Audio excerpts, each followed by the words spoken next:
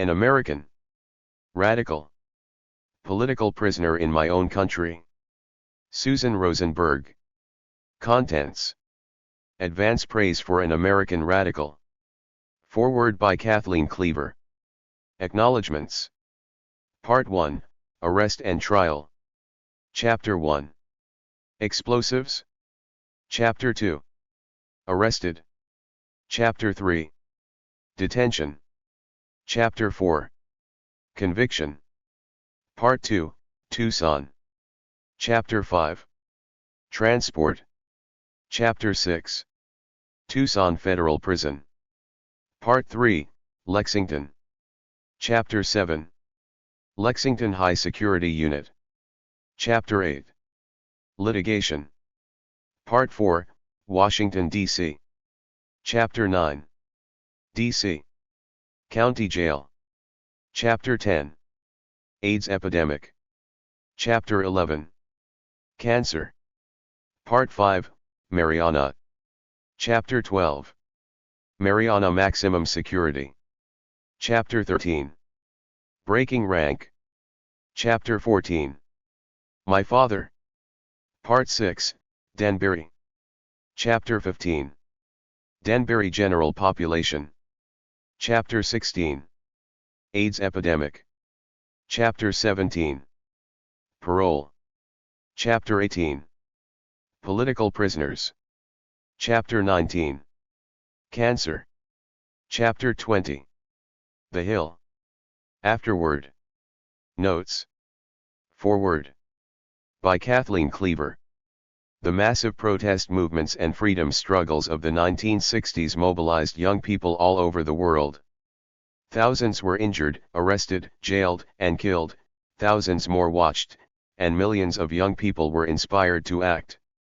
Mass social movements surged during those days, marked by urban riots and insurrections, guerrilla uprisings, and the scandalous murder of leaders such as Malcolm X, Martin Luther King, and Fred Hampton.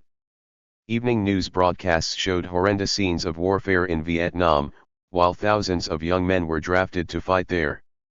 My conscience was seared when 4 young girls were murdered at the 16th Street Baptist Church bombing in Birmingham, girls who were part of the children's campaign of constant protest marches during 1963. It happened in Alabama, my home state, the year I started college. For Susan Rosenberg, who grew up in New York, watching the televised National Guard assault at the Attica prison in New York State, which left 29 prisoners and 10 hostages dead in 1971, had a life-changing impact. The massacre happened during her junior year in high school. The prison memoir had not attained recognition as literature when Susan Rosenberg entered Barnard College 2 years later, but the political prisoners taken during insurgent independence movements or revolutionary uprisings were making a profound impact on our generation's worldview.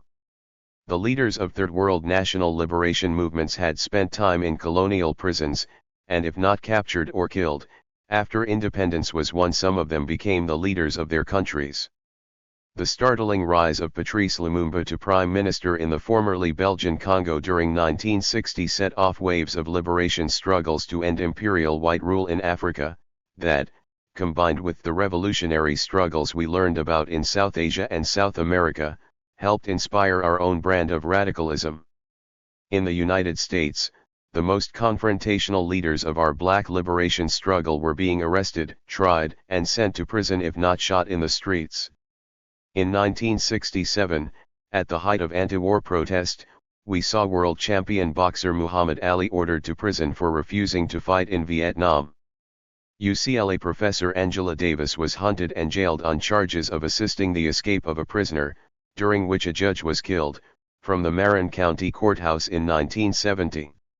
Just as years later demands that ANC leader Nelson Mandela be free circled the world, young African American revolutionaries launched the Free Huey campaign and spread the Black Panther Party across the country. Both at home and at school, Rosenberg was sensitized to challenge fundamental wrongs, her consciousness nurtured in New York's liberal political culture during a decade when race, economic injustice, and the Vietnam War were polarizing the entire country. I met Susan Rosenberg at a crowded welcome home party held in New York City in 2001. The event was at the Walden School on the Upper West Side, where Susan had graduated from high school. Before her time, Andrew Goodman, one of the 3 civil rights workers murdered in Mississippi in 1964, had graduated from this progressive school. It was a damp winter evening. The gathering of many supporters and activists filled the hall in clumps and rows around small tables.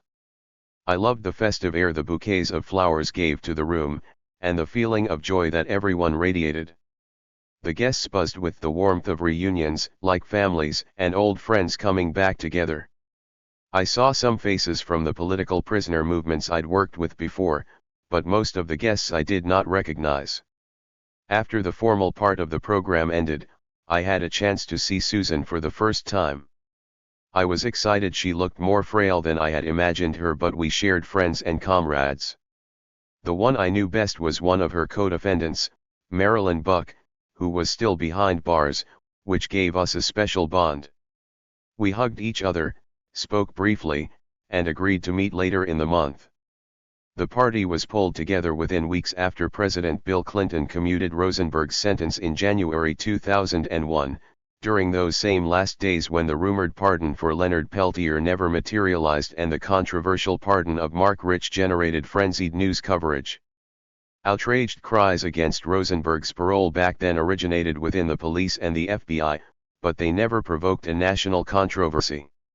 In 1984, then U.S. Attorney in New York Rudolph Giuliani had withdrawn the indictment against her for participating in the Brinks robbery in Nyack, New York, but that legal fact never prevented the local press from vilifying her as a cop killer along with those who had been convicted, nor did it stop the fraternal organizations representing New York police from hounding her and her family for being a terrorist. Thankfully, President Clinton had commuted her sentence months before the anti-terrorist political obsession gripped the city in the wake of the destruction of the World Trade Center that September. Rosenberg's arrest in 1984 while driving a truck loaded with hundreds of pounds of explosives on the New Jersey Turnpike led to her conviction in a possession of weapons and explosives case in 1985. I knew I had a 58-year sentence and a minimum of 20 years. But it wasn't life, she wrote. Though it seemed unlikely, I had an outside chance of parole. I couldn't allow myself to think of dying in jail. Her memoir details the 16 years she spent in women's prisons as a political prisoner. A deep tone of solidarity, commitment, and love that the revolutionary women prisoners shared vibrates through these lines, as Rosenberg tells about their fight to save their sanity and each other's lives. She writes from the shadowy underbelly of prison, those dungeons within federal prisons created for specified prisoner types. She and the other radical women were confined away from the rest of the prisoner population in places labeled high security unit, control unit, and other euphemisms. They provided structured conditions of psychological deprivation and torture to force the prisoner to renounce her ideological convictions or political views. This treatment reserved for the revolutionary or subversive prisoner reads like some secularized version of the Inquisition. While Rosenberg was incarcerated in Kentucky at the federal prison in Lexington, a report the ACLU issued on its high-security unit stated that when the measures fail to produce in prisoners the state of submission essential for ideological conversion, the unit's next objective is to reduce them to a state of psychological incompetence sufficient to neutralize them. These facilities were designed and functioning before the current use of Guantanamo Bay as a prison for captives in the War on Terror for similar purposes. A lawsuit against the conditions Rosenberg and other political prisoners were subjected to in Lexington eventually led to her transfer to the women's prison in Marianna, Florida. About Marianna, she wrote, "One of the deepest commitments I had made to myself was that I would not allow prison or repression to erode my soul, and I felt that my soul was more deeply threatened than at any time before. For the first time, I felt that my political will was not enough to give me the daily strength to survive." Susan's inner balance was shattered. She plunged into the deepest place of her creative being, and resurfaced with a new consciousness of herself. The voice you hear in An American Radical did survive the barbaric cruelty of her maximum security hellholes, and it is clear, fierce, and compassionate a voice that continues in these pages to speak truth to power. Kathleen Neal Cleaver, a senior lecturer at Yale University and at Emory Law School, has been involved in the human rights movement since high school. She quit college in 1966 to work full-time in the Student Nonviolent Coordinating Committee and then joined the early Black Panther Party in California, where until 1971 she was the party's communications secretary.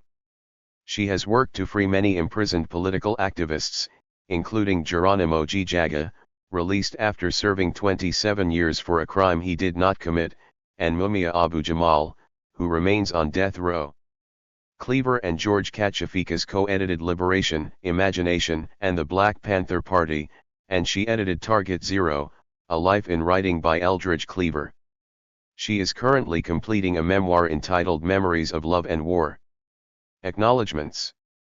To all the prison writers everywhere.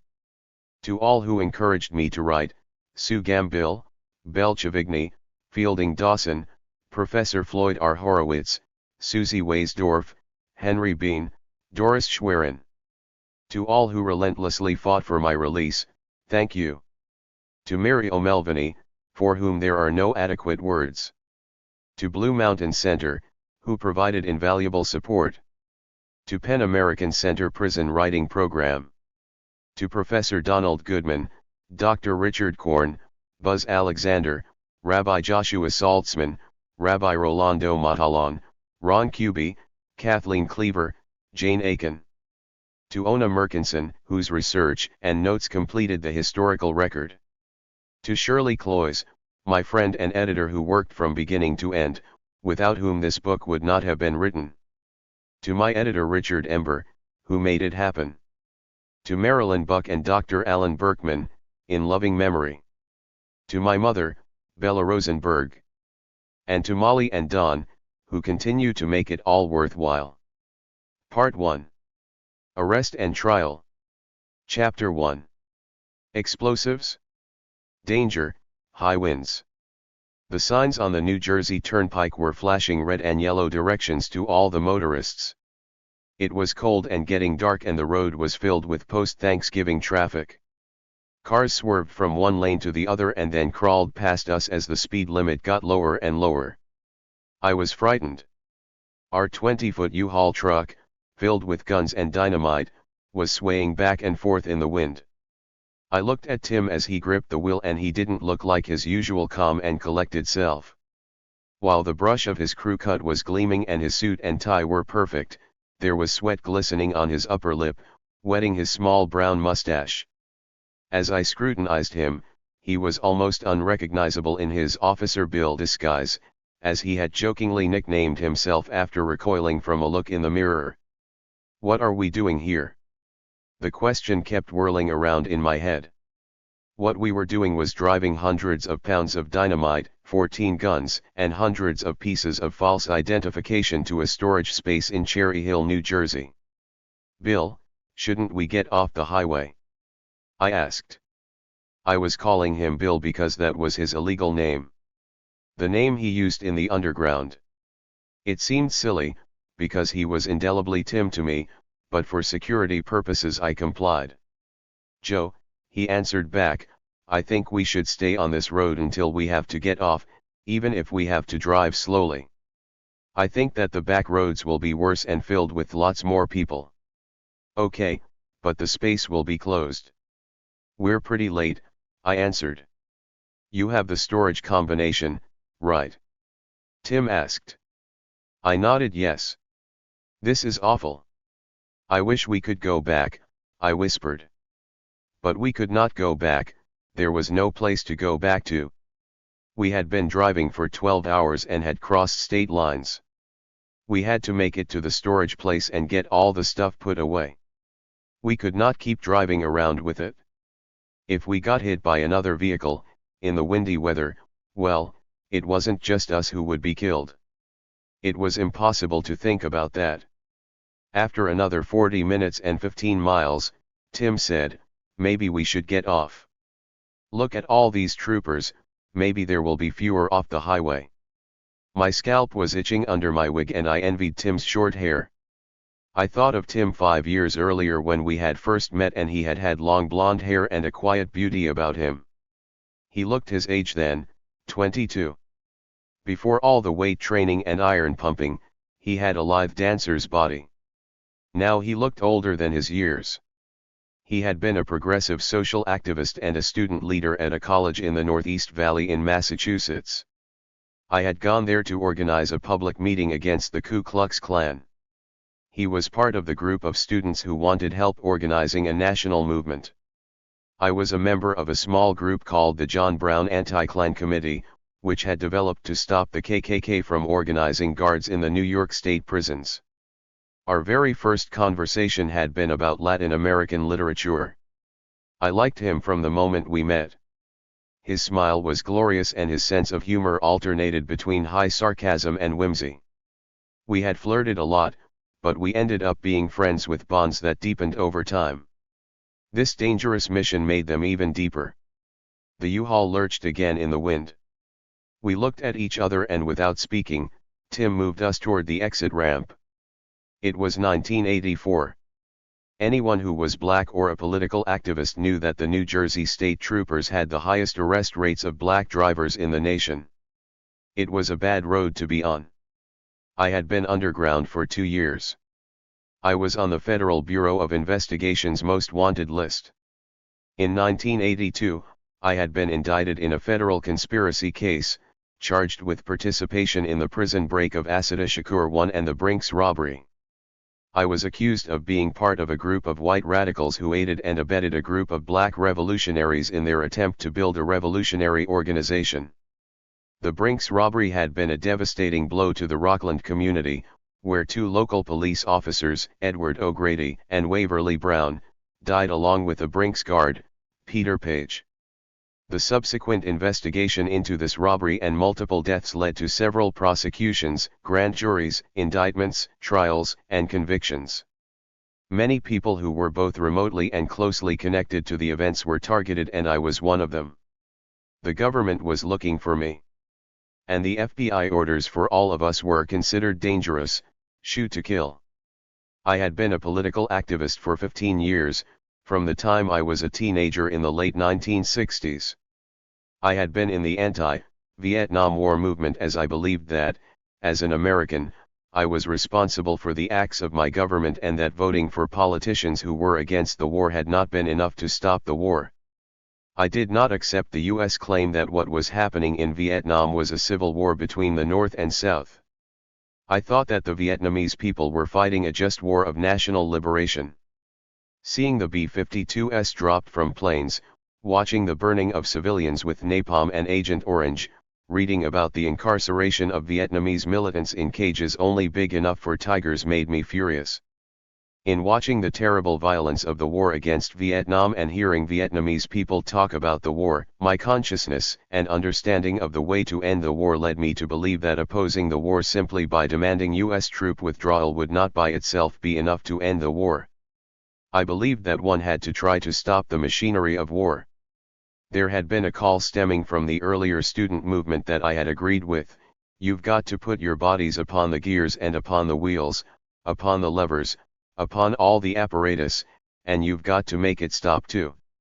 Later, I worked with some of the most radical people in the Black Panther Party, the Young Lords III and the Weathermen. I had been a part of the political and social movement that developed throughout the 1960s and 1970s. It was a worldwide revolutionary movement for peace, equality, and liberation. Everywhere one looked in those years, there were counters and alternatives to the predominant culture. People were challenging the draft, the war, their social relations, gender roles, and all the norms of society. There were popular movements in almost every country. Revolutions that had begun in the developing world in the 1950s actually succeeded in the next decade. Countries were throwing off colonialism and building independence. All over Western Europe, students and workers were taking over universities and factories. It actually seemed possible to challenge the power of the rulers and the governments and bring about a different and better world. The civil rights movement showed me, that we lived in a segregated society, in a divided country where black people were still slaves and millions of poor people were unemployed and went to bed hungry. The power of the black struggle woke up my generation to look around and see the divisions and the injustice. Sit-ins, marches, boycotts, and demonstrations were responded to with water hoses, jailings, and killings by racists with direct ties to the police. In turn, revelations of the true conditions in the southern United States exposed the myth of the country's rhetoric about democracy. It moved a whole generation to act. I considered myself an ardent supporter of revolution and was under the influence of people like Franz Fanon, a psychiatrist, revolutionary, and one of the 20th century's most important theorists of the African struggle for independence and George Jackson V, an American revolutionary who had become a member of the Black Panther Party while in prison, where he had spent the last 11 years of his life. Jackson was one of the founders of the U.S. prisoners' rights movement. His books, Soledad Brother and Blood in My Eye, were read around the world. As a result of the investigation by the FBI, I was indicted in 1982, and rather than stand trial, I fled and disappeared into the underground. My indictment pushed me in a direction I had been going in for several years, embracing the illegality of a revolutionary movement. The repression by the FBI and Joint Terrorist Task Force was tearing apart the above-ground movement. They had deemed whole segments of the radical left to be terrorists, and they were surveilling, phone tapping, infiltrating, and harassing people who were carrying on legal work, such as community organizing. There was enmity by law enforcement officials against all of us in the left who had exposed them for their own violations of our constitutional rights and who had organized against them. The COINTELPRO Program 6 was in full force. I decided that rather than go to what I presumed would be a rigged trial, I would follow my revolutionary heart and risk all. The underground, becoming a fugitive, being on the run, however one describes it, is both a physical and mental state of being. The underground, not unlike the French resistance movement during World War II, consisted of a network of people who thought enough like you to risk opening their lives and homes to fugitives in order to protect them from capture by the authorities. In the language of criminal law, their help is defined as harboring. In wartime, it would be called aiding the enemy. By the time I fled, however, whatever underground had existed as a result of the anti-war movement, the anti-draft movement, and the movement to give illegal immigrants sanctuary had all but disappeared. There was nothing romantic or fun about it. The lack of a vital and thriving network of committed radicals willing to sacrifice their careers and possessions should have been enough of a warning to me that I was incorrectly reading the mood of the country. The election of Ronald Reagan to the presidency in 1980 by an overwhelming majority should have been further proof that our view of American society was deeply skewed. But I saw only what I wanted to see. I was blinded by my own dedication and extremism. Life underground was lonely and isolating, and this should have been another signal to me that something was wrong with the path I was treading. But, because I had lived through the rise of a mass movement and had felt the power of collective action once before, I still believed it could happen again. And so all the signs that I was moving in the wrong direction didn't stop me. As the country moved to the right, some of us in the radical left went further afield and were increasingly polarized and far from the mainstream.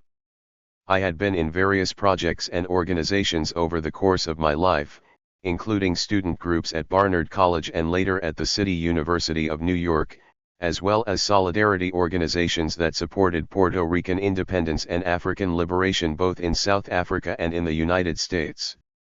The overlapping core of people who built these organizations and many others grew increasingly frustrated with the inability to organize and grow or effect change in U.S. policies.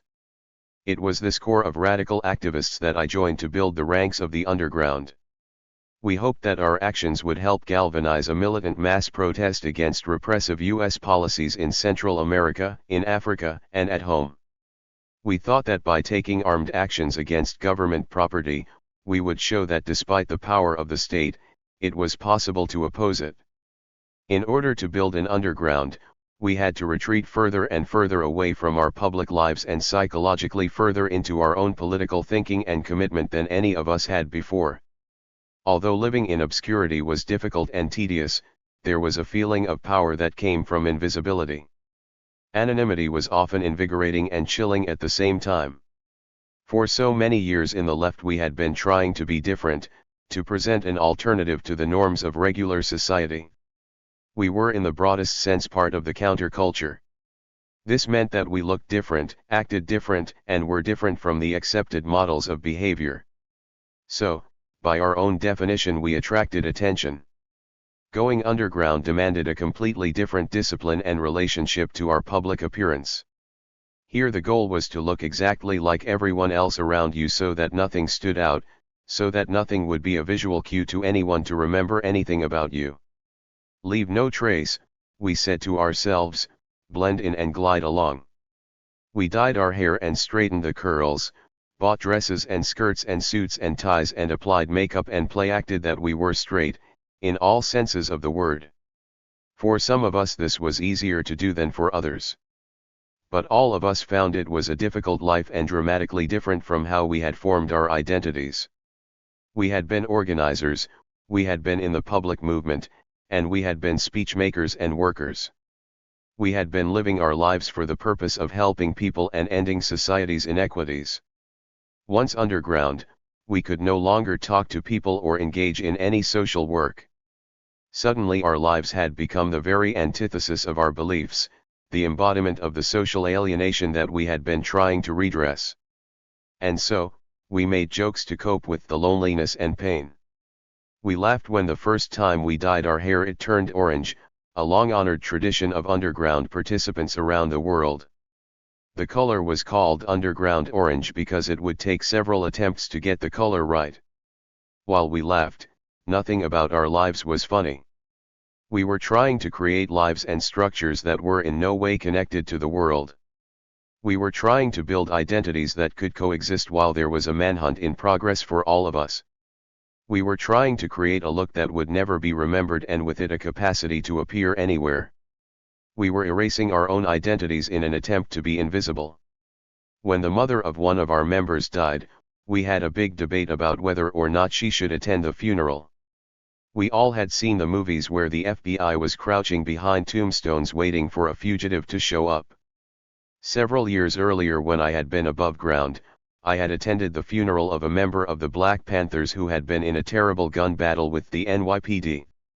FBI agents in helicopters surveilling the people followed the funeral procession to the cemetery in attendance. We had worked so hard to create a clandestine space with a network of apartments, cars, and contacts that we were loath to take the risk. But in the end, she went. It was the right decision, it was the humane decision. Her father was very glad that she came. And she was not put in jeopardy.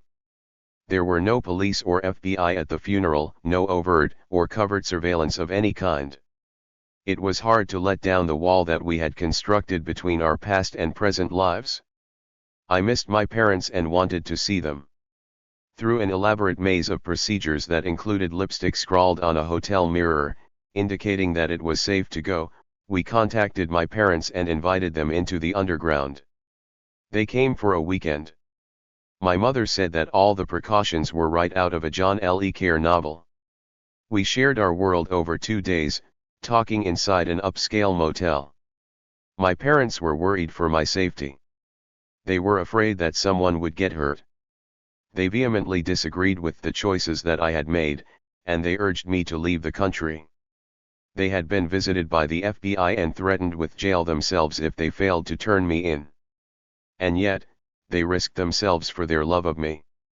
I did not leave the country. Instead, I kept going. On that awful and cold day in November when I was on the New Jersey Turnpike with Tim, there was no immediate, specific plan to use the explosives. We were moving them into storage for an unspecified future time and purpose. We were stockpiling arms for the distant revolution that we all had convinced ourselves would come soon. I ended up on that highway because I had been a part of something that had taken hold of my imagination and heart, a world of infinite possibility that would free us all. I believed that there was no other more appealing avenue in life than to be an activist, a revolutionary who worked for justice. I knew from my reading of history that it was only through people actively trying to change the balance of forces, or a war, that made power concede to a demand. Intermixed with what I saw as lofty goals were other psychological factors. I wanted to be loved, to be rewarded, to be an outlaw, and to reject conformity. Was it rebellion or a rejection of authority, or had I fallen in love with the romantic idea that justice was pure and that goodness would not be affected by the means? Was all this intense activism a way to fill the spiritual hole that I felt from being born in America, which I considered to be a morally empty landscape? No matter what, I could not see the long distance I had traveled from my commitment to justice and equality to stockpiling guns and dynamite. Seeing that would take years. That night on the New Jersey Turnpike, I still believed with all my heart that what Che Guevara 7 had said about revolutionaries being motivated by love was true, and that by being willing to die for the cause we were simply embodying the ideals that we were striving for. I also believed that our government ruled the world by force and that it was necessary to oppose it with force. I felt that we lived in a country that loved violence and that we had to meet it on its own terms. This is why I was moving explosives on the New Jersey Turnpike with Tim Blunk. Chapter 2. Arrested. As it got darker and darker that cold and blustery evening, I was filled with a terrible sense of foreboding. It was mad to be moving so many weapons all at once, in bad weather, by ourselves, and especially when I was on the most wanted list. My bad feeling grew worse and worse. Weighing the danger to others and ourselves, Tim and I debated whether to stop at a motel and wait until daylight before moving on. We kept going because we did not want the explosives to sit in the U-Haul any longer than necessary. Leaving the turnpike, we took the back roads, away from people. The hours that followed are a blur in my memory. But what happened that evening after Thanksgiving was the end of one lifetime and the beginning of another. My mistake leading to our arrest was simple. It was so simple that I have never been able to get over it. I had rented the storage place with an ID card that I had found in a wallet left mistakenly in a phone booth. Instead of using the name and changing the address, I used the ID itself. When the storage company called the number on the card to confirm the rental, they were told that no one by that name had rented any such space. The company had then notified the police, and when I called again to confirm the arrangements, they insisted on knowing the exact time of our arrival. When Tim and I finally pulled in, it was pitch dark and very cold. The storage space was deserted and we could not get the combination to the front entrance to work. I had to get help from the manager to open the lock. It was a large place with rows of sheds. The whole area was isolated from any residential neighborhood and surrounded by a 15-foot-high chain-link fence topped by a small row of razor wire. As we were unloading the U-Haul, a lone police car cruised down our aisle. Out came one police officer, who proceeded to walk into the shed. The rookie officer who questioned us was as scared as we were. I had left a gun in the car while we were unloading the U-Haul and I knew that if we were going to control the situation I had to go back to the car and get it. I told the officer that I wanted to show him my ID, but I had left it in the car. I nearly begged him to let me get it. Tim stood in the storage space, trying to prevent the policeman from seeing the weapons and explosives. The policeman told me to get my ID. I quickly walked back to the car, opened the passenger door, and reached down under the seat to find the gun exactly where I had put it. My hand grasped the barrel and then the handle. I felt the cold steel. I looked around to analyze our location, to see if there was any place to exit. I left the gun on the floor of the car, turned around, and went back inside. My ID had been in my bag all along. I could not bring myself to use the gun. For all of my bravado, I did not want to shoot a police officer, or anyone else. I had never shot or killed or hurt anyone, all I had done was target practice. I did want to run or help create a diversion so that Tim could run, but Tim was trying to pull the sheeting over several boxes on the ground. Surprisingly, the cop did not pull his gun. As he was asking us who we were and what we were doing there, I could see that he was younger than we were. He seemed to be stalling for time, waiting for backup. It all happened so fast. The rookie had made a call, and then other police officers arrived within minutes. The moment they saw the dynamite and the guns, they went crazy. The police kept running between the shed where we had unloaded most of the dynamite to the back end of the U-Haul, which had both doors wide open. They were shouting on their car radios, while some of them drew their guns and ran off to search other aisles in the storage area. The police were yelling at us and at one another.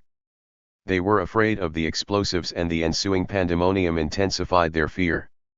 Several officers kicked Tim to the ground, until he lay in a pool of blood and mud. I was handcuffed, slapped, and shoved into the back seat of a police car. Seeing Tim on the ground and scores of police officers running back and forth between the U-Haul, the storage space, and us, hearing their shouts, feeling their fear and hatred, and knowing that in the chaos there was absolutely no escape, I slipped into a mental state in which I was no longer there at all. When a short man, a policeman with black hair and garlicky bad breath, jammed his double-barreled pump-action shotgun into my temple and started screaming at me, the woman I was vanished. Suddenly I was surveying the scene above the action, and what I saw was a woman at the very absolute end of her life. I shut my eyes. I did not want to look anymore. Where the fuck is the backup? Where are the others? You cunt, he shouted hysterically, repeatedly punching me in the temple with the barrel of the gun. My eye was running, and I could not see as I turned that the barrel had turned with me and moved to the center of my forehead. I looked straight into his eyes, but he could not meet my stare. He just kept screaming, "You bitch, where's the backup?" My head was throbbing. I felt as if I was emerging from a tunnel when I shocked myself by screaming, "Do it, motherfucker, just do it right now. Kill me and then it will be done." I thought it, felt it, and meant it. I was calling for death, but my words had an unintended effect. They shocked him, and broke his hysteria. I wanted to die at that point. I felt everything that was happening at that moment was my fault. I wanted him to shoot me rather than be captured. He did not pull the trigger, but he resumed hitting me, hard. First he hit me on one side of the head and then the other. Then he slid out of the seat, threw the shotgun on the ground, stuck his head back in the car, and spat on me, his saliva dripping down my cheek. A few hours later in the New Jersey State Police Barracks, the agents from the FBI and the Bureau of Alcohol, Tobacco, and Firearms, the New Jersey State Troopers, and the Cherry Hill, New Jersey, police knew that they had made a significant arrest. They knew it because of the guns and dynamite they had captured. We had shotguns and automatic rifles, false identification, and explosives. There had been a 3-year hunt for more than 20 different radicals, but they did not know that we were among the most wanted. They did not know who we were, and Tim and I would not tell them. We would not say anything. We were not cooperating. The police fingerprinted us, but they had to fly our prints to Washington, D.C., and wait for them to be identified. For some reason it took more than 14 hours to get the results. While the police waited, we were kept in separate rooms, each of us chained to a chair. The agents from the ATF used the good cop/bad cop routine. They pummeled us with questions for hours at a time, and then offered us water. It was a very long 14 hours, perhaps the longest I have ever spent. I replayed bits and pieces of my life. I was thinking about how eventually my parents would find out about my arrest, and I wondered what they would do. I remembered my mother pleading with me to leave the country. Getting arrested was my fault, I thought, and I knew that everyone in my group would be angry with me. My wrists hurt from the handcuffs, my head was pounding from the earlier blows. When who I thought was an FBI agent finally walked into the interrogation room, he stared at me so intensely that his eyes felt like they were drilling into my skull. His eyes darted back and forth across my face and then locked into mine. Then his lips curled and he said, "This bitch is a kike. Get the fugitive posters and find the kikes." As soon as he left, other agents brought a poster into the room and held it to my face, trying to find a match.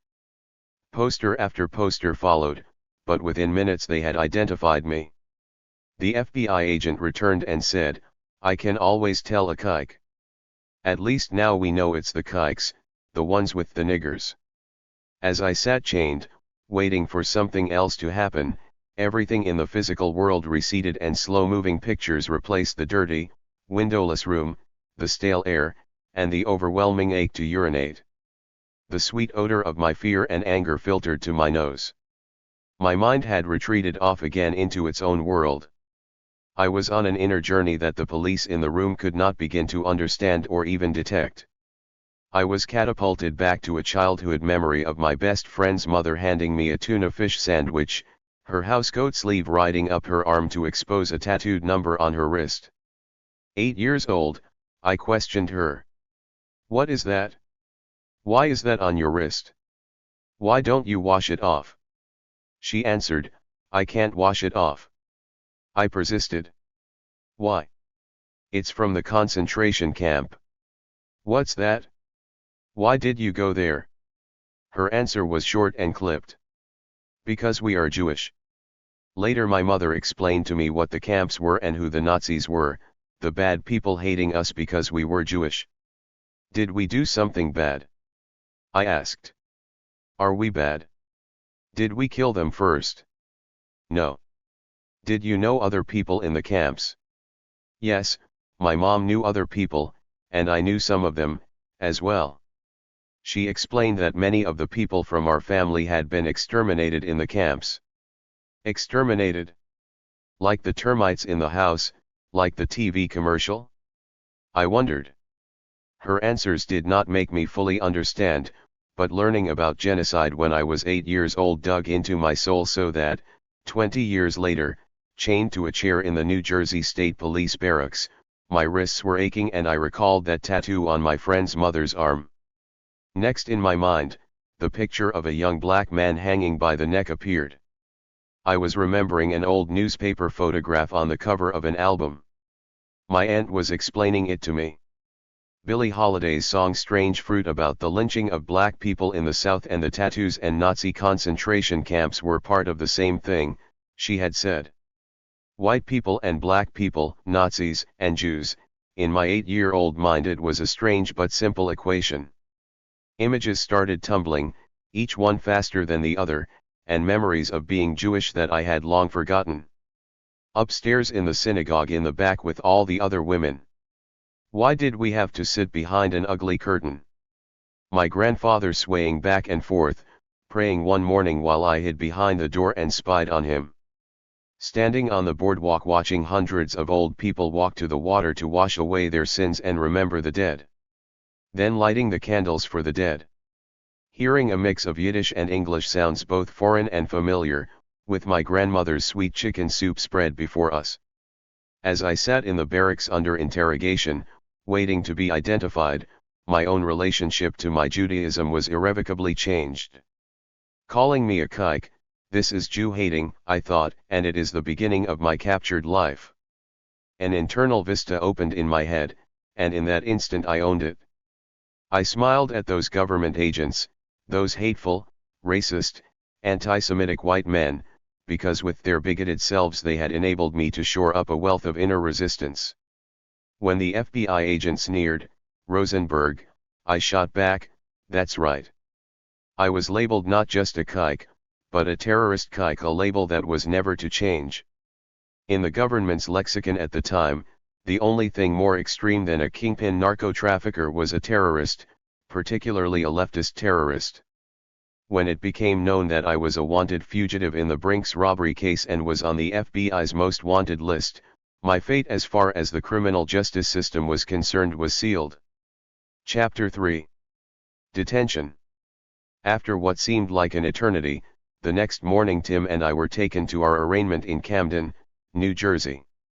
The courtroom was filled with more armed agents than I had ever seen in any other courtroom before.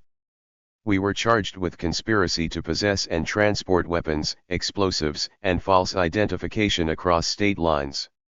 We pled not guilty and said we were revolutionaries. At first, bail was set for each of us at $5 million, but later in that same proceeding bail was revoked and we were held over, pending a formal indictment.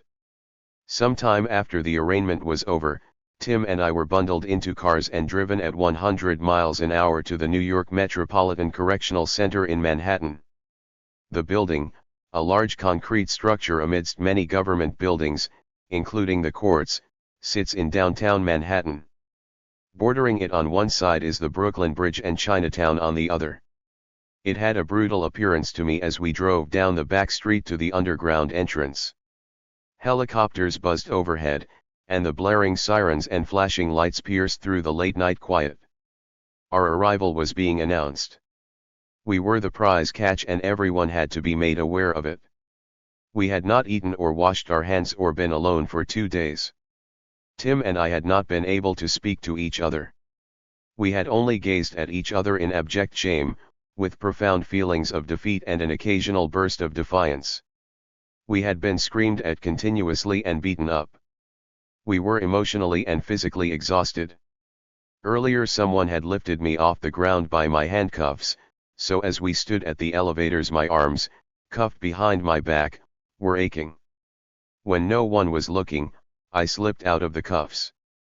One hand at a time came out easily. It was my first mental game with capture, and it made me feel alive to give in to the thrilling desire to escape. Up until that moment, for most of the time, I had had the overwhelming desire to be dead. Our identification with wanted black revolutionaries had provoked the police and the FBI into a state of frenzy. Their adrenaline production was in overdrive and they wanted to dispose of us so that they could get to work hunting down our associates. After we were booked, photographed, and deposited into detention, they locked us up in the bullpens. It was time for cold cooking, a term I did not know then, but a reality that I would come to experience again and again. It meant being left to stew in a cold, isolated, and extremely uncomfortable environment. It could last for 2 or 3 days. Here I was shoved into a federal holding cell, empty, dark, and enormous. It had a closed front, the wall only marked by a heavy metal door with a very small window in it. Several marble benches, incongruous amid the dinginess, ran the length of the walls, 2 more sat in the middle of the room. The architecture was imperial decay, which struck me as funny, particularly when I noticed the steel toilet in a corner caked with urine and filth. There were messages carved wall to wall: Tito was here, Sam, shit, Pete fucks Agnes, all with distinct markings. As I examined them, it occurred to me that they were the modern equivalent of hieroglyphics. I understood the need to make a mark, to leave a message, to scream out loud in this disembodied hole, I was here. Don't let me disappear. Then I saw one that read Long Live Black Liberation. It relieved me greatly to see this one. I was not the first political person who laid on that bench. It was such a simple thing, yet it gave me much comfort. It was a sign that allowed me to temporarily put aside all the terrible feelings of pain and loss, the agony over the possibility that others would get caught as a result of our mistakes that I had experienced since my arrest. I inspected all the crevices and corners and saw no cameras. It was completely quiet and no one was peering at me through the slot in the door. I lay down on the bench and stretched all my muscles. Alone in that first of what would be hundreds of bullpens, I began to bargain, with whom I cannot say, but I began to talk to another party outside of myself. It wasn't prayer exactly, it was more like the beginning of what would become a mantra. I wasn't talking to God. It was not God that I prayed to, for me, it was the consciousness of being human. That was my God. The ability to locate beauty in the hideous, to create something in the face of devastation, to determine one's own fate, those were my commitments and, in a spiritual sense, they were the things that I looked to for strength. I did not know that then, though. At the time, I drew on more radical examples of people who had been in the revolutionary struggle before me. I thought, how do I resist? I thought of people from the national liberation struggles who had raged throughout history, people like Bobby Sands I, who had died on a hunger strike in prison while fighting for Irish independence, Lolita Lebron II, who had spent 25 years in U.S. prisons for the cause of Puerto Rican nationalism, and John Brown, the greatest ally to the black freedom struggle in American history, who had been vilified by the government and then hung from the neck.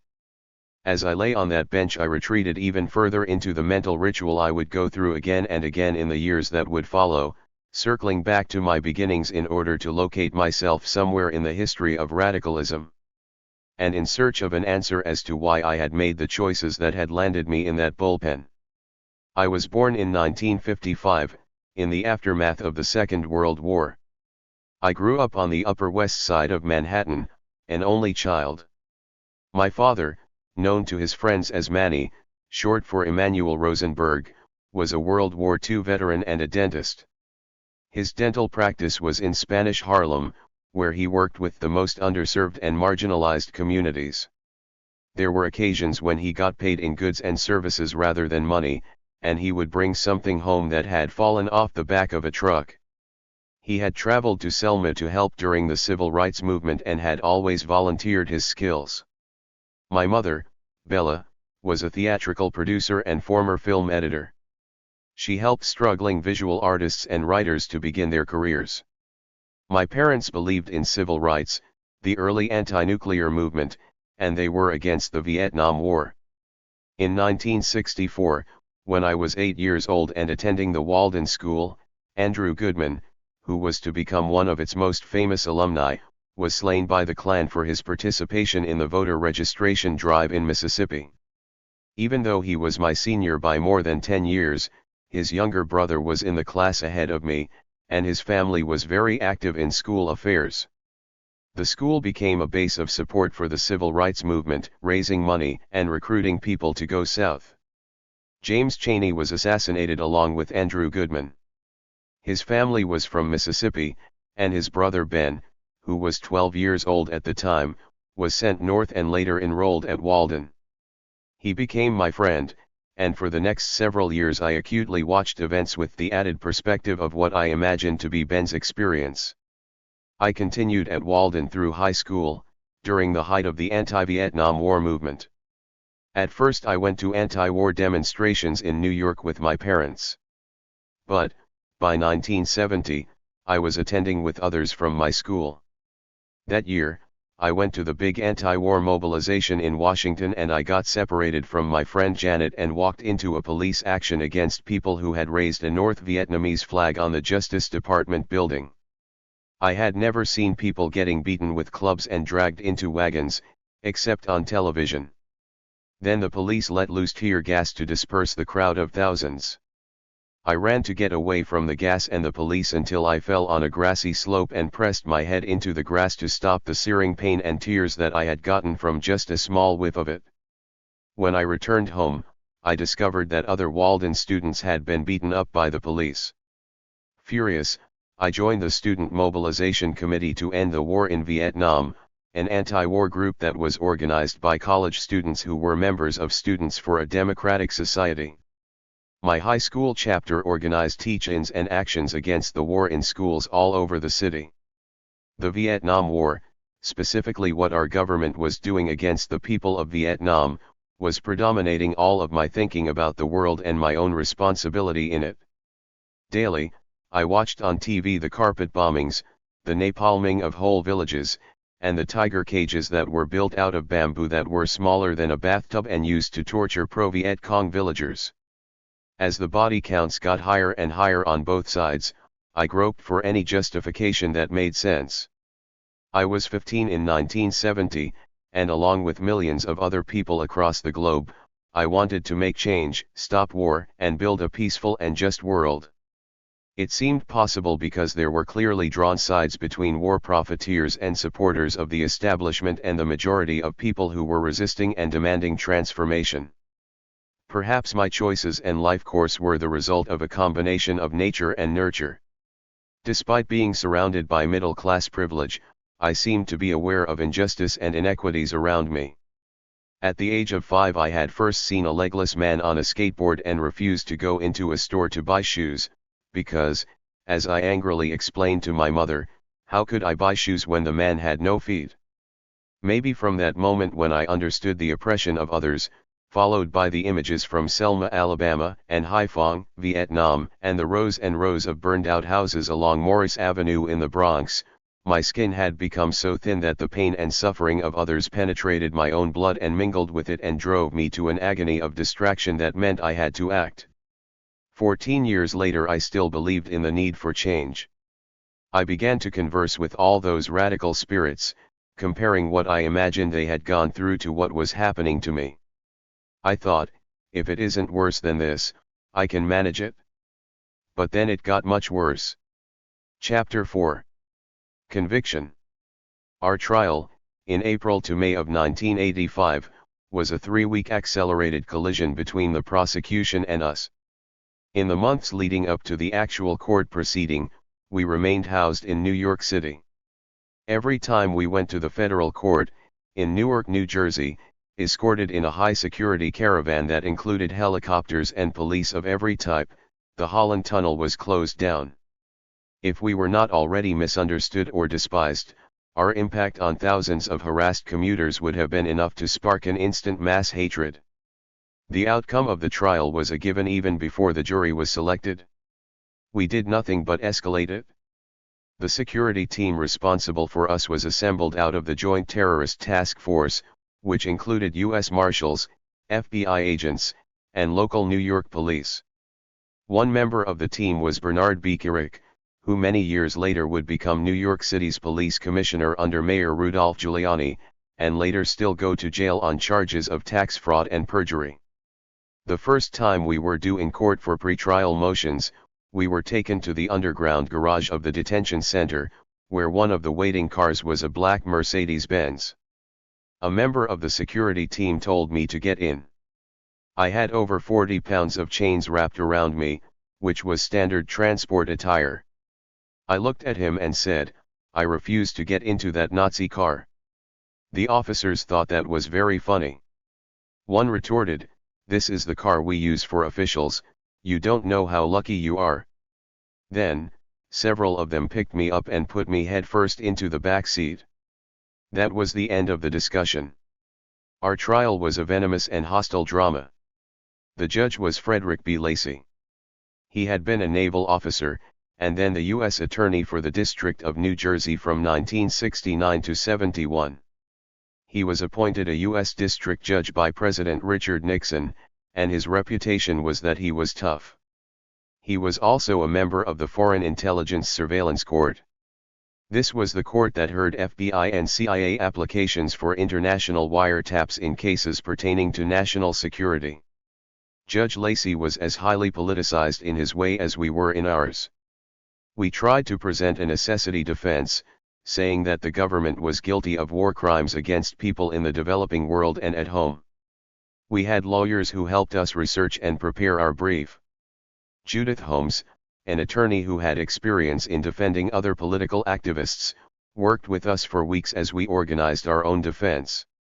We said that we were part of an organized illegal resistance movement and that we were acting out of conscience. We opposed the covert U.S. involvement in Central America, the government's backing of the Contras in Nicaragua, and the illegal sale of arms to the right-wing paramilitary groups throughout Latin America. We also opposed the racist regime in South Africa and wanted an end to apartheid. We argued that the United States had waged an illegal war via the FBI's COINTELPRO against the radical and progressive movements for freedom and liberation among black people, Native people, the people of Puerto Rico, and other oppressed people, forces, and groups. We believed that as a result of COINTELPRO the civil liberties and human rights of thousands of citizens had been abrogated. The prosecution, however, asserted that because we were apprehended with hundreds of pounds of explosives, numerous guns, and extensive amounts of false identification, we trafficked in violence and therefore could not talk about politics. We were simply terrorists. It was their court and their outcome. Our lawyers, Susan V. Tipograph and Mark Gombiner, both lawyers who were part of the legal community that fought to uphold constitutional rights and defend extremely unpopular defendants, believed that if we put on a necessity defense we would face the wrath of the court, and so we fired them the day our trial began in order to represent ourselves. Still, They sat with us and acted as our legal advisors, and when sentencing came, their hopes took over and they predicted that we would get 15 years. But Tim and I knew differently. The lawyers had been right in the first place about the anger of the court, and we expected stiffer sentences. We were each convicted of 8 counts of conspiracy to possess and transport explosives, guns, and false identification across state lines.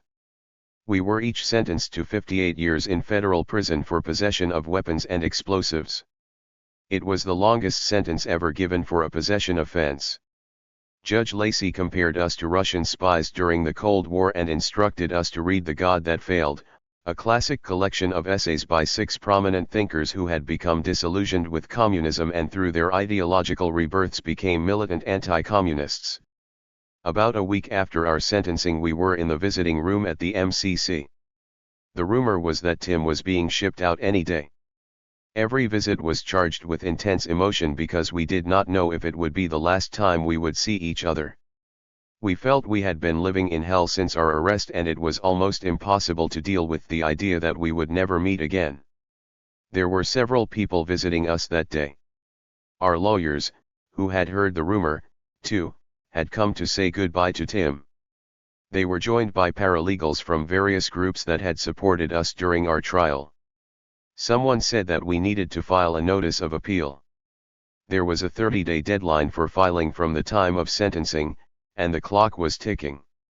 Tim, at one end of the table, said no, he did not want to file anything, because there was no expectation of justice. Everyone at the table weighed in on this one way or the other, and several people agreed with Tim. I looked around the table and thought, wow, these people don't have to do 58 years. We do. I want options. We have to fight the sentence. Our trial had been on many levels a farce, in part because of the drama we had chosen to create. I had begun to realize that the question of how to challenge the criminal justice system has almost as many answers as the number of people who are caught up in it. I said, I want to file. I want to fight the sentence every way we can, through an appeal, through parole, through political pressure. Even though we said the system would not last as long as our sentence, I am not sure I believe that at all. Tim said nothing, and the appeal was filed. Ironically, the charges related to the Brinks case that had sent me underground in the first place, were dropped by then U.S. Attorney Rudolph Giuliani. The U.S. Attorney's office said they were dropped because I had such a long sentence from my conviction. But I and my lawyers believed that the charges had been dropped because of lack of evidence. By 1985, there were many other people who had been arrested from various radical political movements. The list included 16 Puerto Ricans from an armed group called Los Macheros 1, the Ohio 7-2, 4 men and 3 women from a clandestine collective against apartheid, racism, and economic injustice charged with the bombing of U.S. military and corporate targets, the New York 8 who included African American revolutionaries, who together had been targeted in the post-Brinks investigation and subpoenaed to a grand jury but had refused to testify, Joe Doherty, an Irish Republican Army member who had been involved in one of the most spectacular prison escapes in Northern Ireland, who had been caught in New York and was now being held on extradition charges to be returned to Ireland, and Marilyn Buck, a revolutionary who spent all of her adult life supporting the Black liberation struggle and who had been in and out of prison as a result, and Linda Evans, a member of SDS, and later the Weathermen, women from the group with which Tim and I were involved. Marilyn was wanted on the Brinks charges, and Linda had been indicted for harboring Marilyn. Almost 40 political prisoners were being held in the MCC. It was a security nightmare for the authorities to have so many political prisoners together in one facility, but for us it was a moment of incredible solidarity. All the women, housed on the same floor, had daily access to one another. In September 1985, we were facing our prison terms or future trials, and we all knew that the time we had together in detention was limited. I was 29 years old. Each one of us had a story behind why we were there. We were a diverse group. We were activists and revolutionaries, and all of us were motivated to act against the government because we thought it was our responsibility to right the injustices and wrongs as we saw them. I was one of the 17 people who were wanted stemming from a federal indictment alleging association and conspiracy with the group that carried out the Brinks, New York robbery. In 1981, the Black Liberation Army 3, a small outgrowth of the Black Panther Party, had carried out an armed robbery of a Brinks truck in Nyack, New York. 2 police officers, Waverly Brown and Edward O'Grady, and a Brinks guard, Peter Page, were killed in the shootout that followed the robbery.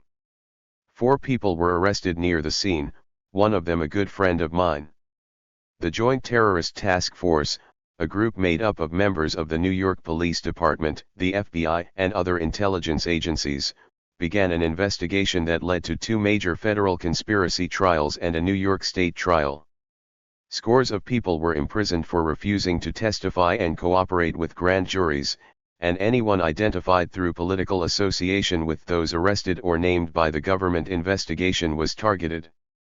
It was a terrible and dark time, and we felt as if we were living in a raging war. I had never experienced this kind of repression, and there was a dangerous escalation of the stakes and consequences, for all involved. It was frightening. I knew and had worked with several people who were under investigation. My longtime teacher and friend Dr. Mutulu Shakur was wanted by the FBI and the New York Police Department, and I was fearful that his life and work would be snuffed out. He had been an organizer in the black community and a revolutionary his entire adult life. He was a health worker in the South Bronx at Lincoln Hospital, and he later became a doctor of traditional Chinese medicine and acupuncture as a way of fighting the terrible heroin epidemic that was ravaging his brothers and sisters in the community. His FBI file was already thousands of pages. Now he was followed and harassed by FBI agents who would walk up to him in the street and open their jackets to reveal their guns, and imitating the shape of a gun with their empty hands, pretended to shoot him. People would drive by his mother's house in Queens and then run into the house and fire their weapons. His mother was blind and lived alone, so she could not identify the perpetrators. But there was nothing secret about the doings of the FBI. As their investigation grew and evolved, I became a target, too. In 1977, I was working as a drug counselor at Lincoln Hospital. In high school, I had watched one of my best friends become a heroin addict and end up dying from an overdose. By the time I was working in the Bronx, the community had been plagued by a massive heroin addiction, which many people thought was government-sponsored, at least in the sense that the police looked the other way and used the presence of drugs as an excuse to criminalize the entire community. I was not sure if that analysis was accurate, but I certainly witnessed the devastation that drug use caused and saw that no one was doing anything about it. Wanting to stop the vicious cycle of poverty and drugs, I began to study acupuncture and Chinese medicine with other community-based health workers at the Lincoln Hospital Detox Center. Dr. Shakur was one of them. He had gone to China and seen how with the use of acupuncture millions of opium addicts were effectively treated. In 1980, after a 3-year course, we passed our doctoral exams at the Montreal Institute of Chinese Medicine and moved our practice from the South Bronx to Harlem. We were part of the beginning of the New Age holistic health movement.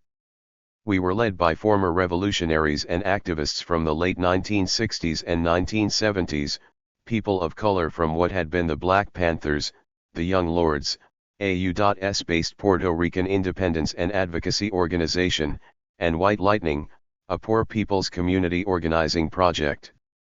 We treated drug addiction, diabetes, asthma, and all the diseases afflicting the poorest of the poor. We called ourselves the Sneaker Doctors after the Barefoot Doctors movement in China, which had been a project that trained 250,000 Chinese people to learn acupuncture to detoxify several million opium addicts. In March 1982, I was on my way to work. I rounded the corner on 147th Street and 8th Avenue walking toward the Harlem Institute of Acupuncture. As I looked down the block, I saw an army tank coming toward me with a huge gun rolling down the one-way street in the wrong direction. I had never seen a tank except in the movies. It looked obscenely out of place on the quiet deserted residential street. I had no idea what would trigger the men inside to start shooting. I knew that they could not have driven it to this Harlem block for show. Then I looked up and saw flak-jacketed sharpshooters wearing face masks and lying down or crouching on all the rooftops of the buildings next to the clinic. There wasn't a soul out on the street. No one was standing on the corner. No little children were stepping off their stoops to go to the park or to school. There were no patients standing in front of our office, I realized thankfully. I was the only one, a white person out of place, amid all the cops with guns. I knew that they were there to search the clinic and I hoped they were not specifically looking for me. I did not feel that I merited a tank and certainly not sharpshooters. Not wanting to find out how far down the block I would get before someone either shot me or simply grabbed me, I about-faced and walked as fast as I could short of a breakneck run to the corner, then around it, and down into the subway. I did not start breathing freely again until I was miles away, standing in the subway, alternating between fury and fear. The FBI did not find the person they were looking for that day. No one was killed or shot or even arrested. Instead, they had kicked in the front door of the clinic carrying blank grand jury subpoenas, filled out the names of the 20 staffers present, and then confiscated all of the clinic's records. This was one of several raids by the FBI against black-led community institutions that had associations with black revolutionaries. In September 1982, 6 months after the FBI raid on the Harlem Institute of Acupuncture, I was in my car listening to WINS radio, when I heard that there had been a new and superseding indictment in the Brinks robbery. This meant that the grand jury had added new people to the indictment. The announcer read the list. There were over 20 names. I almost missed hearing my own. I drove around the Upper West Side where I lived and finally parked on Riverside Drive and sat in my car. I was certain I could not get a fair trial. I was afraid of going to prison, but also afraid to flee. I had no time in which to think through whether I should flee or go to jail. What about my family? My burgeoning career as an acupuncturist? What about my dog? What about my new car? I was 26 years old. I thought, I'll fight the conspiracy, I'll turn myself in, and I'll get a lawyer. I went back and forth in my mind, weighing my options as I sat in the car. I caressed the dashboard and smelled the newness of it. I listened to the recurring WINS report over and over again. I did not cry, but I was terribly sad.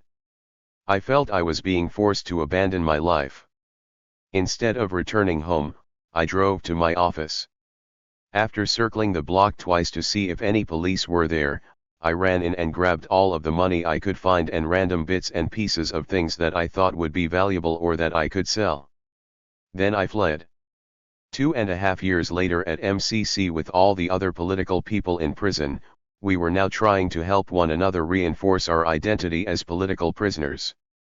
One afternoon we were sitting together, eating our government-issue lunch of cheese sandwiches and coffee and reading a news article about the Puerto Rican independentistas on trial in Hartford, Connecticut. The newest woman prisoner was Lucy Seguera, one of the macheros. She had been charged with participating in an action in which toys were distributed to poor children in Hartford on Three Kings Day. What made this illegal was that the money used to purchase the toys came, allegedly, from the $7 million Wells Fargo robbery carried out in 1983 by Los Macheros in Hartford. Though that robbery was the single largest ever carried out in the United States, no one was injured and the money was never recovered. When our talk shifted from the trial to the effects of a hurricane on New York, something in the discussion of a violent storm triggered a reaction in Lucy. Her eyes filled up with tears of anger, hatred, shame, and fear. In a soft, halting voice she told us how the Mexican authorities, in conjunction with the FBI, had beaten her, threatened her by saying they would kill her children, and interrogated her in a locked cell for days while her children were held outside. Finally, they had transported her, placing a hood over her head so that she would not know her whereabouts. They told her that no one knew where she was, that no one would be able to help her, and that as far as the world was concerned she had disappeared. They said that they had killed and broken others in her group, and that still others were giving her up. She went on to describe the men and the place and her deep concern for her children. Always she came back to her children. As I returned to my own cell, I realized that living in the midst of this prison madness can either take your soul or give it back to you. I resolved to take mine back. Throughout the months of pre-trial detention and then awaiting sentencing, my parents came to visit. It was the beginning of rebuilding our relationship. My parents attended my trial, despite their profound disagreements with me and my friends. Meeting for the first time since my arrest, my mother was so angry that she could hardly speak. She sat in the visiting room, all dressed up and seething. My father cried. It would be a long rapprochement, but even then my parents met me halfway. They always met me halfway. Later that same year, John Gotti was arrested. Finally, someone else's notoriety had eclipsed me and the other political prisoners. I was glad he was in the spotlight. Seeing him in jail, with his swagger, his cigar butt, and the terrible charisma he emitted regardless of his circumstances, I knew it to be true he was the boss, the man, the Don. During what was described as the Pizza Connection trial, the MCC housed as many mafia members as political prisoners. Unbelievably, we all mixed in the prison's attorney-client visiting room, they with their gold crucifixes and we with our revolutionary passions. Although the two groups could not have been more different, we had in common a strong code of principle: we would not snitch, not in our cases, in our lives, or inside the jail itself. In that respect, our honor united us. John Gotti had never witnessed such loyalty before in a group outside the mob. He liked me, and he liked him, too. On my 30th birthday I had a visit with my attorney and was off the women's floor for several hours.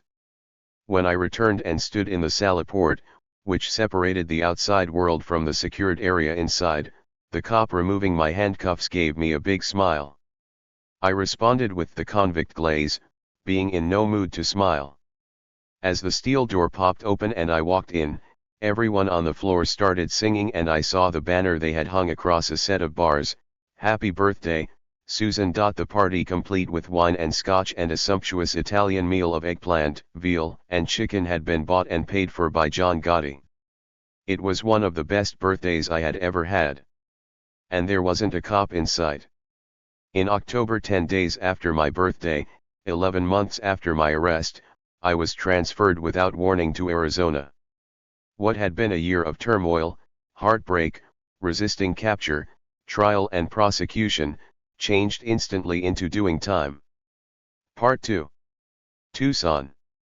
Chapter 5. Transport. The two-lane highway was empty except for speeding trucks and an occasional car. It was a cold November. The ice was thick, and the sun glistened on the snow piled high on each embankment.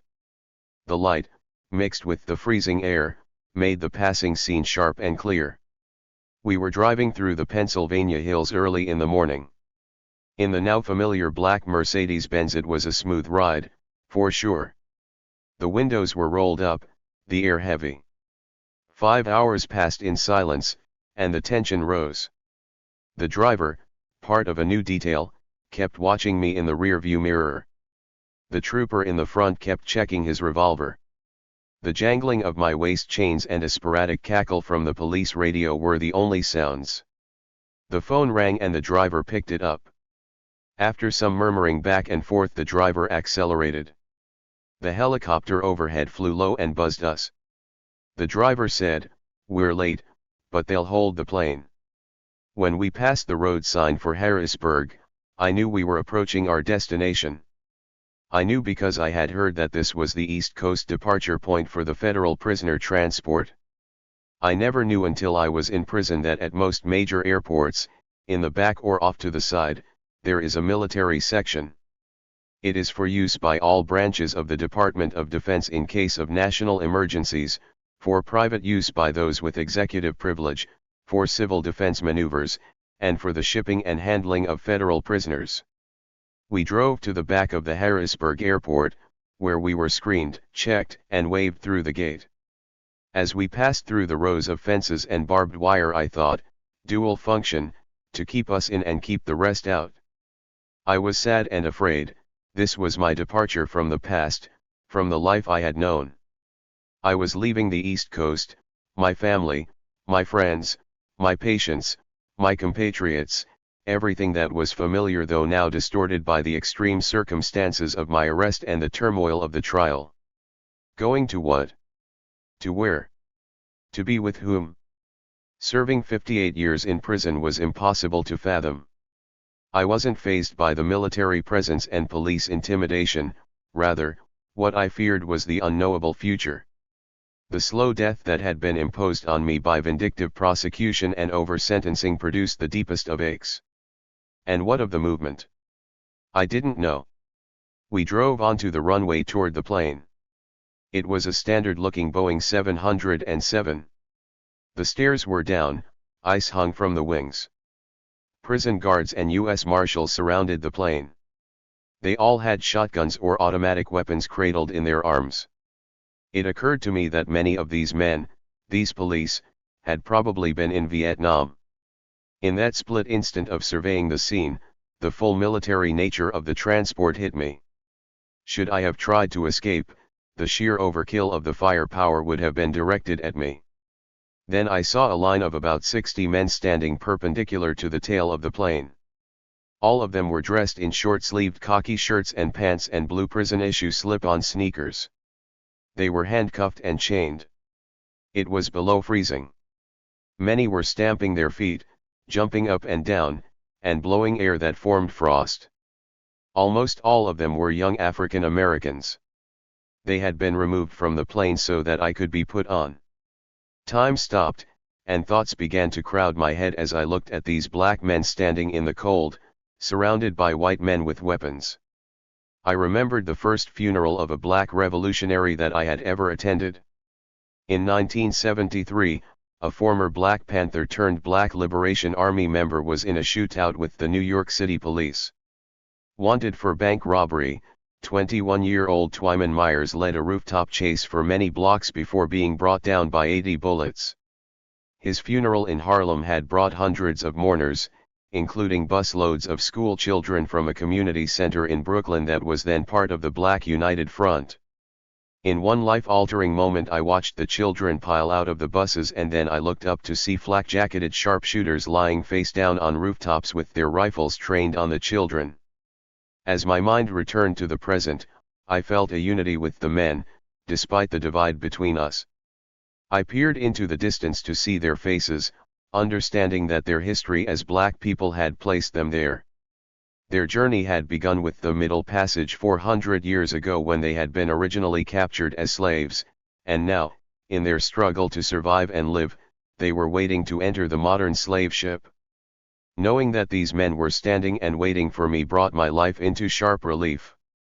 I remembered the words of John Brown, "America is birthed in the blood of slavery," and all my sadness turned to fury.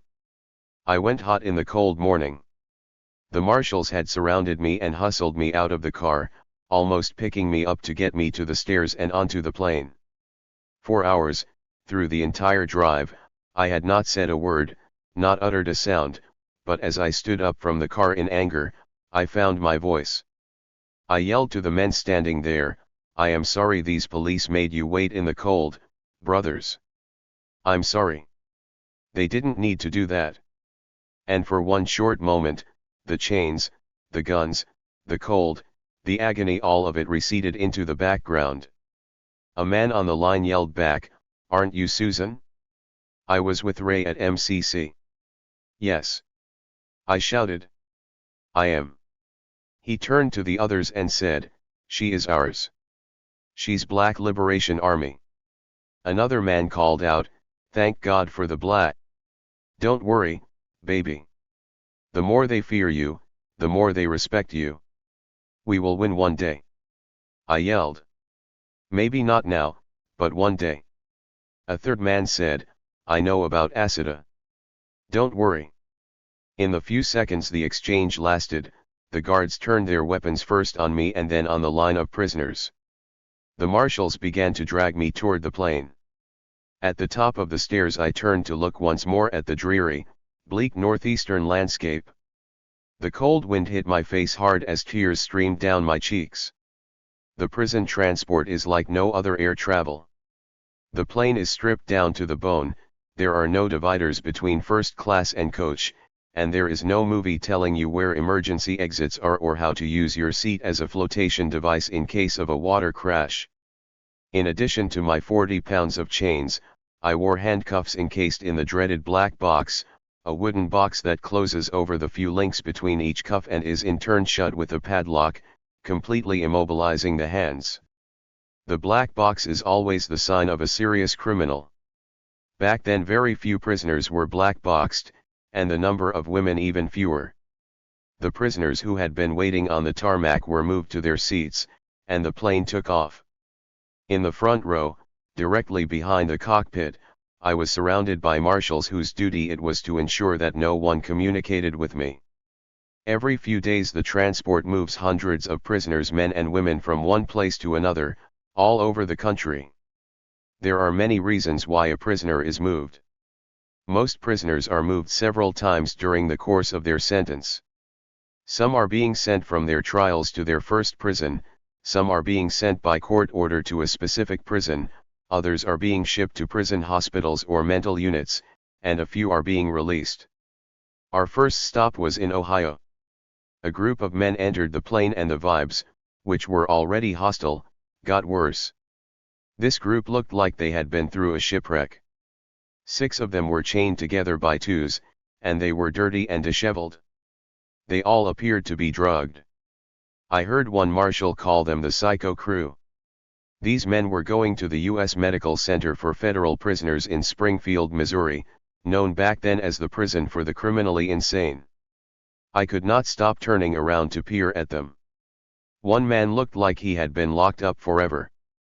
His beard was down to his chest, his face so chiseled that his skin was translucent. I noticed that his glasses were held together with paper clips on both sides, and so he became paperclip to me. He was very tall and painfully skinny. The marshals shoved him into a window seat in the middle rows of the plane. The man next to him, a small, dark Latino, was none too pleased. He kept shooting glances at paperclip and scowling. I thought to myself, chill, the guy is sick. He can't help the way he looks. On this leg of the flight they fed us. Everyone was given a white box, containing an ancient apple, some colored juice facsimile, and a wrap sandwich consisting of 2 pieces of white bread and a slab of mystery meat. The rumble of complaints that went through the passengers only got worse when the marshals pulled out their Big Macs and fries and munched in front of us. We were to land in Indianapolis, where we would all be driven to the county jail to wait until the airlift took off again the next day. As the plane began its descent, the marshals removed our lunch boxes. Just as the pilot said, "Everyone, be seated," I felt the air pressure drop. My stomach went into my throat and turned over. The landing wheels engaged and, in the same instant, a scream of terror reverberated through the rush of air. Air released at 90 miles an hour is one of the loudest sounds imaginable, and yet that scream cut through it and reverberated. I turned around so I could see the rest of the seats in back of me. I took in the scene behind me. The emergency window exit was gone and the Latino prisoner was in danger of being sucked out of the plane. He had looped his cuffs around the armrest, but his body was horizontal. Paperclip had gone through the window and was lying flattened against the wing, holding onto the edge. The plane had still not touched the ground. For a moment, everyone on the plane was frozen in time. Then a tumult ensued. The head marshal grabbed the clinging Latino prisoner and threw him into the aisle in order to reach the window. The prisoners started yelling and cheering. One marshal ran to the front, where all the others had gathered around me, since I had been deemed the greatest security threat and escape risk. Then the marshal in charge started screaming at one of the younger ones. "Get out on that wing, get that motherfucker." The man looked at him a moment before screaming back, Fuck you. You go out there, you fat fuck. The chain of command instantly broke. This only incited the prisoners to yell even louder. Now everyone was standing up and almost chanting, "Go, man, go." The plane taxied to a stop and the marshals worked to retake control. Stun guns and batons came out. There was frantic running in and out of the cockpit, the co-pilot finally emerging with a pistol in his hand. The prisoners got quiet and sat back down. While the plane was still pulling into the gate, the marshals were giving each other orders to search the plane and all of us. As soon as the plane stopped, they were on the ground handing off the prisoners one at a time, shaking them down, and putting them on the buses. The sirens outside the plane began to blast. Alarms were going off everywhere. Paperclip had vanished. A team from the Federal Bureau of Prisons came out to meet us in full riot gear, loaded, vested, and now reorganized for a hunt. The buses drove off as soon as they filled up. I remained on the plane, watching it all happen, until they transferred me to a van that was serving as the communications post for the search. I sat in that van on the runway for hours and listened to all the radio communications, first from airport security, the Bureau of Prisons, the U.S. Marshals, the Indiana State Police, the Indianapolis Police, and finally from the FBI. After the first hour, 2 jeeps drove up. A team of marshals emerged from the first jeep holding a pair of handcuffs and a torn BOP uniform shirt. One held part of the plastic frame from a pair of standard BOP issue eyeglasses. Out of the second jeep came 3 men wearing FBI windbreakers. They were the forensics team. They took the items and drove off. While I watched, I kept thinking I would see bloodhounds. I had visions of Tony Curtis and Sidney Poitier, in the classic movie The Defiant Ones, dragging themselves through the swamps with the dogs at their backs. But in the midst of all this manpower and activity, it took many hours before the lieutenant manning the radios realized that they had forgotten the canine unit. By then, Paperclip was long gone. The next day, I was taken on a small jet to my newest point of entry into the system. The Men's Federal Correctional Institution in Tucson, Arizona, had transformed a portion of its segregation unit into a detention center for women. There were over 1,000 men housed there and only 3 women. I arrived in the middle of the night. I was bundled off the plane and into a waiting van, accompanied by dozens of cars with agents of all types. When we arrived at the entrance to the prison, there was a line of correctional officers standing at the front gate. Every one of them was armed. I was rushed past them and into the prison, behind the walls. It was now early morning and I knew that there were many more staff people than there would usually be at that hour. I hoped that they were not all there to receive me, but they were. Even still, no one made visual or verbal contact with me. I was the package and I was being delivered. Even though I was surrounded by officers inside the prison building, which itself lay behind 2 barbed wire fences, I was still not in a secure enough setting for them. I was still in my street clothes, a pair of jeans, leather shoes, and a purple long-sleeved shirt with a suit jacket over it. I was happy to be dressed in those clothes, they were mine and they fit, and although I was surrounded by people foreign to me and shackled to the hilt, I still felt familiar to myself. Still, I knew that the people around me would not be satisfied until I was in a jumpsuit and locked behind a foot-thick steel door. I was escorted into a large room that looked like a storage room, but it was devoid of any equipment or supplies. The officers locked the door and left me standing there. I was alone for the first time since leaving New York 2 days earlier. The reality of my situation was settling in, and I did not like it. I had seen too many cowboy hats on the way in and had felt lots of hostility. I had to assume that my reputation preceded me and that I was in for a bad time. The fact that so few other women were there would mean almost complete lockdown, and I knew that I might be in solitary confinement for a very long time. As I was dwelling on all these thoughts, the door opened and 5 female cops walked in. One of them was carrying an armful of jumpsuits, and another had a stun gun in her hand. None of them moved very quickly to remove my chains, but I did not make a sound. I really was in unknown territory and I did not know what was going to happen. I was afraid. The Kos all appeared to be in their late 20s, and they looked well fed and fit. All of them were white. The one carrying the uniforms dropped them on the floor. For a while we just stood there staring at one another. Then I stuck out my chained hands and said, "Can we take these off now?" The co with the most stripes on her shirt nodded to the other officers and they flew into action. One of them uncuffed my feet, another removed the black box. But then the handcuff key did not work. Each one took turns trying to turn the key, but to no avail. It was ludicrous, but I was not laughing because the thought of their having to use metal cutters to break the cuffs made me anxious. The tension grew until one of the Kos walked out and, after a few minutes, came back with several people in tow. One of them was the prison locksmith. He was a smiling, jovial fellow who thought the whole thing was funny.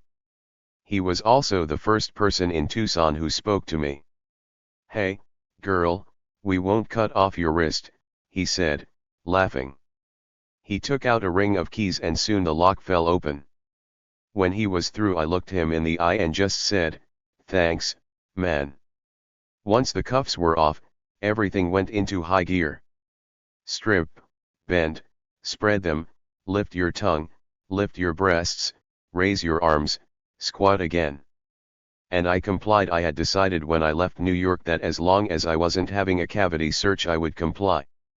Finally, one of the Kos picked up an orange-colored jumpsuit from the floor. It was enormous. I looked at it with disgust, particularly since the others were at that moment ripping up my own clothes and putting them into a plastic garbage bag. "What size is that?" I asked. "It's a size 40. I just looked at them.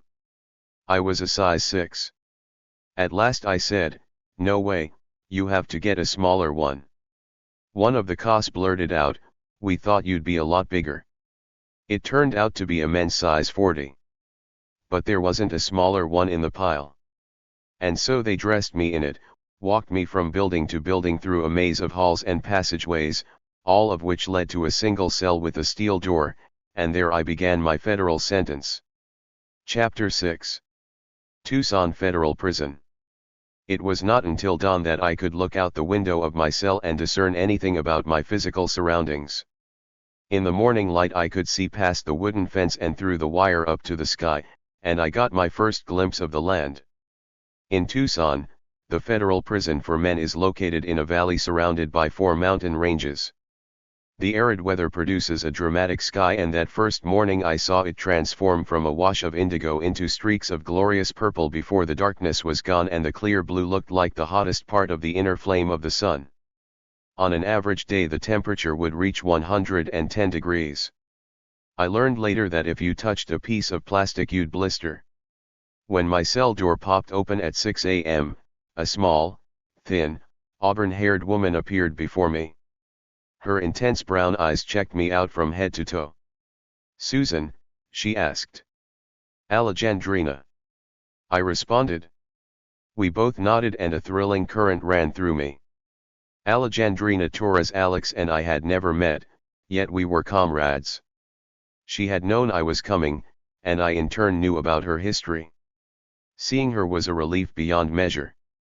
I had been cast into a series of unknowns, handled by people who hated me without even knowing me, surrounded by men who emitted an ever-present threat of physical assault, and then dropped into a desert pit in the middle of the night. It had been a matter of honor, dignity, and integrity for me not to exhibit anything but strength, so that now, in the midst of all that mental anguish, finding a comrade seemed like a miracle, an electrical jolt to the spirit and at the same time a soothing balm to the rage I felt. In my mind Alex was a courageous Puerto Rican freedom fighter. I hoped that we would become friends, but I didn't really know her. I knew that Alex was one of 4 people who had been arrested, tried, and convicted for seditious conspiracy against the U.S. government, in 1983. The 4 were part of a long history of resistance to domination and colonial occupation, a history that reached back to 1492 with the tragic arrival of Christopher Columbus in the New World. The most explosive expression of this resistance had come in the middle of the 20th century with the rise of the Puerto Rican Nationalist Party under the leadership of Don Pedro Albizu Campos and Don Juan Antonio Carretero. Then came the Fuerzas Armadas de Liberación Nacional. By 1985, 20 members of the Puerto Rican armed struggle had been locked up in the United States. They believed that their homeland was an illegal possession of the United States and that it was their right and duty to fight to free their island in a war for national liberation. Refusing to accept the authority of the U.S. government, they considered themselves prisoners of war. They were not criminals, not terrorists, but rather patriots and freedom fighters who saw their incarceration as another front in their anti-colonial resistance. They considered themselves counterparts of the Irish Republican Army in H Block, or the South Africans on Robben Island. Their captors didn't know what to make of them. They were collectively considered a grave threat to national security, and individually they were fierce. Alex was one of these independentistas. I walked with Alex to her cell. She told me, "With you here, we're now 4 women in this desert prison with 1,000 men. We're in a corridor of the segregation building, and in daylight we're allowed to move up and down the alleyway and to sit in a small day room with a TV attached to the wall. We're locked back down at 8 p.m. She continued, "This is the place they will keep us until the experimental small group isolation unit is finished being built. They want to practice new techniques taken from the experts in England and Germany." She was very formal with me. I said, "It seems like we're already in small group isolation right here." She nodded. I told her what I knew about the plans for us, information that my lawyers in New York had been able to obtain from the prison administration and the prosecution. Tucson was just a holding pen. Alex and I would both be sent to Lexington, Kentucky, as soon as the Federal Bureau of Prisons finished building a new basement prison there. We were the only 2 women up to that point who had been identified for transfer to Lexington. We both knew that the BOP is part of the Department of Justice, which has federal correctional institutions, federal prison camps, federal detention centers, and administrative detention centers. Within these, it has special housing units and high security units. The institutions are run by associate wardens, captains and lieutenants, physician assistants, and finally correctional officers. Behind all the initials, the penological rationales and security designations are more than 110 forms of barbed wire, concrete, and watchtowers. At a cost of more than $20 billion a year, the vast corrections network encompasses thousands of acres of land, employs thousands of people, and warehouses over 180,000 human beings. In 1985, there were just fewer than 5,000 women in federal prison and 9 women on death row. The administration is awful and they hate women. They don't know what to do with us or how to deal with us. As Alex explained what it was like in Tucson, I slowly began to understand that I had experienced only the first level of a wasteland. Suddenly a face peered around the cell door and I saw a woman holding a dog-eared Bible in one hand and a romance novel in the other. She stepped into the cell and out again as though she were dancing. Her energy was frenetic. It spread out scattershot like pellets bouncing off a bulletproof vest. Her eyes were bloodshot, and her long limbs swung with a contained rage that I felt could explode with a fist faster than a breath. She told me her name was Deborah and that she was 24 years old. She had grown up in the Cabrini Green housing project on the north side of Chicago. A gap in her teeth flashed in what seemed to be a rare smile, when she said she had heard about me.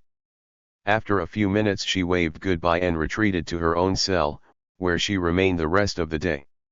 Over the next few days I learned Deborah's story.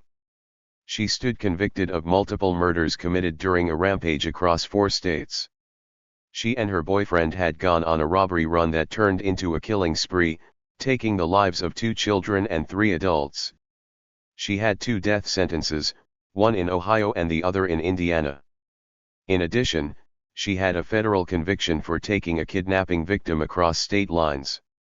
The court had ordered her to serve the 30-year federal sentence first and then to die by lethal injection in Ohio.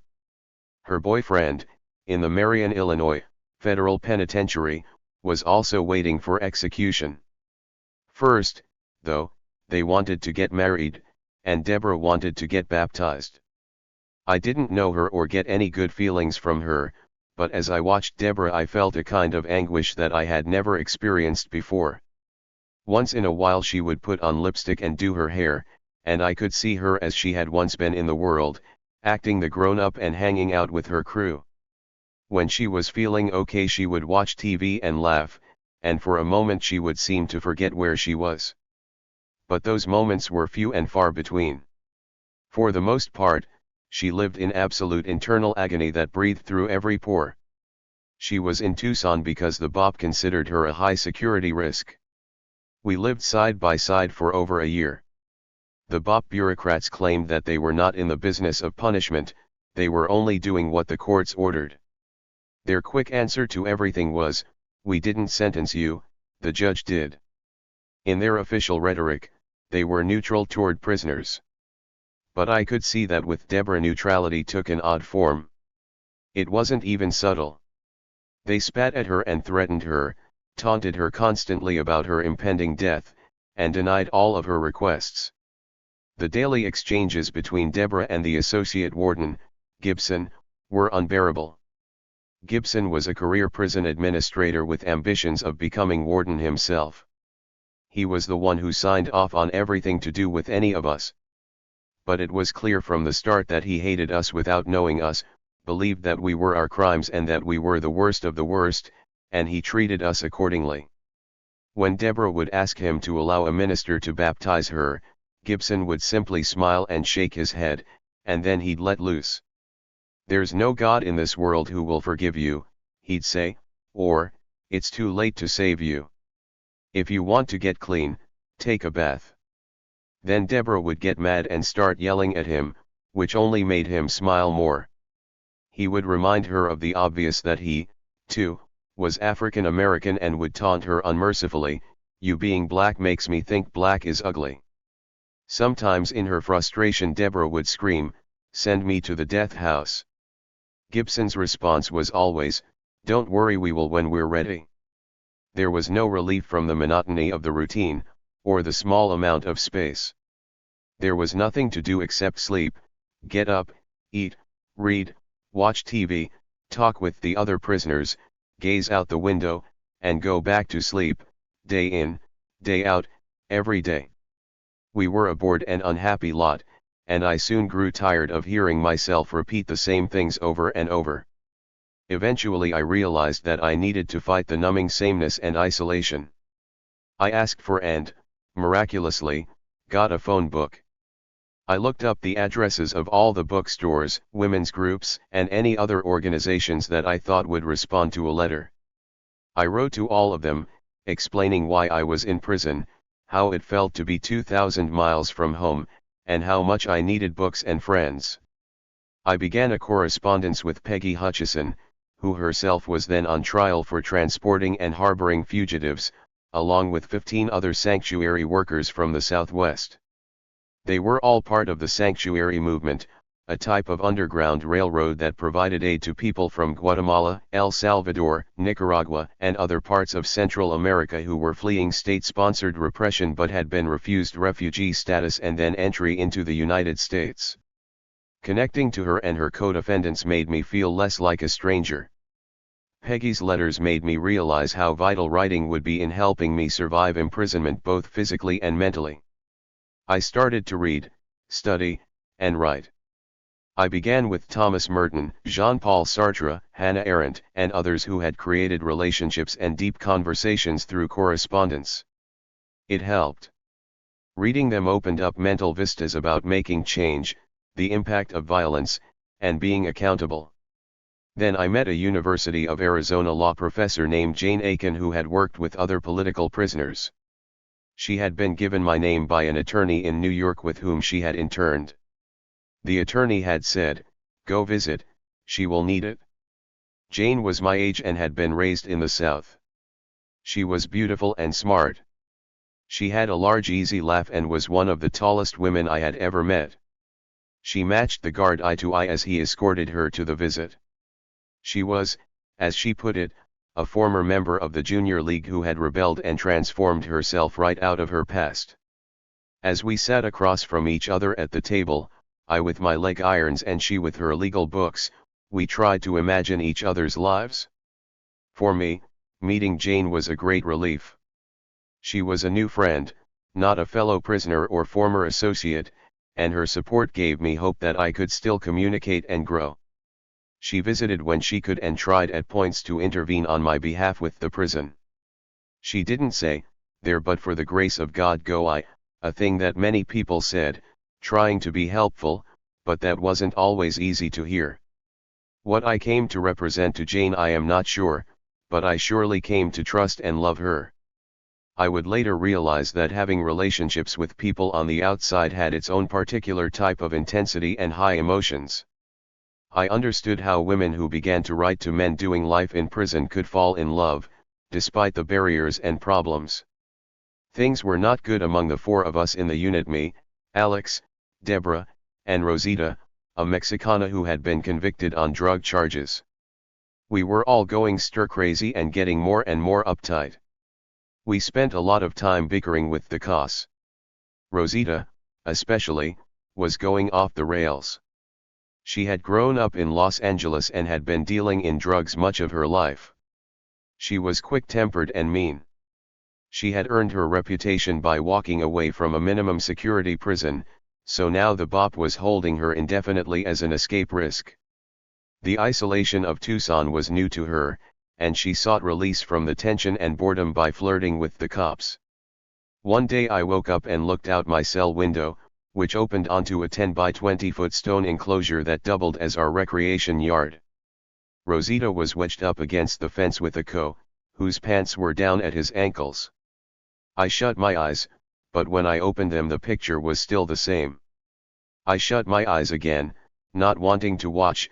When I looked once more, the co had his pants back on and, smiling, was handing Rosita a small plastic bag. Fuck, fuck, fuck, I thought. Cops all around us and snitches among us.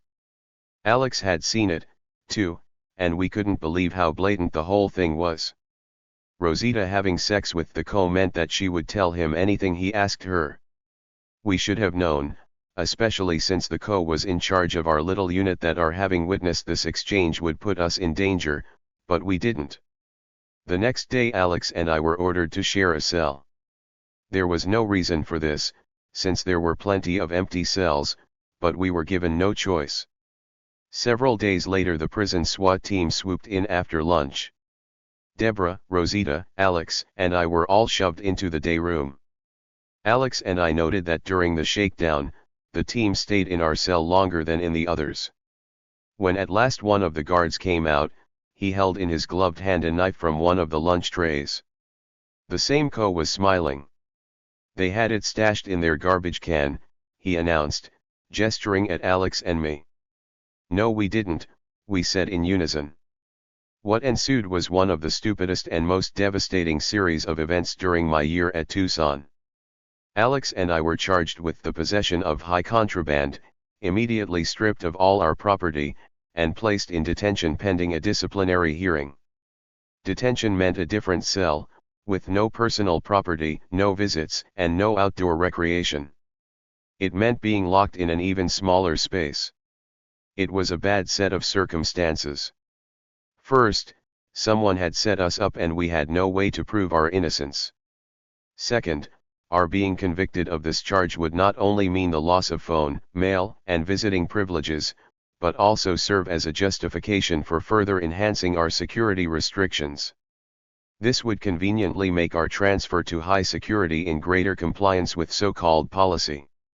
We were ushered through a series of locked doors and put in strip cells in the men's segregation unit. All prisons are a series of increasingly smaller spaces engineered to achieve greater control over and punishment of the individual prisoner. A strip cell has nothing in it but a metal slab attached to the wall and a toilet of some variety. At first we were placed in cells facing each other, which allowed us to pass books back and forth. Alex, though inwardly furious, remained calm. Things like this were to be expected, she said, recalling how guards in Chicago had injured her shoulder to the point where she was left with limited use of one of her arms. Still, she was unbroken.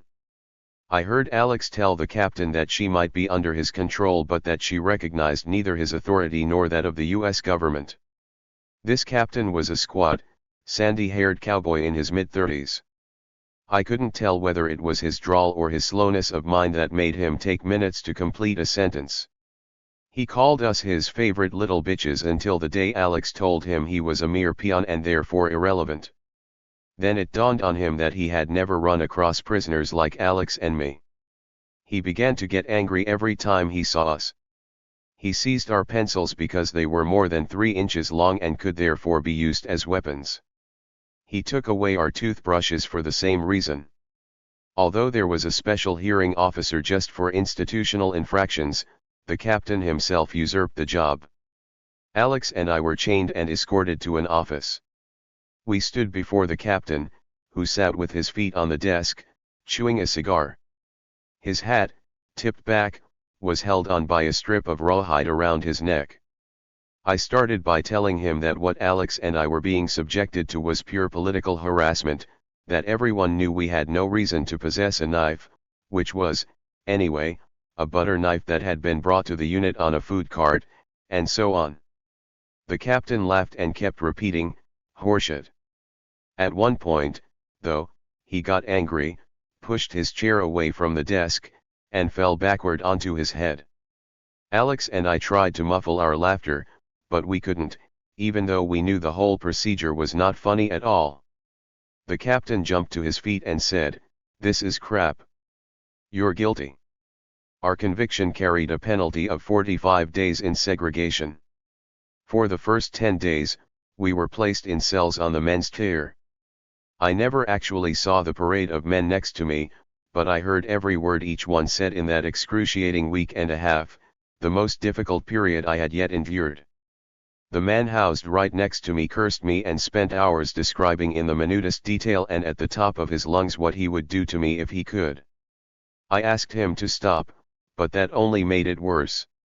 I sat there with tears streaming down my face, unable to block out his screams.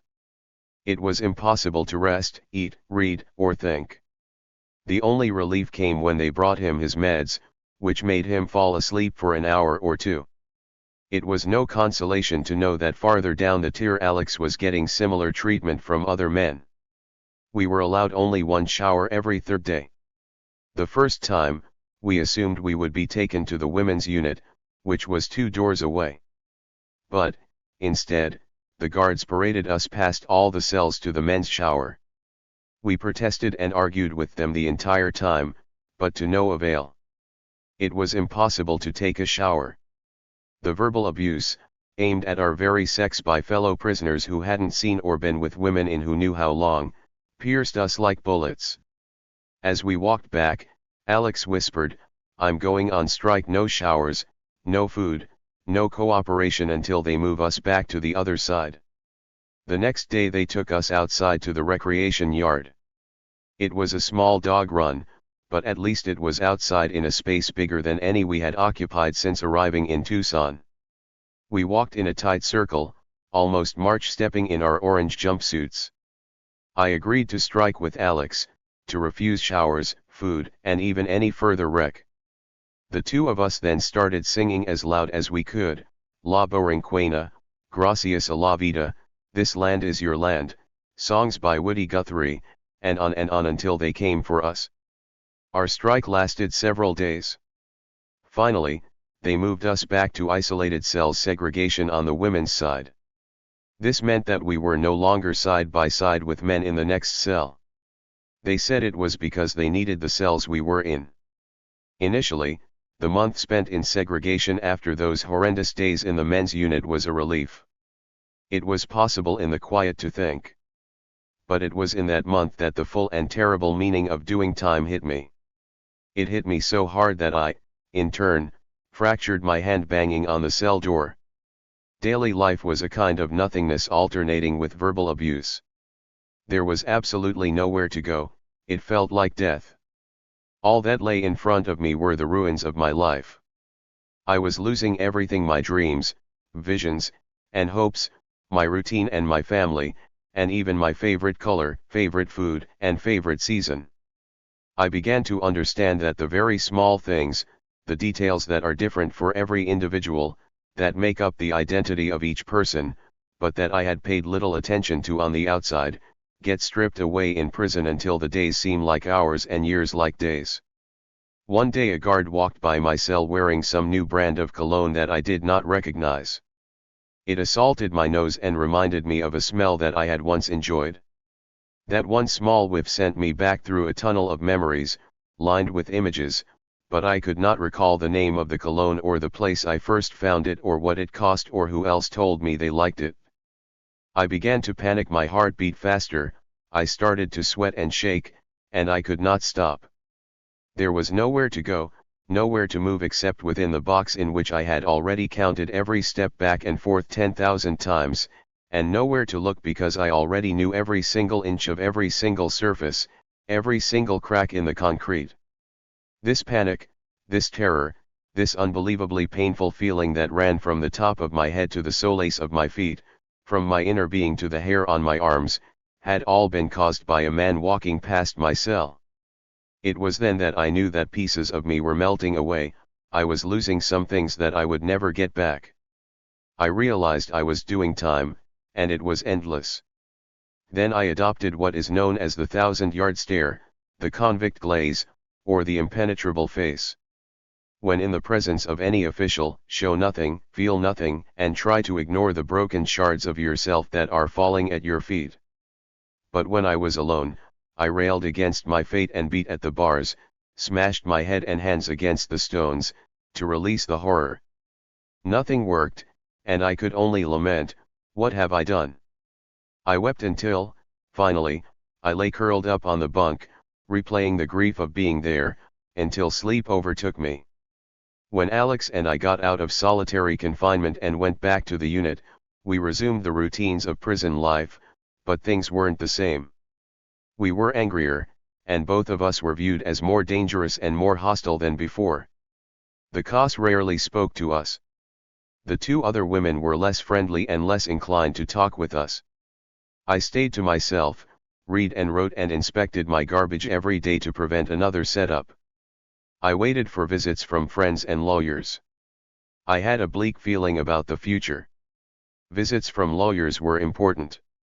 One lawyer in particular, Mary O'Melveny, had been among the first lawyers to litigate Freedom of Information Act suits against the FBI and had been instrumental in exposing the FBI's counterintelligence program.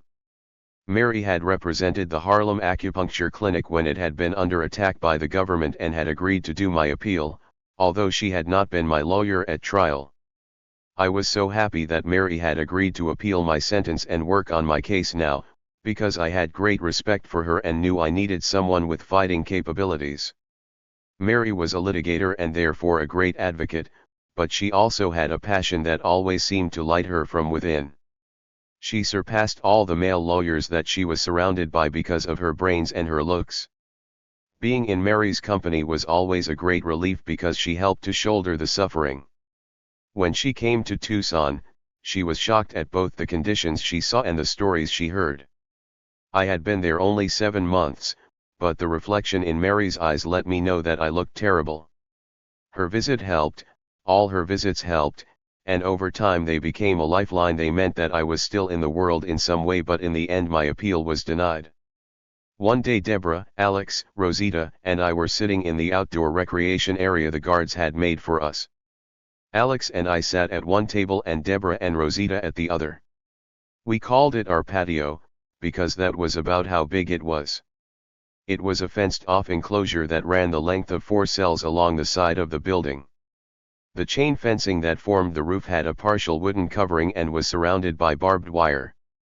A wooden fence outside the chain link blocked our view of the rest of the prison, but it also prevented the men out on the compound from seeing us. Still, our view of the sky was quite complete and magnificent. It was a sweltering day. The air was filled with the buzzing drone that comes when heat reverberates off asphalt. I heard it before I saw it, tset tset tset. Then in the corner where the fence connected to the building I saw a large coiled rattlesnake, its head moving off the ground, its rattle shaking. It was about 5 feet from me. Very softly, almost whispering, I said, "Nobody freak out, nobody yell, but there is a rattlesnake by the wall." Unbelievably, the other women did not scream, but glided quietly inside. I measured the distance between the door and me. There really was no decision to make, though. I had read somewhere that they don't bother you unless you bother them. I made it inside and stood with everyone else at the window, watching the snake. It was not moving. About 3 minutes later the cell block door swung open and a group of heavily suited cops burst in.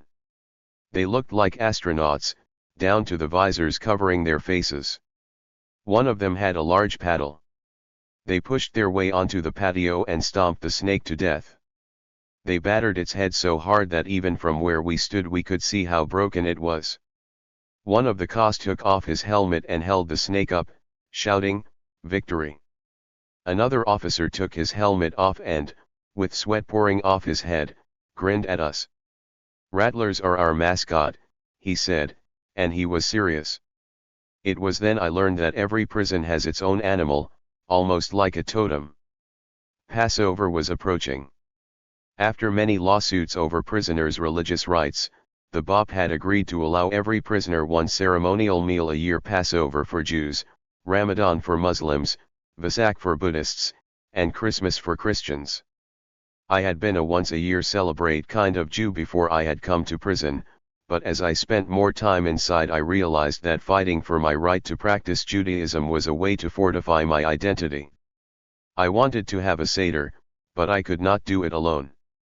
Knowing that there were several Jewish men in the institution, I made my request to the associate warden, who came to our unit every other day. He rejected it.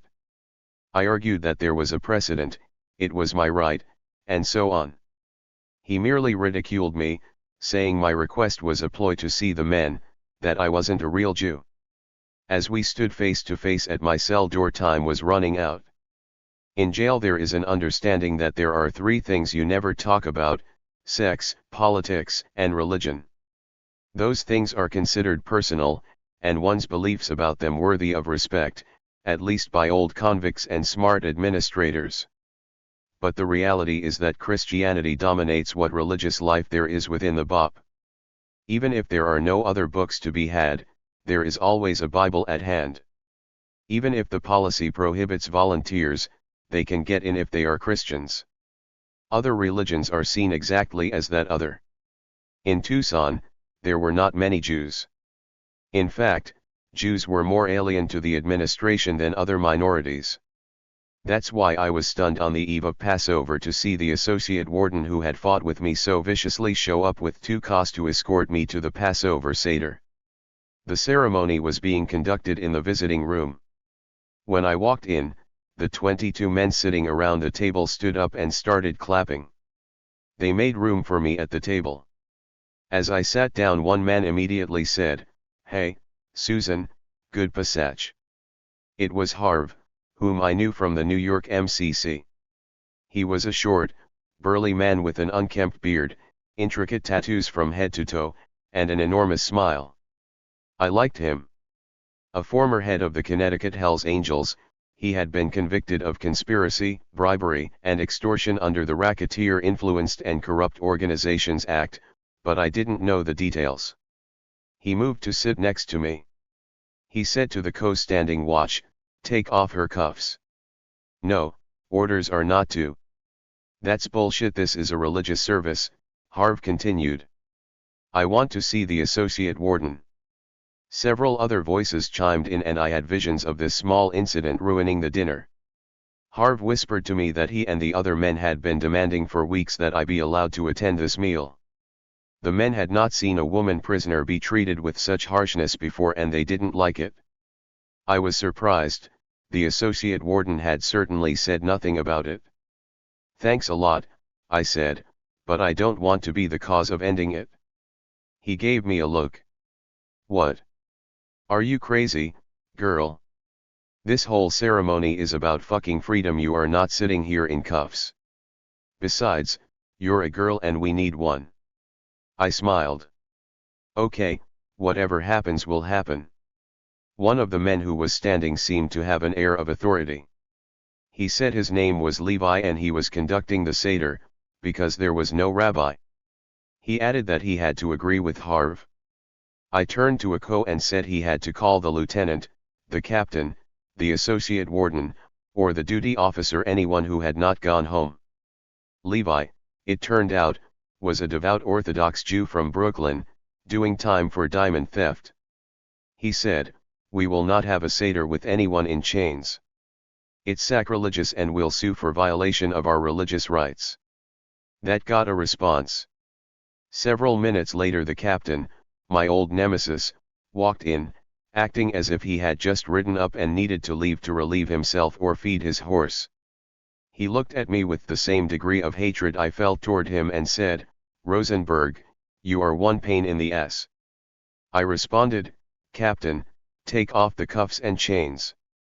It's ridiculous, and even you know it." The captain was my personal pharaoh at that moment. He removed my handcuffs but, as someone who always had to have the last word, refused to remove the restraints around my legs. Then, as abruptly as he came, he was gone.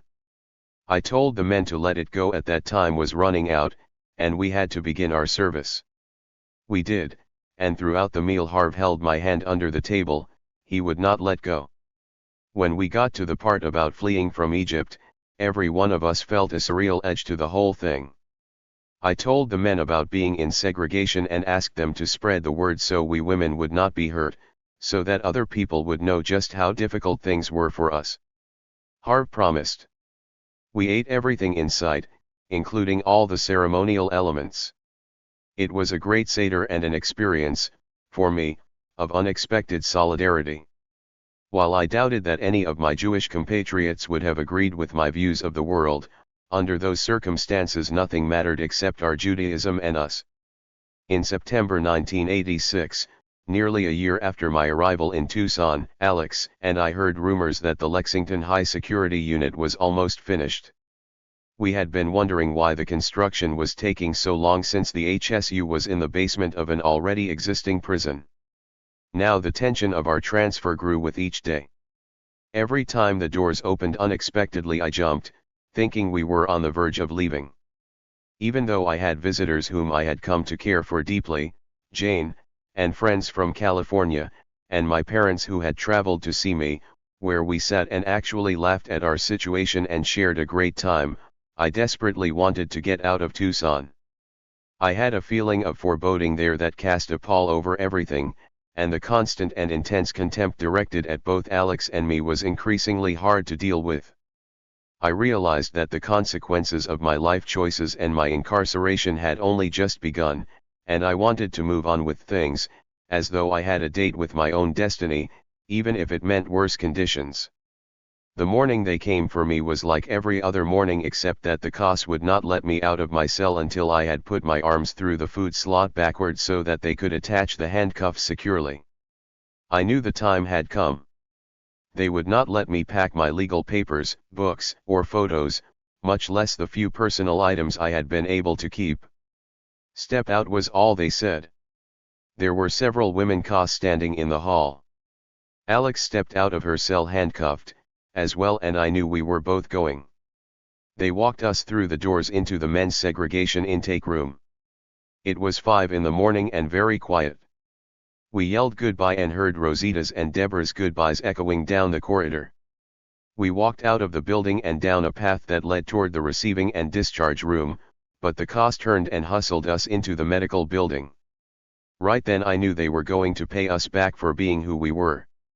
I started talking. Why are we here? What's going on? One woman with whom I'd had some conversations throughout the year said, "We have to search you." She wouldn't meet my look. Search us? Oh no. We were all standing in the hall and then the captain and the associate warden showed up. The captain had papers in his hand, he shoved them at us. I saw the heading permission/notification for high security contraband search and the boxes with writing next to them. The first box that was checked was cavity search, the second was rectal. They wanted us to sign the forms. Alex said, "You can do an X-ray instead." The captain laughed. "No, we don't have to and we won't. You are going to a control unit and it's our call on this. We have the right to do it." My voice was pitched. "You don't have to do this." The captain looked at the associate warden, the warden looked at us, and nodded. Then he walked out of the building. I started to curse, but the next thing I knew the cops had surrounded both of us. Some of them took Alex down the hall and into a room, others held me in the hall. The physician's assistant appeared, snapping his surgical gloves, and entered the room where Alex was. Within minutes there came a long, loud scream, "No!" And I tried, without success, to get away from the cops and go to Alex's aid. Then there was silence. 5 cops pushed me into an examining room. The physician's assistant came in and said, "We can do this easy or hard. It's up to you." I went crazy. I started hitting and kicking with every ounce of my being. I might have to do it, but I would not do it easy. They overpowered me, pushed my head down onto the examining table, pinned me there, and pulled down my pants. I kept kicking backward until they held my legs. I was cursing and yelling. "This is rape. You're fucking raping me. You could do an X-ray. You know we don't have contraband." The physician's assistant took his fist and rammed it up my anus, and then he took it out and did the same thing up my vagina. He didn't look for anything. The woman officer who had talked to me had to leave the room. That it was too much for her was merely an irrelevant triumph for me, but I was glad just the same. I was shocked, in pain, and so angry that I would have strangled one of them if I could. They all had to hold me to get my pants up and to cuff my legs. They half carried, half walked me down the hall out of the building into receiving and discharge. Alex was sitting on the floor against a wall. She was shackled with full chains. I sat down next to her. We didn't speak. What was there to say? When the marshals came to transport us and I stood up, there was blood on the floor. They wouldn't let me change my uniform or get medical attention. It was just policy. We left Tucson covered with the stench of hate. Part 3. Lexington. Chapter 7. Lexington High Security Unit. I had always loved old cemeteries, especially in the crisp, blustery New England fall. I especially enjoyed the quiet. But my love for such things was ended that October day in 1987 when I descended the flight of those narrow steel stairs into the basement of the high security unit of the federal prison in Lexington. The space was cold and small, airless, and frightening. Alex and I were going to our own burial with that downward walk, only we were still alive. I would never find a cemetery compelling again. I looked around and was overcome by the sheer whiteness of the space. It was a bright, gleaming, artificial white, the kind of white that with any lengthy exposure could almost sear your eyeballs. It was the kind of white that can make you go mad. Lexington was over 50 years old. It had been built in the 1930s as an insane asylum, and then it became a federal drug treatment center and later a women's prison. Billie Holiday had detoxed in this facility. The basement, however, was new. They had gutted everything and constructed it all over again. It was lifeless. The only sounds were the rattling and clanking of our own chains and the barely audible buzz of the rotating surveillance cameras mounted on every wall and at every crevice. At the entrance to the tier were 8 metal doors on each side. They, too, were white except for their steel handles. All the cells were locked. It was colder in the hall than outside. The air conditioning was on full blast and there was no natural light to provide warmth anywhere. The space resembled the refrigerator in a morgue. Nothing living had yet left an imprint. After being herded by several officers through the set of steel doors leading ever deeper underground, we were put in an airless room containing only a standing scale in one corner. A sign over the scale read "Medical Room." The men accompanying us stepped outside and several women cos filed in. They did not look at us or speak. Neither Alex nor I tried to tell what had happened that morning in Tucson. They unchained us, strip-searched us, and left us naked. As one of them went off to find uniforms, another examined our bloody underwear and remained stone-faced. Still, no one spoke. Once we suited up in large blue jumpsuits, several men returned to escort us to yet another small room where we found our property sitting in opened boxes. It had arrived before we had, and had been searched and secured. The COS had inventoried all of it: photos, earrings, underwear, a favorite pen, our legal papers and books. Mr. Ogden, the unit manager who would oversee us, secure us, and implement our psychological program, was waiting. He was a big, rambling man in his early 40s, with lank dark hair that fell across his receding hairline. An American flag was pinned to his lapel. He spoke in drawn-out, excessively enunciated words as if he were speaking to someone hearing impaired. "Well, girls SSS, welcome to your new home." We looked at him.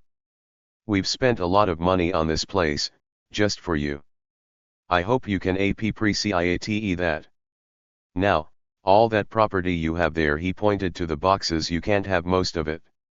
He pulled out a photo album filled with 50 or so pictures of Alex's family. Sitting down on a metal folding chair, crossing his legs, he started flipping through the pages. "Nice kid. Whose is it?" he asked as we stood there watching him. "Mrs. Torres, you can have 5 of these. Pick the top 5. "You have got to be kidding," Alex said. "Nope.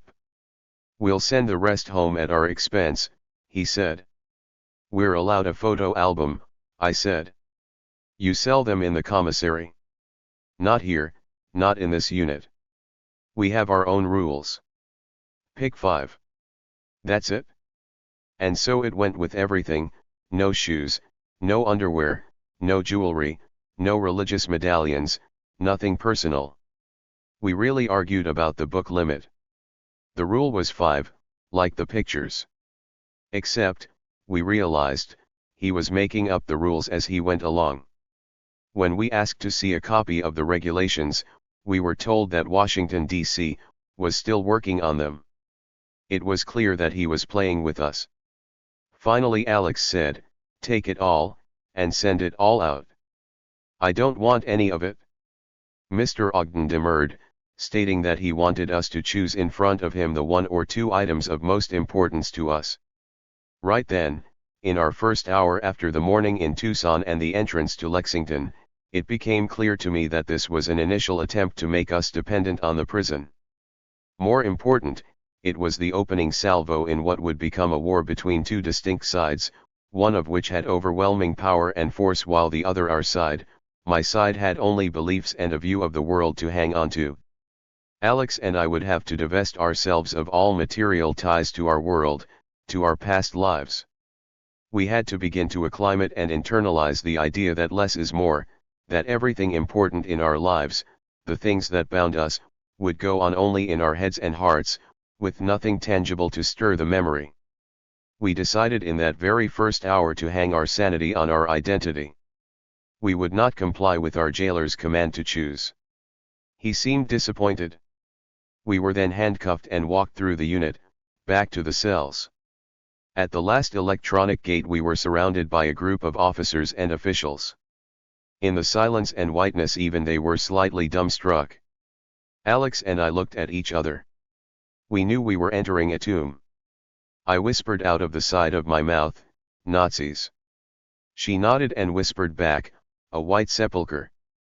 As I looked down the hallway, my mind filled up with images of other places that were centers of human suffering: death rows in Huntsville, Angola, and Comstock, white cells and dead wings, one in Germany where captured enemies of the state experience the severest effects of isolation, the torture center on Robben Island in South Africa, and La Libertad in Uruguay. As these images rose and fell, my ideas and goals, my whole life passed before me. I began to disassociate from myself. But freeze the frame, pull the camera back, There are only two calm, small, battered women standing there, waiting. The prison cameras swiveled in a 360-degree turn and a bark sounded over the intercom, R2 gate, R2 gate, we don't see you. A co standing next to me said, move. Get in line with the camera, you can see where it is. He shoved me and I pulled away, inadvertently stepping into direct view. Fine, said the disembodied voice. There was a loud electronic click, but instead of the gate swinging open, the fire alarms went off. All the men jumped. Alex and I looked at each other and started laughing. Eventually, the alarms died down and we got through the gate. The door swung shut and Mr. Ogden stood on the outside, staring at me through the small glass windows in the full metal front door. He smiled, gave me a one-handed wave, and disappeared from view. The first 3 months, Alex and I were the only two prisoners at the HSU. Every day was filled with confrontations between us and the COS over every human need, getting hot water for a cup of instant coffee, taking a shower, going outside, getting medical attention, getting a book. We were allowed to come out of our cells and talk with each other but stayed locked on the tier, not allowed beyond the gates. There was a camera at each end of the tier and 3 gates between the end of the tier and a hall that led to the rest of the unit. Our cells had windows we could see out of only by standing on tiptoe on the bed. The view was of shrubs at ground level in the main inner courtyard of the prison. We really were in the basement, and the side we were on received no natural light. In each cell there was a 19-inch TV mounted on the wall. There were no books. We were allowed no physical activity inside, no communication with anyone other than the Bureau of Prisons, and no educational or other programs. But there was that omnipresent TV. That TV came to justify and answer all charges of abuse and deprivation. We were told by Mr. Ogden that we could submit a list of 15 people, and only those who were approved by him would be able to correspond with us. Those same people were the ones we could telephone during our 1 10-minute phone call a week, and if they submitted to fingerprinting and strip searches they could visit. He went on further to explain that the same conditions would apply to our lawyers. Alex would always ask by whose authority was this being said or done to us. His answer was always ours. Our reaction was to tell our families, friends, and supporters not to visit, and we refused to submit a list.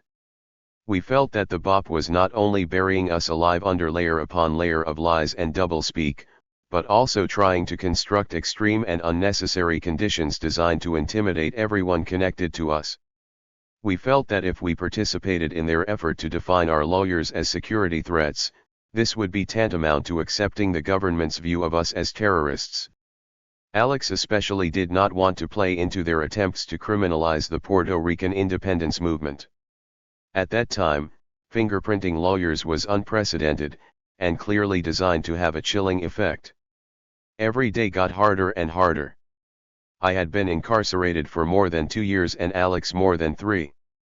While each prison had been difficult, the HSU brought new heights of control, harassment, denial of basic human rights, attacks on our gender, and terrible cruelty. One day we could go outside to our tiny dog run for recreation, and the next day it violated policy. One day we could take rec together, and the next we had to go separately. One day they would bring us hot food, and in the following days the food would be ice cold. But always there were verbal harangues. When Chaplain Bitts came one day to counsel us, he wouldn't open the cell doors. He stood outside, staring through the window at me as if I had 2 heads. He was a short, red-faced, balding man with stains on his collar. His thin mouth was pursed in a sanctimonious way bred by years of misusing the power of the cloth. I remember answering his stare with "What's the matter? Never seen a Jewish woman prisoner before." He finally spoke. "I have never met a woman with such a long sentence. You know, you are going to die here." When I said that I wanted to see a rabbi, he said no. Then he moved down the tier to the next cell. Alex's husband was a minister in the United Church of Christ, and ministered to one of the largest Methodist congregations in the Chicago neighborhood of Westtown. Alex is a devout and dedicated Christian. She can quote from the Bible chapter and verse like no one else I know. I stood at my door trying, unsuccessfully, to hear their conversation. Later Alex told me that all she wanted from him was permission to have and wear a cross. To which he replied, "Not when you live by the sword, you die by it. You hardly need a cross." An argument about peace and rebellion ensued. His utter lack of compassion was evidenced when I heard him mutter that bitch as he quickly walked down the tier past my cell. So it went, until one day Mr. Ogden took us into the day room and sat us down. "There is a way out," he said with a deadly seriousness, nothing jovial about him at that moment. We sat silently. "You can be transferred out of here if you renounce your associations, affiliations, and your, views. You can have the privilege of living out your sentence in general population." "On whose authority?" we both asked in unison. This time he said, "Take my word for it." He can't be saying this, I thought. I have the right to my beliefs, to free association. I'm an American. Then I had to smile, even laugh at myself. The idea of this country and its glorious democracy still held sway in my thinking. I still cried whenever I heard Dr. Martin Luther King Jr., even though I was an enemy of the state. Then I realized that if we could somehow convince him to put what he had just said in writing, we could expose the HSU for what it was: the first official prison for women political prisoners in America. We knew where we were, and we knew that the BOP was concealing its real mission behind exaggerated distortions of our dangerousness.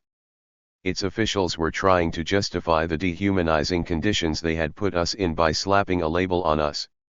I was very happy that this had just happened.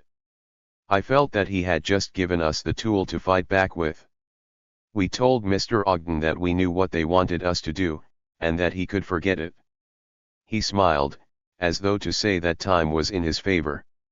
He let us walk unchained back to our cells. Later that same day, we were escorted through 2 gates and placed behind the locked gate at the entrance to the shower stalls. A voice said, "Jim, move, you're blocking the view." My eyes searched the walls until they found the camera down the hall, facing the shower entrance. It was trained on the 2-foot wide space between the shower stalls and the wall, the space where Alex and I stood to take our clothes off before stepping into the shower. "You're all sick," I shouted. "Watching us in the shower is perverted. What do you think we are going to do in the shower?" I shouted furiously. After that, we refused our shower privileges until we figured out that we could wear layers of clothes to the shower and hang the outer layer on the bars to block their view. The only visitor I saw was the rabbi, under BOP contract. I assumed that the officials allowed him in to see me because they felt that violating prisoners' religious rights was one of the few places that they were still vulnerable to a legal challenge in the federal courts. He was the head rabbi of the Lubavitch community in Cincinnati, and he drove once a week, every week, year in and year out, to meet with the 20 or so Jewish women in the general population of the more than 1,200 women at Lexington. Rabbi Josephson had been ministering to Jewish male felons there for more than 12 years, before the prison had been turned into a place for women, in 1984. That first time we met, he was accompanied into the basement by Chaplain Bitts and 2 lieutenants. Rabbi Josephson was in his 40s, with black curly hair and black clothes. He was a burly man who fit my exact preconceived notion of an Orthodox rabbi. Even though he was sweating and seemed nervous, his eyes were direct and searing. I have no idea how he perceived that first meeting, but I committed the first infraction right then by trying to shake his hand while introducing myself. Of course he wouldn't take it, and at first I thought it was because he was afraid of me. Then I realized that he wouldn't shake a woman's hand. My heart sank, and I thought, I've been struggling all my life against this type of backwardness. But he smiled and said, "Let's sit." We were standing in the day room with cameras whirring, cops watching us through a window, and the chaplain and the lieutenants hovering nearby. I said, "I want privacy. How can we talk with all these people? Let's sit and talk." Forget about them. I began to object, but he moved to the corner of the room, pulled up 2 chairs, put his back to the men, and pointed for me to sit. I sat. Very softly he whispered, "I've never seen anything like this, in all my years, never. They didn't want me to see you. I've been trying for weeks to get down here." I said, "Thank you for coming, and making it happen. Ms. Rosenberg, Susan, what did you do? Why all this hatred?" I whispered back, "Whatever they told you, it is a lie. I am not a terrorist, nor am I dangerous." And then his face split into an enormous grin. "That I can see." Chaplain Bitts and the others were talking among themselves and laughing loudly. Again, I wanted to tell them to leave us alone. The rabbi said, "I have only 5 minutes now, but I promise I will be back. What do you want from me? How can I help?" I was taken up short. I had been arguing with the Kos for a long time about my right to see a rabbi, but now that he was here I didn't really have an answer. I realized that I had gotten caught up in my rights without having a deeper reason. I felt embarrassed at that. "They're torturing us down here. You can see we're buried alive. And every day it gets worse and worse," I said. "Regardless of my conviction, I think I should be able to celebrate my religion, and practice it. I want to go to the Jewish Passover with the other Jews here. I want to explain to you why I am here." The rabbi said, "In all my years here I have never been escorted anywhere, even to segregation. Upstairs we study, we pray, and we practice together. I oversee the holidays and the kosher kitchen, I teach and give solace and ensure that the religious rights of Jews here are upheld. I don't want to study. I am not a Jew who believes in that way, but I am proud to be a Jew and these people won't ever stop me from being one." The Kos read their Bibles out loud over the intercom going directly to our cells. "Hellfire and damnation are the order of the day, every day. It's driving us crazy, Jews and non-Jews alike," I continued. He sagged at my words. He didn't say anything, but I could see that he believed me. "It's Stammheim 2 down here. You know what that is?" I asked. He shook his head, so I kept talking, rushing to get as much out as possible, with my eye on the clock. "It's the prison in Germany designed to hold political prisoners and modeled after the Third Reich's Penologie. Attorney General Edward Meese, the current German government, and others have agreed to build these prisons in all the Western countries." His eyes said, "You go too far, this can't be right." I knew I was losing him. "No, really, it's modern and new. It's small group isolation in what are called dead wings, with the goal of identity destruction." Before I could get another verifiable detail out of my mouth, Chaplain Bitts broke in. "That's it? We are leaving, now." The rabbi stood up rapidly, and I could see that he was more than ready to go. "Susan, where are you from?" New York City," I answered. The rabbi's face lightened ever so slightly. "Me, too, Brooklyn." As the Kos hustled him off, he called back over his shoulder, "I'll bring a study book next time." Then the elevator doors closed and he was gone, and all the men with him. As soon as Rabbi Josephson left, several Kos came in. They were bruising for a fight and their hostility was palpable. "Rosenberg, get in that room.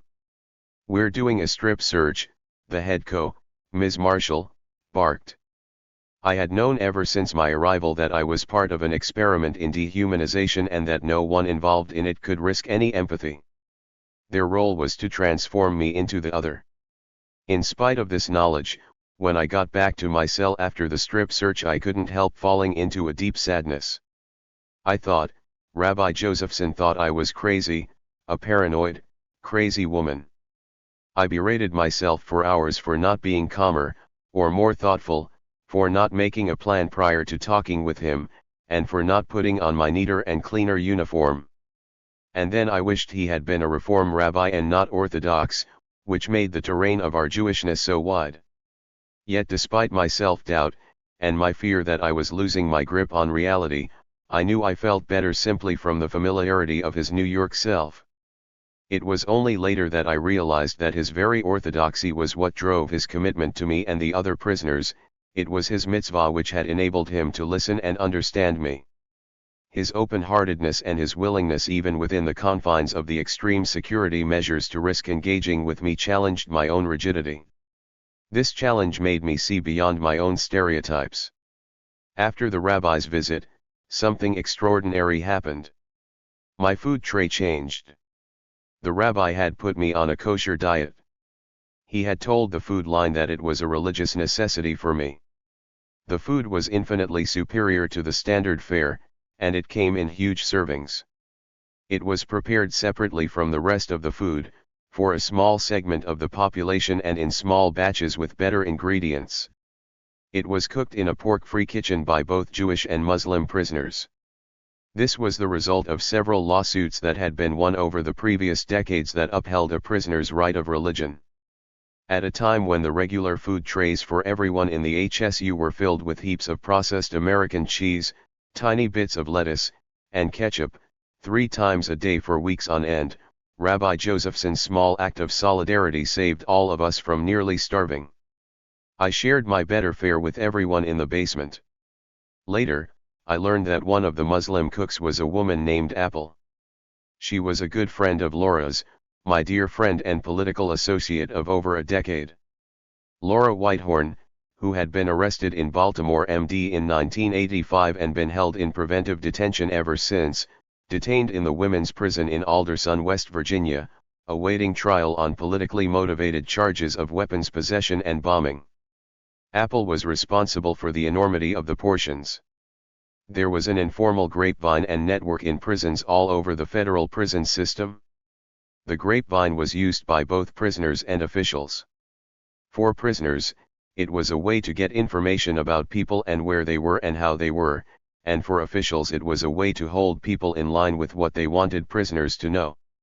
Apple had been in prison with Laura in West Virginia, and had heard all about me from Laura, so when she got to Lexington she did what she could to help me. She succeeded beyond measure. I was never allowed to see the other Jewish prisoners. They wanted me to participate in their services, and I wanted to, as well, but my basement status overrode religious rights. In April 1987, after I had been in Lexington 6 months, I asked the rabbi to bring a message to the Passover service. I wrote, "I wish to share my spirit and love with you tonight. I wish that I could be there with you, but for obvious reasons, not of my choosing, I cannot. Tonight as you celebrate the Passover and remember the struggle for liberation and freedom, I will also. Coming to prison has taught me much about anti-Semitism in America, and as a result I have come to better terms with my own history and the most positive and progressive aspects of our traditions. I long for peace between Israel and Palestine. I will drink from Elijah's cup. In solidarity, Susan." It was in that basement where I began a study of Jewish history and thinking.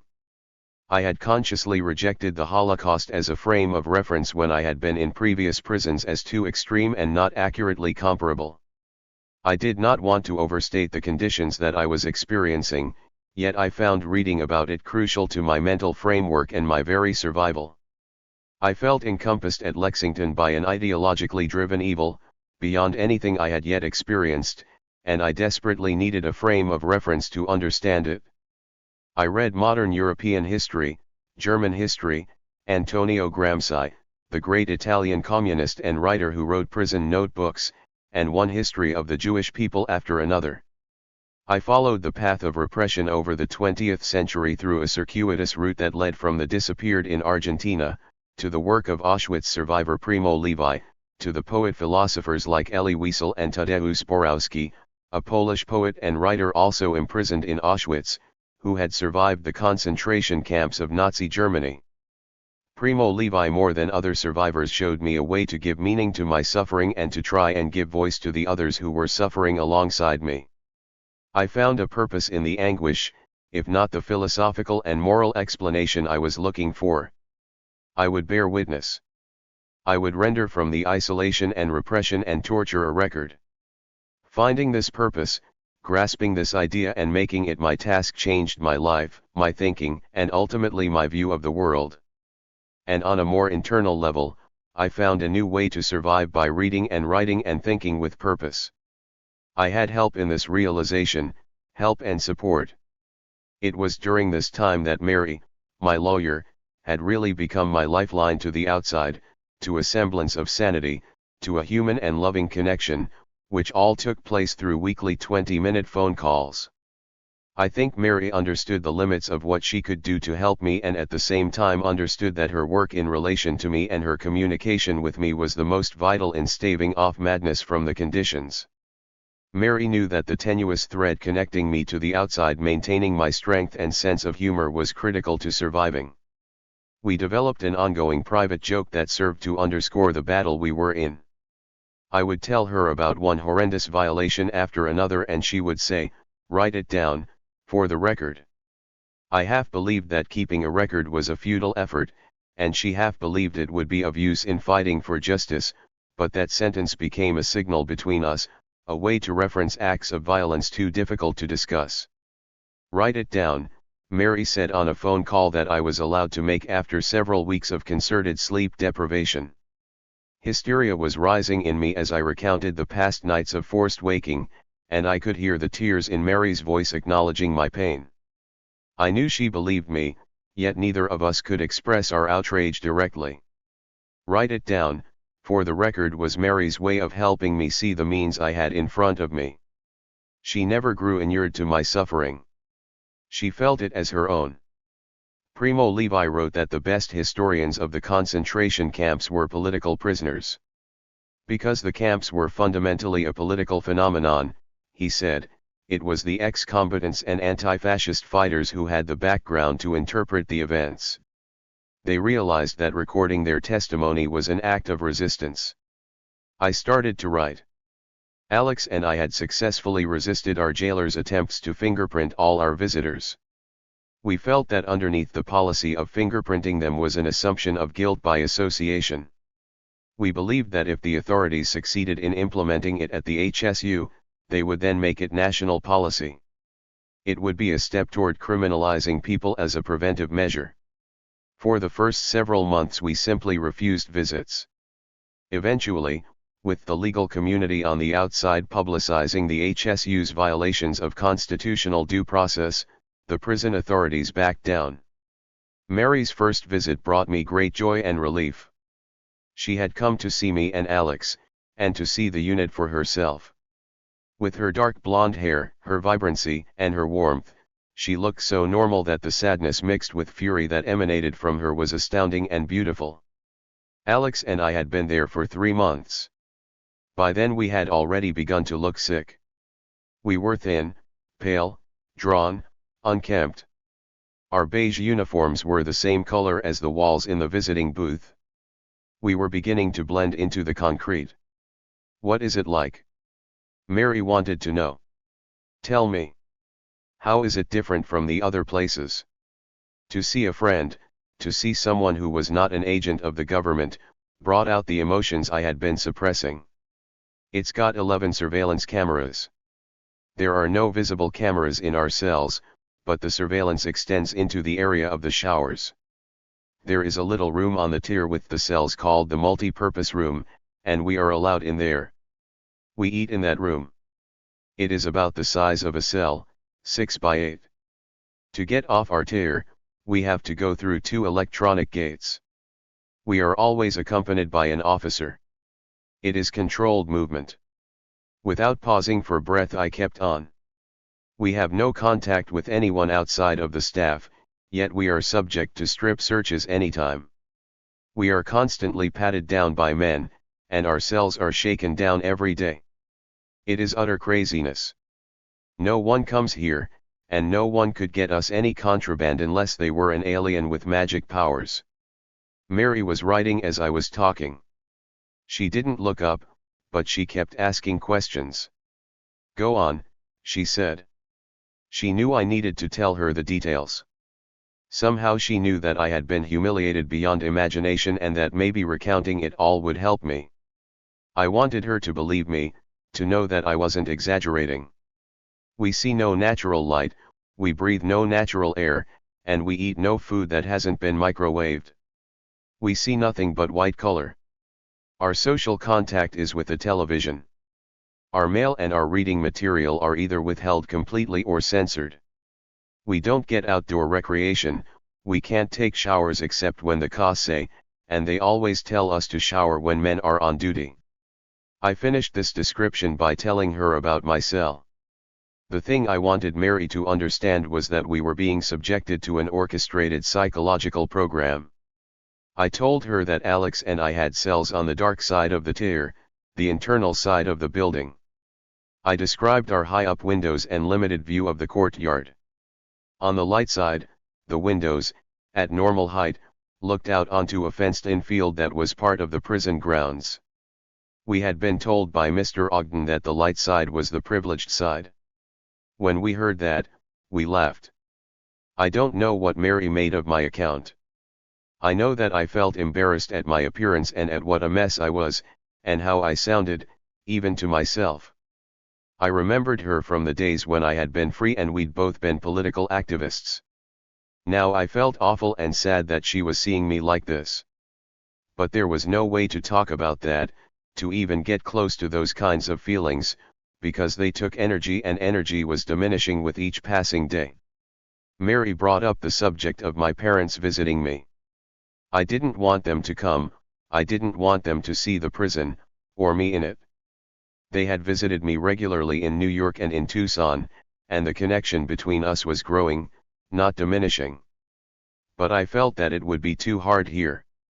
Mary told me that it wasn't my decision to make, that they were my parents and they needed to see what was happening. We argued, but in the end I knew I couldn't stop the visit.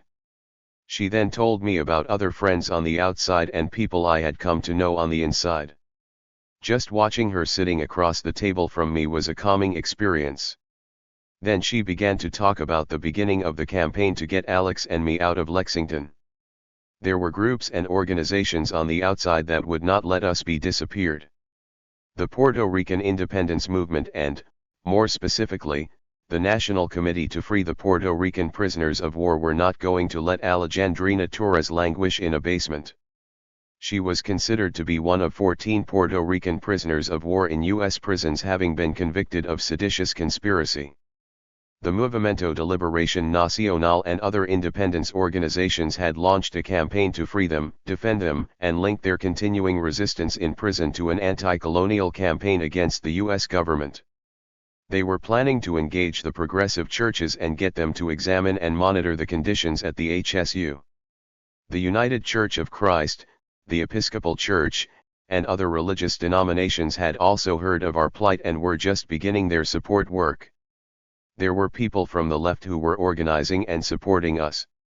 A small number of women lawyers and students from Lexington and Louisville had begun a group to protest the conditions at the HSU and had organized several small demonstrations outside the prison. The committee to shut down the Lexington High Security Unit had been formed, and people were working to defend us. I knew that we were not forgotten, but the isolation was profound and on some levels effective. So while Mary's words made me happy, their meaning didn't really penetrate. Then Mary said, "You know, Susan, you have to explain what this place and the conditions here represent because there are other people living in conditions that are just as bad. Laura is in Alderson in the hole, Tim and Alan are at Marion, and you know Marion is in a 23-hour lockdown. Mary, a hole is a hole for sure. It may vary in size and temperature, but its purpose is always to further punish and control the prisoner's behavior and access. No doubt, most county jails are filthy, unsanitary, with horrible food, and no physical activity.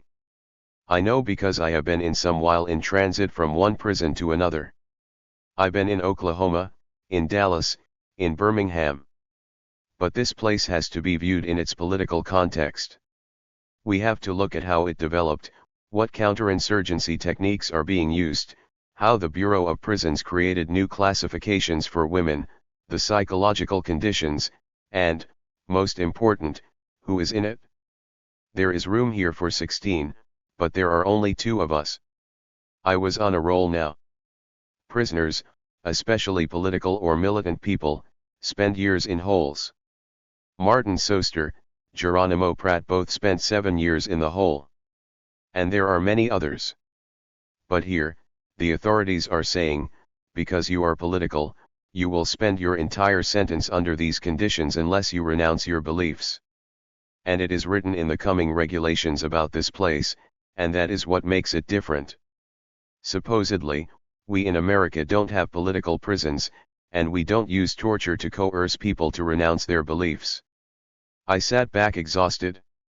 I could see from Mary's eyes that she thought that getting that kind of analysis out into the public arena would be difficult. She wanted to see the regulations in writing herself. But I could also see that she agreed with me. Mary would organize as much as she could, to the best of her ability. After every visit the COS retaliated against us for breaking their control over every aspect of our lives. The strip searches increased. By the spring of 1987, there were 5 of us. When Sylvia Beraldini was brought to Lexington in the late winter of 1987, Alex and I had been there for 4 months. Sylvia had been quietly living in general population in California for 4 years. She had a record of clear conduct and despite her 40-year sentence had managed to create a life inside. She had been the prison librarian, she had visits from her sister Marina and her mother, both of whom lived in Italy. She was reconnecting with her past friends from her days with the Students for a Democratic Society in Madison, Wisconsin, friends from her defense work for the Black Panthers, friends from her years in the women's movement. Sylvia had created a network of support and survival. But when she refused to talk to the FBI agents who came to question her about other people, the very next day she was transferred to the HSU at Lexington. Sylvia was the only one of us who knew what life in general population was like. Because she knew that general population in prison was less restrictive, she had something to compare our conditions to. Having that knowledge made doing time harder for her. I knew Sylvia well. We had worked in political organizations together for more than a decade. We had been in a leadership body of the May 19th Communist Organization, an outgrowth of the Prairie Fire Organizing Committee, which had been a support organization for the Weather Underground. We had both been indicted in the New York federal conspiracy case. Sylvia had been convicted of conspiracy, the same conspiracy that included the prison break of Asada Shakur and several bank robberies. We had been partners, but I hadn't seen her for 5 years, and we hadn't been on the best terms when we had seen each other last. But Sylvia and I made an agreement on the very first day to build our unity in that basement, and we wouldn't let them divide us. Had my parents. My mother and father may at one time have been left-leaning liberal, secular Jews from the Upper West Side, but they had moved far beyond that stereotype to become dedicated advocates for my human rights and freedom. I saw this at Lexington and watching their transformation was fantastic. They embraced Sylvia, Alex, Tim, Marilyn, Mutulu Shakur, and many other political prisoners. They refused to be intimidated by all the forces that the government unleashed against them directly and through its attacks on me. When in 1982, the FBI threatened my mother with prison if she didn't testify in front of a grand jury, she immediately got a lawyer and said, "Try it." When the FBI went to my father's dental office and warned him that they could hurt his practice, he threw them out. At the start, my folks had been furious with me. They said that I had brought my punishment on myself, that I was wrong to choose political violence over pacifism. But as they involved themselves in my defense, they came to believe that those of us involved in the struggle were moral and that our political principles were motivated out of concern, not out of hatred. I don't know exactly how their views began to change, but I know that after they visited Lexington they were with me with a fierce and undying love. My desire not to have them visit, which had sparked my argument with Mary, was partly due to my own arrogance. I was afraid they wouldn't be able to deal with it. Up until then, in all our visits we had been able to maintain at least the pretense of well-being, A semblance of normalcy. Alex's husband, the Reverend Jose Torres, had visited at Tucson the same time as my parents, and we had all spent time together. Somehow we laughed and ate and carried on as families do, even if we also wept. Those were good visits. But the HSU was a living tomb, and I knew it would break my parents' hearts. I spent hours preparing for the visit. I thought about all the best things to say, how to be positive, what we could talk about that would not be too painful. Mainly I tried to be calm and appear okay. I wanted to protect them and to manage our emotions. Knowing that the visiting room was filmed and taped, I felt it was important to keep control. I was even then losing the ability to distinguish between the repression that was directed against me in the HSU experiment and the wall of ice I was building between me and feeling anything at all. I was clamping down on my own self and my own feelings in order to repress myself rather than succumb to the BOP's repressive tactics. I waited in the visiting room for my folks to be processed. When the co-escorted them in, they bounded toward me, enveloping me in an embrace of love and support that was like a laser cutting through ice. We hugged as tightly as possible until the co-watching us rapped on the glass window and said, "No more contact. You can only have contact at the beginning." I turned to say something, and my father put his hand on my arm to tell me not to waste time on them. We sat cramped in this ridiculously tiny room, happy for the tight quarters that allowed our knees to touch and our energy to envelop us. My father's eyes filled with tears. "This is unbelievable," he whispered. "Let's not cry," I said, barely managing to keep my voice from cracking. "No, we won't cry, we'll just be quiet for a while," my mother replied. After we all pulled ourselves together, we began to talk as if our lives depended on it. All my careful thinking, all my preparations, evaporated, and I told them as much as I could about my life in that basement. They told me about all the people they were meeting and learning about who were sympathetic. The words poured out of our mouths. When we stopped to catch our breath, I asked about my father's side of the family. None of my uncles, aunts, or cousins shared my parents' liberal sympathies. My father had taken a different path. He had been the only son of his Polish-Latvian immigrant family to go to college and then on to dental school. He had veered from their rigid and narrow immigrant community during World War II when he had met communists and radicals in his army unit in the Pacific. His vision and politics was a mix of humanism and socialism for the rest of his life. My father married my mother when they were in their 30s, and it took a long time before his family accepted her. To them, she was an exotic, bohemian beauty whose experience surpassed their understanding. The daughter of a Hungarian immigrant and factory worker, my mother had come from Detroit, Michigan, by way of Hollywood, California, where she had become a film editor and movie producer, a radical and an organizer. Most problematic, though, was that she was divorced. Over time, however, everyone mended the rifts and coexisted in the way that dysfunctional families do, that is, until 1965, when they all argued over the Vietnam War. I remember visiting at an uncle's house when the subject of the war came up and the screaming started. It didn't take long for the differences and then the old prejudices to spill out. My uncle told my father, "It's my country, right or wrong. You love it or leave it, you unpatriotic bastard." My father turned so red with anger that I thought he was going to have a heart attack. Then my aunt said something about my mother that I couldn't quite hear. My father grabbed me and herded us out of the house. We never went back. Forgiveness had come 20 years later, but now, when I asked how each one was by name, Uncle Jack, Aunt Ruth, and on, I felt the hesitation and a discordant energy. "Did someone die?" I quietly asked. "Who is it?" When you are in prison, you always think about people dying. It is what time and hostile surroundings do to your mind. But this time I knew. "Is it Neil?" Now there was total silence in the room. Neil was my favorite cousin. Only a few years older than I, he was a painter, an artist, a fellow tortured soul who had for much of his life been in and out of mental institutions with schizophrenia. Neil's father had died when he was little, and my father had filled in. They loved each other. My parents had tried to help Neil throughout his childhood and had encouraged him to study at the Art Students League. They visited him in the various hospitals and homes that he bounced in and out of. They introduced him to other artists, they tried to sell his work. Neil lived with us for short periods when I was growing up and I loved him. Everyone said that we looked alike, more like brother and sister than cousins. I was an only child and Neil was a middle child, the problem child.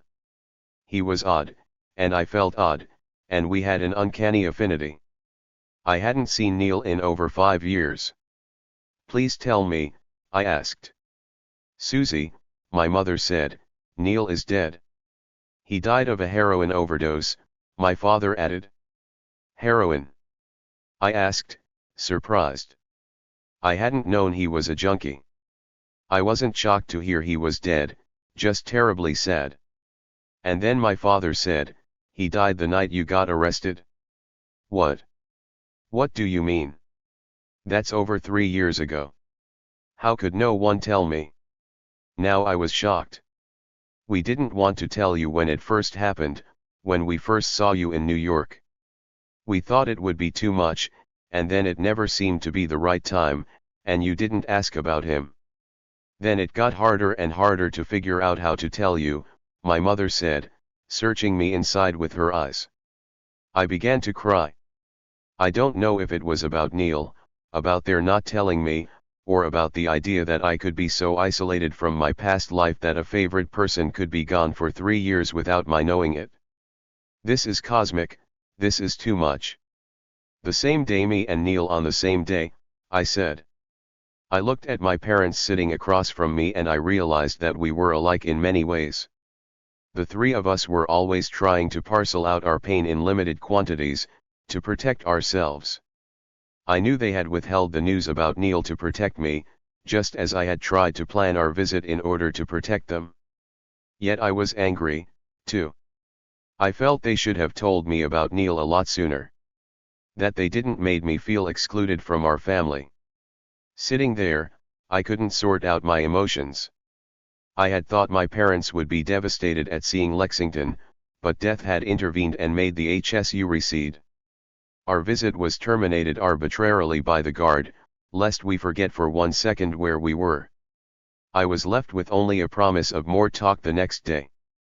I went back to my cell exhausted. That day more than any other, I hoped there were no cameras in the cell. I lay there weeping and raging. I chain-smoked until my fingers were brown. I paced back and forth, and could barely keep from banging, pounding, and punching the cement walls. I felt a terrible, heavy sadness as I thought of the consequences that we were all living through. All these unintended consequences were from actions of my own doing. I raged against myself and against my captors until I finally fell asleep. I woke with a start. Both Sylvia and Alex were yelling through the food slots in their doors. "Susan, Susan, turn on your TV." I hopped up and flipped the switch. There on the local NBC News were my parents, surrounded by the women from the local Lexington support group, made up of a few women human rights activists. They were holding a press conference right outside the front gates of the prison. My mother had fire in her eyes as she defied the small jam of reporters to contradict her. "This place is a prison within a prison. No one deserves this. I don't agree with what my daughter did, but she's a human being, not an animal." She was furious. Then my father read from a written statement. About this same time I filed a Rule 35 motion. This is a safety valve in federal sentencing that allows prisoners to appeal to the sentencing judge for a reduction of sentence. There are many grounds upon which to file such a motion. It is predicated on the idea of compassion in sentencing, or if not outright compassion, then a consideration of extenuating circumstances.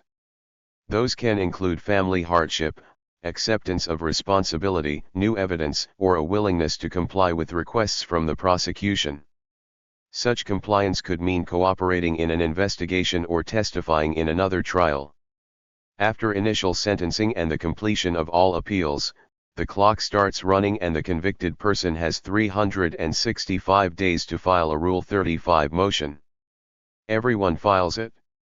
For the most part, it is an exercise in futility, but once in a while a judge will grant the motion and the lucky convict will get a time cut or will be released with time served.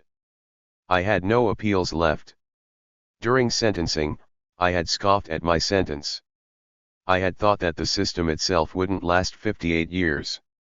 In giving me the maximum time allowable under the law, Judge Lacey had said that he was not sentencing me for anything other than what I was convicted of in his courtroom, which was a possessory offense. He had said that he was not in any way swayed by any other charges that I was facing, and that they played no role in his sentence. He was referring to the charges stemming from the federal conspiracy case that included the attempt to free Assata Shakur from prison and the Brinks robbery. Although it was certainly not his intention, his making that assertion would help me years later. Then he was ensuring that there would be no constitutional challenge brought on the basis of bias or prejudice on his part. He didn't know that the Southern District of New York would drop the Brinks charges and refuse to take me to trial. Now it was 1987 and time to file the Rule 35. What made it even a consideration was that Judge Lacey had retired from the bench. I could bring the motion in front of an entirely different set of judicial eyes. 3 years after passions had cooled and the prosecuting attorney had also retired and moved on, none of the original players would be there except for me. Mary wanted to file. I did, too. But I was in Lexington and it was taking every ounce of strength for me to manage there. Mary told me that because such a motion had to be premised on remorse or changed circumstances, there was no point in filing unless I had something new to say. I had no new circumstances, so I was left with remorse. Remorse is a complicated thing. In this case, it didn't mean simply taking responsibility in front of the court saying, "Yes, Judge, I did it," but also apologizing for endangering people and a lot more.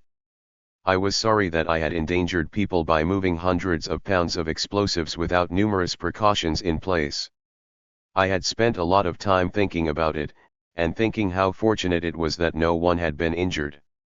But, still, I wasn't thinking that it was wrong to have done it at all, wrong to have resorted to the use of arms, not yet, anyway. At the time, remorse to me meant apologizing for my politics, and that I wasn't prepared to do. I felt that I had taken responsibility for my actions. I felt that by saying that my government was responsible for war crimes and genocide, and that in all good conscience I could do nothing less than oppose it, was equivalent to saying I had done it. But the meaning of it was the issue. To me, it stood for revolutionary opposition to my government up to and including the right to use arms. To the court, it stood for a violent criminal intention to murder innocent people. The new judge in New Jersey was Marion Trump Berry. All I knew about her was that she was Donald Trump's sister, and hardly a liberal. When Mary, my parents, my supporters, and several hundred friends went to court to argue the motion, all Judge Berry wanted to know was what I had been intending to do with the explosives, what I had been planning to blow up, and who else was involved. Mary answered that, to her knowledge, there had been no specific plans and that the court knew that everyone else involved had been arrested. She further argued the disproportion and disparity of the sentence, citing cases in which KKK members and anti-abortion clinic bombers had been sentenced to 5 years or less for similar charges. It took the judge less than an hour to deny the motion. A year of work, of emotional investment and energy on the part of so many, was gone in a matter of minutes. Mary and everyone else who had worked on the appeal were crushed at the ease with which the decision was rendered and knew that there were very few mechanisms left to use to change the sentence. My mother wept in the courtroom as the judge announced the decision. I heard about it over the phone in a monitored legal call. The guard who was listening laughed and rushed away to inform the other cops on duty in the unit. They had a small party in their office. My heart hardened, even though my rational mind had expected the outcome. There was no end in sight, and I remembered a quote from Franz Kafka, "There is hope, but not for us." Still, the magic elixir of hope and possibility had taken hold even in that stone-cold concrete box. From that process, I had learned that fighting for freedom is a constant and that in the fighting itself comes the energy and will to carry on. I learned that freedom has many meanings and levels to it, and that I could be chained to ideas as tightly as to any cell. And I learned that hope is a fantastic dream in its most shining beauty and its profound dangerousness. Hope can pump blood through frozen veins. Hope can stir the near dead. But all of life cannot be lived on hope. So amid the turmoil of this defeat, I again turned to think about what I did and didn't believe. I had to ask the question, why am I here? What is my worldview? For the first time since I had been arrested, I began to reassess my own views and most deeply held beliefs. Then, over a period of many months, all long in the making, a series of earth-shattering events took place, one after another. Though external, they penetrated even our prison within a prison. The Berlin Wall fell and the Velvet Revolution brought new governments to Czechoslovakia, Poland, and Hungary. At the same time, the winds of glasnost carried in perestroika and shook the foundations of the Soviet Union.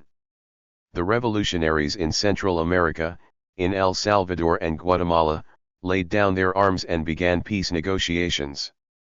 Peace processes began in Northern Ireland, in South Africa, and even in the Middle East. I watched it all on CNN World News, a weekly 2-hour show that used international news service feeds, and that was my primary connection to the outside world. I was watching people assert themselves in many different ways to fill their long unmet needs. I was witnessing the victory of the United States in the 50-year-long Cold War. I was seeing revolutionaries who were my contemporaries recognize the stalemate that their national liberation processes had led them to. I saw them choose to stop the death of innocent people by entering negotiations and renouncing political violence. I sat in that basement heartbroken because I could see even from that isolated basement, the idea of an alternative world based on socialism and the collective was slipping away, and at the same time I was in awe. Socialism and revolution had failed, but millions of people were demanding and gaining greater freedoms, economic and political justice, and above all peace. I was not awed by the power of my own government's role in all of this, though I understood it to be crucial. As an avid student of history and current affairs, I knew all about which corporations controlled which policies and which financiers were profiting from war, and the military-industrial complex. Rather, I was awed by the very simple idea that people do make history and that the old saying was still true that the power of the people is the force of life. And I remembered what it had felt like in the late 1960s and 1970s to be a part of that power. It was a far cry from the isolation of the Lexington High Security Unit. Now I began in earnest to rethink not only my beliefs, but also my whole ideology, the very framework that had driven me to act all through my adult life. Chapter 8. Litigation. Alex, Sylvia, and I understood what was happening to us. We understood that sensory deprivation and isolation were harming us. We knew that we had to resist if we were going to emerge out of there with our minds and bodies intact. This was getting harder every day. A 1979 study done by Amnesty International on German political prisoners found small group isolation to be cruel, inhuman, and degrading. It was also found to be in violation of Article 5 of the United Nations Declaration of Human Rights. After lengthy stays in conditions similar to ours, people had killed themselves. The local COS were trained never to speak to us and to deny every request we made. The guards for the most part had been so successfully brainwashed about us that there was no communication. A German prisoner had described her experience in similar conditions as one of constant confrontation. It was true. The remedy was to ask for less. After weeks of asking for hot water and always getting the same "not now" as an answer, I simply stopped asking. Because the HSU was brand new, the BOP showed it off to everyone they could. There were weekly tours of judges, police agents, state troopers, and correctional officers. As each tour passed, we would hold up handwritten signs saying, "This place violates human rights, we are women, not animals, and we are political prisoners. The visitors didn't know how to react. All they knew was what they had been told, that we were terrorists, dangerous and crazy, and that the place was clean, quiet, and white. It was unlike any prison they had seen before. People trained in prisons might reference Marion Federal Penitentiary, the all-male, supermax prison, where a sentence could last years and years with no human contact except with fully loaded security personnel. Once in a while when a visitor was touring, they would say, "It's a control unit, isn't it?" But the staff was instructed only to mouth certain answers and would always say, "No, it is just high security." One day in the early spring of 1987, Sylvia and I were in the day room. We were drawing the watchful eye of the ever-vigilant head co, Ms. Marshall. She was watching us through the glass view. The other prisoners of the HSU were in their cells. We heard the elevator and then the gates pop open. Lieutenants and a visitor were talking as they got out of the elevator. We heard a voice with a thick Irish accent. The men went in the other direction and their voices receded. After about 15 minutes, they returned to the front and we heard a lieutenant explaining the features of the cameras. As the group passed through the gate into the day room, the visitor said, "This looks just like the Dead Wings." Sylvia said, "It certainly is.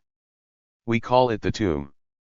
The visitor, a small wiry blonde, was dressed casually and held a cap in his hand. He nodded. He asked if he could talk with us. It took a few minutes for a decision, but then the lieutenant looked at his watch and said, "Fine, a few minutes. I'll be back." He left us alone. Then the visitor did something we were no longer used to. He pulled up a chair and sat down with us. I stood up, watching him. He said, sit down, it's fine. There is no problem." Sylvia asked, "Where are you from?" "Derry, I'm from Derry, in Ireland." "Yes, I know Derry is in Ireland. I been there, to Derry," I said. "Really?" he said. "Yes, I did a bike tour there years ago. It is very beautiful." I sat back down. "What are you here for?" Sylvia asked. "I'm a recreation specialist, you see." "We didn't see." "A prison rec specialist," I said. He nodded. "I see you're recreating." He pointed to the drawings. We all laughed. It seemed so stupid, the two of us drawing. "This is a control unit, you know there is no outdoor recreation. Did you ask to see the outdoors?" Sylvia continued. "I work in the Maze prison. I'm doing a tour to get ideas for our program there. But then I heard about this unit and requested a look-see.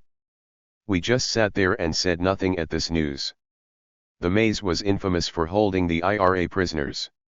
It was where Bobby Sands and numerous others had died on hunger strikes for political recognition.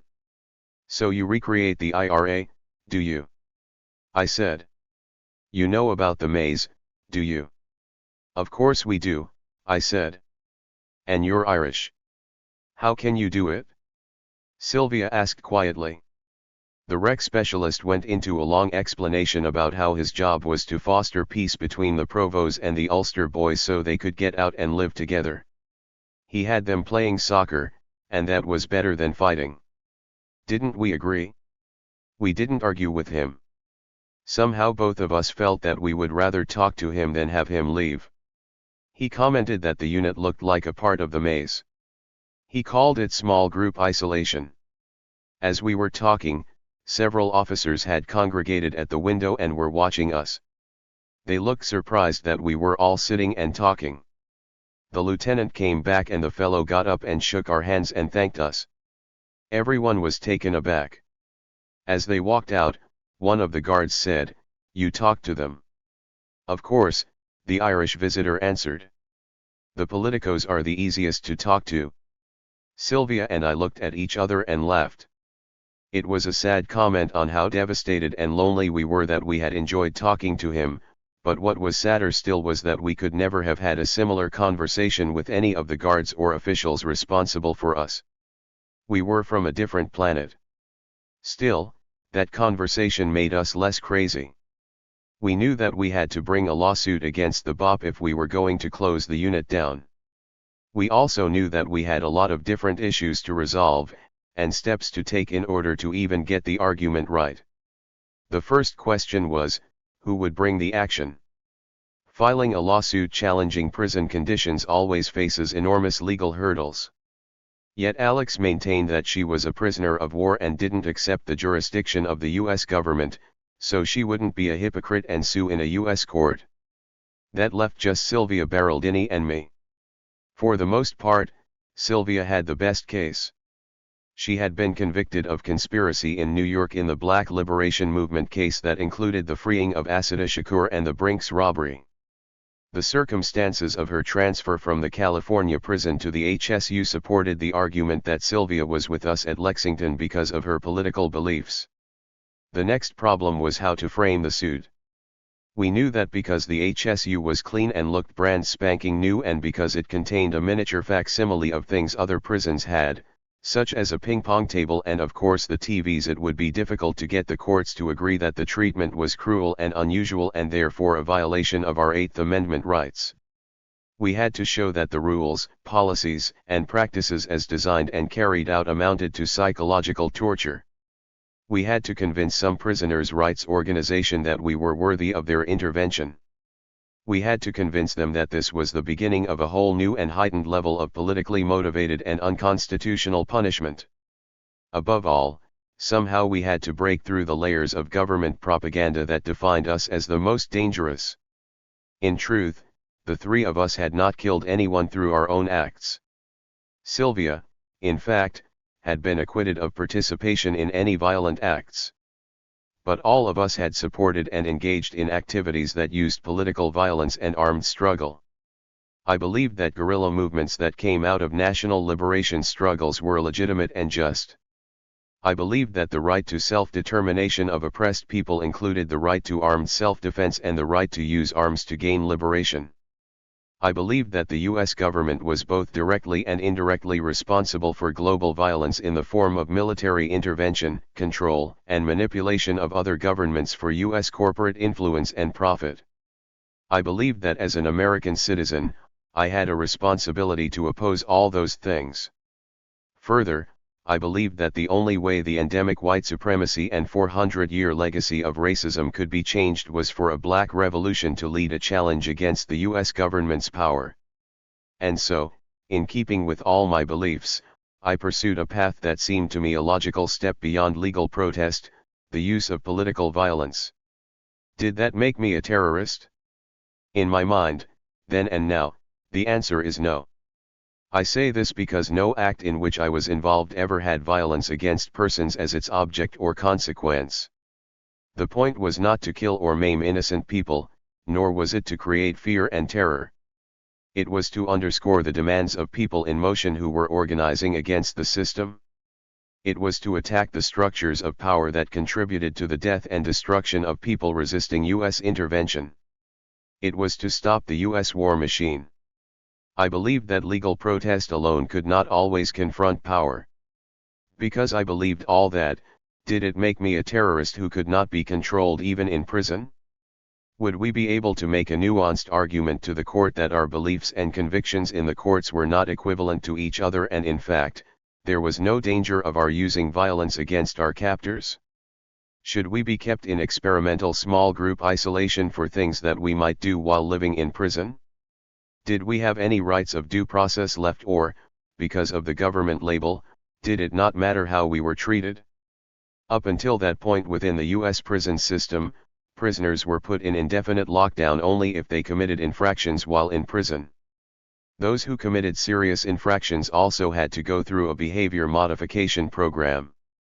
Through good behavior, prisoners could work their way out of isolation, back into general population. While Sylvia and I were trying to talk all this out, people on the outside were way ahead of us. In March, The Nation did a cover story about the high security unit at Lexington. At the same time, the General Board of the Global Ministries of the United Methodist Church began inquiries and requested a tour of the unit. The National Prison Project of the American Civil Liberties Union also wanted a tour. Congressman Robert Kastenmeier, then chairman of the House Subcommittee on Courts, Civil Liberties, and the Administration of Justice, and Congressman Ron Dellums wrote to BOP Director J. Michael Quinlan, asking why there was such punitive treatment of us. In May, Amnesty International wrote a letter of inquiry to the BOP about the reported conditions in the HSU, asking for an explanation of the conditions there. The BOP denied the entire set of questions that Amnesty posed. Amnesty's main contention was that there was no basis for our being kept in the HSU other than our beliefs. The BOP's response was that Alex, Sylvia, and I were there because outside groups might try to free us. They had not a shred of proof that such an action was probable or even likely, but they held to this as their rationale. One day in July 1987, a SWAT team of 10 men charged through the gates of the THIRD. A BOP SWAT team is made up of the biggest guys on staff, all of whom are armed with plastic shields and clubs. They usually are dressed all in black with helmets and high combat boots. This SWAT team was no different. They did a shakedown like none before. They progressed cell by cell, throwing things into the hall and searching the walls with metal detectors. Finding nothing, they confiscated a lipstick that one of us had gotten through the commissary. Then they came back with wooden bulletin boards measuring about a square foot and told us to put them up on our desks, the metal shelf that was attached to the wall and served as desk, table, eating place, and so on. Then they wanted us to put up family pictures on the bulletin boards. They had forgotten that we didn't have any. That night I found a line from a poem that I had copied from somewhere and stuffed inside my legal papers. It was by Nazım Hikmet, the unofficial poet laureate of Turkey who had been imprisoned for 17 years for being a communist. It was the last line of the poem, "Capture is beside the point is to never surrender." I put it on my bulletin board. The next day, Alex's lawyer and longtime advocate, Jan Sisler, a passionate and committed supporter of Puerto Rican independence, a calm, clear-thinking, and warm woman, and a member of the People's Law Office in Chicago, was scheduled to come to see her. Jan was one of the lawyers with Mary and others to challenge the BOP and our treatment. She also represented other prisoners of war in other prisons. Jan had become a de facto advocate for us all. But the cells weren't opened in the morning, and no one came to get Alex for her visit with Jan. Hours went by, and we yelled and banged with no response. Then our new unit manager walked down the tier, accompanied by the unit guard. We had names for them both. The manager, our Sigmund, was Sig, and the guard was Lurch. Lurch was tall and dark, his prognathic lower jaw protruded in front of his face. He unlocked our cells and we charged out, yelling about being locked down for no reason, wanting to know where Alex's visitor was, and complaining to him about the SWAT team's abusive search from the day before. Sig stood there with his tie askew and his jacket open over his large belly. He was beginning to look like a sausage whose skin was about to burst at the seams. When he had taken over managing us a few months earlier, he'd been just a stocky man who still had that ex-military look of thickening middle age. He had served in the Marines and had retired to the BOP. Every other sentence he uttered was a variation on the theme of how much easier it had been for him when he was working with men. Men don't argue. They may try to bust your face, but they don't argue. We always told him not to worry, that even he would get a promotion from all this. After all, everyone else had it was considered hazardous duty. He was implementing the program, but we were driving him to massive anxiety-induced overeating. "You're having visitors, all of you," he shouted over our noise. "Your side is coming." "Who?" "I want to see that you have your bulletin boards up, and are dressed in uniform." That meant in khaki skirts and shirts, which we never wore as part of our general protest. Instead, we wore gray sweatpants and t-shirts, or blue hospital pants. "Who's coming?" we wanted to know. "The American Civil Liberties Union." He said it as sarcastically as he could muster. They're going to walk through, they can enter your cells, and then they'll talk to each of you individually. At last, I thought. Praises be, someone said. We had known that they had been trying to get in, but we had not heard that they had succeeded. Sig and Lurch left us all standing on the tier. As I waited for them to arrive, I thought, we can win, somehow we can make them see what's really going on.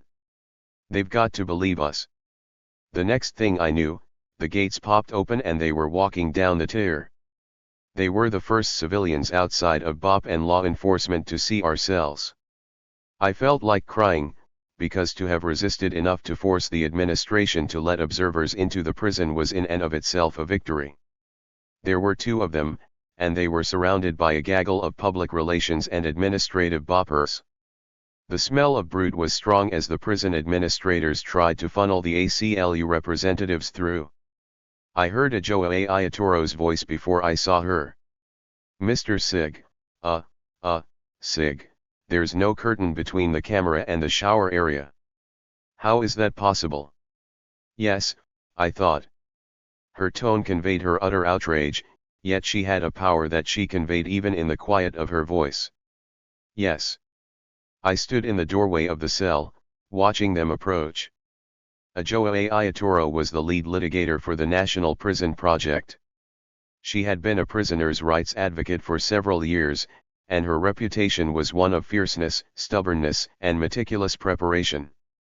She was a very thin, high-energy African-American woman. Her appearance that day emphasized the African, which I thought she had done partly for our benefit. She was wearing what looked like an African textile shirt, and her hair was held back by a bright Kent cloth head wrap. Seeing her that first time, I felt that I was being liberated right then and there, if not in body, then certainly in spirit. Her physical contrast to all the white men in their tight-fitting polyester suits and dark ties was a beautiful thing to behold. Following close behind her was a big, full-bearded man wearing a worn worsted tweed suit. He looked professorial in that leather patch on the elbow kind of way, except that in his hand he was holding a large leather safari hat. Under his arm he had a leather-encased pad. He was in full scowl as he listened to Mr. Sam Smith, the warden's representative. The prison psychologist monitors them. I would like to speak to him. I would like to see his files. I doubt that will be possible. They haven't signed releases for that, Smith said. The bearded man saw me in the door and smiled. He stuck his hand out. Dr. Korn, Dr. Dick Korn. He pumped my hand. May I? He pointed to the cell. I said yes. You're Susan, right? I nodded. He and I were standing alone in the cell. He had partially closed the door. I felt so strange, embarrassed that this was where I lived, shy that he was actually standing in my cell, happy that a real person and not a corrections officer was seeing it. He walked up to the bulletin board and read the poem pinned to it. His whole face split into a grin. Oh my, he is my favorite poet. Do you know him? Yes, that's why I have his poem. You've read his poetry? Dr. Korn asked.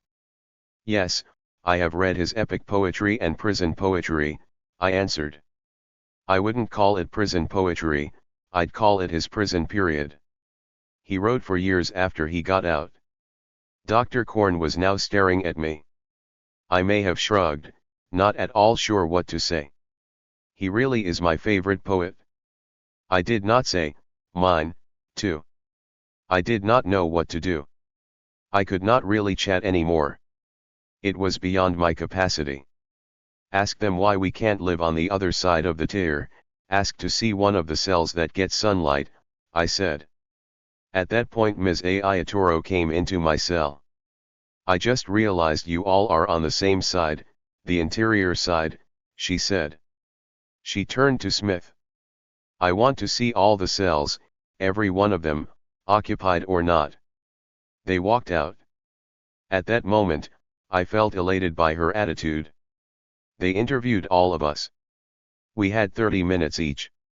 I went first, and when I was finished I hoped that everyone else had been more detailed in their descriptions, as I didn't think I had been clear enough. The ACLU team had been sympathetic, but the problem of my terrorist jacket seemed to be a big concern. They asked me question after question about my record. Dr. Korn said that it was clear to him that the unit had a specific intent. He said that by limiting the overt physical brutality of the living conditions, coupled with the creation of such a highly controlled group that was at its core hostile, the BOP was ensuring that we would internalize the control and the rage, allowing it to intensify until someone snapped. What he meant was until someone could not control their rage any longer and would have to express it. They asked Sylvia about the difference between general population and the HSU. They talked to Alex about her medical condition. They talked to Sylvia Brown and Deborah Brown about how they felt. After the ACLU tour, things got more hostile and intense than they had ever been. A constant in all prisons is that when the prisoners fight for their rights or dignity, the authorities retaliate, and retaliate they did, in every way they could. First, they went on a campaign of sleep deprivation, waking us every 15 minutes night after night. This drove all of us so close to the edge that we knew it was dangerous. We had until now succeeded in keeping our unity, but they began a divide and conquer strategy that involved trying to turn Sylvia and Deborah, the two social prisoners, against Alex, Sylvia, and me. Still, we kept our sense of humor, slim though it was. There was no further disciplinary measure they could take, except to remove our TVs, which they did. They gave us right UPS upon right UPS. But if they wrote us up for having 6 books instead of 5, we would laugh. What are you going to do to us? Go ahead, take us to segregation. They would not let us near the rest of the population, not even in segregation. We went on a protest in response. We refused to go to recreation and we went on a work strike. The only work was cleaning and folding men's underwear in a closet that had been deemed the Unicor satellite factory. Not working was not very difficult. Dr. Korn's report deconstructed the unit in every way and condemned it from every penological and psychological point of view. It said, taken in its totality, the HSU seeks to reduce prisoners to a state of submission essential for their ideological conversion. That failing, the next objective is to reduce them to a state of psychological incompetence sufficient to neutralize them as efficient self-directing antagonists. That failing, the only alternative is to destroy them, preferably by making them desperate enough to destroy themselves. After the report was released, there was a growing demand to inspect the unit from other groups, including the General Board of Global Ministries of the Methodist Church and Amnesty International. One day that summer the SWAT team came again. My cell was closest to the entrance, so they began with me. They were yelling, "Move it, move it." The SWAT team often used screaming and group grunting to pump themselves up, to intimidate us and to make themselves believe that they were in combat. The uncertainty of what was happening and why, coupled with the threat of imminent violence, made my heart pound so hard I thought my ribs would crack. Then Sig, the unit manager, appeared and everything got quiet. He ceremoniously removed a ring of keys from beneath his fat gut and opened the cell door directly opposite mine. Without any acknowledgement, he said, "Put your stuff in here." It was a cell on the light side. I thought, why me? But I did not dare ask aloud. I did manage to ask, "Is everyone moving?" "None of your business." "Get in there," he ordered.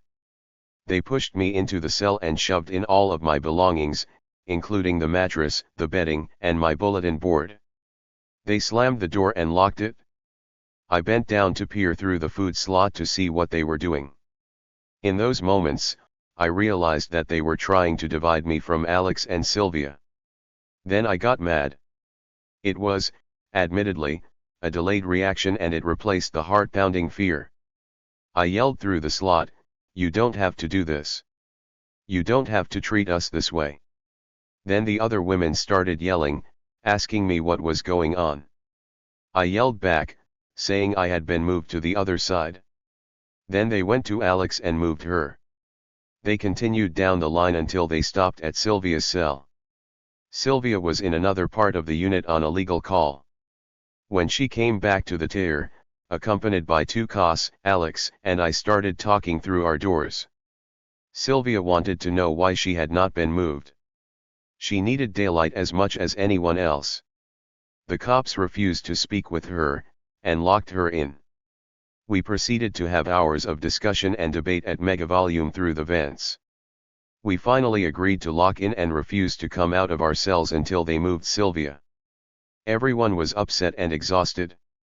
It seemed like such a minor thing, yet we knew it was enormous and terrible. In Spanish there is an expression, que lástima. It means, woe is me, this is the ultimate, this is the worst of all ends.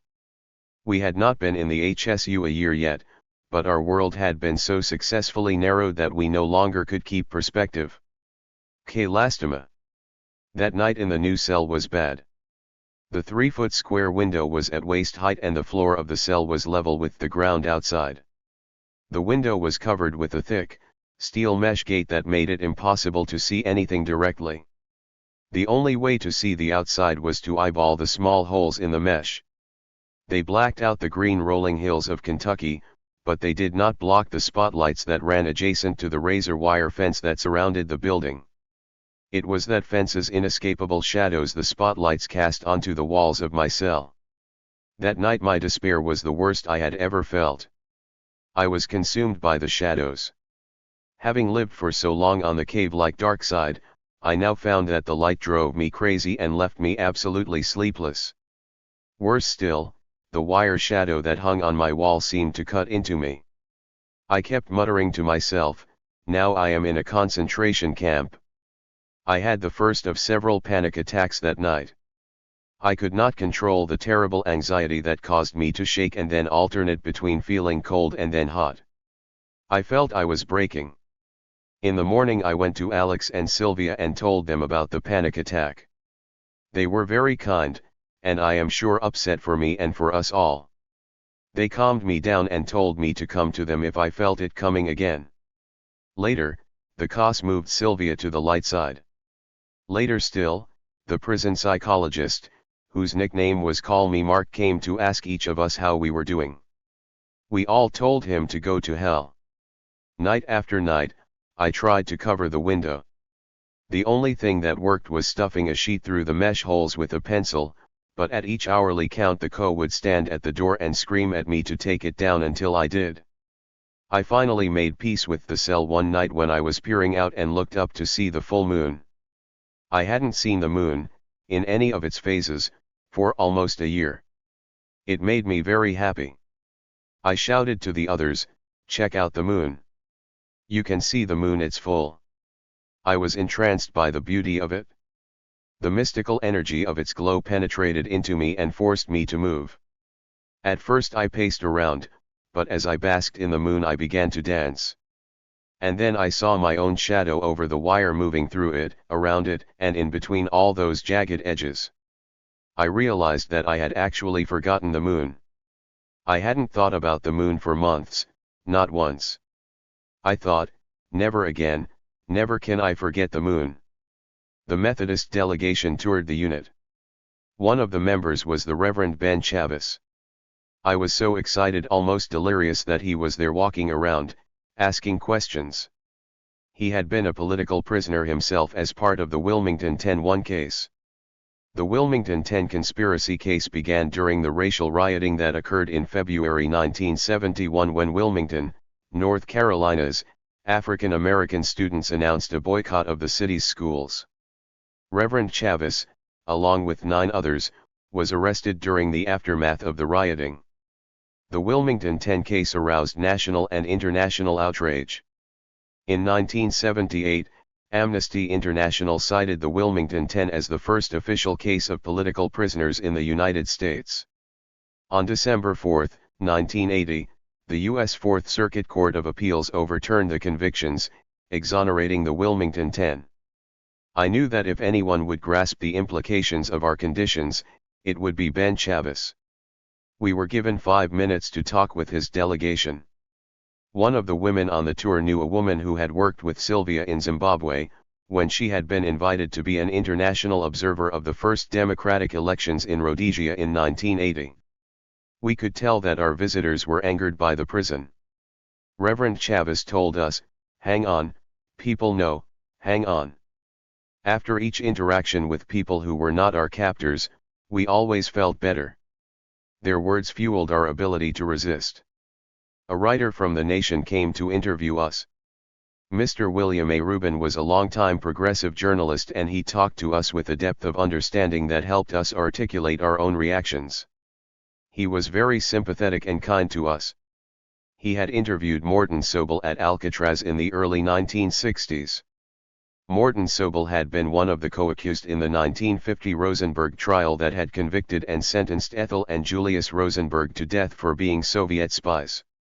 Morton Sobel was convicted of conspiracy to commit espionage in 1951 and served more than 18 years in prison. His experience writing about other politically motivated prison treatment gave him greater understanding of our conditions. The article that resulted from his interview with us broke the silence in which we had been shrouded. One thing followed another, and then NBC News, led by Danny Schechter in conjunction with the documentary filmmaker Nina Rosenblum, was given permission by the BOP to do an on-camera interview with all of us. I could not believe that they were going to allow the interview to take place. The BOP believed that it would be our undoing, that we would appear as insane and paranoid individuals. They always underestimated us and the support we had outside. They believed that their total control over us meant that they had full authority. It was an important distinction in the war of wills in which we were engaged. They had control, but we resisted as best we could by not accepting their authority. They hated us for that more than our politics. While the story was getting out into the public, the ACLU was in discussions with the BOP. We were never privy to those conversations, but we heard the end result.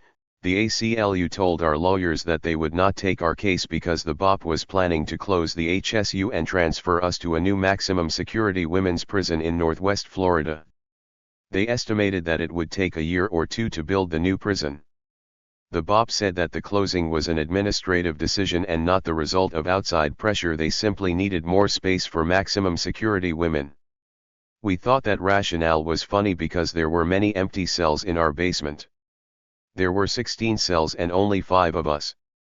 Initially, we were happy.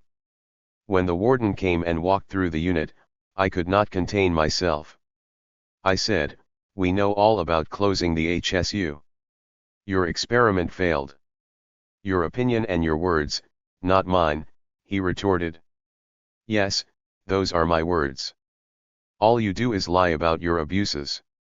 "Your opinion, not mine," he said again. "Fortunately for us, human rights activists agree with us and not you. That's why we are leaving this nightmare. We shut it down, no matter what you tell the press." But I spoke too soon. As the days turned into weeks, the 5 of us on the unit realized that a year or 2 was more like 3 or more, and conditions were not changing for the better, things were getting worse. The BOP had admitted to the ACLU that while we had been housed in the HSU, there had been no threats by outside forces to either retaliate against the BOP or to free us, and that our placement there was simply a matter of the justice community's decision. We believed that if we relied on the BOP's answer, we would never get into general population and never get rid of the terrorist jacket. They would construct a larger version of what we were in, with all the necessary controls in it. We further believed that our psychological files needed to be released to prove that the HSU was an experiment in psychological torture. We were deeply concerned that if we did not expose the program now, the BOP would institutionalize psychological maltreatment and manipulation as a form of behavior modification and mind control for all the political women prisoners. Work began on a lawsuit by the ACLU and our lawyers and other progressive organizations. Our suspicions were right. Nothing came of the BOP's pronouncement. Life continued. One morning, Mr. Dozier, the head co, came charging onto the tier, yelling as he approached, "Get up! Attention! I have orders for you, direct orders. Mr. Dozier seemed like he was a man who was stuck in his life, as though he had put a foot down into the mud and couldn't lift it up. He was in his mid-40s and had a glistening buzz cut. Unlike so many others of our jailers, however, he was still fit. He had worked in a Kentucky men's maximum security mental institution for years, and when he transferred to the federal system there were promises of opportunities to use his skills and of promotions. But he had not made it past CO, because working in a mental institution hadn't required any special skills. He was angry, all of the time. "Your orders are to clean the unit," he bellowed. He wanted it spotless and shining. By then, however, we were through with cooperating or listening to orders. We were no longer complying. No one moved, no one stood, and no one even came to a cell door to look at him. He went ballistic. He began screaming at the camera to whoever was watching in the video control room. "These fucking bitches, these lazy fucking bitches. That's it." He left the tier. An hour later, he was back with 2 lieutenants and 2 other cops. We had expected him to return, so we stayed in our individual cells. They locked us in and then slid pink slips, the disciplinary right UPS we called shots, under our doors. We were all charged with refusing to work, disobeying a direct order, and slothfulness. I didn't care. I don't think anyone did. Someone down the hall said, "Take the fucking TV." Later that same day, Sig came and unlocked us and asked us to clean the unit. He was being polite. We thought that maybe he had seen the tape and knew how crazy and hostile Dozier had been. He ripped up the shots. But again, we said no. That night officers came and cleaned, a sight I had never seen before. They were mopping and buffing the already gleaming floors. Their glares were filled with hatred for us. The next morning, Sylvia had a visit with her lawyer, Elizabeth Fink, Liz, a longtime radical who had fought numerous political cases and won many of them. Among many cases, Liz had been the attorney for the Attica brothers in the case stemming from the Attica prison rebellion in the 1970s, and worked unceasingly on the brothers' behalf.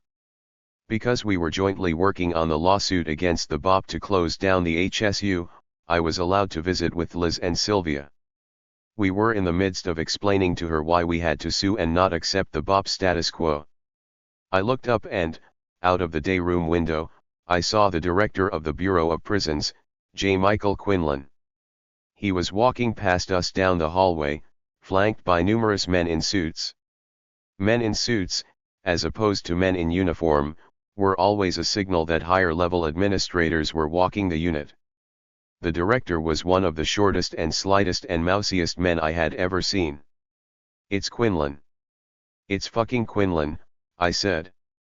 The 3 of us stood up all at once, getting ready for battle. Liz stepped out into the hall.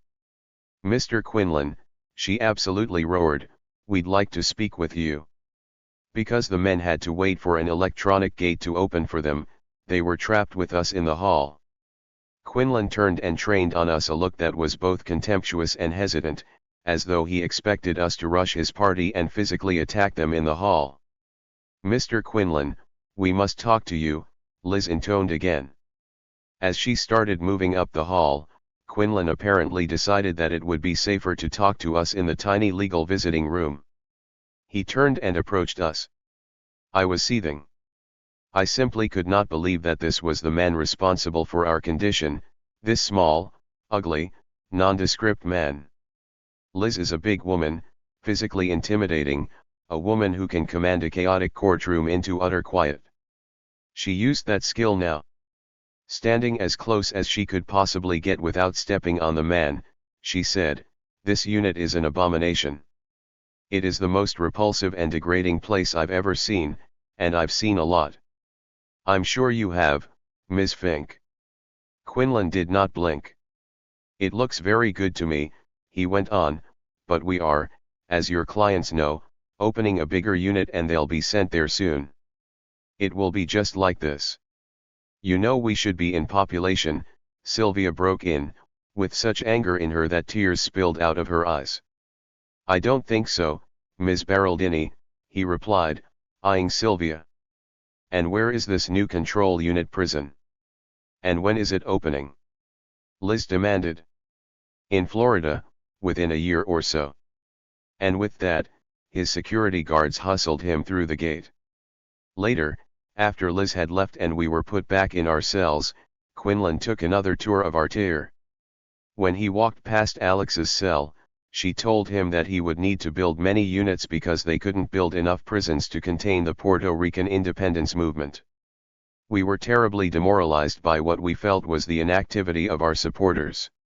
We thought that they were acquiescing to the BOP's newest statement that they were closing the HSU. We felt that believing anything they said was a grave mistake. We needed to use whatever mechanism we could in order to resist. We needed something to struggle for. Without it, we felt increasingly stifled. It was during this lull that I developed my suicide plan. Until that point in my sentence, I had not seriously thought of suicide as an option. But now planning one's own death seemed like the ultimate exertion of power over one's own life.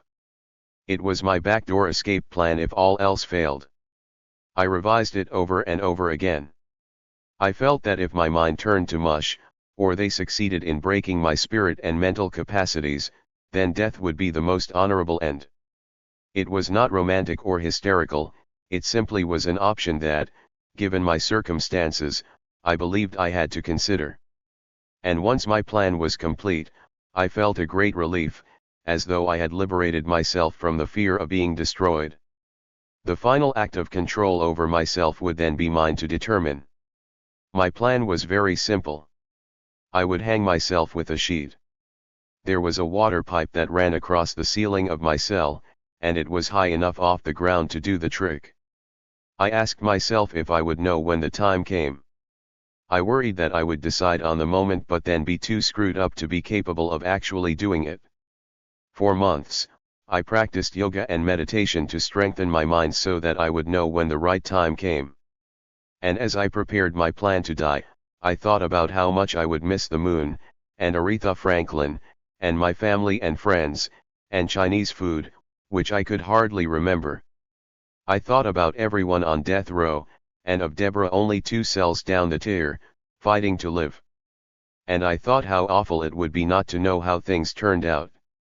On the unit, we never discussed suicide among ourselves. But we were getting sicker. Alex had a heart condition, a mitral valve prolapse. Every day we asked the COS to take her to a doctor, and every day we were told only, the PA is coming. Each day, Alex got worse. The COS accused her of hunger striking and used that as the explanation for increased physical weakness. It took a week for the physician's assistant to come to the unit. He wouldn't go through the electronic gate. He called down the tier, Mrs. Torres, I'm the PA.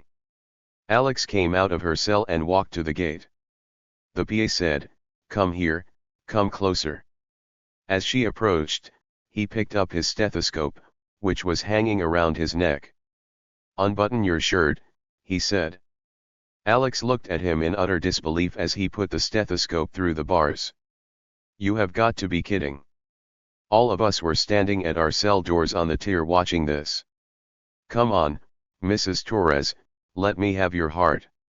Forget it, Alex said as she walked back to her cell. She's refusing medical care. See, it's all bullshit, she's lying, the voice from the control room yelled through the intercom under the surveillance camera. The PA said, she's refusing, as he walked down the hall out of our vision. We were so stunned by what had just happened that we did not protest. We all looked at one another with a combination of fury and grief. Sylvia said, that's it? I'm going on a work strike until Alex gets to see a doctor. Can you beat that shit? I said, me, too. Both Deborah Brown and Sylvia Brown also wanted to strike. Witnessing the prison's version of medical care fortified our resolve to do whatever we had to do. Functionally, going on strike meant that we would all be locked in our own cells all day instead of being allowed out on the tier. It meant that no one would clean or go outside. It meant that we would get a write-up and have our TVs taken away. Sig, who by now was ready to take early retirement, came and talked to us. His conversation with Sylvia went like this. I can't understand how you would jeopardize your status over what you call this thing, this ridiculous thing you call solidarity. I mean, throwing out your record for someone else. Come on, Sig, you were in the Navy or the Marines or some military. You know it's like the esprit de corps, or going down for your buddy, that kind of thing, Sylvia said.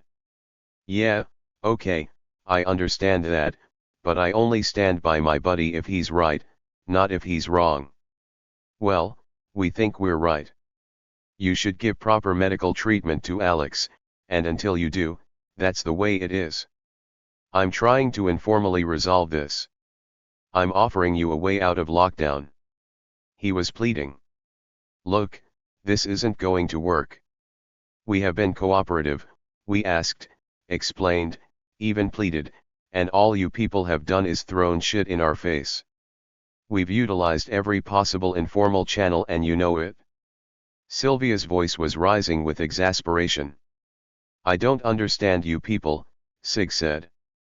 We know, Sylvia replied and turned her back on him. He moved down the tier and took Alex out of her cell through the gate and into the officer's station. Alex started, my attorney told me that you told her that you don't think I like you, and that fact concerns you. Frankly, Mr. Sigmund, that has absolutely nothing to do with this conflict we are in.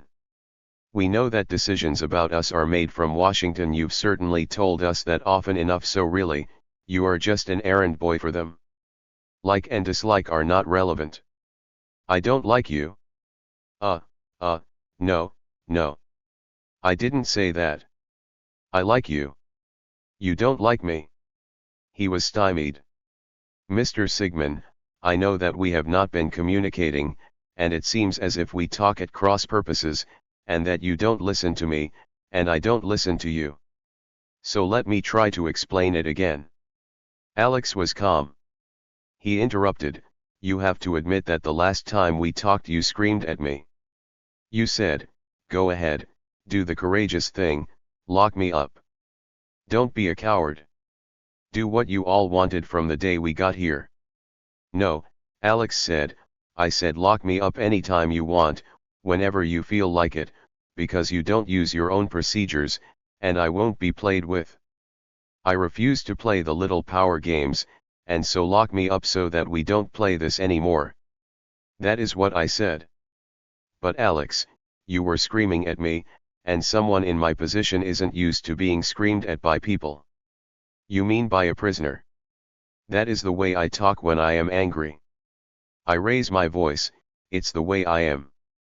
Well, I have 3 medical people who tell me you are fit to work, that you're just malingering. It is a medical department decision. It's out of my hands, except, you see, I'm in charge of the work assignments. I am trying to tell you how I feel. I feel very bad. I am not talking about a PA who refused to examine me or a doctor who reads an old chart. I'm talking about what my body is telling me, and it is not well. Alex kept going. Can't we come to some agreement or understanding about this? Well, we'll discuss all this with your attorney. He didn't bother to escort Alex back. He nodded to Ako, who accompanied her the 200 feet she had to walk. The next day the lieutenants came with the COS and handed out shots. We were locked in. Sig came to my cell and spoke to me through the window in the door. Too bad you're not Catholic. What? I said. Now that you're in the hole, it could be penance to sacrifice, you know, to avoid purgatory to get to heaven quicker. Every day here is penance, I answered, and believe me, I am going straight to paradise as quickly as possible. Part 4. Washington, D.C. Chapter 9. D.C. County Jail. I heard about our indictment over the phone. I was standing in the medical room with 2 COS standing next to me. Mary had gotten a call through to me, and as soon as I picked up the receiver, she said, "Are you sitting down?" I knew it wasn't good news. Yes, I lied. A secret indictment against you and Alan, Laura, and Linda, Tim and Marilyn was unsealed this morning in Washington, D.C. You are charged with conspiracy to bomb the U.S. Capitol and other government buildings. I sat down. Mary went on, you are being brought to D.C. in the next few days where all of you will be arraigned. But what about the lawsuit against this place? I asked. It will happen, Mary said. I could hear the fury in Mary's voice through the 1,000 miles of wire. I tried to keep mine out of my voice. Will you come for the arraignment? I asked. You know I will, she answered. The cops at my back sneered as the conversation continued. Whether or not they had known before I did about the new indictment didn't matter, they were just pleased that I would be put on trial again. They were pleased because they thought my leaving the HSU would help the BOP win the lawsuit. I had been in prison for 3.5 years, and almost all that time had been spent in either segregation or one form of isolation or another. 3 days later, I was airlifted to Washington in a BOP Learjet along with Linda Evans. It had been 2 years since I had seen Linda. The sequence of events that had occurred after my arrest had led not only to Linda's arrest, but also to the arrest of Marilyn Buck, Dr. Alan Berkman, and Laura Whitehorn. They were the people I was with while I was underground. When Tim and I were arrested, the FBI had been able to trace the evidence from us to Alan, and from him to Marilyn and Linda, and finally to a house in Baltimore where they had arrested Laura. All of them were longtime political radicals. Together, we had gone underground to organize an invisible component of what was then called the anti-imperialist left. Marilyn and I had been charged with participation in the federal conspiracy case stemming from the Brinks robbery investigation in 1982. Alan had been charged with treating and then not reporting medical care to a person who had been shot. By that day in May 1987, Alan had been convicted of possession of weapons, Linda had been convicted and sentenced to 40 years for harboring Marilyn and purchasing 4 guns illegally, and Marilyn had been convicted of the conspiracy case and sentenced to 60 years in prison. Laura was the only one who had no previous federal sentence.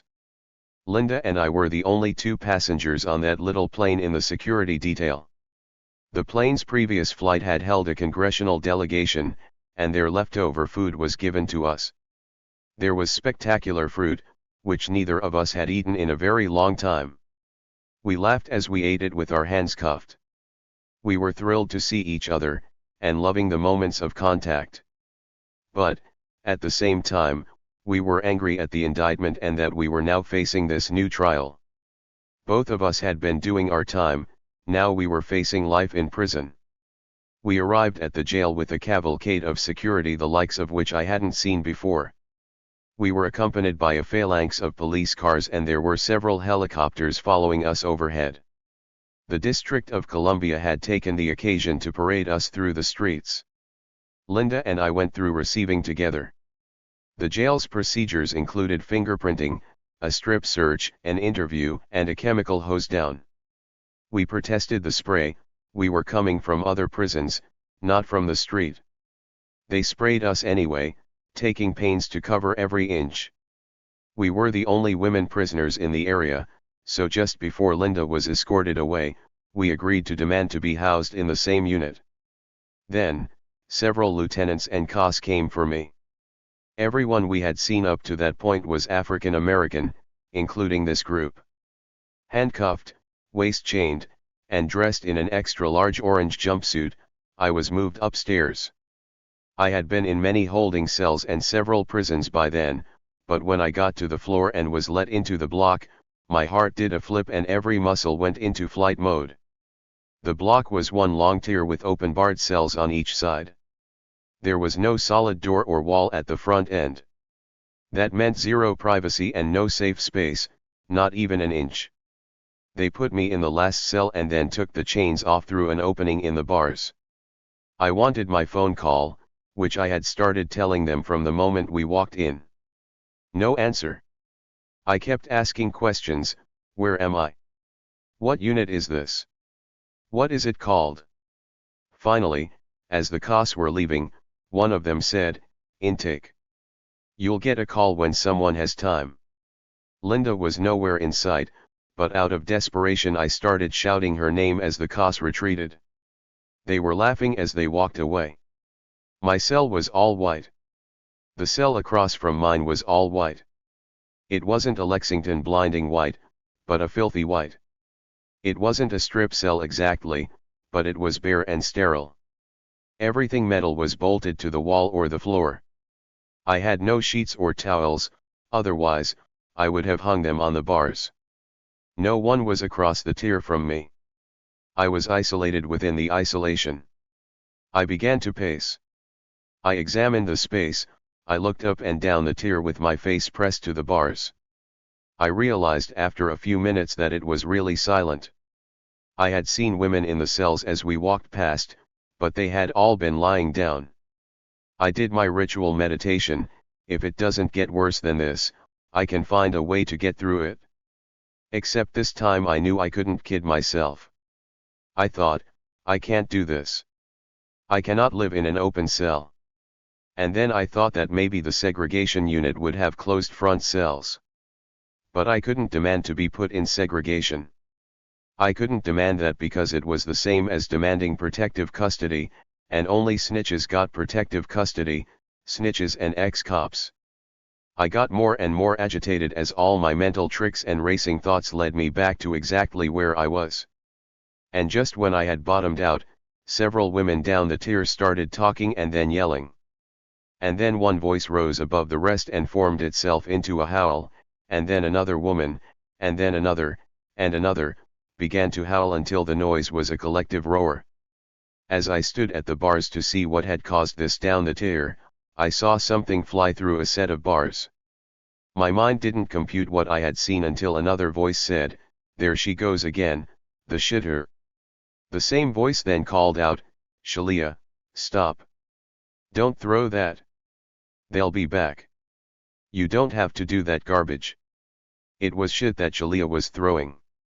Whoever Shalia was. Speechless, I stepped back and sat down. This was beyond my capacity to handle. The yelling kept up, and I tried to count the number of voices. If I had been less flipped out I would have tried to talk to someone, but I couldn't stand up. I don't know how long this went on, but eventually the door popped open and there were cops on the tier. One of them started yelling, "Shut up, everyone shut up, or you won't get your shit." Slowly the roar was reduced to a din and I stood at the bars. There were two women cops pushing a med cart, stopping at each cell.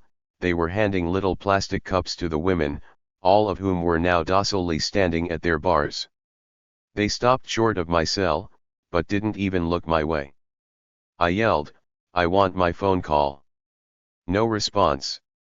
They just wheeled their cart off the floor. It got quiet. I realized then that I was on the psychiatric ward. I started to cry. When the cops came back, I was ready. They were there to do feeding. A different set of cops was putting plastic trays on the shelf outside each cell. I stood facing them. "I demand my phone call. I am not supposed to be on this unit. Why am I on the psych unit? I demand to see the captain." Again, they would not acknowledge me. "I am a political prisoner, and I want to see someone in authority. This isn't Russia, we don't put political prisoners in psychiatric units. Where are my co-defendants?" Now I was raging. The cops thought this was funny, but they refused to speak. I knew they had been instructed not to talk to me. I told them, "I'm not eating until someone comes and speaks to me. Not until that or I get my phone call.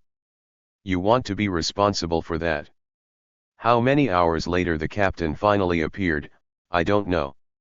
By then I was disoriented and beyond angry. The captain, again with multiple lieutenants, chained me up and escorted me down the tier and out into the hall. A payphone that I had not noticed on the way in stood glistening, like a mirage. Flooded with relief, I asked, "What time is it?" The captain scowled. "It's 11:30. Hurry up, it's shift change."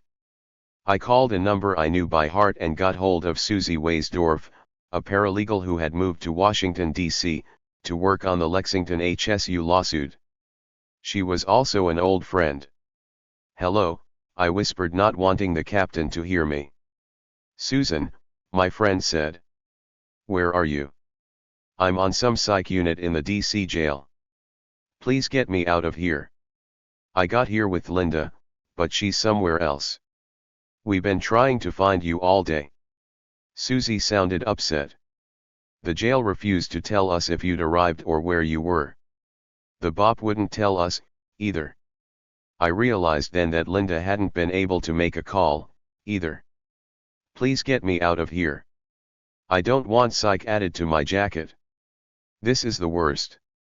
This is worse than the HSU," I said. "You're being arraigned tomorrow. We'll get you moved then." It was not what I wanted to hear. I wanted out of there that second. My skin was crawling. "Are Alan and Marilyn and Laura here in D.C.?" I wanted to know. "We think so," Susie said. "We'll see you tomorrow." A few hours later, another captain, a woman named Swanson, showed up with 2 lieutenants. They took me to another unit to take a shower. The captain and I stood in front of that shower while she uncuffed one hand. I took off my jumpsuit, stepped into the stall, and stuck my cuffed hand out. The captain said, "Give me your other wrist. I have to cuff you back up." I couldn't believe it. Showering cuffed was new even to me. I told her, "No way, it's impossible. How can you get clean with cuffs on?" She told me that it was policy, that my being on 3-man hold made it mandatory. 3-man hold means accompaniment with no less than 3 officers whenever I was out of the cell. Again I told her no way. Her answer was, "Susan, if you don't let me cuff you, I will call the lieutenants over here to remove you, naked or not, and you'll go to court without a shower." As I gave her my wrist, I berated myself for being a coward and not fighting it out, even if I couldn't win. The only relief in the experience of that first particular humiliation was that I could control the temperature of the water, even with cuffs on. And then as I soaped up and the captain turned her back on me, I slipped one hand out of the cuff, put it back, and then slipped the other hand out.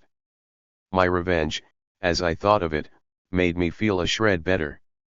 This was the first of 6 months of these showers. This was the only woman captain, and the only high-ranking officer who was ordered to shower me. Needless to say, I didn't get more than the legally allotted 3 showers a week. Laura, Alan, Tim, Linda, and I were all taken to court separately, but we met in the courtroom in our orange prison suits and bracelets. We were angry, and I know I at least was shell-shocked. Seeing everyone there in the courtroom was exciting. We were without counsel and several of us had not even read the indictment. There were cops of every stripe all over the courtroom. We were fortunate when William Kunstler, Ron Kuby, Mary O'Melveny, Susan Typograph, all lawyers from New York, walked in. All the lawyers were among the most progressive and powerful civil rights lawyers in the U.S. The judge was Harold Green, a long-standing liberal who everyone said was a fair judge. What to do? Obviously, we would plead not guilty. If this was courtroom drama and spectacle for the Reagan administration's anti-terrorism policy, if this was designed by the government to counter the Iran-Contra hearings and the indictments of Oliver North and Company, then we had to resist in kind. But having gone through one trial in which I had used the courtroom as a platform to argue my beliefs, throwing legal consequences to the wind, and then living with the consequences for 3 years, I did not want to do it again. Our first joint discussion, right there in the courtroom, which continued throughout the next 2.5 years in countless forms, centered on whether we should say we were revolutionaries or political prisoners in our not guilty plea. Should we say only that we were not guilty, or that we were not guilty of crimes? To others it might sound as if we were splitting hairs, but the distinctions were important to us. We were revolutionaries, but all of us had already been in prison for years and had been fighting our struggles as prisoners. We had all broken the law. Yet, like political prisoners all over the world, we did not see ourselves as criminals and felt it imperative to oppose the government's attempt to label us as such. And that is what William Kunstler told Judge Harold Green: we were political prisoners, not guilty of crimes. No one could go head-to-head with authority better than Bill Kunstler.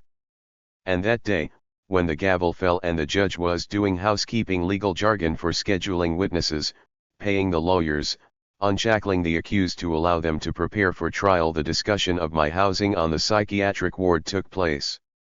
Mary and Bill wanted Judge Green to court-order me off the unit and into population. They argued that we do not imprison political prisoners on psych wards in the United States. They further argued that I had no history of psychological disorder. The judge grew angry. His bald, high forehead turned red. "How dare you compare this great democracy with the communist regime in Russia," he yelled. "These defendants are not political prisoners, they are anything but that," he went on. He knew this would be one hell of a trial, and he was not going to allow the rules and definitions to get reinterpreted. But, despite his angry outburst, Judge Green ordered me moved. His decision was reasoned: I had no history of psychiatric disorders, I was not a danger to myself or others, and the only reason I had been placed on the psych unit in D.C. was that I had been transferred there from a psychological experimentation unit. And so began our legal case. From May 1988 until November 1989, the biggest challenge for me and my fellow defendants was the set of conditions under which we were imprisoned. The FBI's Joint Terrorist Task Force, which led the training sessions for a security team of our DC jailers, classified us as special handling. This meant we were locked down, shackled even in legal meetings, denied recreation, kept under special surveillance, and constantly harassed, with an underlying threat of physical assault. It also meant that any time any one of us was let out of his or her cell, all other prisoners had to be locked in. This alone created conflicts between us and the rest of the population. The top of the administration's agenda was to instill fear in the rest of the population so that no one would support us or help us. Each of us was housed on a different block at the jail. There were over 3,000 prisoners, 99% of whom were young black men and women, predominantly from the southeastern part of Washington, D.C. Most were caught in the revolving door of poverty, drugs, gangs, low-level crime, and jail. Most of the women were drug addicts and needed medical treatment more than anything else. The cell blocks were old, dark, and dirty. There were 80 cells in a block, all of which held short-term sentenced women. Each cell had a 40-watt light bulb, a metal bunk, a toilet, a sink, and a metal desk and stool attached to the wall. My cell was the first one on the bottom tier.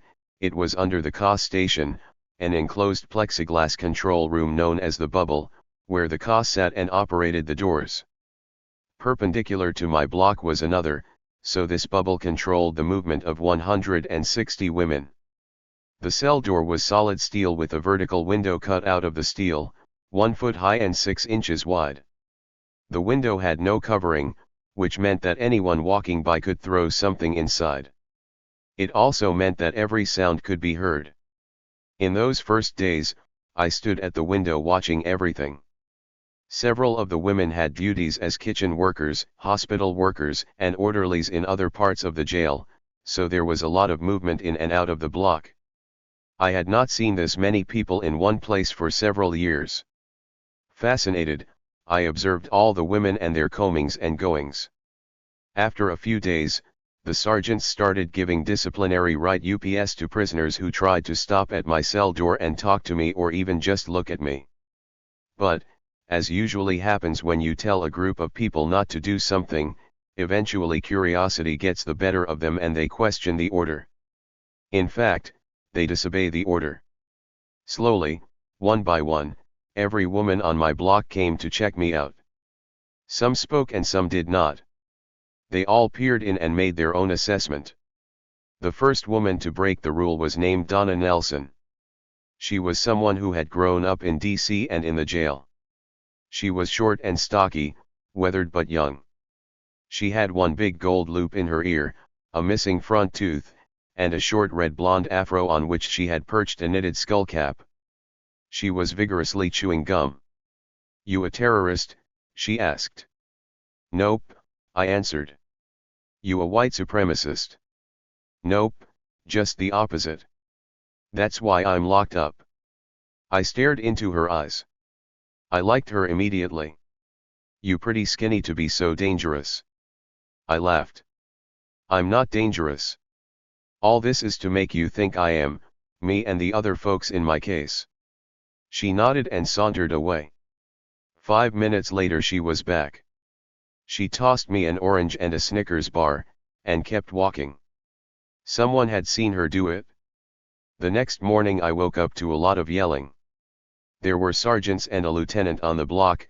The prisoners had been herded out of their cells and into the TV area. I heard the sergeant talking. She was giving a speech. "These people are racists. They are in the KKK, they are charged with bombing Jesse Jackson, and they have tried to blow up the jail. They are cold-blooded killers who want to kill your children." I screamed at the top of my lungs, "That's a lie, that's a damn lie. We hate the KKK. We're here because we support the Black Liberation Army. We would never bomb you, your kids, the jail, Jesse Jackson, or anyone else. Don't believe this bullshit." A lieutenant ran toward my cell, shouting, "Shut up, bitch." I expected a beating. Everyone stood frozen, and I guess the lieutenant realized that he did not want so many witnesses. He stopped in his tracks and turned, facing all the women. "This terrorist is lying. Don't believe her. And do not talk to her. You will be punished." They ordered everyone to work or back to their cells and then locked the block down. I was livid. I paced and raged, and desperately wanted to tell someone the jailers were setting up me and the others to be killed. A few hours later, Donna appeared at the window. "Don't worry, no one believes their shit." She was gone before I could stand up. This would not be the last time Donna Nelson would come to my aid. As the afternoon wore on, first a candy bar was thrown in my cell, then a cigarette, then a book of matches, then a piece of fruit. All the most precious commodities. No one else talked to me that day, but I knew the jailers had just lost their first battle in their propaganda war against us. This happened on every block where the co-defendants of the resistance conspiracy case were housed. The DC jail is just blocks from the U.S. Capitol. A hair's breadth from the center of U.S. power, it seems to have been designed to keep the poor black community out of sight and out of mind. But the people who run the jail are from the same community as the prisoners. It is as Malcolm X might have put it, the field and the big house rolled into one big auction block. In the late 1980s, two epidemics hit urban centers all over America, crack and AIDS. And, since life in every city jail contains all the same social problems that exist in the larger society, crack and AIDS hit the DC jail with force. I had never seen crack and knew little about HIV. For the first several months, I just watched the women and noted two distinct types of energy. One was a laid-back, almost relaxed kind of fluidity. The other was a loud, frenetic, jerky, hostile energy. Finally, I realized that the differences were chemical. The first type of energy came from heroin, and the second from crack.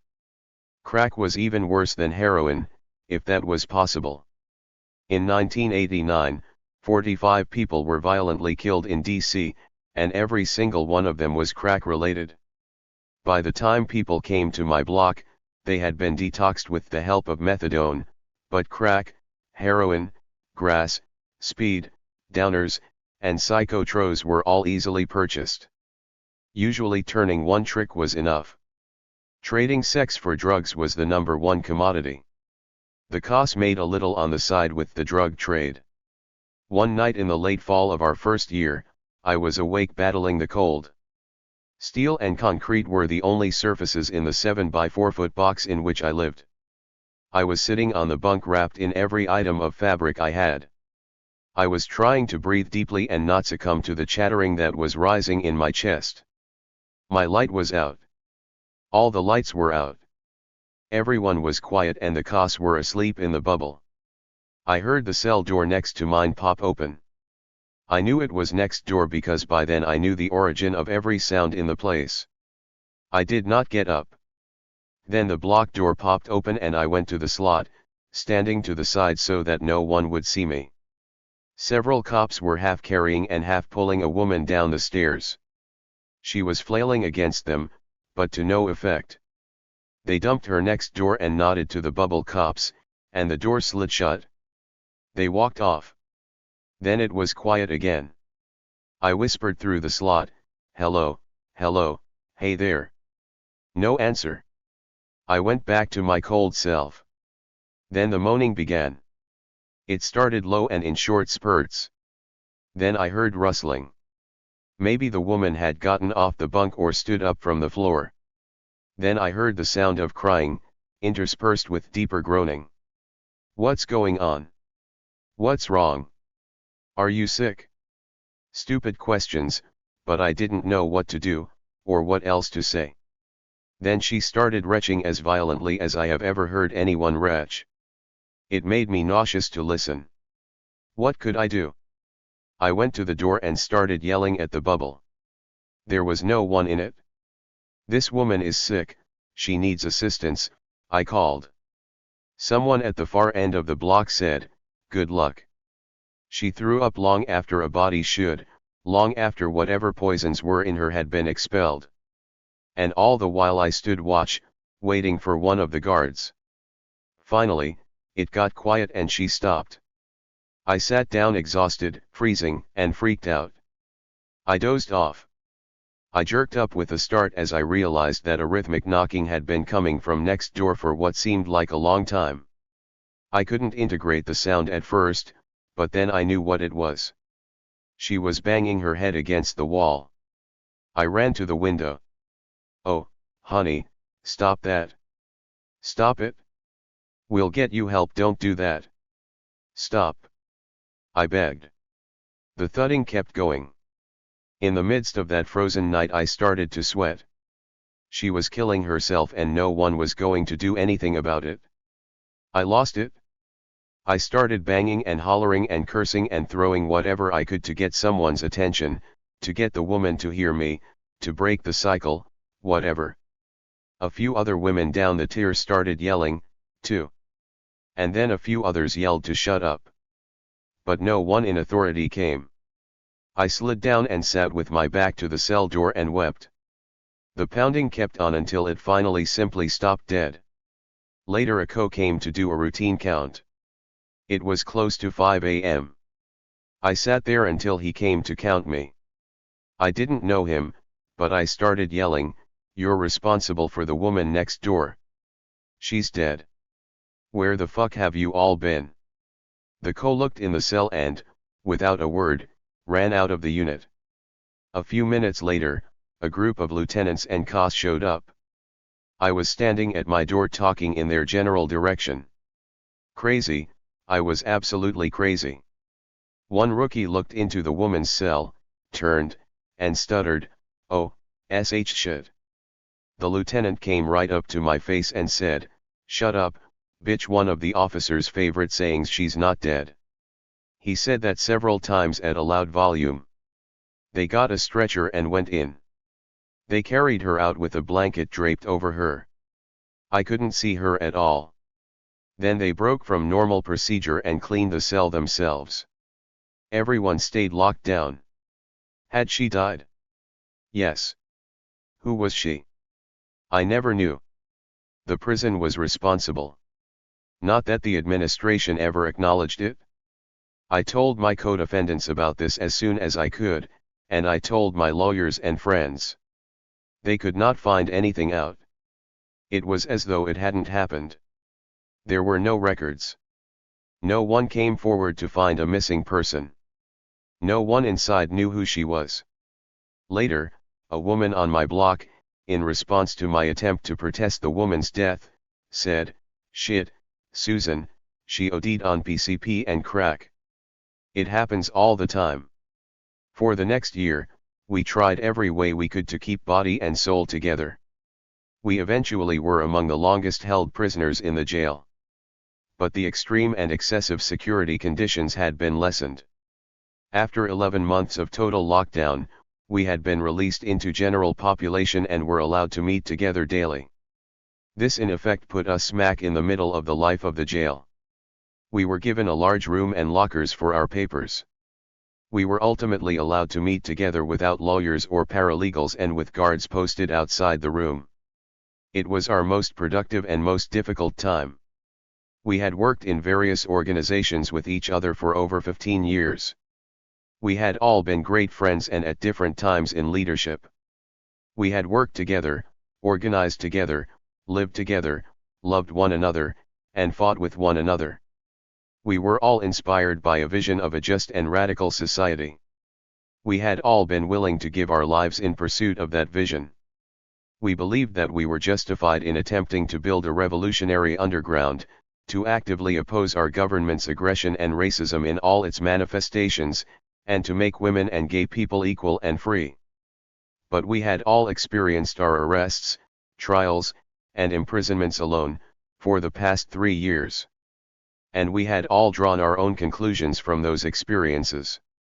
Regardless of our differences and changes, we knew we needed unity more than we ever did before if we were going to survive and win now. While all this was going on, the legal motions in our case were progressing through the courts.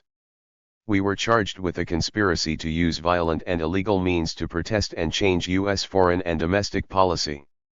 The indictment read, charged in a conspiracy to influence, change, and protest policies and practices of the United States government concerning various international and domestic matters through the use of violent and illegal means. The indictment also charged us with aiding and abetting 9 bombings of military and governmental buildings resulting in property damage. The U.S. Capitol bombing in 1983 was the most significant. But there had been other bombings against the United States to protest its policies and practices in Central America, its support of the Contras in Nicaragua, the U.S.-led invasion of Grenada, the establishment of dictatorships in El Salvador, Guatemala, Honduras, and Chile, and the continuing disappearances of people in the region. During this same period, the Iran-Contra hearings produced indictments against Oliver North and Elliot Abrams. The Iran-Contra scheme had begun in 1983 and was a plan to provide funds to the Nicaraguan Contra rebels from profits gained by selling arms to Iran. The Iran-Contra scandal was the product of 2 separate initiatives during Ronald Reagan's presidency. The first was a commitment to aid the Contras, who were conducting a guerrilla war against the leftist Sandinista government of Nicaragua. The second was to placate moderates within the Iranian government in order to secure the release of American hostages held by pro-Iranian groups in Lebanon and to influence Iranian foreign policy in a pro-American direction. Despite the strong opposition of the Reagan administration, the Democratic-controlled Congress enacted legislation, known as the Boland Amendments, that prohibited the Defense Department, the Central Intelligence Agency, or any other government agency from providing military aid to the Contras from December 1983 to September 1985. The Reagan administration circumvented these limitations by using the National Security Council, which was not explicitly covered by the law, to supervise covered military aid to the Contras. Under Robert McFarlane and John Poindexter, the NSC raised private and foreign funds for the Contras. This operation was directed by NSC staffer Marine Lieutenant Colonel Oliver North. The indictment of government officials was a political blow to the administration and they wanted to recoup their losses. We believed the prosecution's plan was to use our trial and the attendant publicity to counter the congressional revelations and indictments surrounding Iran-Contra. Our case was to be a show trial of American citizens who, with the use of armed propaganda, opposed and showed the vulnerability of the Reagan administration's entire Central American strategy and all of its foreign policy.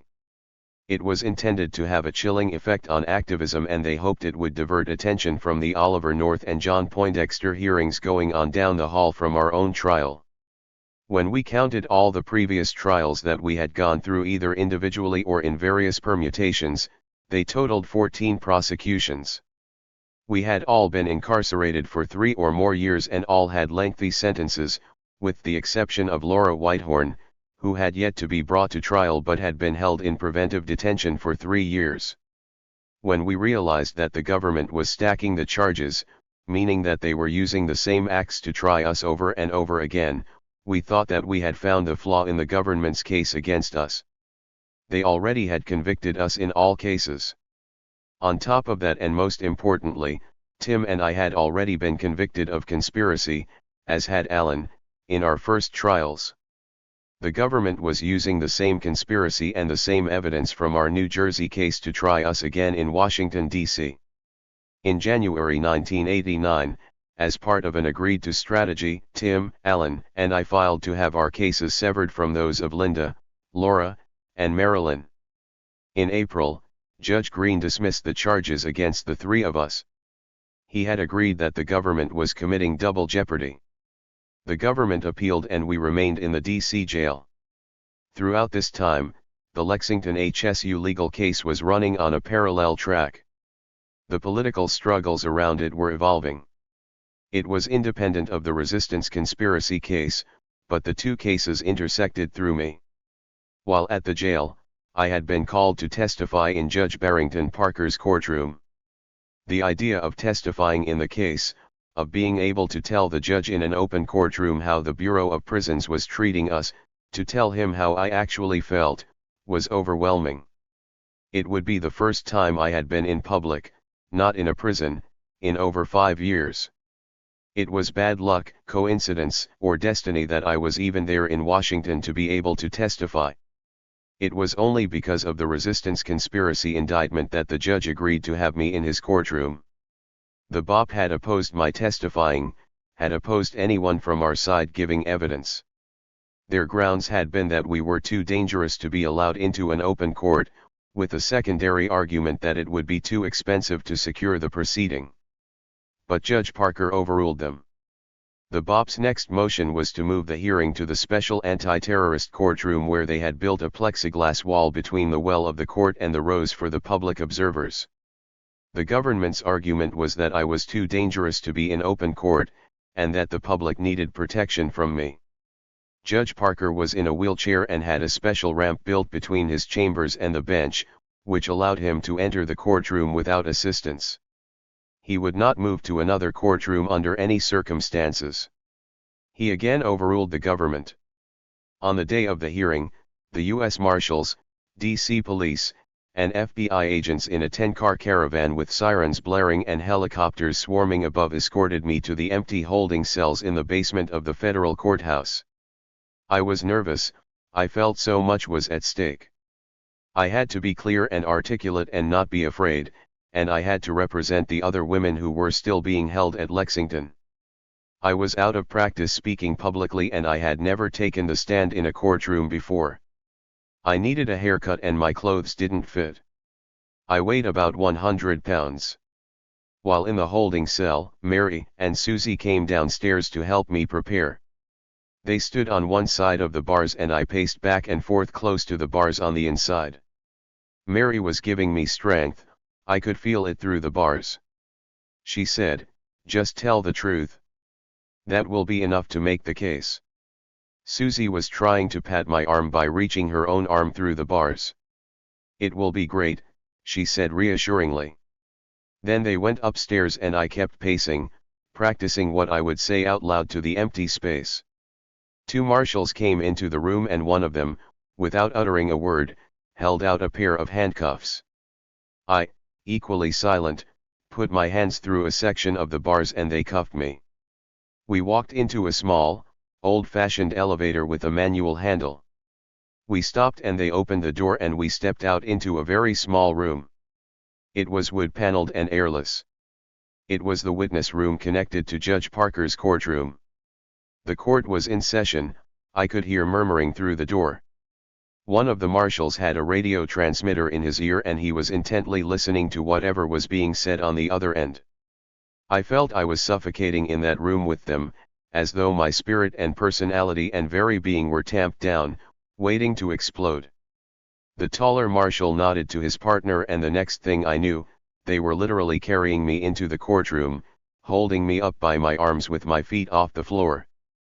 The rush of seeing all these people sitting in front of me, the judge on the bench to the side of me, and the many cops standing and ringing the back of the courtroom was electric to me, causing a huge adrenaline rush. They sat me down at our sides table. It was all women attorneys and paralegals sitting in a row. They were all in colorful ensembles, a Joe most strikingly wearing an African fabric of many shades of yellow, gold, and blue. I looked at the government's table and it was all men in gray and blue suits. It was a fantastic contrast, and at that moment it gave me a visual cue that built my confidence. Our side was beautiful. Then I turned and looked at the public spectators' rows. I saw my parents. Before I could take it all in, I was called to take the witness stand. The proceedings had been in full swing when I had walked into the room. The marshals wanted to keep the cuffs on me, but Judge Parker thundered from the bench, "Not in this courtroom," and ordered them to take the cuffs off. He was staring at me from the moment that I had been carried into the room. I walked unencumbered to the witness stand. My body recouped from the anxiety that my mind was feeling and my legs carried. It was the first time in a long time that I was not chained and surrounded by hostile men. I took the stand and put my hand on the Bible as the clerk asked me to swear. I couldn't help turning my head and looking at the judge, trying to size him up, but at the same time afraid of really meeting his stare. The U.S. attorney representing the BOP stood up and began. He asked me my name, which I answered. Then he asked me to explain why I was in prison. He asked me to clarify a point I said about being in prison for possession of explosives. He wanted me to describe the explosives. He was aggressive in his tone and his demeanor. I answered him back rather quietly, at which point the judge started to ask me questions directly. He told the U.S. attorney to sit down. Judge Parker asked me to describe the Lexington High Security Unit.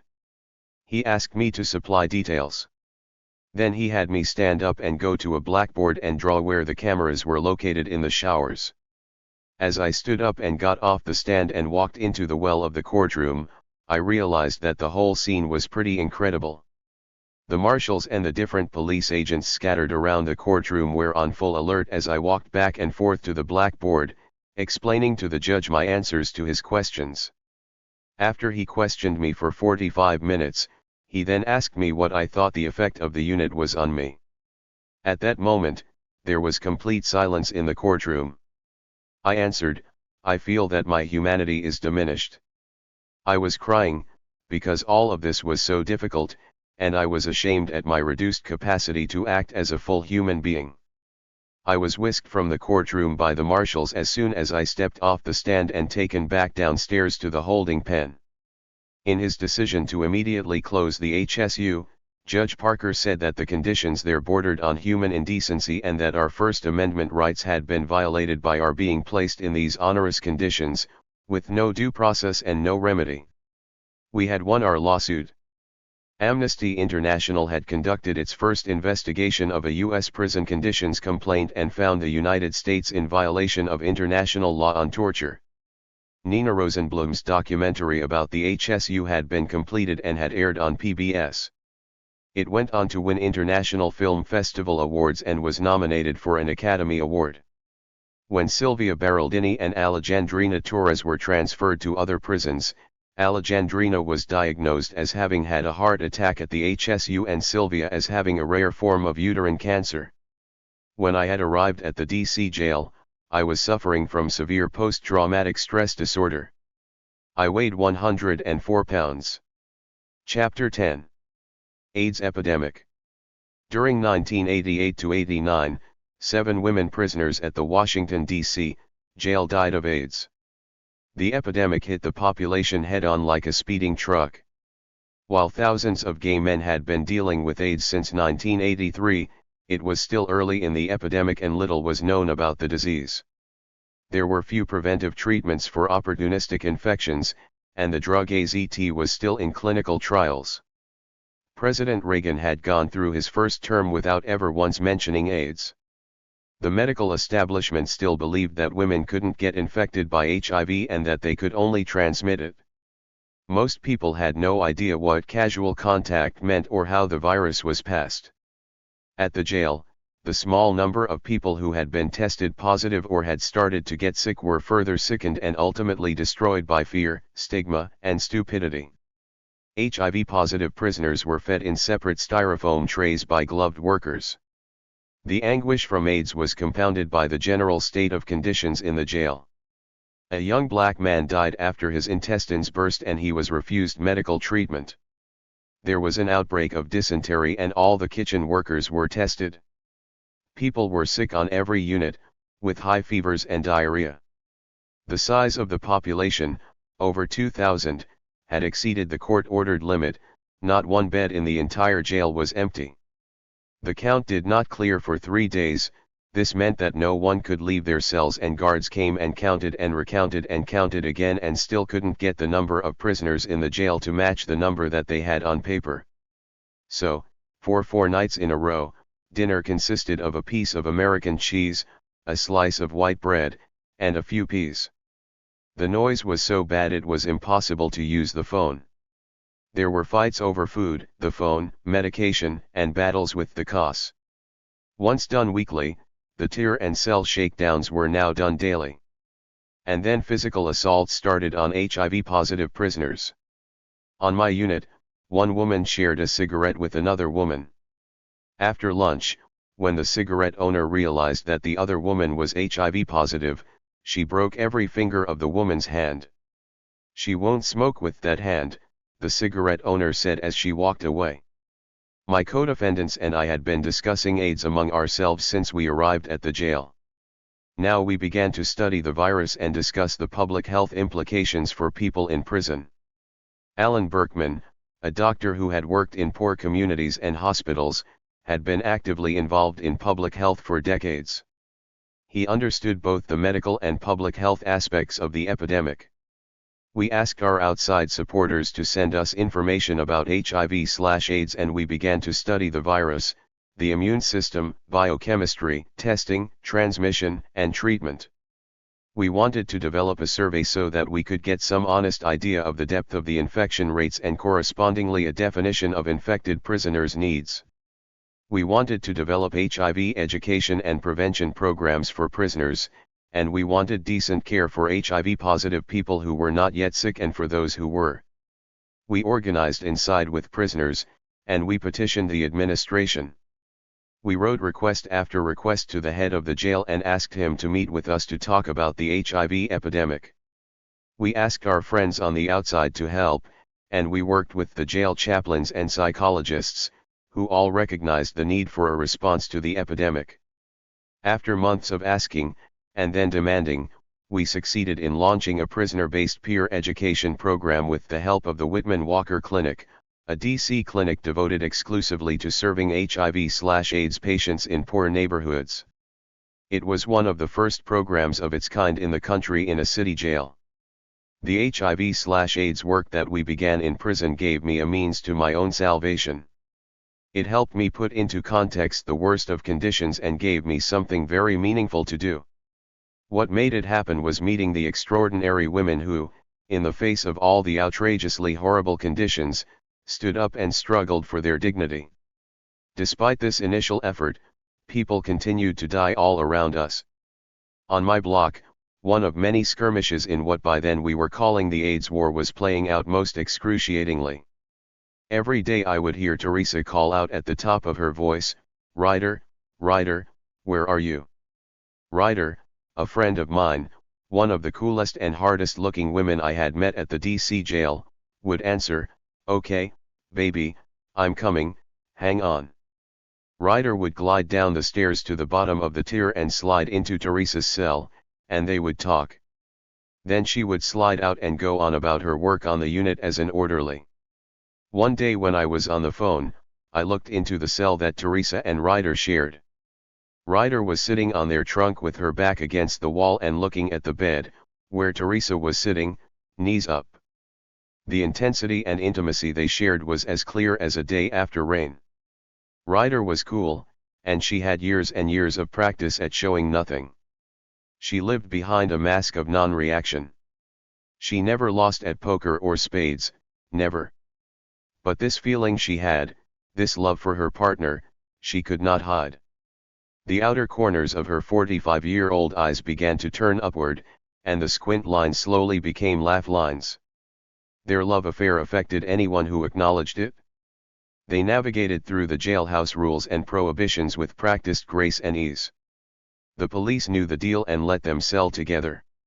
One night Ryder came to my cell and said, "Teresa is sick. She is really sick. Do you understand?" "Yes, Ryder, I think I understand."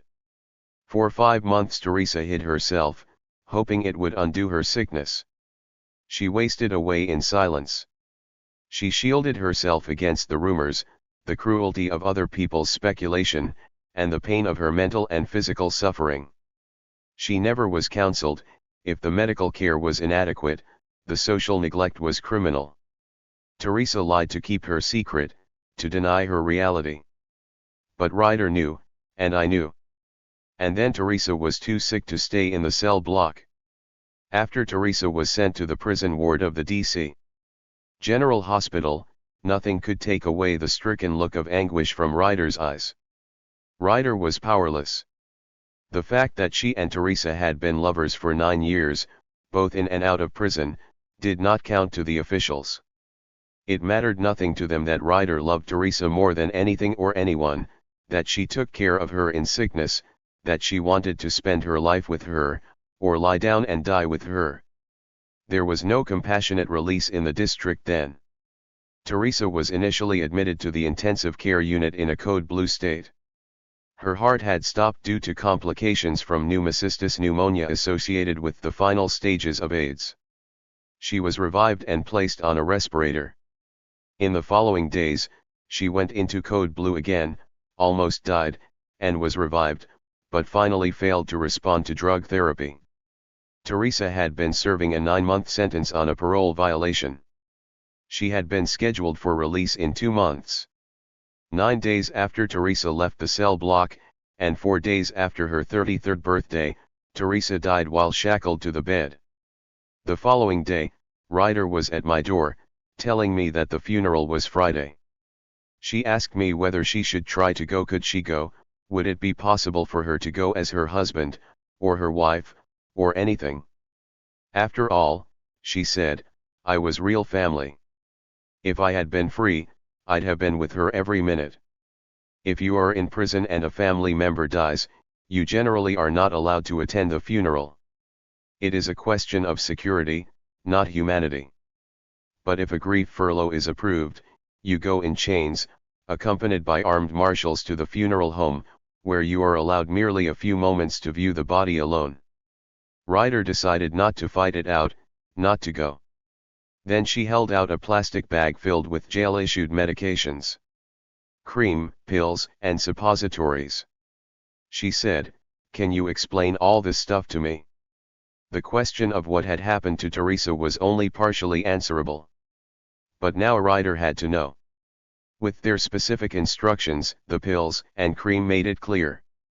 AZT, acyclovir, and steroid cream were the only approved medications for prisoners with AIDS. They had been dispensed irregularly and with no monitoring.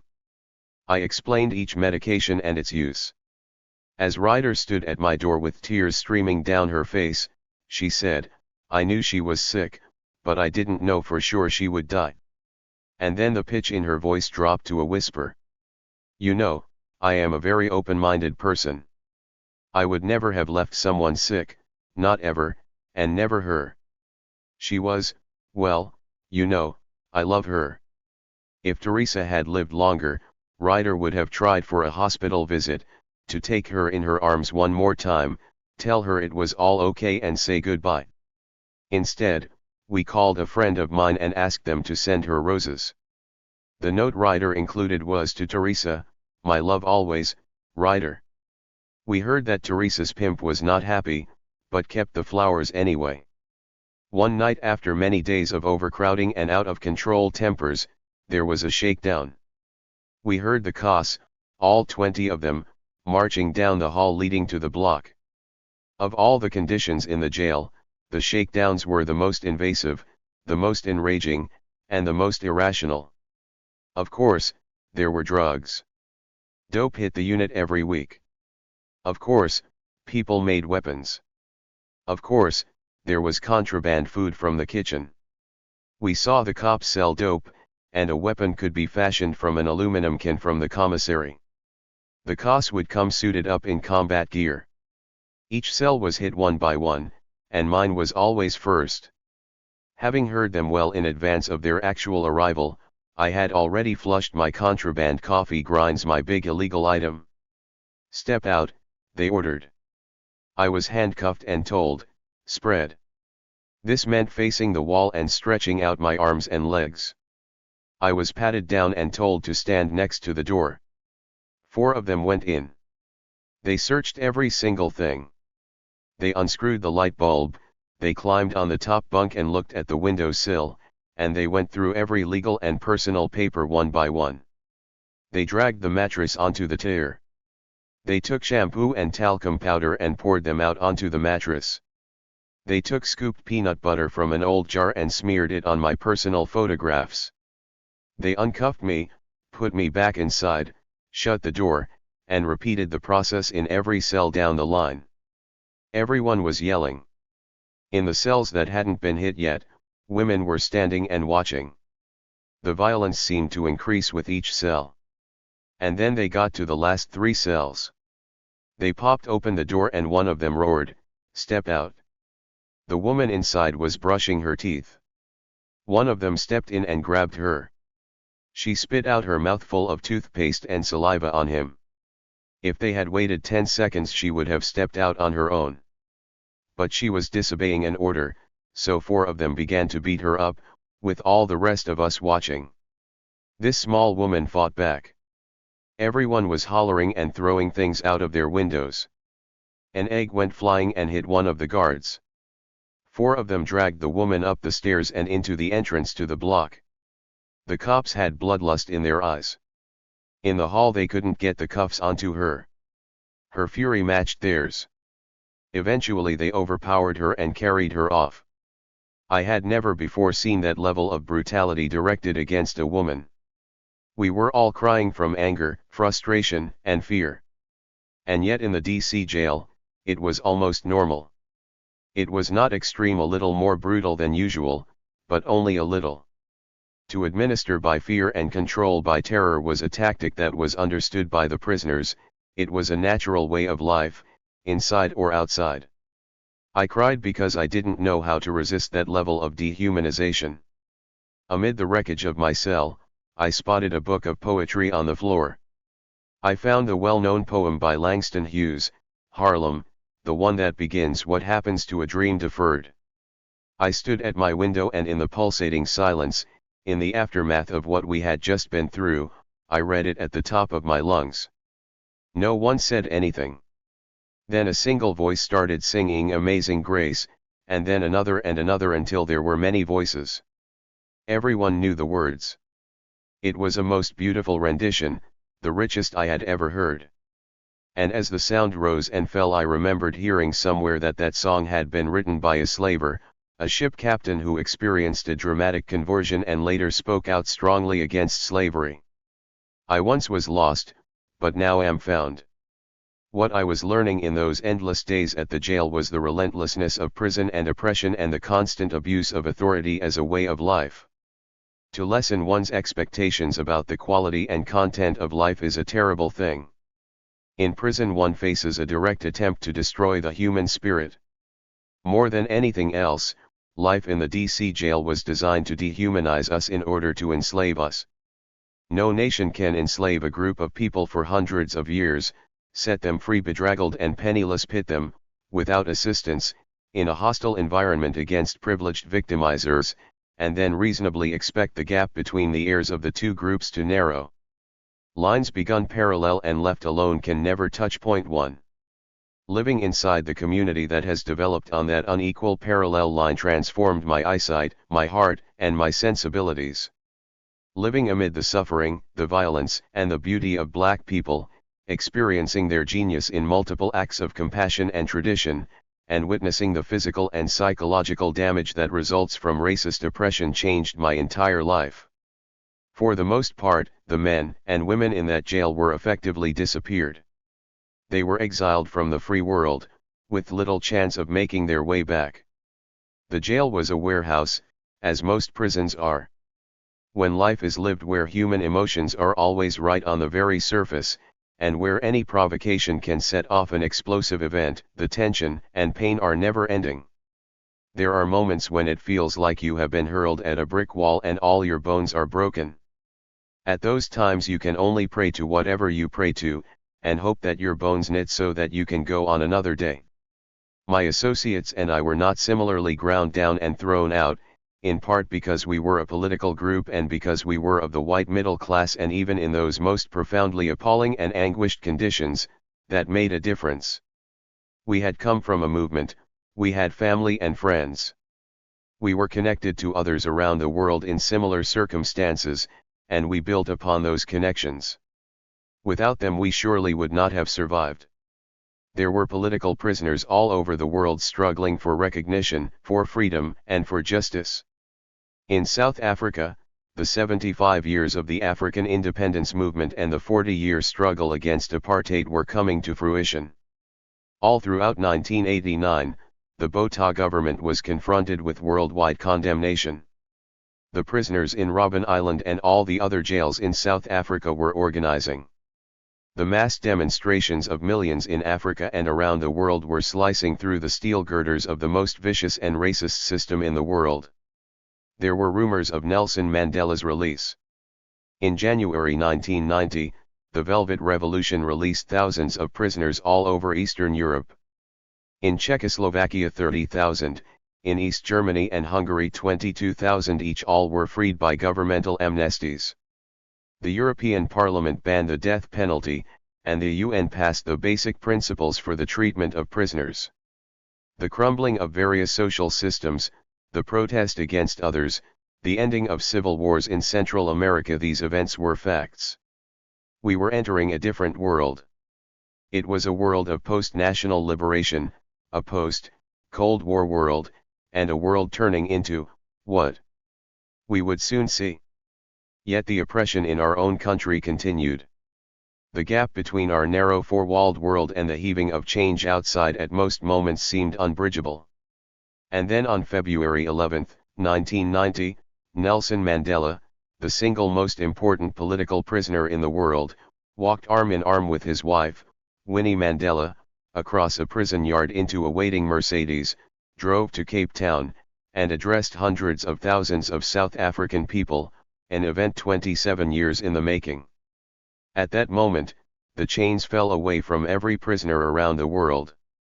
His freedom was ours, his victory ours. The project of human liberation that was repressed, no matter where in the world, breathed free in that instant. On my block, we watched his walk to freedom on television. The jubilation was extraordinary. A friend of mine named Celeste sat next to me. Celeste was a brilliant and thoughtful woman, and a 20-year dope fiend. Her influences and the people she talked about were blues singer Billie Holiday, the jazz musician Charlie Bird Parker, and the playwright Leroy Jones. With tears streaming down her face, she said, "Thank God somewhere in this world there is an African who makes one want to live, who gives our children a model." Her wet ashen cheeks made her blackness blacker. "I lived to see this, thank God." Then she turned, facing me, and said, "I have AIDS." She whispered it. I hadn't known. Later, I thought how Celeste had waited for the right moment to tell me. And I thought that there are some events in the course of one's life where everything one desires is crystallized into pure joy, a joy that reaffirms the spirit and potential and holds out the reality that this world can be wondrous, and just. And I thought about how these events are often brought about by the collective work of the known and unknown, of thousands, even millions commingling their efforts. Nelson Mandela's walk to freedom was one of those. Chapter 11. Cancer. 1 month later, in April 1990, Alan was diagnosed with a recurrence of lymphoma. He had first been diagnosed with non-Hodgkin's lymphoma while in custody in 1986. He had noticed an enlarged lymph node under his arm and had had to fight tooth and nail for a diagnosis and treatment. Up until this point in his incarceration in D.C., his cancer had been in remission for 4 years. He was supposed to get CAT scans every 6 months to monitor the remission, but that had not happened. He had been 7 months past due for a scan when he felt a mass, this time in his abdomen. He said it was the size of a meatball. Immediately, the lethal nature of neglect that served as prison health care went into effect. The jail did everything it could to hinder his fight for life. He could not go to the hospital because there was not enough staff. He could not get the right tests because no one could schedule them. He was not allowed to move to a different unit because it was not secure enough, and on and on. There was an air of premeditation in all of it. It took organizing and intervention by those on the outside to get Alan the minimum level of care. Alan had spent the past 2 years living in a unit under the hardest and the worst conditions. The men's maximum security block was in an utter state of turmoil. Every week there were fires, flooding, and the whole tier was maced. He got even less sleep than the rest of us and almost never went outside. The stress, the anger, the constant waiting to go on trial, the uncertainty of whether he would get another 40 years added to his sentence, and the denial of parole after he was already eligible all combined into what felt like a fait accompli. Everyone was sick. Marilyn had been diagnosed with thyroid cancer, Laura was sick with migraines, Linda had developed asthma, and Tim repeatedly had pneumonia. But Alan's cancer was life-threatening. We tried to joke we called it a war of attrition and we said we were the attrited, but for us, Alan's illness was a deadly serious matter. We asked our lawyers to begin discussions with the prosecution. We wanted Alan sent somewhere else for care and treatment. The medical negotiations began, but the prosecution fought to keep him in the filthy DC jail and have him treated at the DC General Hospital. We wanted him to go to either Georgetown Hospital or to the Mayo Clinic in Rochester, Minnesota. The government's appeal of our successful double jeopardy motion was still in court. We thought a decision would be issued at the end of the summer of 1990. Alan was too sick and could not stand trial. The estimate for his return to medical fitness was now 9 months away in January 1991. The prosecution's case was weakening if only 3 women remained in the case without evidence of weapons or explosives. The statistics were not good. Having cancer or AIDS or any other life-threatening illness in prison creates the greatest fear inside, the fear of dying. For us, it represented parole by death. At the time, I wrote, I chronicle Alan's illness to keep a record of the malevolence of the authorities and to remember the repression that has been targeted against him. I chronicle this because the saying that the attacks on one are an attack on all and without unity there can be no victory is a truth we all put into practice and lived through. The story ran like this. Finally, having been permitted to receive care, Alan was sent to D.C. General for a CAT scan. The oncologist said the results were normal. Alan noticed that the date on the scan was 1988. The doctor retrieved the current scan and noted an abnormal swelling in nodes located near the iliac, deep in the abdomen. The doctor said it was nothing and not to worry. Alan argued for another scan in a month. Eventually, the doctor agreed. Later that night, Alan did a self-exam and located a mass in the area. In May 1990, Alan was given a biopsy that came back positive for lymphoma. He was told by the security personnel who accompanied him to D.C. General that if he were not a doctor himself he would never have been diagnosed at all. In mid-May, Alan began experimental chemotherapy conducted by Georgetown oncologists at D.C. General Hospital. The government refused to allow him to go to Georgetown. In June, discussions began with our lawyers and with the government about a possible deal so that we could avoid a trial and get Alan moved. On June 17, Alan was returned to the jail. He had 8 days between chemo treatments. He was getting extremely high dosages of an experimental combination of drugs and he was profoundly weakened by it. Chemotherapy destroys white blood cells, consequently, Alan was in constant danger of becoming septic. He was given steroids to ward off septicemia. He was housed on the medical ward of the jail, but there was an active tuberculosis epidemic on the ward and no one took preventive measures. This was not a safe place for him to be. 1. On June 23, Alan was back in the hospital. He was taken abruptly off steroids by an intern. As a result, he went into adrenal shock. If he had been septic, he would have died. After being dosed with steroids and antibiotics, he stabilized. This was the closest to death he had ever been. This is how lymphoma patients die, from the side effects that cause infection that result in death. On July 26, Alan sent us a letter from the hospital. He knew we had made a deal, in part to ensure his continued medical treatment under better conditions. The deal was that Marilyn, Laura, and Linda would plead guilty to 1 count of conspiracy and 1 count of bombing of the U.S. Capitol. Tim, Alan, and I were dismissed from the case. The other proviso to this plea was that Alan would go to Rochester to the Bopp Medical Center and be treated at the Mayo Clinic. Alan wanted to come back to the jail to say goodbye. He was expecting to die. We were all in the deepest state of grief when Alan returned to the jail. He looked like he was 100 years old. He was gray and frail. We met together in our legal room, where we had been meeting since 1988. We whispered old jokes and told stories, and each one of us also spoke to him by ourselves. I could barely keep from crying. It was nearly impossible to keep it together. Alan and I had been friends for almost 20 years, and we had had an incredible ride in this life, both together and apart. I flashed back to an earlier and easier time in 1977, right after Alan's daughter Sarah was born, when he had been delirious with joy and had played "Isn't She Lovely" by Stevie Wonder. I remembered standing outside his living room, hearing him shout the lyrics over and over. Every one of us had a deep love for him. We wept, but we did not let the guards see our tears. The guards took Alan away from us in handcuffs.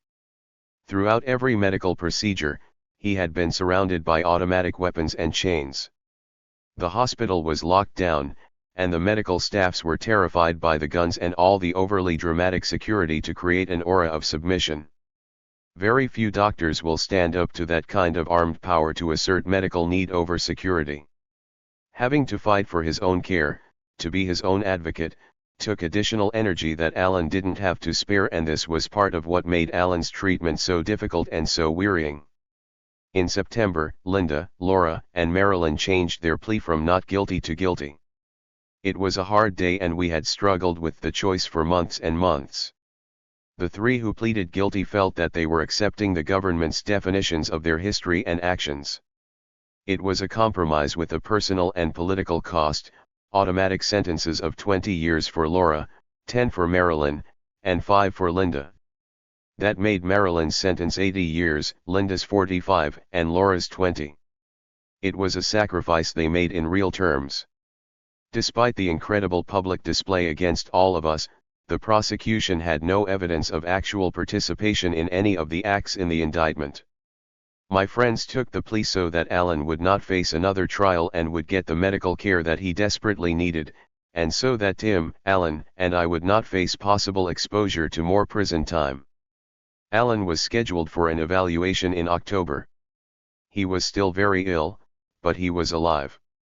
When the resistance conspiracy case finally came to an end, the future for Alan and for the rest of us held out years of prison, and a return to federal custody. Once the plea agreement was reached and the legal case ended, it was as though all the energy we had spent in resisting had been utterly wasted. It was like air from a balloon that had escaped and the balloon turned out to be but a plastic shell. It was too soon to try to understand what the last 2.5 years had been about, but I was overwhelmed that we had won anything at all. I thought about all the factors that had gone into our struggle over the time we had spent in the DC jail. I thought about our commonality with all political prisoners everywhere who fight with every bit of brains, heart, and soul to live under the most difficult and depressing conditions in order to give meaning to their incarcerations, and I thought we lived up to our counterparts. I thought about our friends, our families, and our lawyers, who visited us, fought for us in the world, and brought our cases to the attention of everyone who would listen. I thought about the supporters who built a defense committee and organized to defend and free us, and who helped us carry on. They were extraordinary. I thought about the deepest success of all, which was that after 2.5 years, we the co-defendants were still speaking to one another, and still filled with a commitment to our solidarity. We rose above our history and differences, our conflicting interests and views, and built upon our strengths to fight the government. This could never have happened without our fundamental love for one another. When we arrived in the DC jail, the government's goal was to destroy us through isolation, through exile, life sentences, medical negligence, and horrible physical conditions. In that they failed.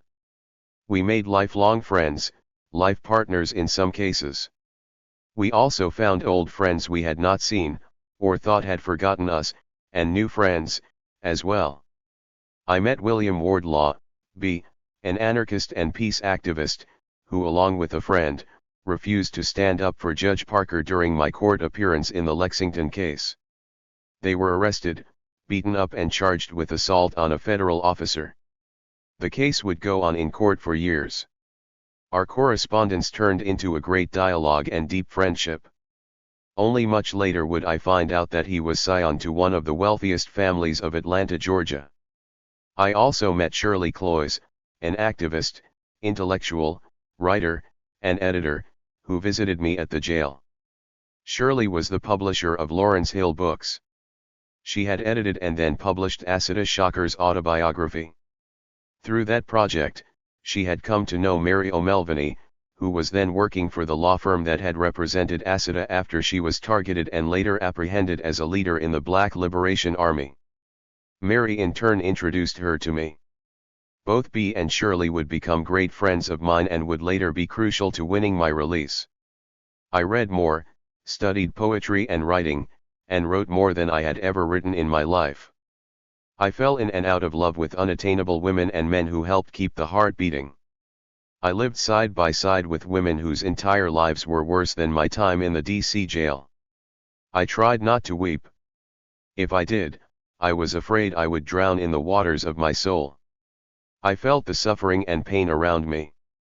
At times, it was so bad, I extinguished the difference between my own pain and others. As before, I thought about killing myself as a way of release from the cursed consciousness of suffering when I was beyond the point of caring or compassion. But in reality, suicide was counter to my beliefs. I held on to the notion that people can change, that societies can change, and that my life in prison was not a waste.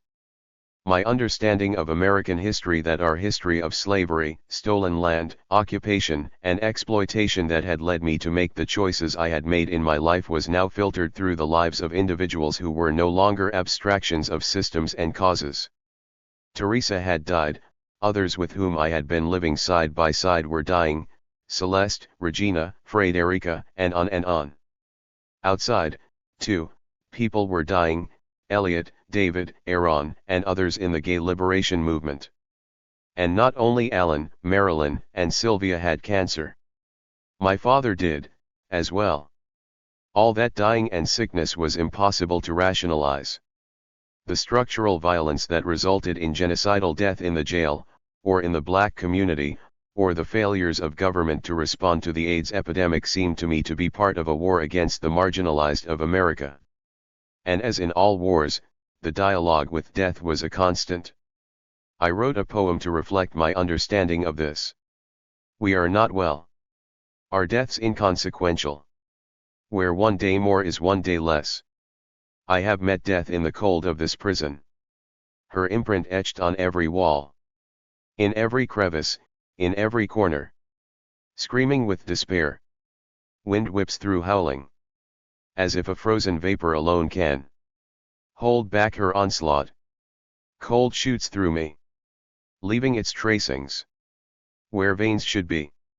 And I, arrogant enough to believe that even death can be reasoned with. Converse.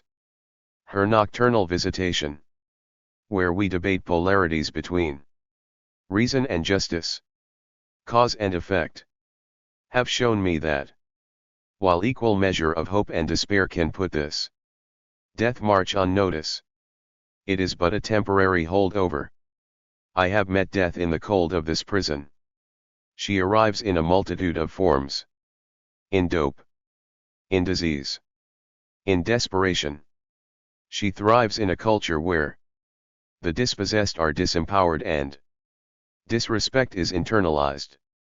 There is no inner peace. Between chaos and a hurricane. Between racism and genocide. Ancestral energies explode in minute details. Survival every generation's duty. And while the plagues of modern times do not obliterate the human spirit, we are not well.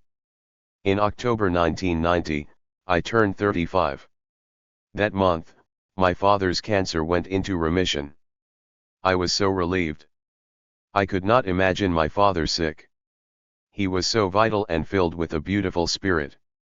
My parents had delayed telling me about his cancer, not wanting to worry me, but when they finally did, I was shattered by the idea that he would die and I would be in prison. Alan was evaluated with the conclusion that he needed more chemotherapy and I prepared to leave for federal custody. At our group's sentencing in November, Marilyn Buck said, "Even in my youthful ignorance and unconsciousness I have always believed in equality. Going out into the world quickly revealed what inequality is and does in a raw and brutal world. It is painful, degrading, demoralizing, and finally enraging to be treated as less than an equal. I know it as a woman and I see it everywhere I look. But inequality can be changed, that I believe and know from history. But if it is not fought for, then it certainly will not change. That is why I am here, because I have advocated change for equality, justice, and peace.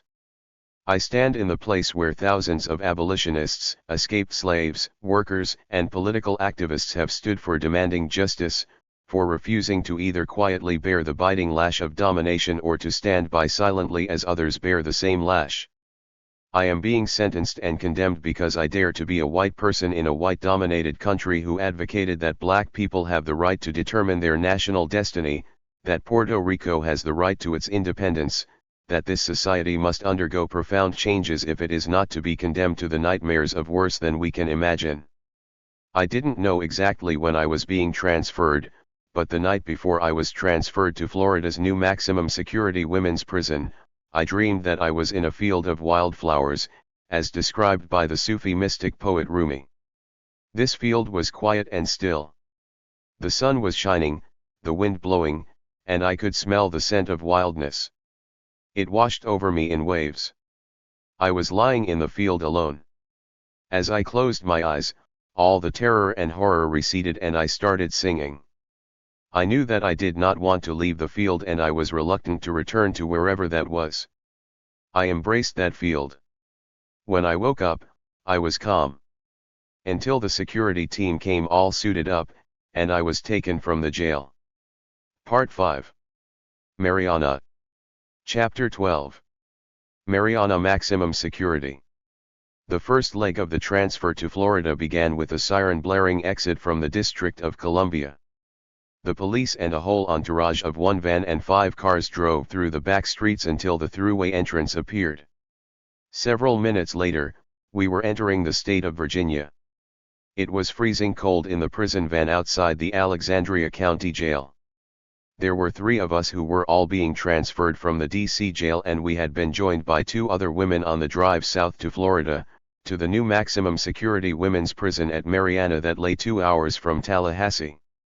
We had been sitting for quite some time and the marshals and local jail officials had been whispering to one another in between steaming breaths while they stood around, waiting. One marshal was cradling his rifle as he paced. Everyone was getting colder and more uptight. The door at the side of the main driveway burst open to reveal 2 male cops dragging a small woman and shouting at her as they came toward the van. I slid over to the window and peered through the mesh covering to get a better look at the commotion. The woman was wrapped in chains, leg cuffs, handcuffs, belly chains, and black boxes. Even through the mesh I could see that the woman was on some other plane of existence. They put her in the van next to me. She sat totally immobile, as if in a trance. I spoke to her, but there was not even the flutter of an eyelid in response. Once she must have been delicate and fine-boned, but now she was emaciated and her long black hair was dull from lack of care. I thought that she looked Vietnamese. I found out later that she was. I took in her looks and her energy and tried to give off calm and caring vibes. Then I saw her hands. Her wrists were purple and were bulging out around the cuffs, pulsing. Scarred, they looked like she had slashed them over and over. I tried not to blanch, but my breath got ragged. The terrible pain in her was searing me in that cold van. As the van finally began to move, there was a stony silence from all of us in the back. The only sound was the intermittent crackling of the police radio. Lean never uttered a word on the 7-hour drive. When we stopped to use the bathroom, a cumbersome and scene-stopping embarrassment because of our orange jumpsuits, chains, and armed escort, I found myself with another woman, Jackie, who had been in the Virginia jail. She whispered to me not to touch Lean because she had AIDS and was crazy. I whispered back, caught up in some kind of conspiratorial thing, what did she do? It did not really matter to me, but I wanted to hear some kind of explanation. She killed her father, shot him dead through the heart, Jackie said in awe. Really? I asked, not whispering anymore. Jackie nodded and stared at me. The ride to the city jail in Georgia where we stopped for the night was the longest leg of the trip. There was no conversation among us prisoners and the marshals were focused solely on driving us. In the silence, I had a 7-hour meditation on how we had all ended up in the BOP van in shackles, what forces in the universe had propelled me, to be sitting next to a Vietnamese woman with AIDS facing the death penalty. I tried everything not to be drawn into Lean's agony. Vietnam, it had all really begun with Vietnam, her path, my path. She and I were the consequences of the illegal, immoral, and genocidal war waged by my government against her people. We were minor characters in an ongoing drama of actions, reactions, and forever reverberating consequences. I fantasized many scenarios for Lean. She was a boat person, and she had come here to find her father. When she finally met him, he had shunned her and left her to fend for herself in the streets of some U.S. city, where she had become a prostitute to survive and contracted AIDS. I wanted to tell Lean that I had been against the war, that I was an anti-war American who had some understanding of what happened to her country and her people. But as she sat pushed up against me, I saw the vacancy in her eyes and I realized that my thoughts were born of some narcissistic need to feel better, while she was past the point of hearing or caring.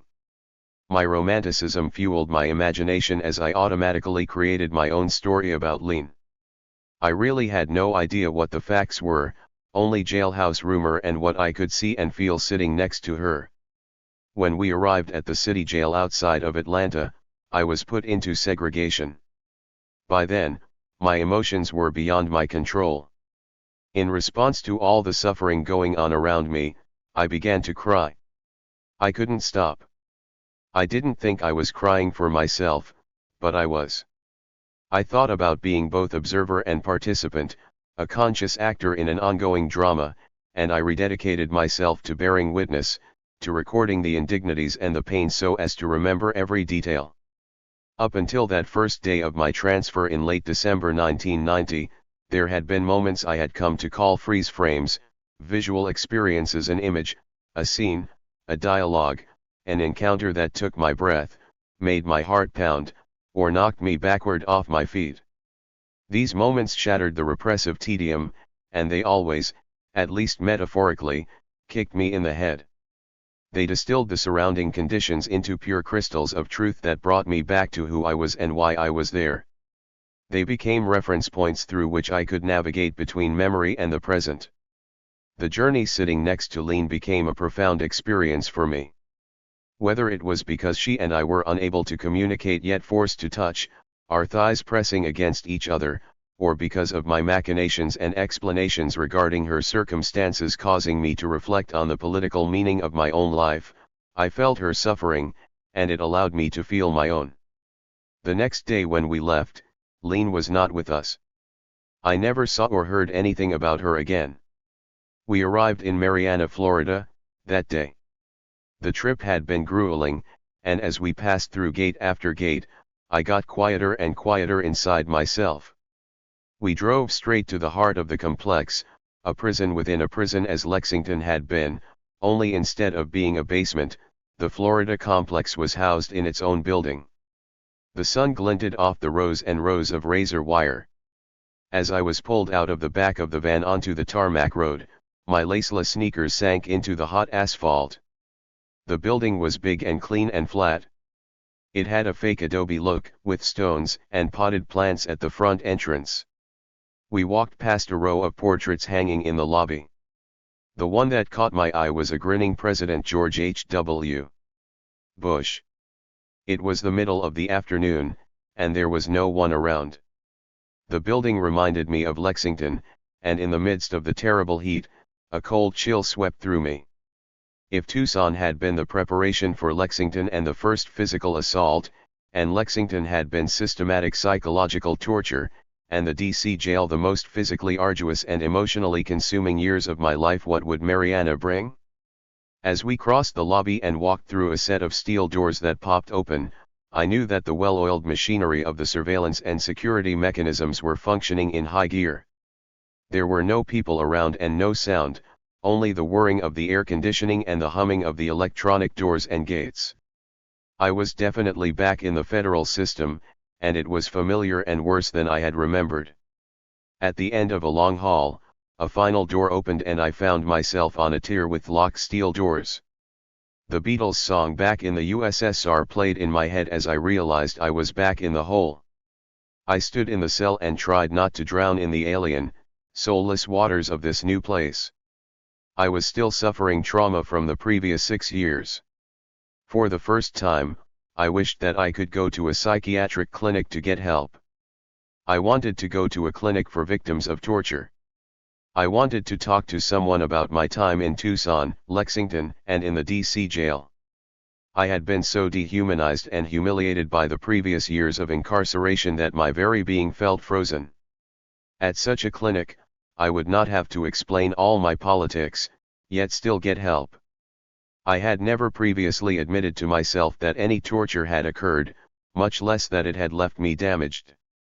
In all the years at the DC jail, I had not stopped to deal with the effects of my incarceration, although my friends outside and my friends and co-defendants inside had tried to make it clear to me that doing so would not be a sign of weakness or a fall from revolutionary grace. But I could not admit that I needed to keep the anger going to fuel the action. Anger was a source of energy for me, and I had lots of things to be angry about. I believed that to stop and admit the effects, to acknowledge them even to myself, would open me up to a psychic invasion by the authorities, and I could never let that happen. So by keeping the external conditions primary in my mind, I did not look beneath the surface of my own psyche. I could never get to the internal demons that propelled me. But as I re-entered the federal prison system, I had a fleeting sense that a time to look into the caverns of my own mind and heart would come soon. My cell was bigger than any other cell I had seen. It was clean and new, and it had a window I could slide up and down. There were metal bars outside the window, but at least I could regulate the temperature in the cell. Bang! I opened the window. Bang! I closed it. It made me ecstatic to perform that simple act. I opened and closed the window dozens of times a day. After the first day and a half had passed, I demanded to know why I was in segregation and asked to make a phone call. I could hear voices in the entrance hallway when the guards electronically popped open the door, but otherwise I was alone. My first encounter was with a man who showed up without notice, looking uncomfortable in a brown seersucker suit. His tie was loose, and there was sweat on his graying temples. He walked in front of the closed steel door and peeped through the glass window. "Hey, Susan, how ya doing?" I didn't like him calling me Susan at all. Why am I in seg? That's what your buddies Sylvia and Marilyn want to know. They won't get off my back for a second. It's just through classification. We have to make sure that you won't kill yourself or anybody else. He laughed. I need paper, and I want a phone call, I said. Don't you worry, we're getting you a typewriter, and I have a bag of things that your buddies sent you. He turned to some camera and yelled, open it. The door to my cell popped open and he handed me a shopping bag. The first things I saw were a pack of Camels and several cans of tuna fish. Then he stepped back and out and pulled the door shut, as though he couldn't wait to erase the open space between us. Hey, who are you? Hey, man, you have a match. I said quickly before he walked away.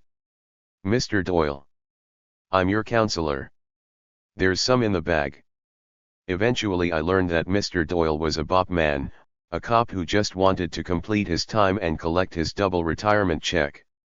After serving in the army, he had become a co and had risen to the position of counselor.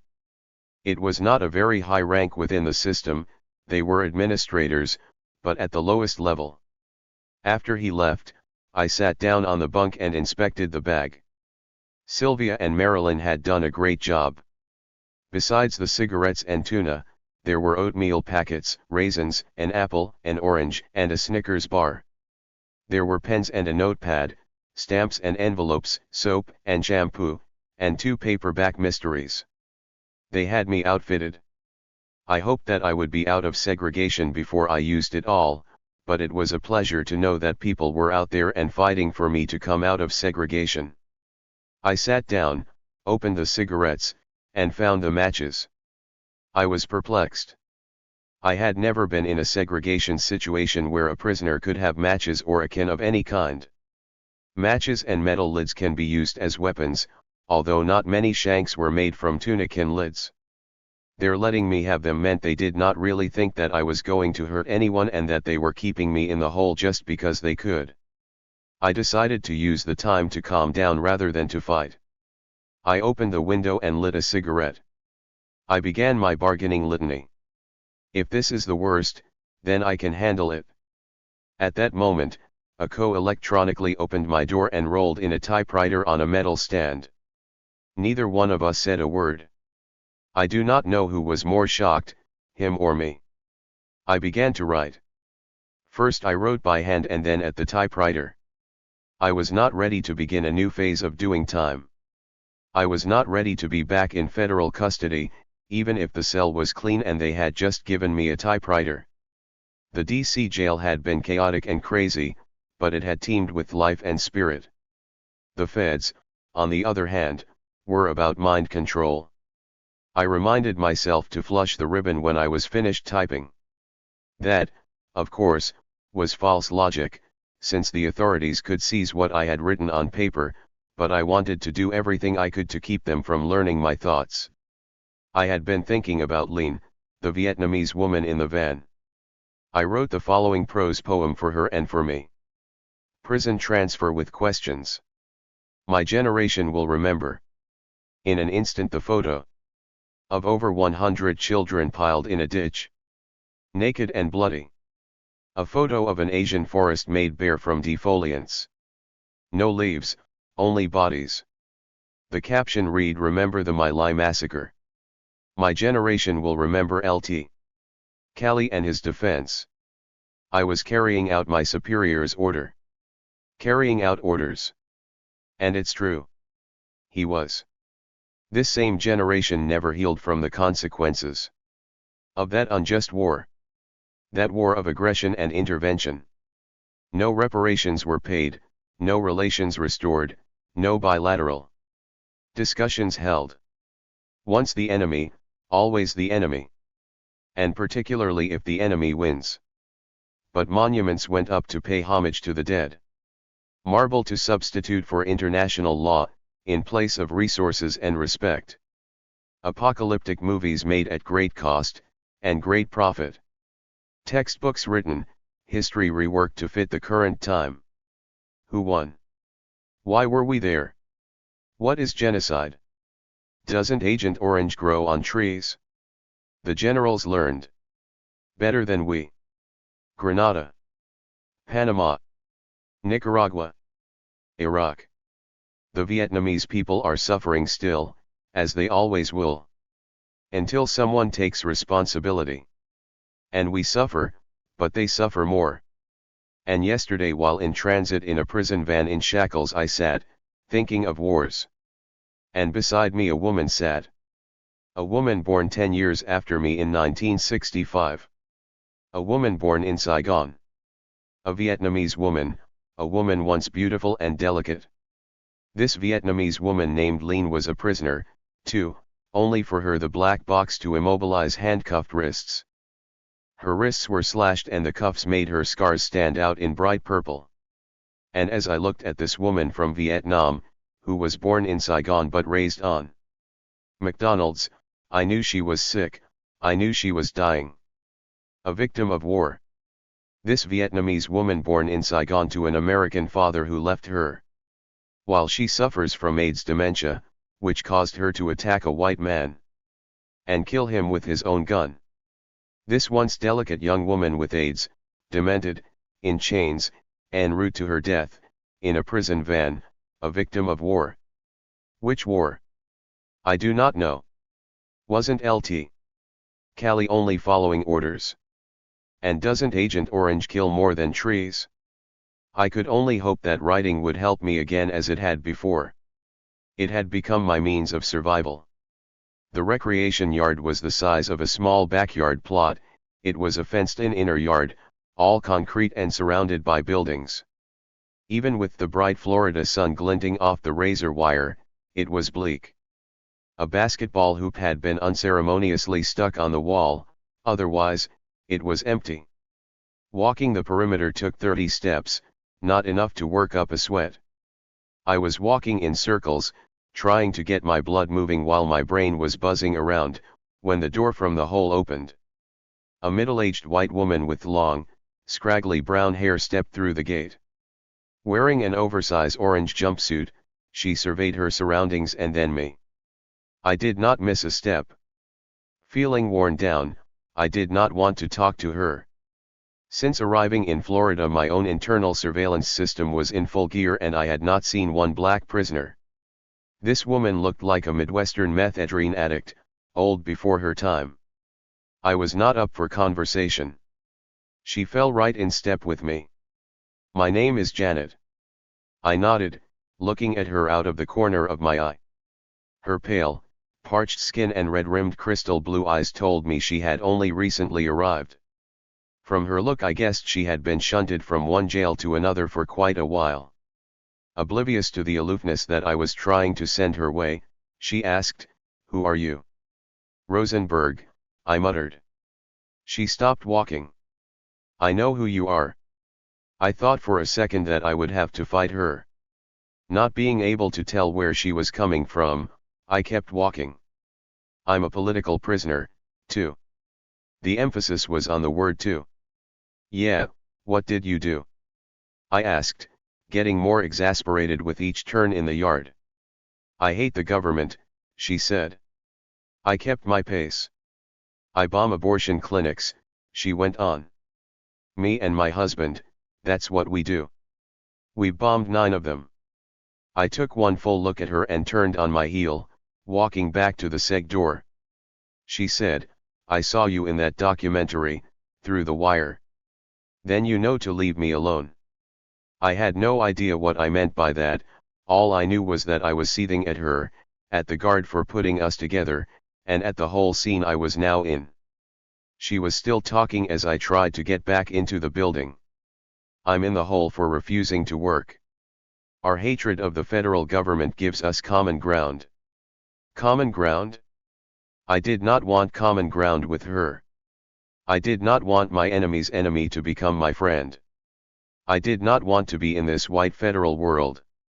I missed my black sisters, my community, and the DC life that had become my reality.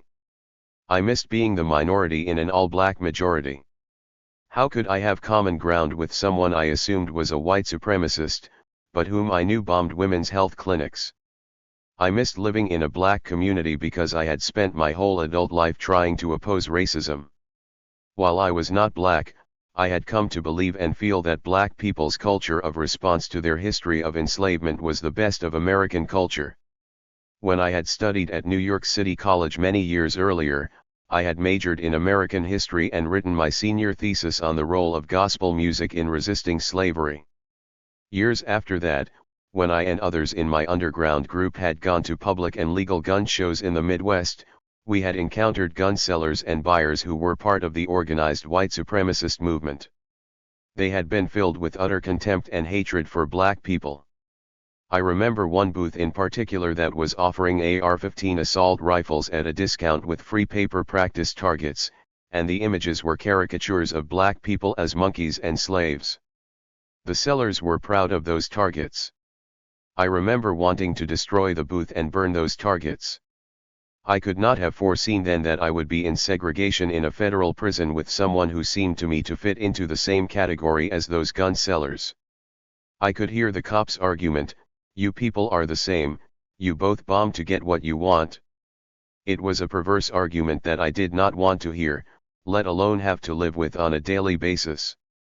It would become a litany, right wing, left wing, you all are terrorists, our job is just to keep you, and it's all the same to us.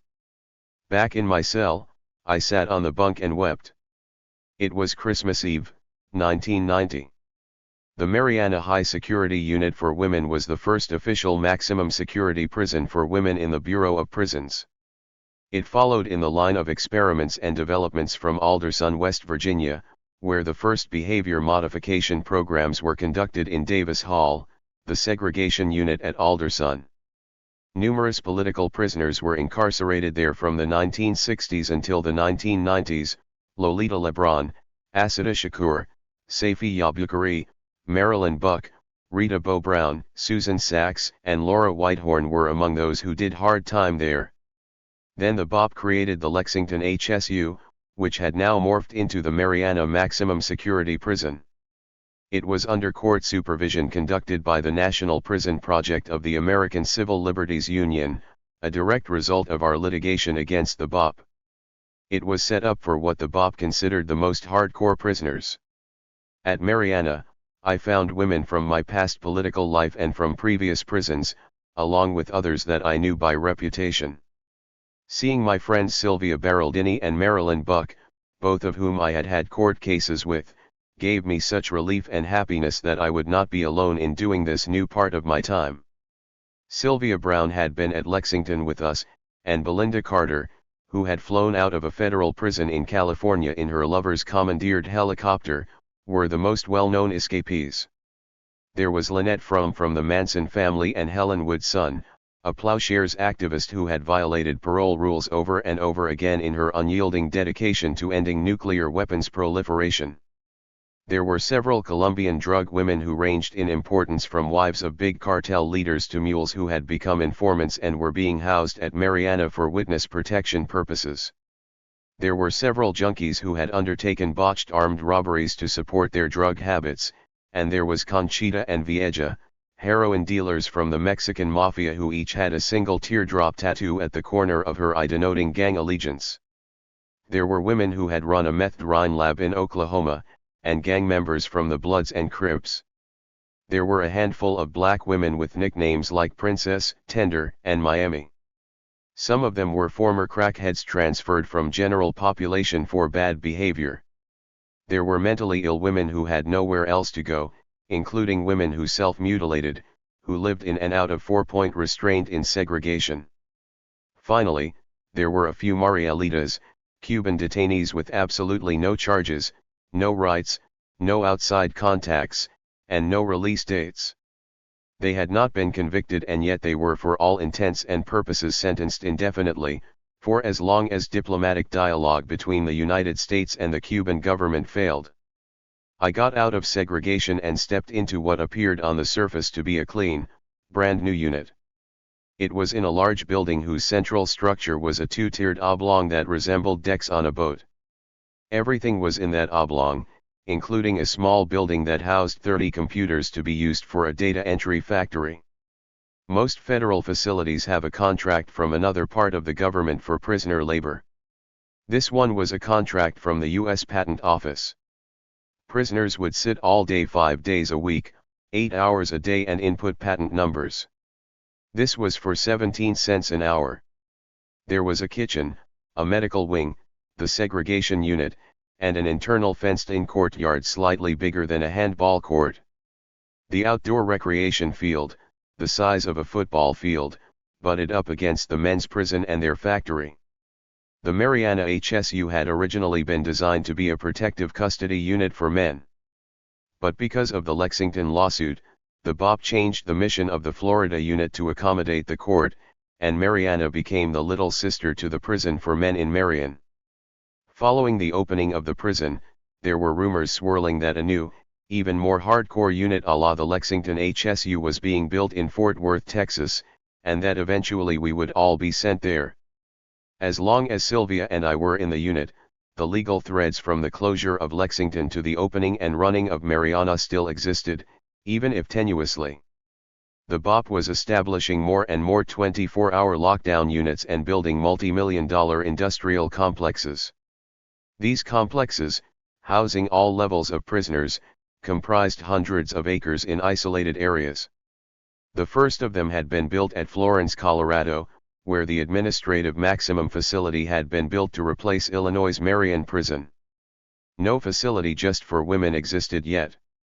The Fort Worth, Texas, prison complex already included a hospital, a mental unit, an AIDS ward, a minimum security prison, and a camp, and soon it would have a lockdown wing for the maximum security prisoners. Meanwhile, we at Mariana were stuck in a netherworld of isolation, control, and a barrage of verbal assaults. One day when an officer yelled at some prisoners, "This ain't no cruise ship," someone yelled back, "No, it's a shipwreck." That notion became a metaphor. We were survivors on a shipwreck, and the question was, would we destroy ourselves in lieu of rescue? For my first few months at Mariana, the administration spent a lot of time observing Sylvia, Marilyn, and me. The United States launched the Gulf War, and the first full-blown AIDS case appeared in the prison and its victim died.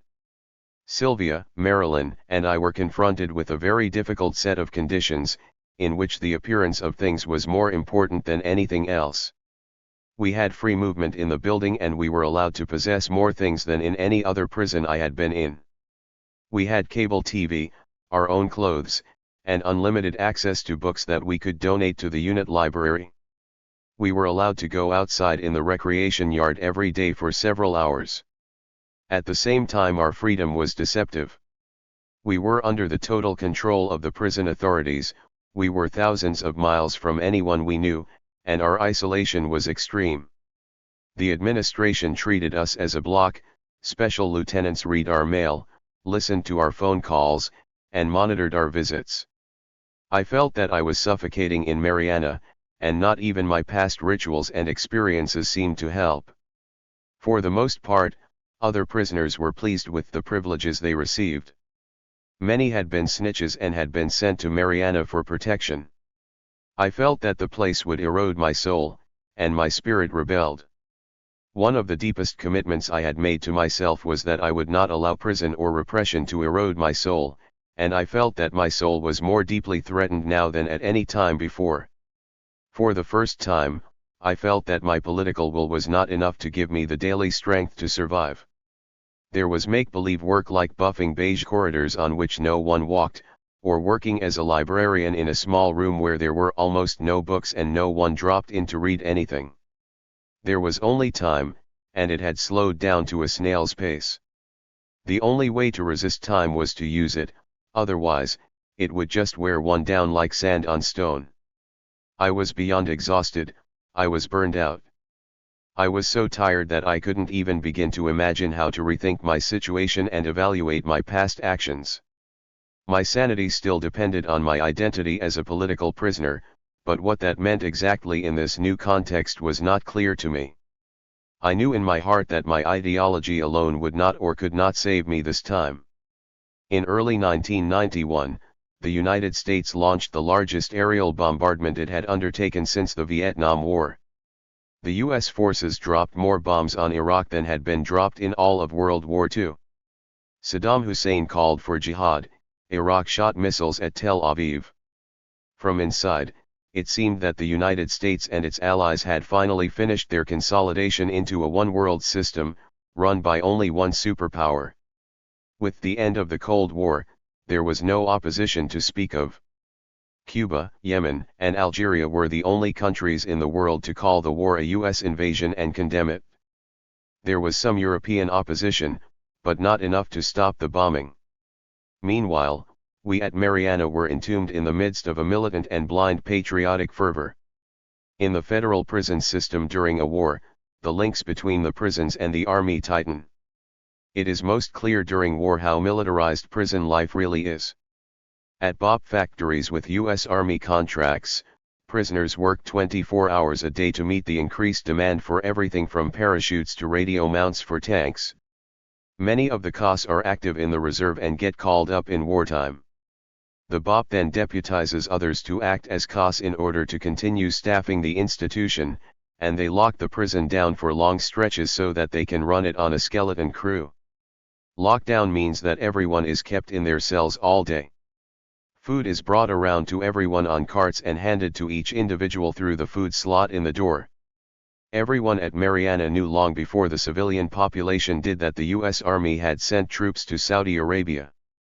One day, a female a Ms. Wilson, came to say goodbye to her favorite inmates. She was off to Saudi Arabia to staff the military brig. Her unit was one of the last to get called because the army was just finishing its new detention centers. She laughingly said that she was well equipped for the job after dealing with us tough girls. One woman prisoner, who was always the first to take the guard's side in any altercation between them and us, said after she was gone, "That's a good use of her skills, working in the army after dealing with us." For fear of getting into a fight with any of the patriotic prisoners, I didn't react, but the political irony of it all, the fact that the patriots themselves were not free, was not lost on me. Several days into the war, the atmosphere took a more somber turn. One of the COS in Saudi Arabia had been killed. The prison staff had an informal memorial in the men's section in the auditorium. We heard about it from the chaplain, who asked us to pray for the CO's family. Later, a group of COS and lieutenants came to our unit and called an early lockdown, screaming for us to get in our cells. "This is a shakedown," one of them yelled. "If you act like a bunch of sand niggers, then you're ours." One by one they shook down the cells. They walked in and systematically took every piece of property, from toothbrushes to books, and threw them out of the cell into the hall. They cursed at us, pulling us out one by one, forcing us to spread eagle. They went at it like that until they were exhausted. It appeared that they did not find anything worth taking. When they left the unit, they were empty-handed. Then one of them got on the PA system and yelled, "Listen up, convicts, we have the constitutional right to take you out to the recreation yard and shoot you all in a time of war. This has been a federal directive since the Civil War, since you will likely aid the enemy to obtain your freedom. We have the president's order to take you out first." Someone yelled back, "Bullshit." Then someone else let loose a blistering scream, "We're not fucking Arabs." Finally another voice, filled with tears, was heard, "I was in the army." The COS and lieutenants left the unit with us still in lockdown. The war had reached us in maximum security. The BOP viewed all the political prisoners as the enemy personified. We were enemies of the state. And as abstract a concept as the state is to most Americans, upon entering its prisons, its inner sanctums, the concept becomes very concrete. You can lay your hands on it, feel it, touch it, and know that the state exercises its pure and rawest form of power in its prisons. The administration hated all the prisoners almost by definition, and even more so those of us whose stance was against the war. They increased the repression against us by enforcing even tighter controls over us and cutting off what little connections we had that penetrated the isolation. Visits were denied with greater frequency and mail was withheld. We chafed against our chains to take an active role in opposing the war. Given the inflamed passions on both sides during this time, it was strange that the administration gave permission to an African American dance troupe from Florida A&M University to perform at the prison. The approval was granted in response to the federal government's mandate on recognizing Black History Month. It was one of many paradoxes that would take me by surprise. I did not expect the BOP to respect advances in the social structure like the establishment of Black History or Women's History Month. The dance troupe brought more color and music and energy than all 60 of us at Mariana could muster. They danced to Gershwin, Aretha, Coltrane, and Sweet Honey in the Rock. They brought rhythms from Senegal and Jamaica. The dancers were wearing African textiles, and most of them wore their hair in dreadlocks. Their drums and speed and flowing movements pierced my dead heart. I felt alive. Their free spirits brought liberation and joy. As they were packing up to leave, a woman prisoner approached me and said, "Susan, one of the dancers wants to speak with you." I turned to see the tallest and oldest woman, who had been the lead dancer in several of the numbers, coming toward me. Her eyes were filled with warmth. "I'm so honored to meet you," she said. "Halfway through one of the dances I saw you sitting right in front of me and realized this was the prison you had been sent to after Lexington." She began crying, and tears fell onto the African National Congress button pinned to her chest. I was stunned by the intensity that she exuded.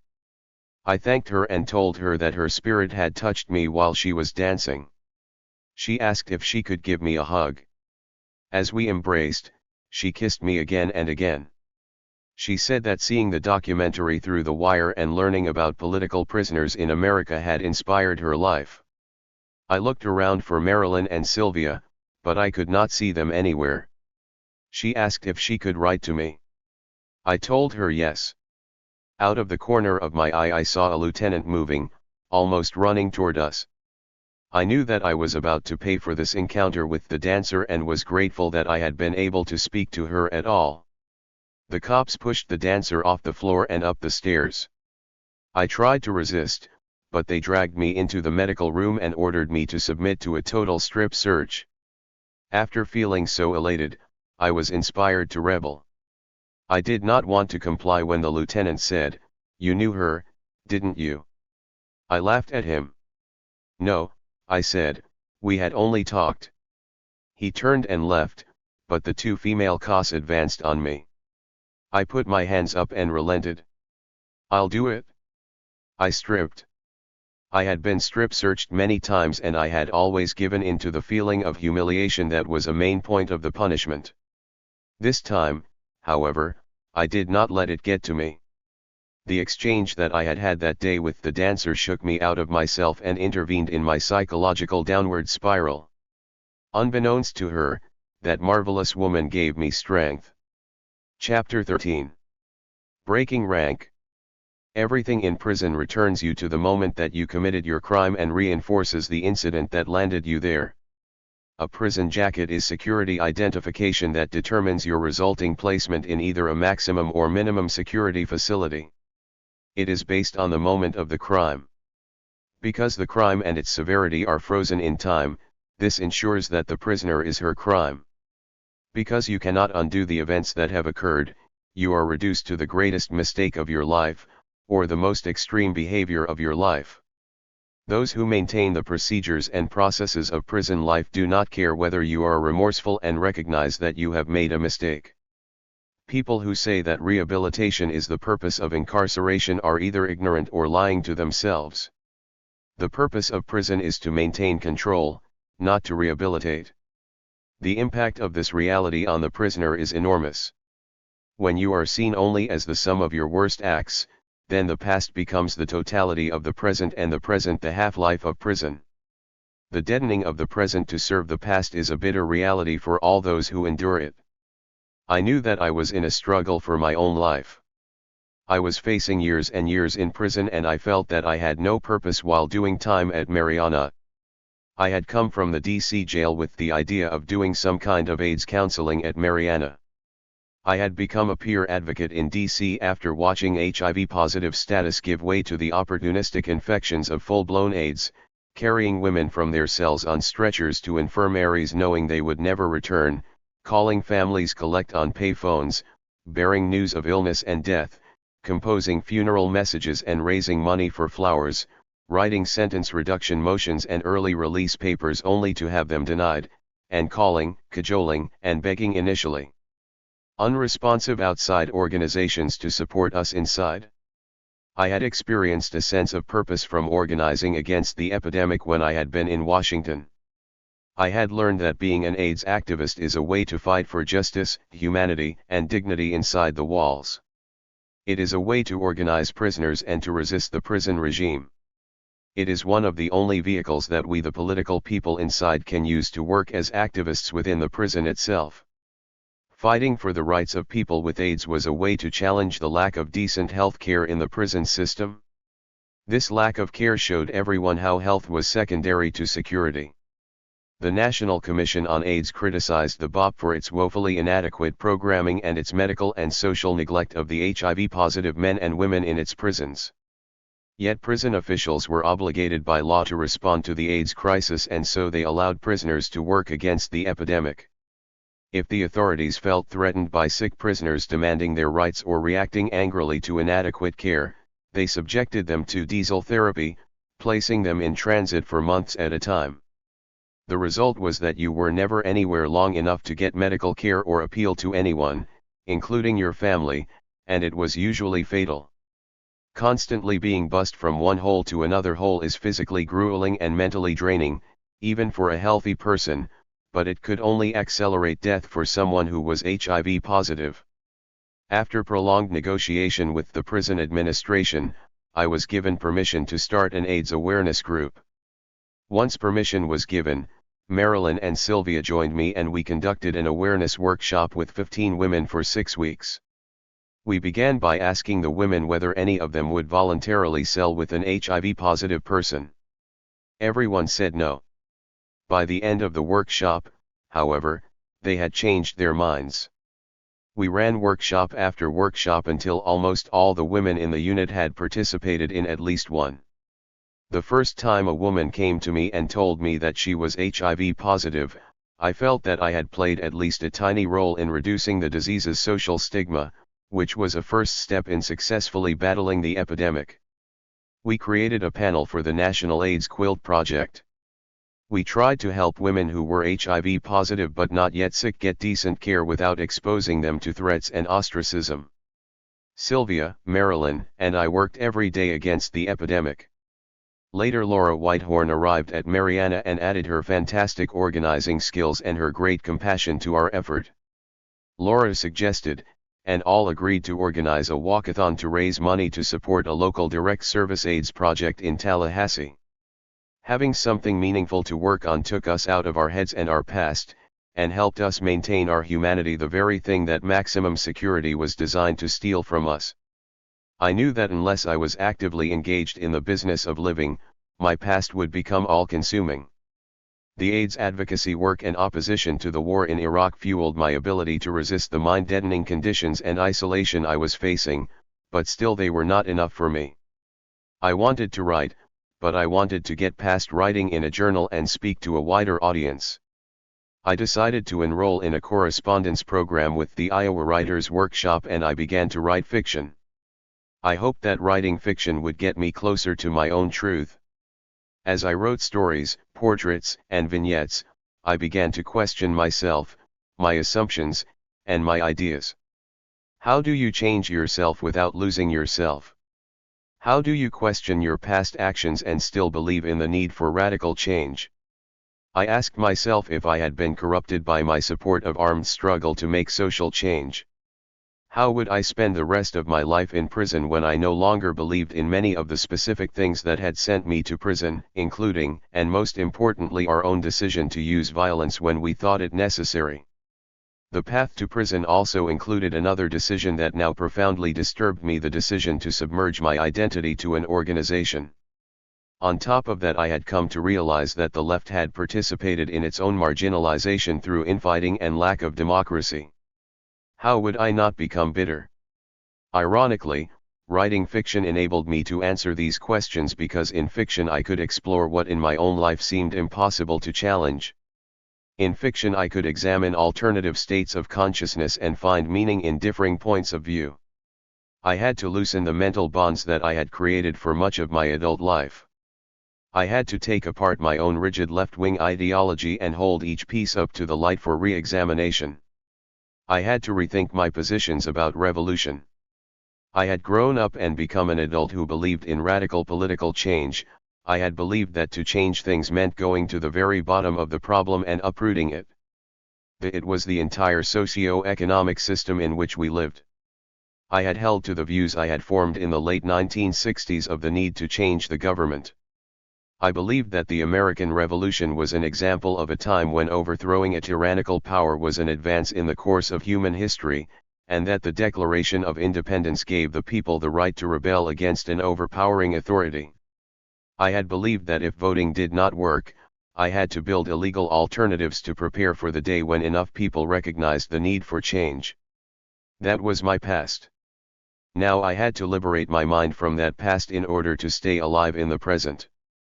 The world had not developed as I had thought it would, and the idea of radical change, however enticing, seemed almost impossible. To live for the future made no sense to me, but to live in the present with ongoing meaning demanded that I effect change in myself. These intellectual struggles were driving me to the very brink. I could have taken heroin, which was readily available in maximum security. I could have stood online for psychotropic medication. I could have stayed in my cell and withdrawn from everyone and everything. Instead, I told my political friends both inside the prison and outside that I had to rethink my past views. I did not want to renounce anything or anyone, I said, but I no longer wanted to be actively involved in the political movement. What I meant by this was that I wanted to and needed to psychically disengage from group decision-making and from working on different projects together. I didn't want to write papers together or issue statements to the outside world as a group. While at earlier points in my incarceration, most specifically at Lexington, I had argued that as political prisoners we had to demand the right to association and recognition as a means of resistance to the BOP's attempts to divide us. Political prisoners all over the world had fought for this, but now I did not want any association at all. I wanted independence from the collective. I did not want to be held accountable to anyone else's opinions about how to live inside the walls and how to coexist with other prisoners on a daily basis. When we had been at Lexington 4 years earlier, we had had a running debate about how we should relate to drug dealers. Could we befriend them? Should we befriend them? Could we associate with them, or would doing so taint us and show the government a weakening of our resolve? Would associating with them imply that we were supporting the drug trade? It seemed to me that more than 3/4 of the prison population had been or was still involved in the drug trade in one way or another, and that setting a rule against talking to them was more than absurd. With whom would we talk then? Only ourselves? My fellow political prisoners' view on this subject seemed to me excessively narrow, and I was beginning to believe that it was our narrow-mindedness that had contributed to our failure. To underscore my growing psychological need to separate from the past, I became involved with a woman who could not have been further removed from me politically. She was a good OL girl from West Texas who had been in and out of prison for over a decade. She had a hard core and hard edges and had escaped from more prisons than any other woman in BOP history. Kate Baker was her name, but for some reason she was known as Casey. She had walked past the fence at Alderson, the women's prison in West Virginia, and then at Texas Maximum Security Prison, and at a Colorado women's prison. She had cut the fence at the Pleasanton, California, federal women's medium security facility located in the middle of a U.S. Army base, and had been on the run for almost a year when she finally got caught. She had been at Lexington and had struggled against the psychological torture. She was not a part of the lawsuit that we had filed at Lexington because she was not considered a political prisoner, but she had resisted the manipulative divide-and-conquer tactics of the BOP. She had enormous anger coursing through her and proclaimed herself a sociopath.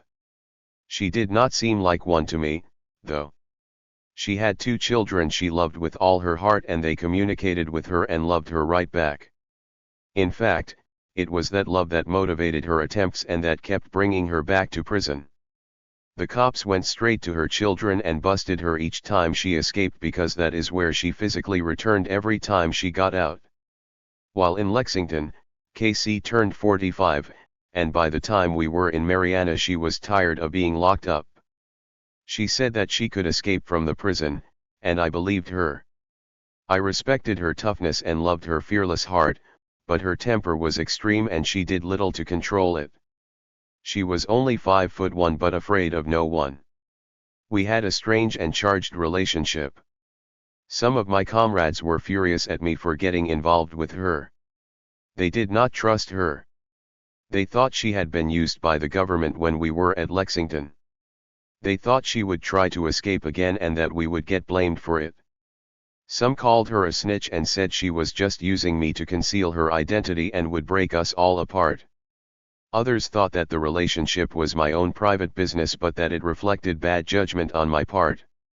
I really could not figure out what Casey might be using me for, and I rejected my friends' opinions. Getting involved with Casey was, for me, the beginning of an unraveling of the rigid, ultra-sectarian, holier-than-thou kind of arrogance that I had embraced in my youthful attempts to organize for politics and platforms. In the free world, I had been part of a small group that had simply gotten smaller and smaller, by blaming everyone but ourselves for our failures. We were quite capable of repeating that history of blame in prison.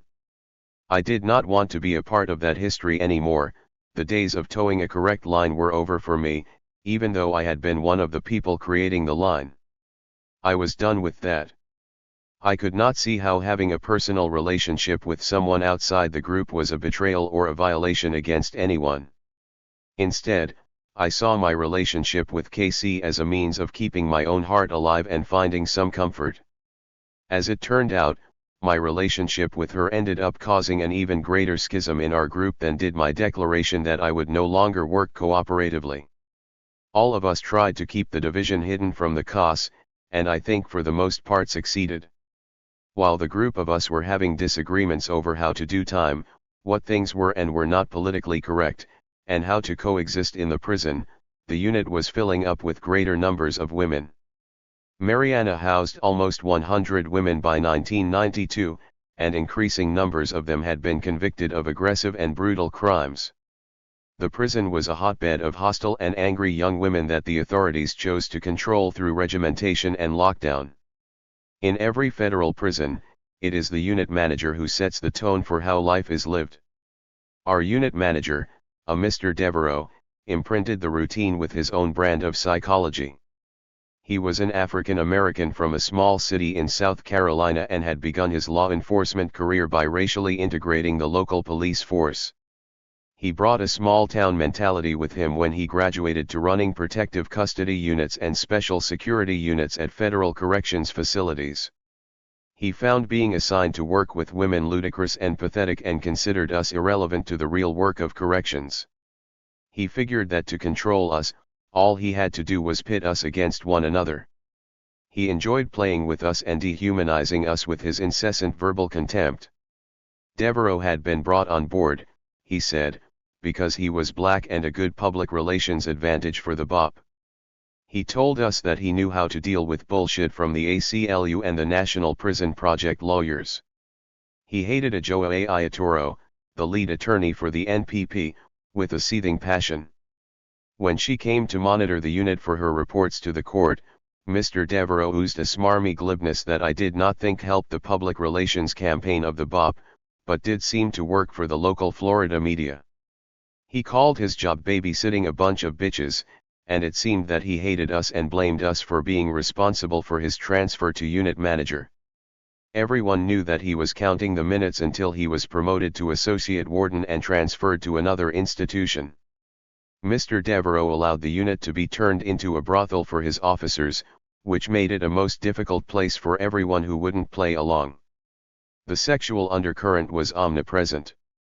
We were guarded by male COS and lieutenants, with very few female COS or administrators. There were a few female counselors, teachers, and psychologists, but almost everyone else who dealt with us was male. Officers and prisoners were having consensual sex throughout the unit, in the factory, the kitchen, the segregation unit, broom closets, and laundry rooms, wherever they could steal a few moments of privacy. Prisoners traded sex for everything from perfume, makeup, and drugs to merely a momentary sense of being desired, of something more than being an inmate. I understood the need it fulfilled for the women. The longing to be touched, to feel something, was overwhelming. I also understood that the men did it because they could get away with it, and because of the way in which they viewed us and hated us for transgressing. For those of us who witnessed the sexual dynamics, it was painful and upsetting, and unless we constantly looked the other way, we were in danger of being hurt, locked up, harassed, or raped into silence or complicity. Mr. Devereaux allowed the abuse of power to continue unchecked for a year. Then, one day, a lieutenant caught a white co pants down with a white woman prisoner in the laundry room after the night lockdown. The woman was whisked into segregation and then sent to another prison 1,000 miles away. The co was escorted off the grounds and quietly fired. This, however, was only the first of many such instances. In each case, the white prisoner would get transferred and the white officer would be escorted off the grounds, his job terminated. We joked that it was the only way to get a transfer out of maximum security. One day, a month later, a clique of 5 white female prisoners who worked in the data entry factory took their break on the recreation yard. This was a rare occurrence. We knew there were gangs, but they never met openly. It had to be something important for them to be meeting in plain view. The rest of us noticed this get-together immediately. There were no cops in the vicinity and the prisoners were taking their time. When they finished speaking, they casually filed back into the building and returned to work. There was great speculation as to what had happened. A few days later, a rumor began to circulate that an African American co named Johnson had raped a prisoner named Deborah. It was an open secret that the two had been having sex, but the relationship had appeared to be consensual. Deborah, a white woman, was in prison for her participation in conspiring to murder her husband. It had been a brutal murder and she had received a 30-year sentence. She was desperate to get parole, but there was no way anyone in maximum security was getting parole. She wanted a transfer out of maximum security badly enough to do just about anything. Deborah claimed that Johnson had raped her. The 6-month investigation that followed produced enough fear and loathing to rival the Salem witch hunts. Led by the U.S. Attorney General's office, it began with a grand jury that called in more than 10 prisoners and many BOP staff. I was called to the unit manager's office. The civilian investigators wanted to know what I knew. They said my cell was visually in line with Deborah's and they knew that I knew something. Though I had expected them to call me in, I was angry about it. I told them that I had not cooperated with Justice Department officials in the past and I was not about to start now. I told them that their in-house oversight was never effective and that I did not talk to police. I was not a snitch. They did not try to coerce me because they knew that I would make problems for them if they used this investigation to further harass me or the other political prisoners in the unit. They told other women that new charges against them would be filed if they didn't cooperate, that they would be charged with perjury, and that they would be denied parole and put in administrative detention indefinitely. In the end, they got an indictment against Johnson, who was charged with rape and other crimes. They took him to trial and he was convicted on the basis of inmate testimony and given a 20-year sentence. Deborah got sent to Denbury Correctional Facility and Johnson went off to spend 17.5 years in protective custody in a federal detention facility. After the trial, I could not help thinking of that meeting on the yard those many months back. My visual memory placed Deborah at the center of it, with the clique from data entry sitting or standing in a semicircle around her. I kept mulling the scene over and over. I knew that I had done the right thing by not talking, but no one had even mentioned Deborah's possible motive transfer and eventually parole. Still, I did not really have the facts. I brought it up with my friend, Sue Gambill, a paralegal and my most frequent visitor. Sue had been visiting all of the political women since the week we had arrived. She was a lifeline for me, working in conjunction with my lawyer, Mary. Sue, a radical activist, a writer, and a lesbian organizer, helped me stay sane. She had first written to me when I was in the DC jail. She had heard about our case and sympathized, although she thoroughly disagreed with our methods. I liked her letters and thought that we had more commonalities than differences. She lived in Tallahassee, about 70 miles from Marianna, and worked as a legal aid defense investigator for death row prisoner appeals. She visited monthly, communicated with our friends and families, organized visits, and opened her home to our political support networks. She also helped me write, resist, and change within those hideous walls. Regarding the rape case, she said, "Write about it, Susan." With those words I began to think through all the implications. I had observed what might have been a legal lynching of a person who was, by definition, my captor, yet I had done nothing. I pondered the never-ending sexual dynamics involving incarcerated white women and African American male guards. I rewrote the events into a short story with a point of view that was not my own. I walked the yard and talked with Laura, one of my oldest and dearest friends. She had missed the events around Johnson, having arrived at Marianna only recently. She had come out of D.C. and organized the first women's support group at the Women's General Population Prison in Lexington, Kentucky, and had been sent here on a disciplinary charge after leading a sit-down strike in response to racism and brutality against women by male prisoners.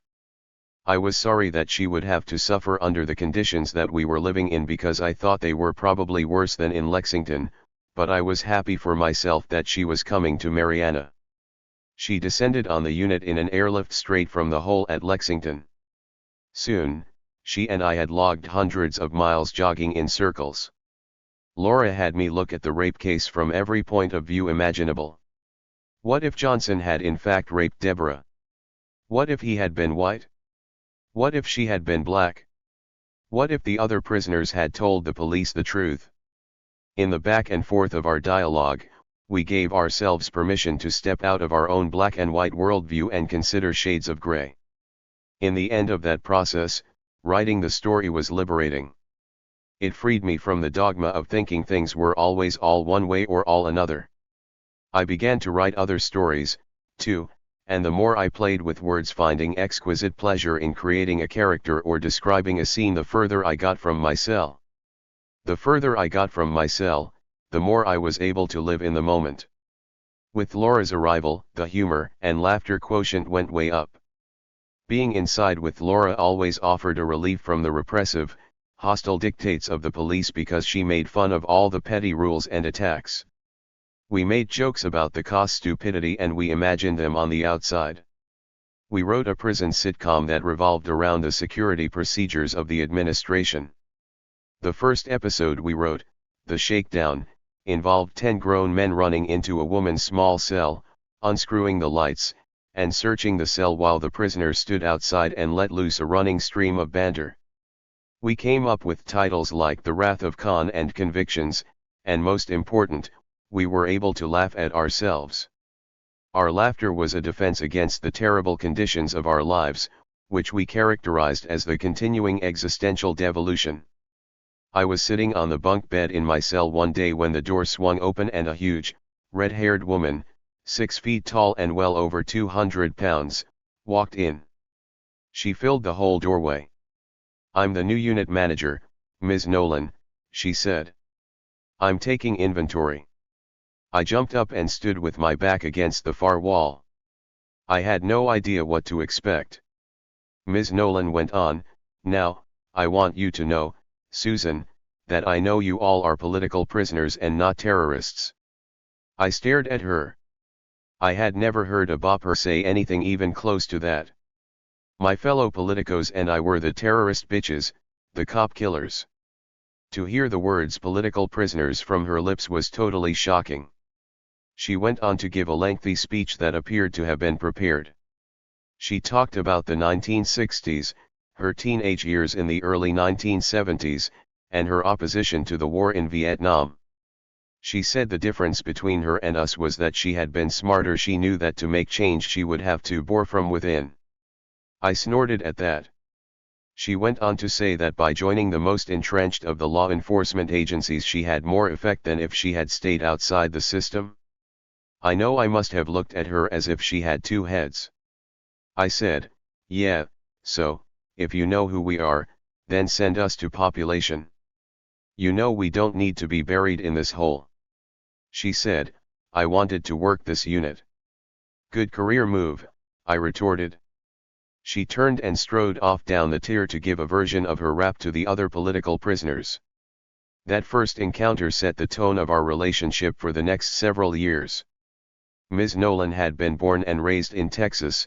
She had gone to college in Austin in the 1970s and had studied psychology. She had a failed marriage and a teenage son, drove a Mustang, and always carried a Walther PPK 380. We thought she was a lesbian, but she insisted she was not. Things did change with her in charge, but whether for the better or not was a matter of opinion. She relaxed the internal controls, yet strengthened the isolation by tightly monitoring the communication between us and our supporters. She gave permission for some women to grow a garden that ultimately helped feed the entire unit. She allowed the animal shelter to come in once a month and bring cats and dogs for us to play with. Some of us had not seen an animal in over a decade. She gave us permission to run an AIDS program that brought AIDS service volunteers on the outside into the prison to talk and work with us. But she personally read our mail, stopped our visits, and paid mere lip service to our continual requests for transfer. Ms. Nolan believed that the way to control us was to rule with a gentle hand. After she read an article about the innovative cosmetics company The Body Shop and its founder, Anita Roddick, she decided that the company should be allowed to sell its products to us at a discount. She understood that for many women in prison, looks and self-esteem were integrally intertwined. She understood that if we had good makeup, we would fight her less about being buried alive thousands of miles from nowhere. So in came the youthful saleswomen from the Tallahassee Body Shop. I have to admit that although I knew full well we were being placated and manipulated with the soft hand of repression rather than the hard end of the whip, having mango body butter and avocado creams were a fine treat. Between the Body Shop and the puppies, it was like being in the Twilight Zone. Chapter 14. My father. In January 1993, my parents came to visit. They spent a month living in Panama City Beach at an oceanside motel owned by our friends Bob and Arlene. Bob and Arlene had heard about us from Sue Gambill and had become supporters of ours. Everyone who came to visit us at Mariana stayed at their motel. My folks came to see me in Mariana several days a week. These were the most extensive visits we had ever had, and they was marvelous. They took my friends and me away from the visiting room with their tales of the beach and the movies and the lives we were not living. We played cards and Scrabble and ate awful prison visiting room food. My folks visited all the political prisoners and everyone enjoyed their love and support. My parents had struggled on from the horrors of Lexington and the near death of Alan Berkman, whom my father absolutely loved, through my father's own prostate cancer to my mother's transformation into a public speaker on U.S. political prisoners. They embodied grace under pressure and were simply and completely amazing. They never lost their cool in front of the cops, they gave respect and demanded it in return. Even the worst of the correctional officers had to speak to them with decency. My parents had come to believe that my friends and I were in fact political prisoners. They thought we were all extremists who had made irrevocable and costly mistakes. We had been stupid, as my mother put it. But even when they were angry with us, they believed that we were motivated by deeply held views on justice and racism, and that we wanted a world of equality and peace. One could scoff and say, of course they were like that, they are your flesh and blood, but no other Mariana parents were as committed to us as they were. Many of the political people made peace with their parents and brothers and sisters, but my parents were a special gift in my life and in theirs. Both before and after that month-long visit, I talked to my folks once a week on the phone. For almost all the years up until then, I would call collect and we would talk in what I came to think of as repression snippets. Every conversation was listened to and recorded. Anything deemed irregular was investigated. In every prison I was in, the COS knew my business from the tapped phones. But in those snippets my parents and I succeeded in conveying our feelings, which strengthened our understanding and thus allowed me to continue to resist. In none of our visits, phone conversations, or letters did my parents and I ever talk about my getting out. Instead, we talked about everything and everyone else but that. I do not know if my parents thought I would do a life sentence. I think they believed that eventually I would get parole. They rarely revealed the pain they felt about my incarceration, and when they did, it was not with an intention to hurt me. During the first years, they were angry. During our visit at the Manhattan Detention Center right after my sentencing, my mother had sat furious but stone-faced, refusing to utter a word. She said later that she had been angry at how predictable it all seemed, and that my radicalism had been played out by script, in which she was an unwitting but central actor. But my mother understood that the government would treat me with a massive amount of security overkill, and her anger at that eventually overshadowed her anger at me. In those Mariana visits we began to sort out the prior years of incarceration. We talked about my parents' experiences of Lexington and D.C. and my own. 3 years earlier, when I was in the D.C. jail, my parents and I had finally won the right to a contact visit. My mother had not touched me in almost 3 years, and all she could do the entire time was grip my knee until it was black and blue.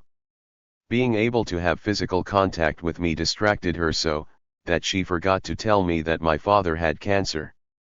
In a Mariana visit, my father told me how he had thrown up after their first visit to Lexington. Yet in telling me all this, my parents were not trying to make me feel bad.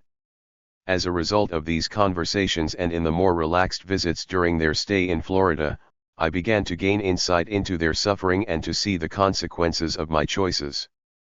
They had embraced all of it with dignity, but doing so cost them a high price. My father recounted some of the experiences that had helped him cope with my imprisonment. He had, for example, gone to Puerto Rico on a speaking tour organized by the Committee to Free the Puerto Rican Prisoners of War. I had been given honorary citizenship from the independence movement and he had accepted it on my behalf. In 1990, my father, who was not a religious man, met Rabbi Marshall Meyer at the B'nai Jeshurun Synagogue on Manhattan's Upper West Side, 2 blocks from where my parents had lived for over 30 years. The Social Action Committee of B'nai Jeshurun was showing the documentary film about Lexington, Through the Wire, and the rabbi and my father were on the panel. My father told the rabbi that he had last been in a synagogue to bury his parents, but as a non-believer he felt far removed from organized Judaism. He knew from his organizing experience with the Puerto Rican independence movement that having religious community support was crucial to its success, but he said that the organized Jewish community was too self-absorbed and too preoccupied with Israel to support U.S. political radicals who had resorted to illegal and violent means. It was many years in the past from the days of the Black and Jewish Alliance of the Civil Rights Movement. Yet in Rabbi Meyer my dad found a kindred spirit, a man of prophetic and joyous influence. It struck my father dumb, he told me. He went back to the synagogue, for the small measure of peace it gave his raging soul. He stood at the back of the pews and listened. Friday nights, he would revel in the celebratory practices of Shabbat and, being a man who loved to dance, he joined in. Rabbi Meyer had fought for the disappeared of Argentina. He had struggled to secure human rights for Argentinians affected by the junta-led dirty war, in which over 30,000 people were tortured, killed, imprisoned, or exiled during the late 1970s and early 1980s. He understood prisons and he accepted my father's view that his daughter was a political prisoner being repressed by the Reagan and then Bush administrations. At Rabbi Meyer's suggestion, his student and friend Rabbi Rolando Matalan began to work in our defense. Rolly, as we came to call him, was himself Argentinian and completely understood the power confronting us. My parents had been longtime Upper West Side Democrats.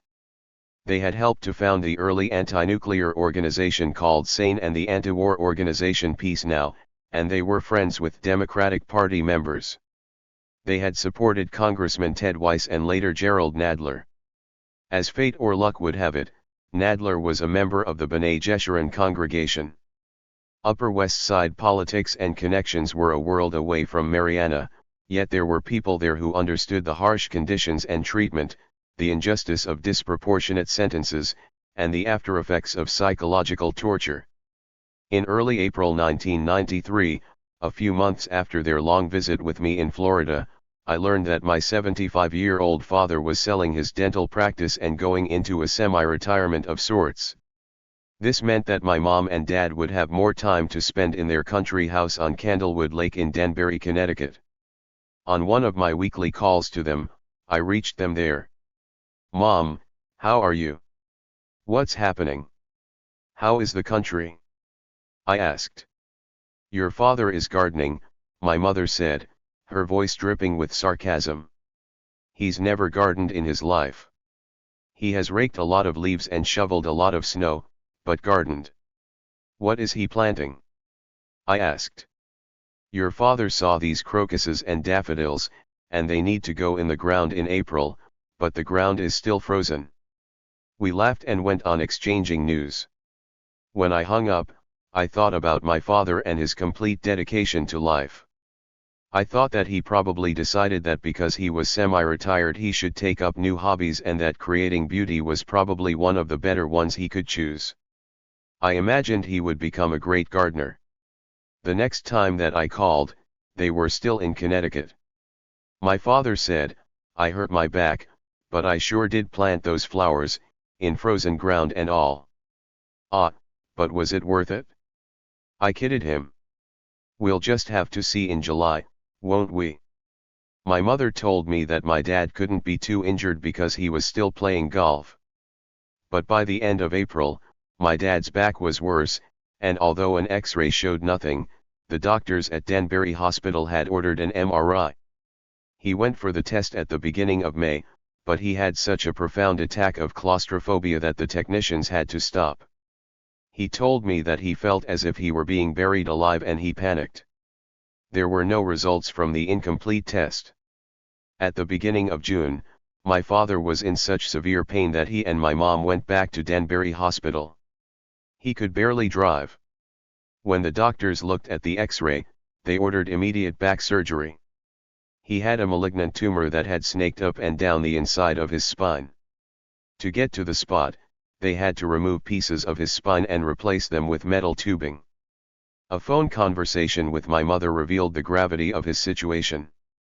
I think I asked what the prognosis was, although it seemed obvious. She said she had no idea. I hung up the phone, went to the law library, and typed a request to visit my father. I photocopied it and put the copies into envelopes to the unit manager, the chaplain, and my lawyer, Mary. I was more than aware of the BOP's policy regarding visits to dying family members, having written countless requests on behalf of others over the years. A prisoner may request a 2-hour deathbed visit or attendance at the funeral. A prisoner may not request both. If granted permission for the visit, the prisoner must pay the salary of the accompanying security detail. The payment must be made up front and in cash. In less than 1 in 1,000 cases, the BOP will let a low or minimum security prisoner take a death furlough unaccompanied by security. In the middle of June, I went to Ms. Nolan, the unit manager, and repeated my request in person. Ms. Nolan already knew about it from the transcripts of the taped phone calls. Knowing this made me feel more violated and invaded than surveillance normally made me feel. She opened my cop-out in front of me. A cop-out is the first level of request, grievance, or complaint initiated by a prisoner. Once in the Tucson FCI, I had seen a unit manager's office in which every inch of wall space, from the ceiling to the floor, was papered with cop-outs. It was the manager's way of saying "don't ask me for a thing." For the most part, a cop-out was not worth the paper it was written on. But for the persistent among us, those with a sense of self, filing a cop-out was the way to begin a paper trail. Ms. Nolan sat behind her desk with a long shatterproof, bulletproof window at her back. She always repeated to anyone who entered that it was state-of-the-art glass. The view was a straight look onto Mariana's double electric fences with their multiple rows of razor wire. Off to the side, at a break in the wire, was a low tower next to a gate. In the distance was the officer and visitor parking lot, and past that was arid land as far as the eye could see. Except for the clear sky above all the metal, it was a most depressing vista. Whenever I stood facing Ms. Nolan in that office, I trained my vision to look above the fences to get a clear view of an unfettered sky. I was always longing for a pure horizon. Standing there that day, I wondered, can you like your enemy? Even though Ms. Nolan's purpose was to keep us all tightly locked up, and her training dictated that she rule as if presiding over her own little fiefdom, I could see her humanity. I could see that, for all her power over us, she was big and overgrown and just as insecure as could be. She always wore flowery or patterned dresses that yelled, "See me." Her nickname, in fact, became Big Dress. Despite being a tough Texas woman, she, too, was out of place in the midst of maximum security. Her marriage had failed, her career was not challenging, and she was trying to raise a son in the middle of the no-man's land we were all in. She said she was a Southern Democrat, a risky claim given where we were. And for all those reasons, and whatever other inexplicable reasons she had, she saw in all of us something that she could not help but like and respect. "I want to see my father," I said. "It is very important to me." "It's okay with me," she replied. I thought that her response was a trick, that having been informed about the situation she already knew I would never go anywhere. I stood there burning. "Really, it has my approval," she went on. "But you need to get me a lot of information. I need a certified letter from your father's primary care doctor verifying that he is dying and estimating his lifespan. I need to talk to another family member assuring me that they will pay for the cost of the security detail, and I need a letter from the hospital stating that he is actually there." "Okay," I said. "You think it can be approved?" "I'll get it approved." It was hard to believe her, but I wanted more than anything else to think she was telling the truth, and at least she had not given me an immediate and flat-out no. I knew that she would have to go to the highest echelons of the bureaucracy of the Bureau of Prisons and the Department of Justice, but she said she would try. I left her office thinking it was against the odds, but it was nevertheless possible. I desperately wanted to see my dad. I was not able to speak to my father for a few weeks. He was always in rehab when I called. I assumed that he was dying and that, without parts of his spine, he would be permanently immobile. But he had announced to my mother and his doctors that he would walk again, and with all his might and will he was working at it. The next few months felt like one long march. Every day I woke up thinking about my dad, and every day I strained harder against my incarceration.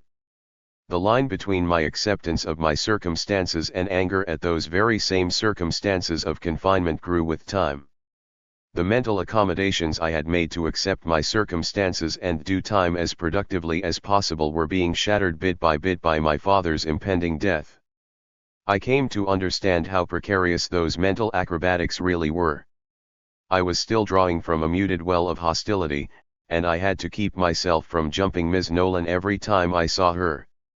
She merely kept repeating that things would be fine. My father left the hospital at the end of July. He needed full-time care, and parts of the house had to be remodeled for him. He was paralyzed from the waist down, but the fact that he could use his upper body at all indicated remarkable physical progress. I could not imagine him unable to stand upright. My father had been a very physical man. He had been an all-around athlete, a golfer, a tennis player, a champion ping-pong player, a swimmer, and above all a very good dancer. As a dentist, he had stood on his feet his whole career. Even as my mother relayed his progress, I could hear the anguish in her voice. Neither of us broke down, at least not on the phone. I called one day and my father answered. I was flooded with such relief that I had to sit down. I got a folding chair from the common area and set it in front of the phone booth. "Susie, how ya doing?" He was shaky but definitely alert. "Hey, Dad, thought we'd lost you there," I said with a smile in my voice. "Not yet, no way. I'll be golfing again." We chatted for a while, and then my dad became serious. "Susie, I've been thinking a lot about you and all the others, and I want you to know that the last 10 years have been really important to me, too.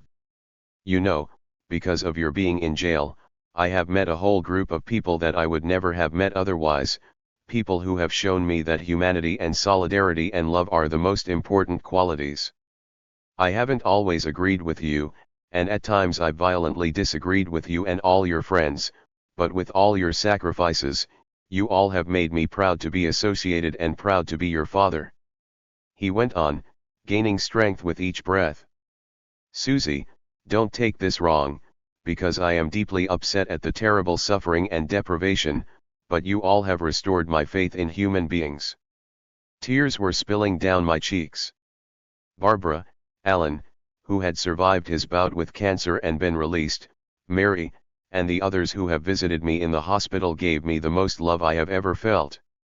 I could hear from his manner and the formality that was coating his voice that he had been preparing to tell me this. My father wrote notes to himself whenever he had important things on his mind and in his heart. He had told me that he did this because he would get so emotional that he would forget what he wanted to say, and that writing things down made him clearer. "Where are you?" I asked, wanting to get a visual picture of him in my mind. "I'm in the bedroom in the back, your old bedroom." I told him that what he had just said was very important to me, but that I had already known it from all his actions and all his work. I said that I felt his enormous heart enveloping me all the time. I told him that I was still getting letters from other people behind the walls who he had visited, or sent money to, or had supported by treating their families as a dentist. I told him that I would get out of prison one day, I could not say exactly when, but I would get out. He said, "I am so happy to hear your voice. I have missed you so." That was when I started really crying. I had to get off the phone. "Dad, someone wants the phone, I gotta go. I love you. Get better. Susie, give my love to all the women." Right. I hung up and went to my cell. Wrung out, strung out, and hurting more than I could stand, I threw myself on my bunk and cried and cried and cried. Laura came looking for me. Laura always helped make things feel lighter with humor and warmth. She took on and shared my burdens and pain. She did it with everyone she was around. It was as though she was a natural weightlifter for whom no burden was too heavy. Sometimes I thought her heart would burst under all those loads. But it never did. Her magnificent spirit radiated compassion. In the early 1980s, when we had first gone underground, Laura and I were sharing a safe house when word came that her mother was dying. Our group did not allow any of its members to go home or attend funerals, since important family events offered the FBI some of the best opportunities for catching or tracking fugitives. Laura was not wanted officially by the FBI, but she was a member and the rules applied. We were too slow in overturning them. Laura's mother died before she could get there. I had met Laura's mother only twice, but I knew that Laura's humor and wit had come from her. I could see their similarity in their smiles in the one good photo she carried. As I lay on my bunk 10 years later, Laura knew what I felt. "You can't lie there all day," she said. "Yes, I can." "No, you can't." "Let's walk." "No." "Let's go see what Big Dress has to say about your trip," Laura prodded. I told her what my father had just said on the phone, and she got all teary herself. I said, "You're moved, I can see."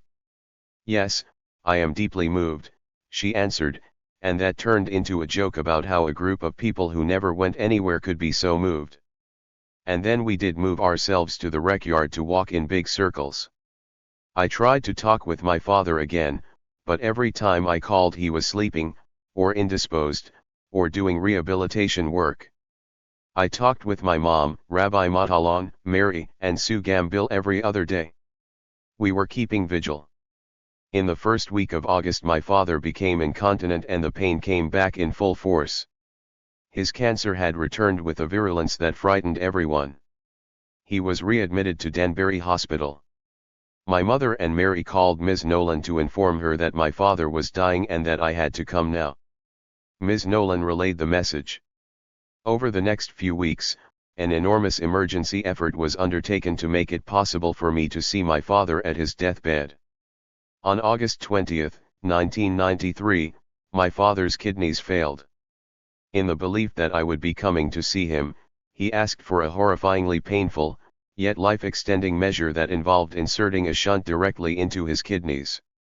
Letters from the hospital, from all the doctors, the oncologist, the surgeon, and his main doctor all concurred that his life was about to end. My mother wired the money to cover the cost of security for my visit, a sum in the thousands. Ms. Nolan kept telling me to hang on, but I grew more and more tense and angry. On August 23, Mary was informed by the General Counsel of the BOP that the warden at Mariana had denied my request because of the length of my sentence and the nature of my conviction. As she relayed the news over the phone, she was in tears and absolutely raging. She told me that she was writing to Kathleen Hawke, the director of the BOP who had replaced Quinlan, to Attorney General Janet Reno, and to everyone else she could think of. She said my mother and Rabbi Roli Matalon were meeting with New York Congressman Jerry Nadler. I hung up the phone and flew across the walkway, down the stairs past the officers' station, across the common area, and into the hallway that led to Ms. Nolan's office. I walked into the office and stood shaking with anger. You lied, all along. You knew this was all an exercise in bullshit. Sit down, she roared. No. My sentence length has been 58 years for the past 9 years. My conviction will be my conviction until I die. It is always the same thing. I wanted to shout obscenities and hit her. I wanted to overturn her desk and destroy her office. But I did not do any of those things. Susan, sit down. I just found out, too. Will you sit down, for Christ's sake? She went on to say that she disagreed with the decision, that she had told the warden this and that it was not over yet. She said there was a good OL girls network and that she was in the process of calling in favors. But it's been denied. It is always harder to undo a decision than to get the one you want to begin with, you know that, I said. Let me work on this. I told you and your mother and Mary that I am still working on this. Mary. I thought. Big Dress is calling my lawyer by her first name. But I was not placated. As I walked out, all I could think about was what they would tell my father. They did not tell him anything, however, because no one involved was taking no for an answer. On August 26, Mary wrote the following letter to Janet Reno. Dear Madam Attorney General, I know that you are now aware of the tragic circumstances surrounding my client's requested compassionate visit with her dying father. I write hoping that you did not participate in the BOP's decision earlier today to uphold the warden's denial of the request, and you will permit this visit to take place. The BOP's action today, according to Mr. Ron Allen in BOP Director Hawke's office, was based upon the best interests of the BOP. Mr. Allen cited 2 alleged considerations: Susan's offense severity, a possessory offense not involving violence, and the severity of her sentence. According to Mr. Allen, these factors present a risk to the community if Ms. Rosenberg is allowed to visit her dying father, even though her security classification is low security and her conduct excellent by any measure. This catch-22 situation means no sentenced prisoner has any motivation to change because they will always continue to be penalized over and over again for their conduct that led to their incarceration and their sentence used against them at every subsequent point.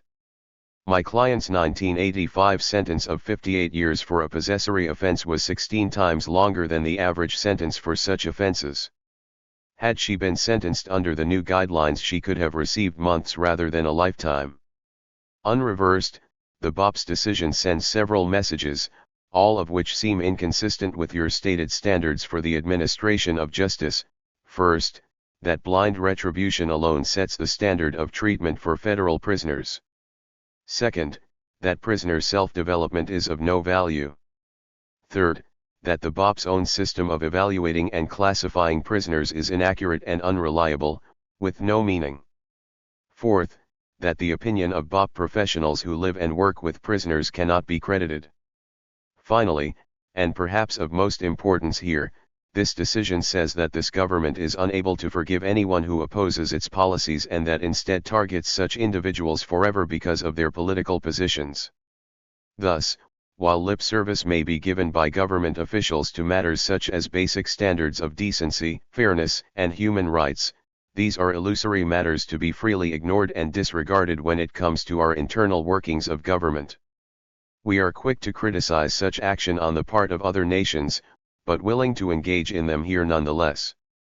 I beseech you to correct this injustice and to do so now before Dr. Rosenberg dies and needless pain and suffering which the situation has caused becomes etched forever in the consciences of his family and the many people who have asked you to exercise compassion and fairness in the face of this tragedy. On August 27, Ms. Nolan called me to her office. She was joined there by Chaplain Raftery, a Franciscan nun. They both looked at me while Ms. Nolan told me that the visit had been denied and that there was nothing further either of them could do. I could, however, make a phone call to the hospital with the chaplain. Perhaps the poison in my heart was misplaced, but at that moment I hated them both with every ounce of my being. I walked out. I wanted to lock down. I wanted to be alone so that no one could look at me with sympathetic eyes, so that no one could invade me with a smart remark. Even in maximum security, there was no privacy until the cell doors were locked. I went to the yard and ran in circles, I sat in the laundry room on the side of the machines, I paced in my cell. Eventually, I found Laura and we raged together. She wanted to go curse out Ms. Nolan, to scream at her and the nun. Right before lockdown, I was out in the inner courtyard pacing in small circles, going around and around. All of a sudden, something inside me told me to calm down. Listen. And a feeling of repose settled over me. It was magical and total, and I thought, I will see my father again. Lynette Fromm was also sitting in this little courtyard, watching the sky through the wire netting.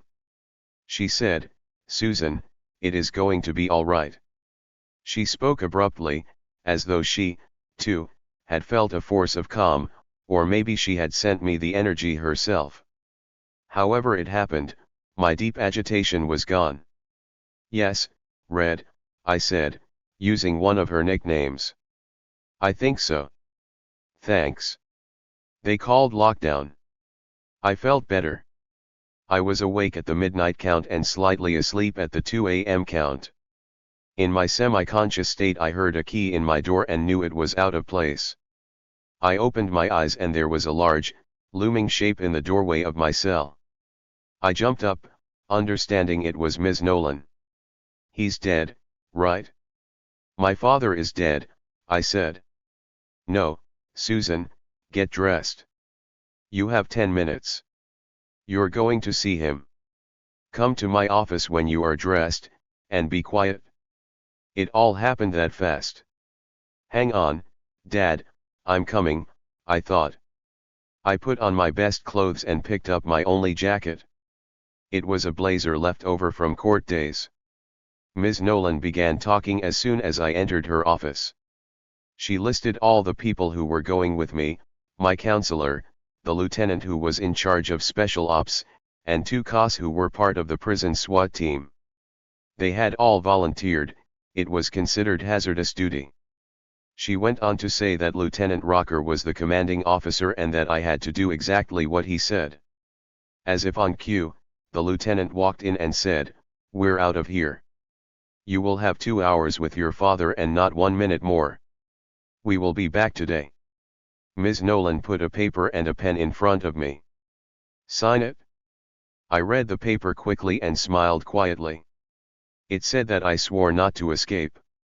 I signed and stood up. The lieutenant cuffed me, but did not wrap me in chains. I thanked them both as we walked to the front doors of the prison. I was actually leaving, it was really happening. It felt like the federal wall had been shaken and that I was somehow slipping through the crack. It was an exhilarating feeling. They put me in a car and drove me to a small airport, where we boarded an 8-seat Learjet. We flew with the rising sun the whole way up the East Coast. No one spoke the entire trip. It was eerie and strange, but I was so withdrawn that I could not have uttered a word. And they were very serious because they knew the situation that awaited us at the Westchester airport. We were met by a small army. There were more than 50 agents of every variety and rank: state police, Westchester County Police, airport security, Danbury BOP personnel, FBI agents, and U.S. Marshals. All of these people assembled merely to drive me to the Danbury hospital. It was so over the top that all I could do was laugh, despite the awesome firepower at their fingertips. They literally picked me up and put me in a white van with 2 marshals sitting up front, separated from me by a screen. The one on the passenger side was riding shotgun. He had an M16 in his lap. They drove like crazy. The plane left at 4:30 in the morning and landed in New York at 9:15. We arrived at the Danbury Hospital at 9:50. As we were walking to the back entrance, I glimpsed Mary O'Melveny and Susie Waysdorf getting out of their car. I glimpsed them as I was whisked inside. I was escorted up to the 8th floor and was greeted there by more officials. All of us were standing in a darkened hall in front of what I presumed was my father's room. Other than all the security, there was no one else around. A tall, sandy-haired man in a tailored suit stepped forward and identified himself to me as Justice. I looked at him and he at me, and then, much to my embarrassment, my eyes filled with tears. "Thank you, sir," I said. He mouthed, "You're welcome." I stuck my arms out indicating the cuffs. Someone said, "Leave them on." Justice turned to whoever had said it with a look implying, "Are you nuts?" He then nodded directly at Lieutenant Rocker, who unlocked the cuffs. I stepped into the room. A nurse said, "Thank God. I didn't think you would get here. Your father was very agitated, and I just gave him some morphine." "Oh no," I said, thinking that he would be too sedated to know I was there. I took in the scene. My dad lay in the bed with IVs running. He looked like he was asleep. The view from his window was quite startling to me. It was an open New England sky and landscape. It was like a fairytale picture with houses and a steeple nestled into hills. As I approached the bed, 3 of the Mariana team came into the room and took up positions around it, with their backs up against the wall. I drew a breath to protest, locked eyes with my counselor, and withdrew. I realized I could fight with them and lose precious time, or I could ignore them. I went toward my dad and the nurse followed me. She put her hand on my arm. "Let me tell him you are here. We don't want to scare or startle him." She very gently shook him. "Dr. Rosenberg, hello. Doctor, I have a surprise for you, a wonderful surprise. Your daughter is here." Her gentleness was beautiful. As her words penetrated my father's consciousness, he gave a start, tried to get up, and turned his head toward me. He whispered, "I knew you would come." And I whispered back, "I knew I would see you." I kissed him, touched him, and massaged his head. I then laid my head on his chest and talked into his ear. I held his arm and his hand and rubbed his shoulder. I felt the bumps on his chest and presumed they were tumors. I could not stop holding his hand tighter and tighter as the seconds ticked on. Knowing it would be the last time I would ever touch him, I decided I would remember how he felt, his arms, his bristly curly hair, his head, and his face. He was mottled with cancer and he looked totally exhausted, but I saw him only as my handsome and terrific father. The next thing I knew, my mother was standing in the room. Her eyes met mine and we both started crying out of relief, sadness, and happiness. We grabbed each other so tightly that she almost cracked my ribs. I had not realized how strong she was. My father looked at us and said, "My beautiful, favorite women, Bella and Susan. I love you so." He was drifting in and out of consciousness. We hugged him as best we could, my mother on one side of the bed and me on the other. My mother mouthed to me across my father, they weren't going to let me in, but they changed their mind. I saw all those men and thought he had died. At that point, Dad woke up and said loudly, "I want everyone to know that if you want to carry out my wishes, you all will fight harder to get Susan out of prison." He went on to give a speech about the injustice of my imprisonment. Finally, Mom said, "Manny, it's us, me and Susie, we agree with you." "Oh, right," he said, "but I want everyone to know." He was aware of the police in the room. Then we all held one another. We were crying as Mom said, "We're a trio, we've been a trio a long time, and we are a great trio, the three of us, right, Manny?" Then one of the officers said that we had 10 more minutes. Those were the hardest 10 minutes of my life. I wanted to break free, I wanted to turn back the time, years back, I wanted to wail and scream. I apologized to my parents for everything I had done and all the suffering that my actions had caused. I promised my father that I would be free, and that I would take care of Mom. There was so much emotion in that room, and so much love, it was overwhelming. I glanced at my counselor and saw tears streaming down her face. And then as quickly as I had come, I was gone. The Mariana security detail moved me out and cuffed me in the elevator and once again picked me up and carried me to the van. I felt deeply alive and awake, but also in a state of shock. My heart was torn up and my spirit was in rebellion. But by the time that I was sitting on the jet with my forehead glued to the window, saying goodbye forever to my father, I appeared completely calm and still. We were back in the unit at Mariana before the 4 p.m. count.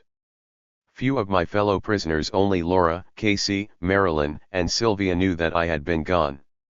Ms. Nolan had had the unit phones turned off for the day, which caused a minor stir.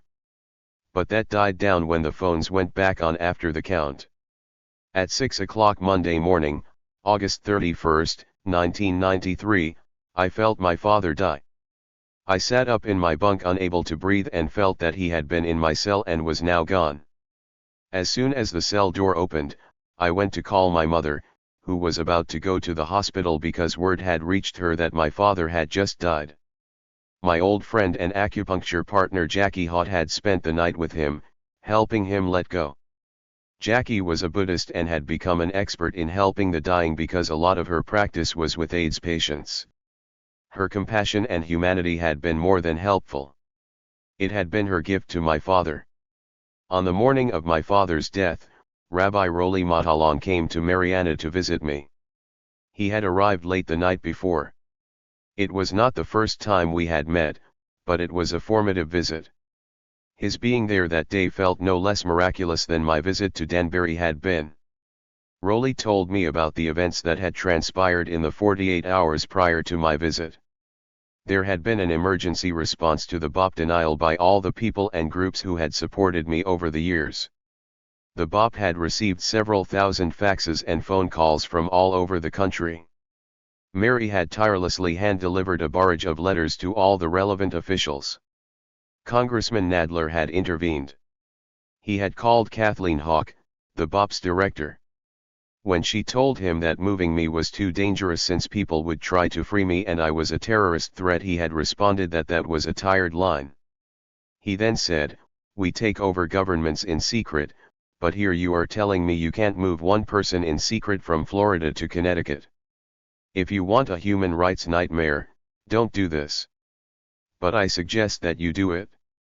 The months that followed the death of my father were the most difficult.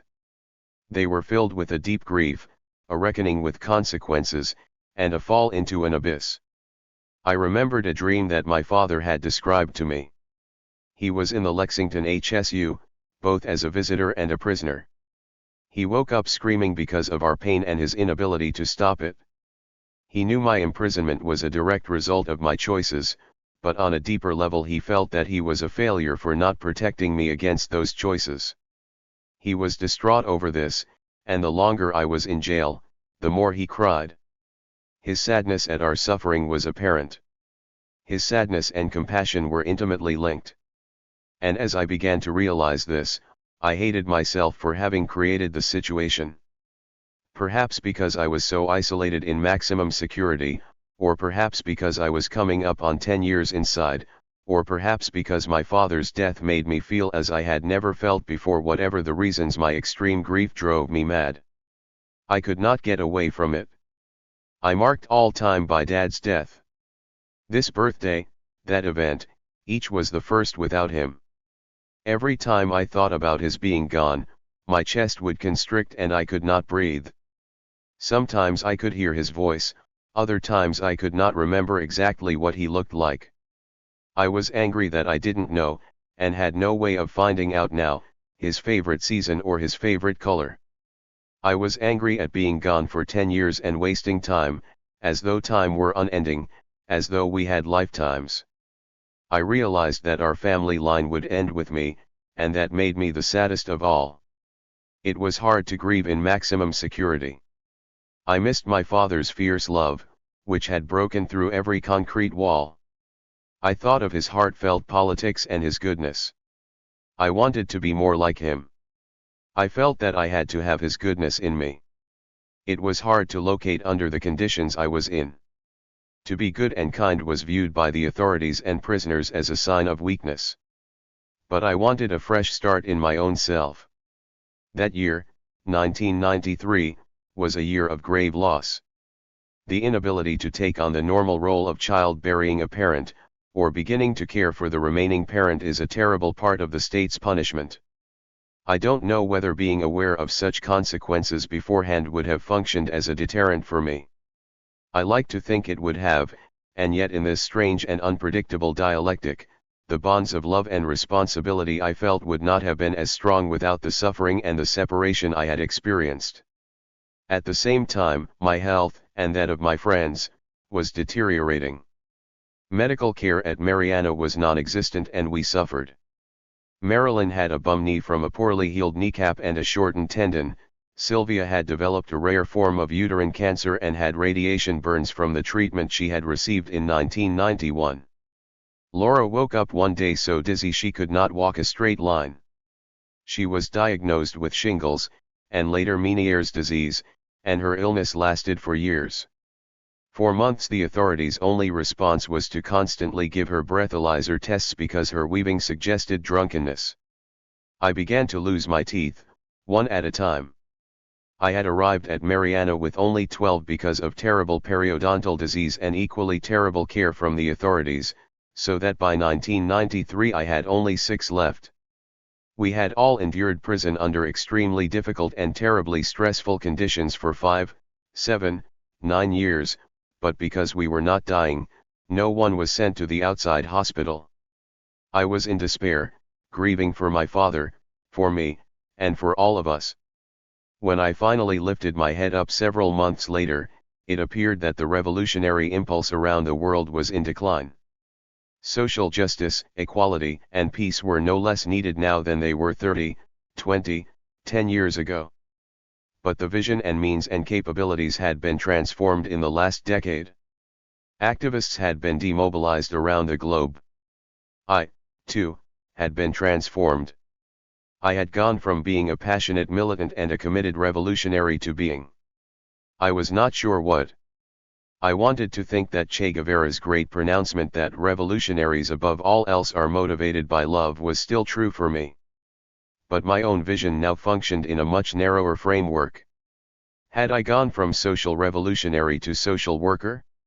No doubt it was all more complex than that, but without a revolutionary movement or theory or radical or socialist camp in the world, I was not sure that one could continue to be a revolutionary. How could I, or anyone for that matter, operate in a complete vacuum? I did not feel that I could separate myself from history. In 1994, Ms. Nolan made good on her collective promise to us. She succeeded in chipping away at the security wall encasing us and got first Sylvia, then Marilyn, and then Laura transferred to general population. Our classification had been reduced and we political prisoners were no longer to be confined in maximum security. I decided to apply to the parole board and test the waters of opinion. Going up for parole is a wretched process. Laura joked with me that I would need fleece-lined knee pads to survive the parole request. In our brief time together at Metropolitan Correctional Center, in 1985, Irish Republican Army prisoner Joe Doherty had told me that courts in England and Ireland had railings on the dock to prevent prisoners from having permanent knee injuries. Bearing one's soul in remorse is hard to do, but when your release depends on it, and yet whatever you say never seems to be either apt or sufficient, it is painful indeed. 10 years inside is a long time, and now I was in the midst of a growing desire and pressure to get out. I had made a promise to my father that, although unrealistic, I wanted to keep. For years I had put release on the back burner of my mind. A 58-year sentence felt like a life sentence. But I was eligible to try at 10 years, so I decided to file for parole at Mariana. Going before the parole board would reveal what the government's legal position was. The government had always used the conspiracy charges in the Brinks robbery case to bolster its extreme classification and treatment of me. But because those charges had been dropped, if they used those charges against me now in a parole application, I would have grounds to fight for release. My grounds would be strengthened by the fact that the average sentence for weapons possession was 5 years in the United States. I was exhausted by prison.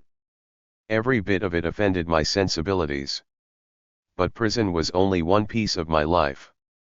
I tried to rekindle an earlier time when my blood had boiled and I had raged against the crimes of the state, when my own savage heart had beat to an oppressive pulse and what had compelled me to act was a vision of social justice and social liberation. As I sat in Mariana, that time seemed so far away that I could barely reclaim it. Life for me at this point was a series of compromises about coexistence with the authorities in the most deadening situation imaginable. There were varied opinions among us about what our relationship to the parole process should or should not be. Us included other political prisoners, the lawyers who had represented us and who continued to defend our rights, our families, and our associates, both past and present. I had come to the conclusion that every individual who had come out of the left in the 1960s and 1970s and was now doing time had a right to develop his or her own position, whether that meant refusing to admit any wrongdoing, refusing to be self-critical, or begging the government for mercy. Yet I also feared that I was succumbing to self-preservation and by taking part in the parole process I would lose much of my integrity. My friends outside took a more objective view, saying, "Of course, you should apologize to try to get out, what difference does it make?" It made a difference to me. I vacillated for months as my desire to get out of jail and help my mother grew. For every single choice I had made, I could blame no one but myself. I decided that I would apologize to the parole board. I would admit my actions were criminal and dangerous. I would agree that having dynamite was an endangerment to innocent people, regardless of intent. I would acknowledge that the terrible antagonism Tim and I had put forth at our trial was my doing, against the advice of our lawyers, and had grown directly out of a refusal to take responsibility for my actions and a lack of remorse. I would further admit that I now believed that violence is wrong and that we were lucky no one was killed. I would say that I would never, ever repeat such actions, nor would I counsel anyone else to use such methods. I would not talk about anyone but myself. I would bend as far as I could without breaking. In late November 1994, the government canceled my parole hearing because the Parole Commission wanted the Southern District of New York to explain in writing why they had failed to prosecute me for any involvement in the Brinks conspiracy case. Parole officials wanted to know what the evidence against me was. The U.S. Parole Commission stated that unless the Southern District said that it had dropped the case for lack of evidence, then any evidence it had would be used against me in a release determination. Since the charges included murder, it would be a no-release type of ruling. It would mean a 15-year set-off. This meant that I would not be considered for parole until the 15 years were over. This was all communicated to me by a blank-faced parole examiner whose desk stood in front of a bare wall. His droning words receded as my thoughts raced around and around until one took hold, a recollection of the men who had rebelled at Attica prison in 1971. I recalled their lack of vindication, although they proved their case over and over again. 43 men had died, most of them simply demanding decent and humane treatment. I thought about the state's lack of accountability in that case, and its acts of retribution in so many other cases. Accountability, retribution did either bring justice? I did not think so. I thought about the state's ability to remember its enemies and their acts and the long reach of punishment as the droning examiner told me that very probably I would live on until I died in prison. I recalled the statement I had made at my trial in 1984 that the system would not last as long as my sentence. I had been so cavalier about that yet so off the mark. I thought of one memory ending and another beginning. I thought about the policemen who were killed in the Brinks robbery on October 20, 1981, the shootout between Sikau Odinga and Muri Sundiata, who had been accused of participation in the robbery and had been hunted by the police and FBI. And how they had been spotted in Queens on October 21, the next day, and had been in a shootout. Muri had been shot to death, and after Sikau had been arrested, he was tortured for several days in a Queens police precinct. I thought about the children of all the different people on different ideological sides who had grown up without parents, who were now teenagers and grown ups themselves. So many lives had been changed forever by that one horrific event in Nyack, New York. It was a terrible thing, and the consequences were unending. The futility of it, God, I thought.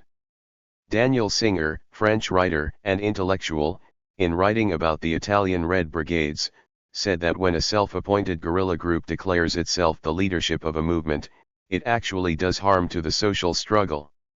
By substituting political violence for organizing people where they are, it shortcuts the necessary work of winning people's hearts and minds. This description fit us to a T. By Christmas, 1994, I had been at Mariana for 4 years. Sylvia was in Danbury, Maryland, and Laura were in Pleasanton, California, and Casey was in a Colorado state prison serving the end of her sentence.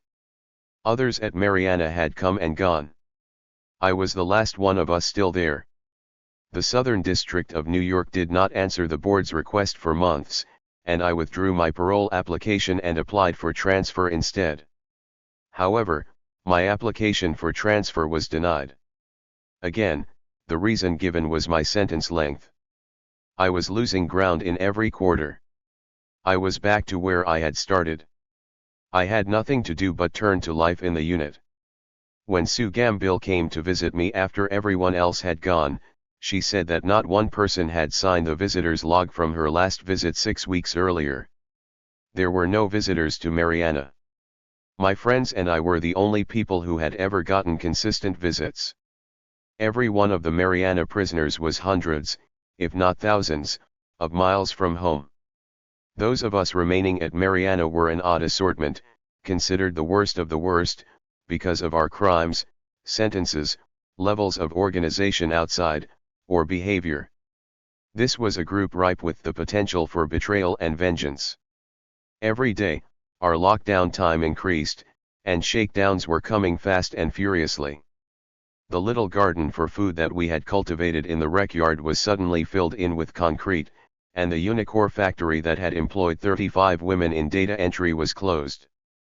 The GED classes ended, and the little world that we all existed in was shrinking. As it did, people started fighting. One day a woman took a 20-pound dumbbell to another woman's skull and blood spattered from one tear to the next. The prison guards locked us down for a week and charged the woman with attempted murder. My anger at everything returned. And it was just at that point that I was transferred to the brand new, multi-million-dollar Oklahoma Processing and Detention Center and held incommunicado for 3 days, only to surface at the Danbury Federal Correctional Institution the following day. Part 6. Danbury. Chapter 15. Danbury general population. I arrived in the early evening. It was late spring and the New England sky was pale, with streaks of blue and white. It was familiar, that light, and I could actually see the horizon. So I did not even care when the cops dumped me into the old and worn room that housed the Danbury prison's receiving and discharge area.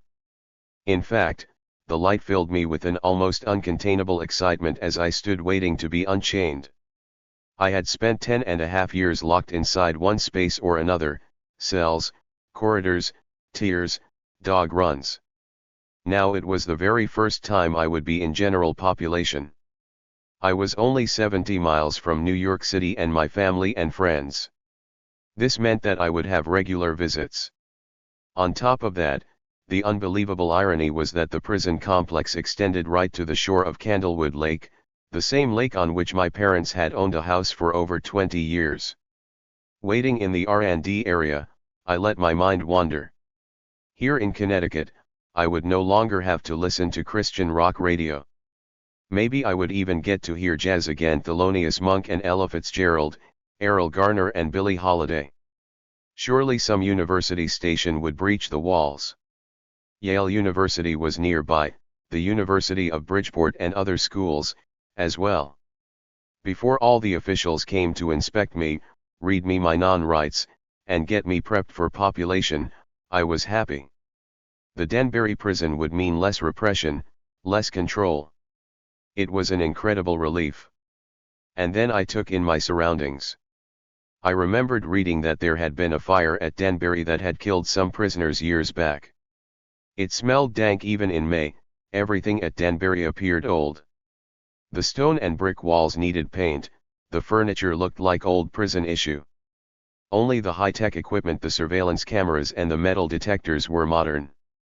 I remembered reading that Danbury was one of the oldest federal prisons in the country and that it had housed many famous and iniquitous people, the Plowshares Movement anti-war activists Philip and Daniel Berrigan, G. Gordon Liddy, the former FBI agent and Watergate burglar, international marijuana dealer turned author Richard Stratton, a number of mob members, and various high-profile, white-collar criminals. It had been changed to house women only in the early 1990s. As one co-unchained me, I could hear the chatter from the others who were lounging around and watching the process. This batch was young except for the gray-bearded man in charge of R&D. He seemed impatient, as if he had dinner waiting at home. He looked as if he were about to tell everyone to get out when the steel door separating the room from the inside of the prison was pushed open. The warden walked in, flanked by an entourage of lieutenants. I knew it was the warden instantly because the lounging coss abruptly stood up and looked down at their feet. He stared at me and I stared back, which was easy to do because he was 5'6", my exact height. He reminded me of Quinlan, the former head of the BOP. They both were balding, thin, middle-aged, bland-looking men. They were the kind of men who had other more physically powerful men do their bidding. "Hey, thanks for taking me into your institution." "Don't worry, it will be okay," I said, my voice thick with contempt. "Wasn't my choice," he said as he eyed me up and down. As suddenly as he had come in, he turned on his heel and strode out. The cops were all staring at me. One of the lieutenants, an overweight, shaggy guy only a little older than I, ordered everyone out. The cops dispersed quickly, leaving me alone with the hound dog-looking lieutenant. "I'm sis," he said. "I'm scared of you," I retorted snottily. What made me do this, I don't know. My initial excitement about the light and the prospect of relief from repression had given way to anger at the way I had been transported, being disappeared for 3 days into the maximum security holding facility in Oklahoma, where I had been put into a cell on the men's floor, at the chains, at the armed camp atmosphere, at the animal in a cage atmosphere with all the cops hanging around. It was not the best way to start this new part of my prison life. I could not help it. I took a closer look at the man in front of me. His name tag said Fredrickson, and I knew, despite his benign appearance, that he was not on my side. "Yeah," I said. "Poor choice of friends." He cut to the chase. You'll never get parole. This little trip here is a temporary stay. You fuck up and you're outta here. Tell that to my lawyers, I said. You stay away from the other terrorists, he went on. You don't associate, and you might get room to breathe. Lieutenant, I said, this is old news. My friends and I did Lexington together, and they tried to drive us crazy there. It didn't work, they couldn't divide us. His eyes narrowed into little slits and he snorted. He went from looking like a shaggy dog to looking like a pig. Laugh, but we know you're a cop killer, convicted or not, he added as he walked out. Despite my sarcasm and contempt, I realized that this man was my enemy and would hurt me at the first chance he got. That, I took very seriously. All the higher UPS having left, the COS returned and went to work in earnest. I had been received before in many other places, but this time there was a new dimension. A psychologist was brought in to interview me. At that point, I could not tell if I would be sent to segregation first or straight into population. It was up to the doctor to make that determination. Dr. Labar strode in. Her appearance shocked me to the very core. She had short, red hair and a tattooed star on her ear, and she wore a hippie-esque outfit of flowing purple linen. In her early 30s, she looked like someone who could have been a progressive from some movement, feminist, gay liberation, whatever. I was reminded once more that I was no longer in the South, where someone like Dr. Labar would have been seen as a foreigner. Clear out, she ordered. Once again, the COS trooped out, as one of the younger ones rolled her eyes in disgust. The procedure was becoming comic, even to me. As Dr. Labar eyed me up and down, she and I began a verbal dance involving ideology, choice, politics, all of those differing strands bound together that would characterize our interactions for years to come. You don't look all that frightening, she said. I know your friend Sylvia, and she doesn't seem all that dangerous, either. I did not say anything. I just stood still, taking her in. Then she said, I'm a cop first above all else, I am a cop, not a psychologist or doctor. You have to know that. I would never assume anything else, I said. I mean, if I think you are a threat to yourself or anyone else, or if I think you are planning an escape or any violence, I will lock you up faster than a heartbeat, and it won't be about treatment or therapy or any of that stuff. My curiosity about this interesting-looking woman turned to revulsion. I loathed her for looking like a liberated person, or at least for matching my frozen-in-time image of what a liberated person might look like. I thought to myself, this is what we fought for? Now we have feminist police masquerading as service professionals. She continued. It's up to me whether you go to segregation or not. What can you tell me? Are you a threat? Do you want to kill yourself? Anyone else? I just shook my head no. She had my file open and was filling out a form. I tried to read the open page upside down. All I could make out was the top line of the first typed paragraph, which said, escape risk. Inmate is extremely personable. Do not be fooled. I kept my face still, trying to strike a balance between a normal gaze and the convict stare. Finally I said, there's no reason not to let me into population. It won't be a problem. Dr. Labar stared at me hard, and then said, you're going to long-term housing. If you want to talk to me, I am in 3 North.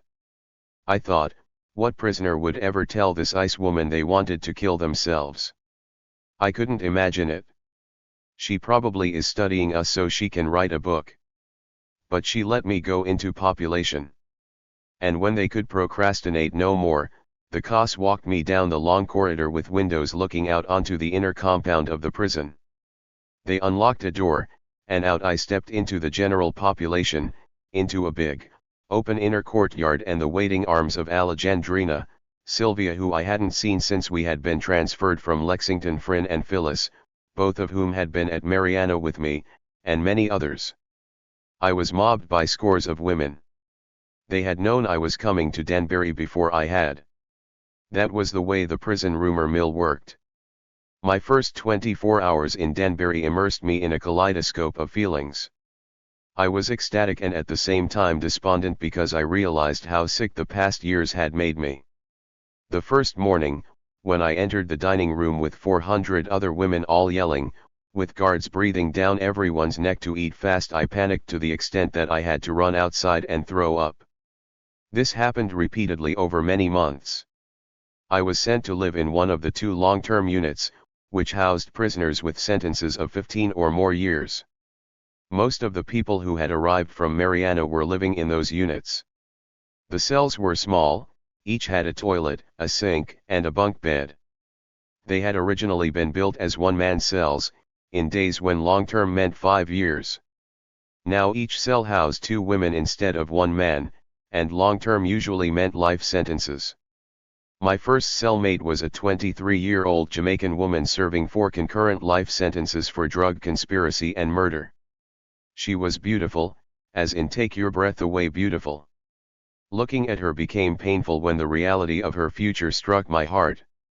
She had merely been the girlfriend, she had used drugs, but she had not pulled any triggers and had not actually stood in the street and sold dope.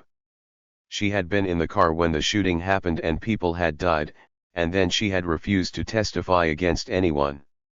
She had no understanding of what was happening to her. She didn't know how to stand up for herself, how to determine what she needed, and had no outside support to help her with money. Unfortunately, I was too self-absorbed and trying to deal with my new circumstances to communicate with her. I was emotionally overwhelmed by her future and my own. I had come from isolation and found myself in an unknown prison beset by overcrowding, petty degradation, and cruelty. In my first few weeks there, the energy that I had to expend merely to stay alive was exhausting. While living among thousands of women was stimulating, I was suffering from post-traumatic stress syndrome and alternating between depression and hyperactivity. In spite of my mental state, I talked to everyone. I talked to women who had 10 or 15-year sentences, women who were repeat offenders, women who were parole violators, and women I knew from the DC jail, all of whom had been doing time for most of their lives in one state institution or another. Each day, I perceived the administration's utter contempt toward the prisoners more fully than I ever had before. Whereas the terrible conditions at the DC jail were like a well-kept family secret as everyone knew about them but just shrugged at them, and the Lexington officials had been concerned with destroying us and our identities, here a pure hatred of women oozed out of every official pore. During the hottest summer in Connecticut's memory, when it was 105 degrees Fahrenheit for days running, there was no air conditioning. Women were packed into cells the size of bathtubs, and there was not enough food in the kitchen to meet daily requirements because of the overcrowding. Slowly, I began to understand the transformation that had taken place within the federal prisons during the 10 years that I had been in maximum security. The most obvious difference was the sheer increase in the number of female prisoners. But the other change that stood out was a shift in the racial balance from half white and half black and Latina to a black majority. In my almost 40 years, I had been witness to a great deal of suffering, racial and sexual oppression, degradation, and indecency. Danbury reminded me most of the South Bronx in the 1970s, where I had worked in a devastated urban community in which nothing worked, in which no needs were met, and expectations were so low that only survival at the barest level was considered a victory. To exist with low expectations about the quality and content of life is a terrible thing, and I saw this crushing reality everywhere I looked. It seemed to me that the Bureau of Prisons was succeeding in its attempts at destroying the mass of humanity at Danbury Prison. A few months after I arrived at Danbury, I found out that my friend Donna Nelson, a soul sister of the deepest connection who had saved me again and again in D.C., first by bucking the police lies about us and then by being the first prisoner to smuggle food to me, had died from complications related to AIDS. 5 years earlier, she had not even been HIV positive, and now suddenly she was gone. As the weeks went by, I heard about more and more women who had died of AIDS. My co-defendants and I could count hundreds of prisoners that we personally knew. All that wasted life energy, all that terrible suffering. A lovely woman named Pam Cooper, who had been in the D.C. jail and then at Lexington, and who had been a great friend of Laura Whitehorn, had at the age of 36 received 4 life sentences despite her unwillingness to pull a trigger. I asked Pam, "How do you deal with that? With 4 life sentences?" She answered, "I don't lay claim to them, I don't claim them." Her words gave me chills. In truth, Pam would soon die from AIDS, rendering the concept of life sentence almost absurd and irrelevant. The scourge of AIDS was on my mind when I walked into the prison gym one day and saw 7 young black women sitting in the bleachers, all of them new arrivals. They approached me and asked me about prison life, about the commissary, the laundry, the rules, and the housing units. I asked if any of them had done Fed time before. They all shook their heads. "No," they answered. As we talked, I learned that they had sentences ranging from 10 years to life. I again thought of my years working in the Bronx, where I first witnessed the impact of racism, prison, and drug addiction. Danbury, I learned, doubled as an immigration holding prison for the U.S. Immigration and Naturalization Service. On top of the predominance of African Americans within the population, there were dozens of women from the Caribbean and the whole African diaspora, primarily from Jamaica, Haiti, the Dominican Republic, Ghana, Kenya, and Uganda. On any given day, there were women representing more than 40 different countries. As I walked around the compound that summer, I could hear an array of languages. Danbury resembled a small city in the developing world, both poor and cosmopolitan at the same time. Laundry was hanging out the windows, women were carrying buckets of water when the water system broke down. Everybody was dressed in ill-fitting brown, green, or khaki-colored clothes. The extreme heat of the summer gave way to the coldest winter that had hit Connecticut in many years. There was not enough heat in the housing units, even with all the bodies jammed together. The brick, stone, and steel walls allowed the bitter temperatures to penetrate. The pipes burst, leaving more than 500 women in one unit without hot water. For 6 weeks, they had to walk through the snow in the inner compound to take a shower. The complex looked like a refugee camp. We were all internally displaced people. The unit managers at Danbury set the tone for the kind of treatment that the staff meted out. In a closed institution, all things related to the outside world pass through a variety of individuals' hands. The mailroom clerks inspect your mail and determine whether or not you get the birthday card, which book is approved, and which letters are returned to sender. The counselors decide who is allowed to visit you and who you may telephone. The unit manager, in conjunction with your case manager, decides which job you have and whether or not you can go to school. The unit manager also approves your application for transfer to an institution closer to home, or whether you are moved against your will to a prison farther away. Nothing happens to you without a staff member's direct involvement. You can limit your interactions with the staff, but it is impossible to evade them altogether. They intrude on your reality every day and in every way. As a result, some prisoners decide that it is easier to live in prison with as little contact with the staff as possible. They either withdraw or resist or do time in segregation. Regardless of their decisions, this team of people, your team of people, will interact with you at some point. I have heard prisoners after an interaction with their team come away sardonically singing, "You can't always get what you want," from the Rolling Stones song, as a means of relief from the disappointment of denied requests.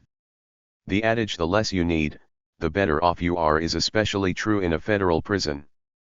But needing less is useful only if your goal is coexistence with the set of antagonists on the prison staff. It does not get you anywhere if you want to advocate for anything or help another prisoner with real-life problems. They, the prison staff, determine how and when you are able to visit your children or parents, what happens when you get scheduled for deportation to a country where you have not lived in years, what happens if you are sick and your security designation prevents you from going to an outside hospital, or what to do when you cannot pay your fine, so your paltry wages are garnished and you cannot even buy so much as a bar of soap. In October 1995, I had been at Danbury for 6 months and was scrutinizing all the unit managers to see which one seemed the best and the least intrusive, and which one I could get along with and would leave me alone. It was the rainiest night since my arrival when I walked across the compound into the hallway of Unit 9 in my green army jacket, soaked to the skin. I didn't have a hat and my hair was dripping into my collar and down my back. I was waiting to talk to Miss Sharp, the unit manager of the East Wing. I had heard that she was unpredictable and spontaneous, always blowing from hot to cold. I wanted to live in Unit 9, which had large cells and single bunks. I had never seen the inside of the unit before because prisoners were not allowed to move freely inside of the cell blocks. We were restricted to the unit that we were assigned to live in. Simply standing where I was at that moment was out of bounds and potentially punishable as a violation. I found myself next to another woman in front of Ms. Sharp's office. I stood silently as one of the unit staff for the East Wing, a Mr. Luce, a short, skinny man in his middle 30s. The most distinctive thing about him was that he had a prominent walleye, came bounding down the stairs. As soon as he saw the other woman and me, he screamed, "Do you live here? Do you live here? You two are out of bounds.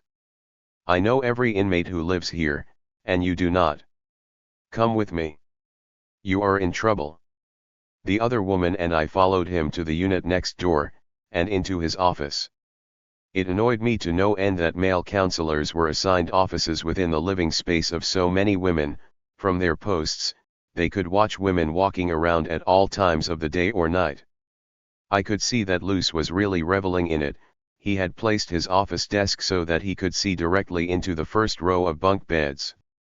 One of my friends, Maureen, had called Luce one ugly black shit. His face now was twisted up in anger, and one eye was way off center. Luce proceeded to scream at the woman next to me, but she did not reply. I did not know her or why she had come to Unit 9.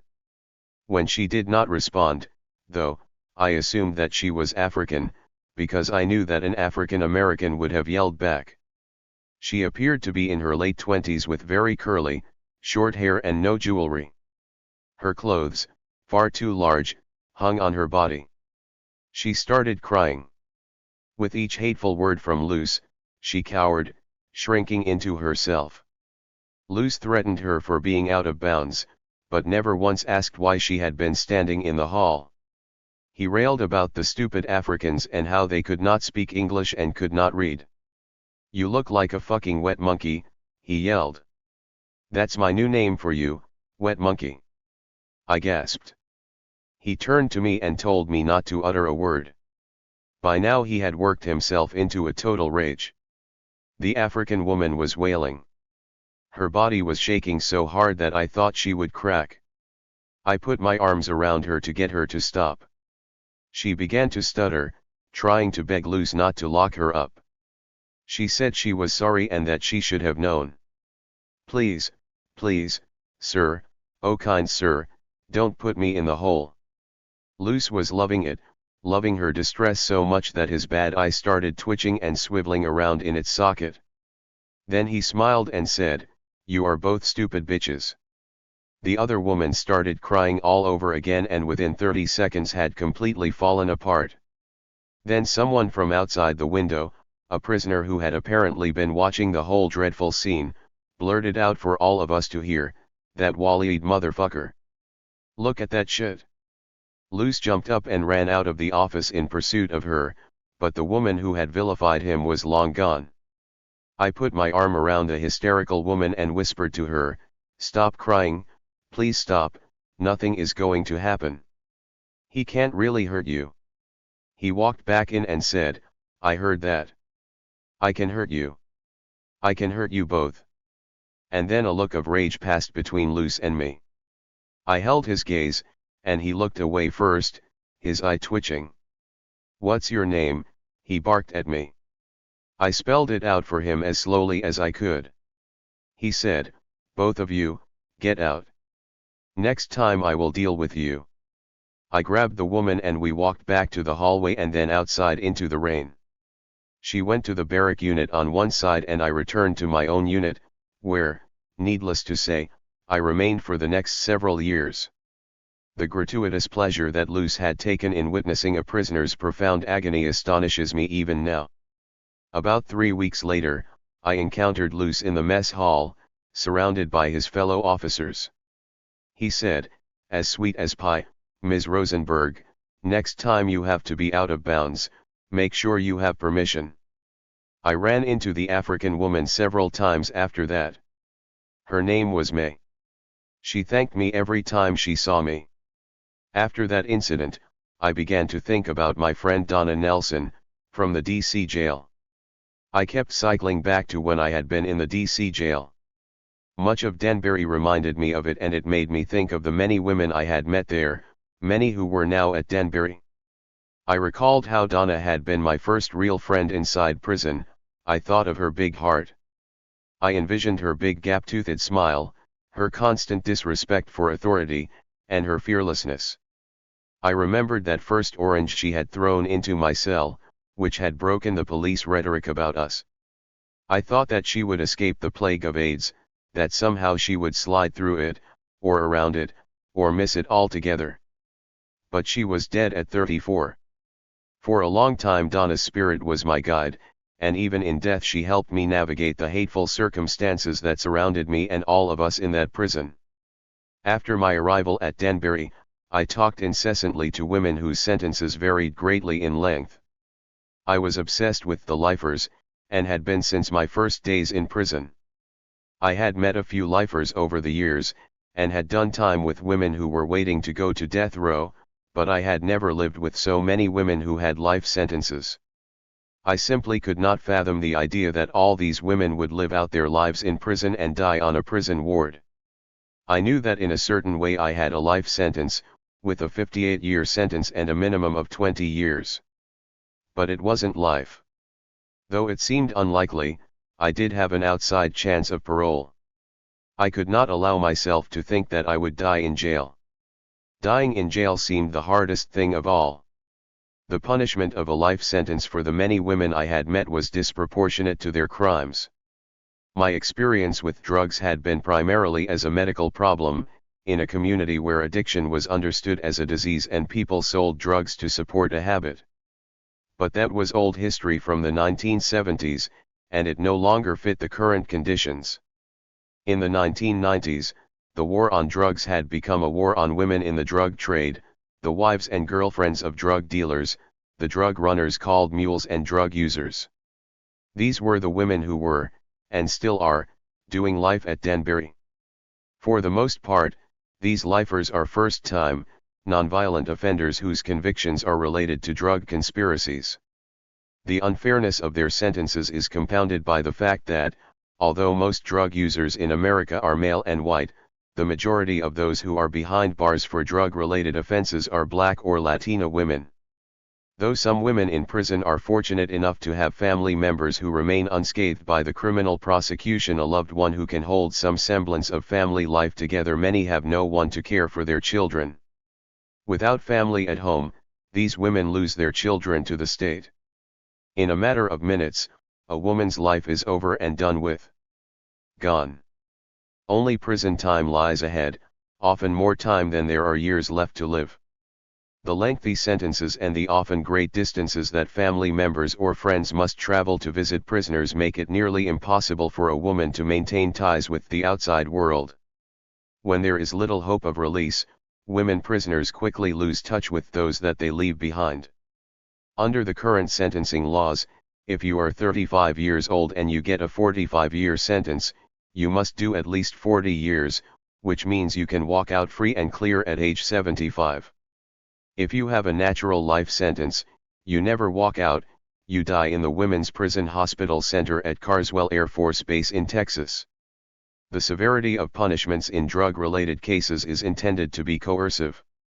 Women targeted by drug agents are pressured into becoming snitches. The agents typically offer sentence reductions in exchange for information. Prisoners who have no information to trade are stuck with lengthy sentences.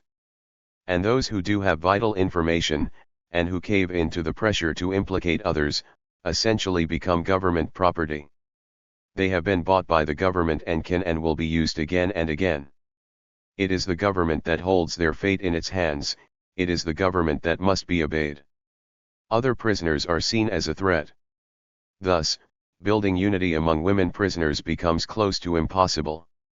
The trading of information in prison may not rise to the level of informant trial testimony, where facts have to be verified, but prison informants can and do prevent women prisoners from exercising collective power over the difficult conditions of their lives. The Bureau of Prisons plays an active role in this coercion. The BOP claims that it is neutral and only carries out the directives of the courts, that it is involved only in custody, not in the terms of punishment. But this is not so. No longer is prison itself sufficient punishment. No longer is the loss of freedom enough. Now the purpose of imprisonment is to ensure total cooperation, total subservience. Most people who get arrested do not think that they will ever wind up giving information to the government. But the threats of lengthy sentences begin before an indictment and continue several years after conviction. Before the implementation of mandatory minimum sentences, prisoners had the right to request a sentence reduction, the Rule 35 motion I had brought in Tucson and had failed to get granted. There were various grounds on which one could bring this motion, including family hardship. If a prisoner could demonstrate to a judge that her imprisonment was causing her family undue suffering, the judge could reduce the sentence. Though not common, sentence reductions under Rule 35 gave prisoners hope, a chance for a break in the unrelenting prison time. In 1987, many of the sentencing laws were changed and a Rule 35 motion was one of them. Now it can only be brought to a judge by the prosecution. The rule has been transformed into a government tool whereby compliance is the only grounds for sentence reduction. The motion has been reduced to a one-page list of categories with a box for a check mark next to each. Under the first category, debriefing, are 4 subcategories: debriefing on own role, debriefing on other principles, debriefing on general activities of the conspiracy, debriefing on criminal acts. The sentence reduction depends on how many boxes contain check marks. In the years during which I was in Mariana, I witnessed the process of breaking women prisoners. The women's unit in which I was housed is unique in the federal prison system as the only super maximum security unit for women. Prisoners are sent there directly from sentencing proceedings, not because they are security threats and need more supervision, but rather to give them a taste of the way the rest of their lives will be lived unless they acquiesce to the government. I saw women with life sentences, from 40 to 100 years, pass through Shawnee's 5 electronically controlled doors. As they lay in their cells, the impact of their new lives hit them. They soon called the special agents or prosecutors, or responded when law enforcement officials contacted them. Rule 35 motions were offered, prosecutorial powers were exercised, and the women walked out, transferred to easier prisons with 10, 7, or 4 years left to go, accompanied by promises of protection and even money. In Unit 1, where I lived at Danbury, I observed a woman for weeks before the government approached her. Her name was Belle and she was a 40-year-old African-American woman with a life sentence for her involvement in a drug conspiracy. She was the mother of several children, teenage and younger. Before her arrest, Belle was the backbone of her family. She is a large, smiling, expansive woman whose eyes crinkle at the corners when she tells a story. The full life she once knew as a mother was gone. Though she tried to stay involved in the lives of her children, her family ties were unraveling with each passing month. Along with 12 co-conspirators, Belle sold about a kilo of cocaine a week.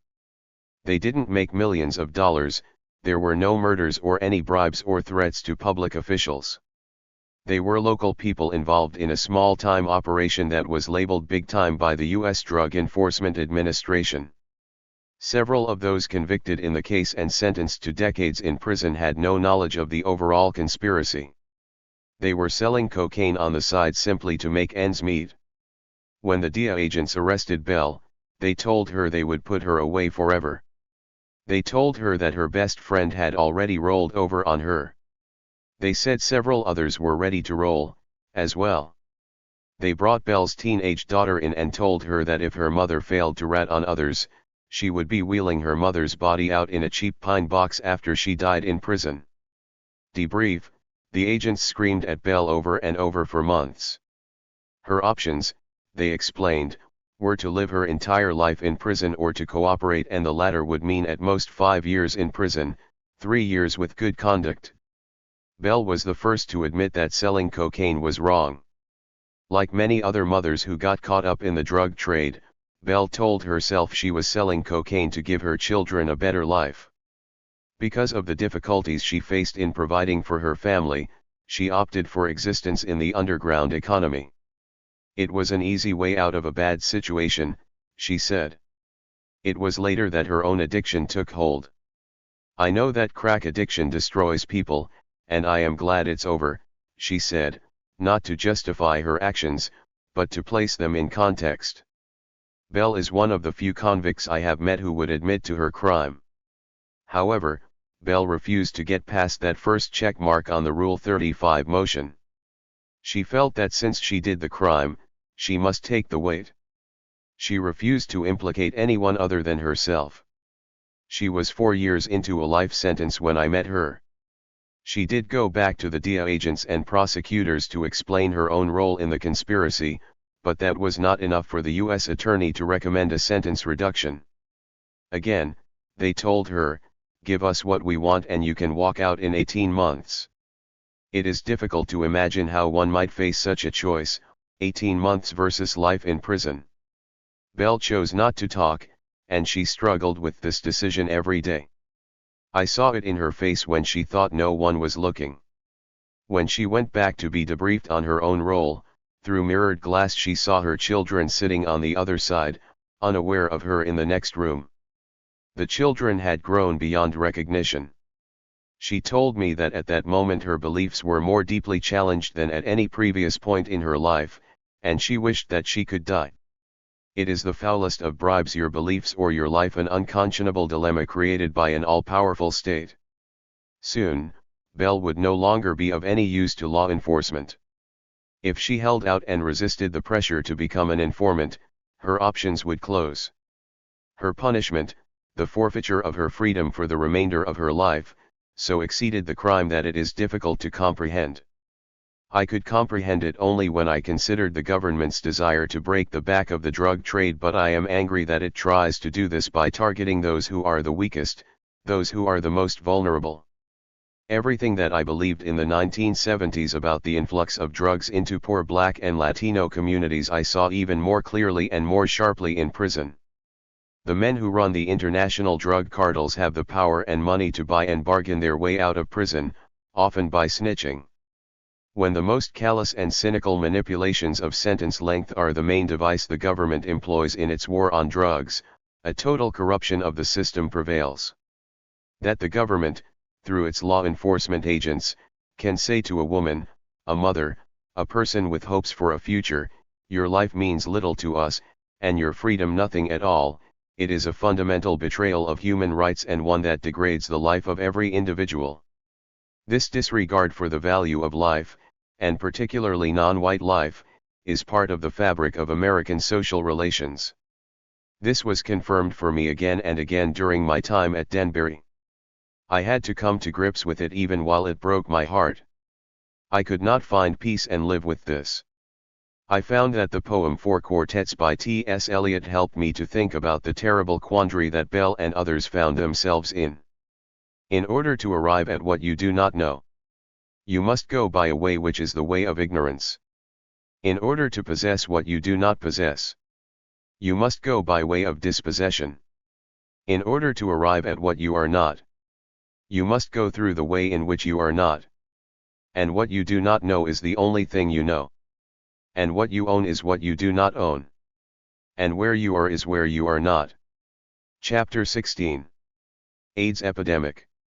After several months at Danbury, on the eve of my 40th birthday, 2 years after the death of my father, 11 years into my incarceration, I fell in love with Fryn Mullen, who had overlapped with me in Mariana for almost 3 years, but to whom I had barely spoken during that time. Frin, who had not liked me at first, but who was good friends with Silvia Beraldini and had a premonition that we would become lovers but never told me for years and years. Frin, the elusive, beautiful, disdainful Brit with all the dry wit, cynicism and sophistication of the infamous drug dealer to the English counterculture that she had been, who sold drugs to prominent musical celebrities. Frin, who when we were in Mariana had avoided me like the plague until right before my father died, when she decided to tell me her story. She had been born to an Irish mother and an English father stationed in the colonial service in Uganda, was raised in India, sent to Catholic boarding school in Europe and then to school in London, and at last brought back to India in the late 1960s. Frin was one of the people in the 1960s who had trekked through India and the Himalayas, worshipped the god Shiva, followed the Bodhisattva, and lived on the beach in Goa. In the 1970s, she became a mother and a businesswoman. She did 18 months in an Indian prison for selling drugs until her sister arrived and bribed the authorities to release her. Although I never was privy to the story of Frin's drug dealings, I learned that she was enterprising and successful, with an exceptionally long run in the business until she got arrested in New York in 1982. She brokered a deal and got a 10-year sentence, but her young daughter needed her. And so she escaped by walking away from the federal prison camp for women in Alderson, West Virginia, in 1984. She lived on the run in Europe, with her daughter in tow, until someone recognized her and reported her whereabouts to the British government in 1990.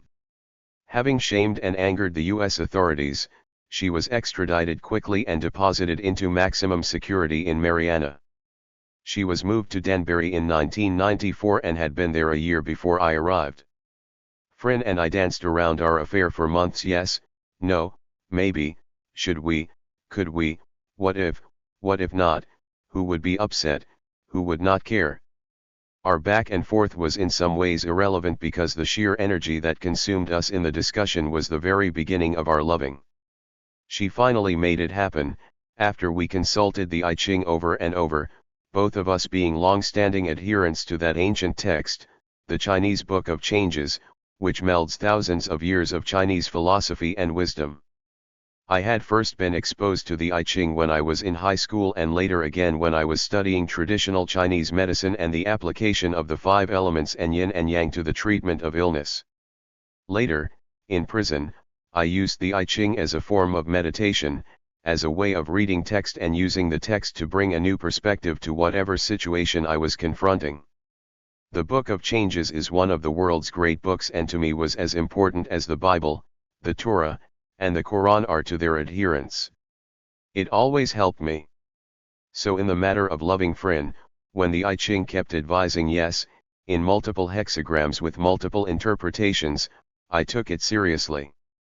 I was in awe of the way I felt. I had often thought that I would not or could not love again, and so I felt lucky to have another chance. Without passion, it is most difficult to maintain hope and I did not want to become deaf to a joyful noise. The passion I felt for Frin gave me a reason to keep on going and her love gave me power. She gave me power to create in the midst of a destitute reality, power for my own soul, and power to love her back.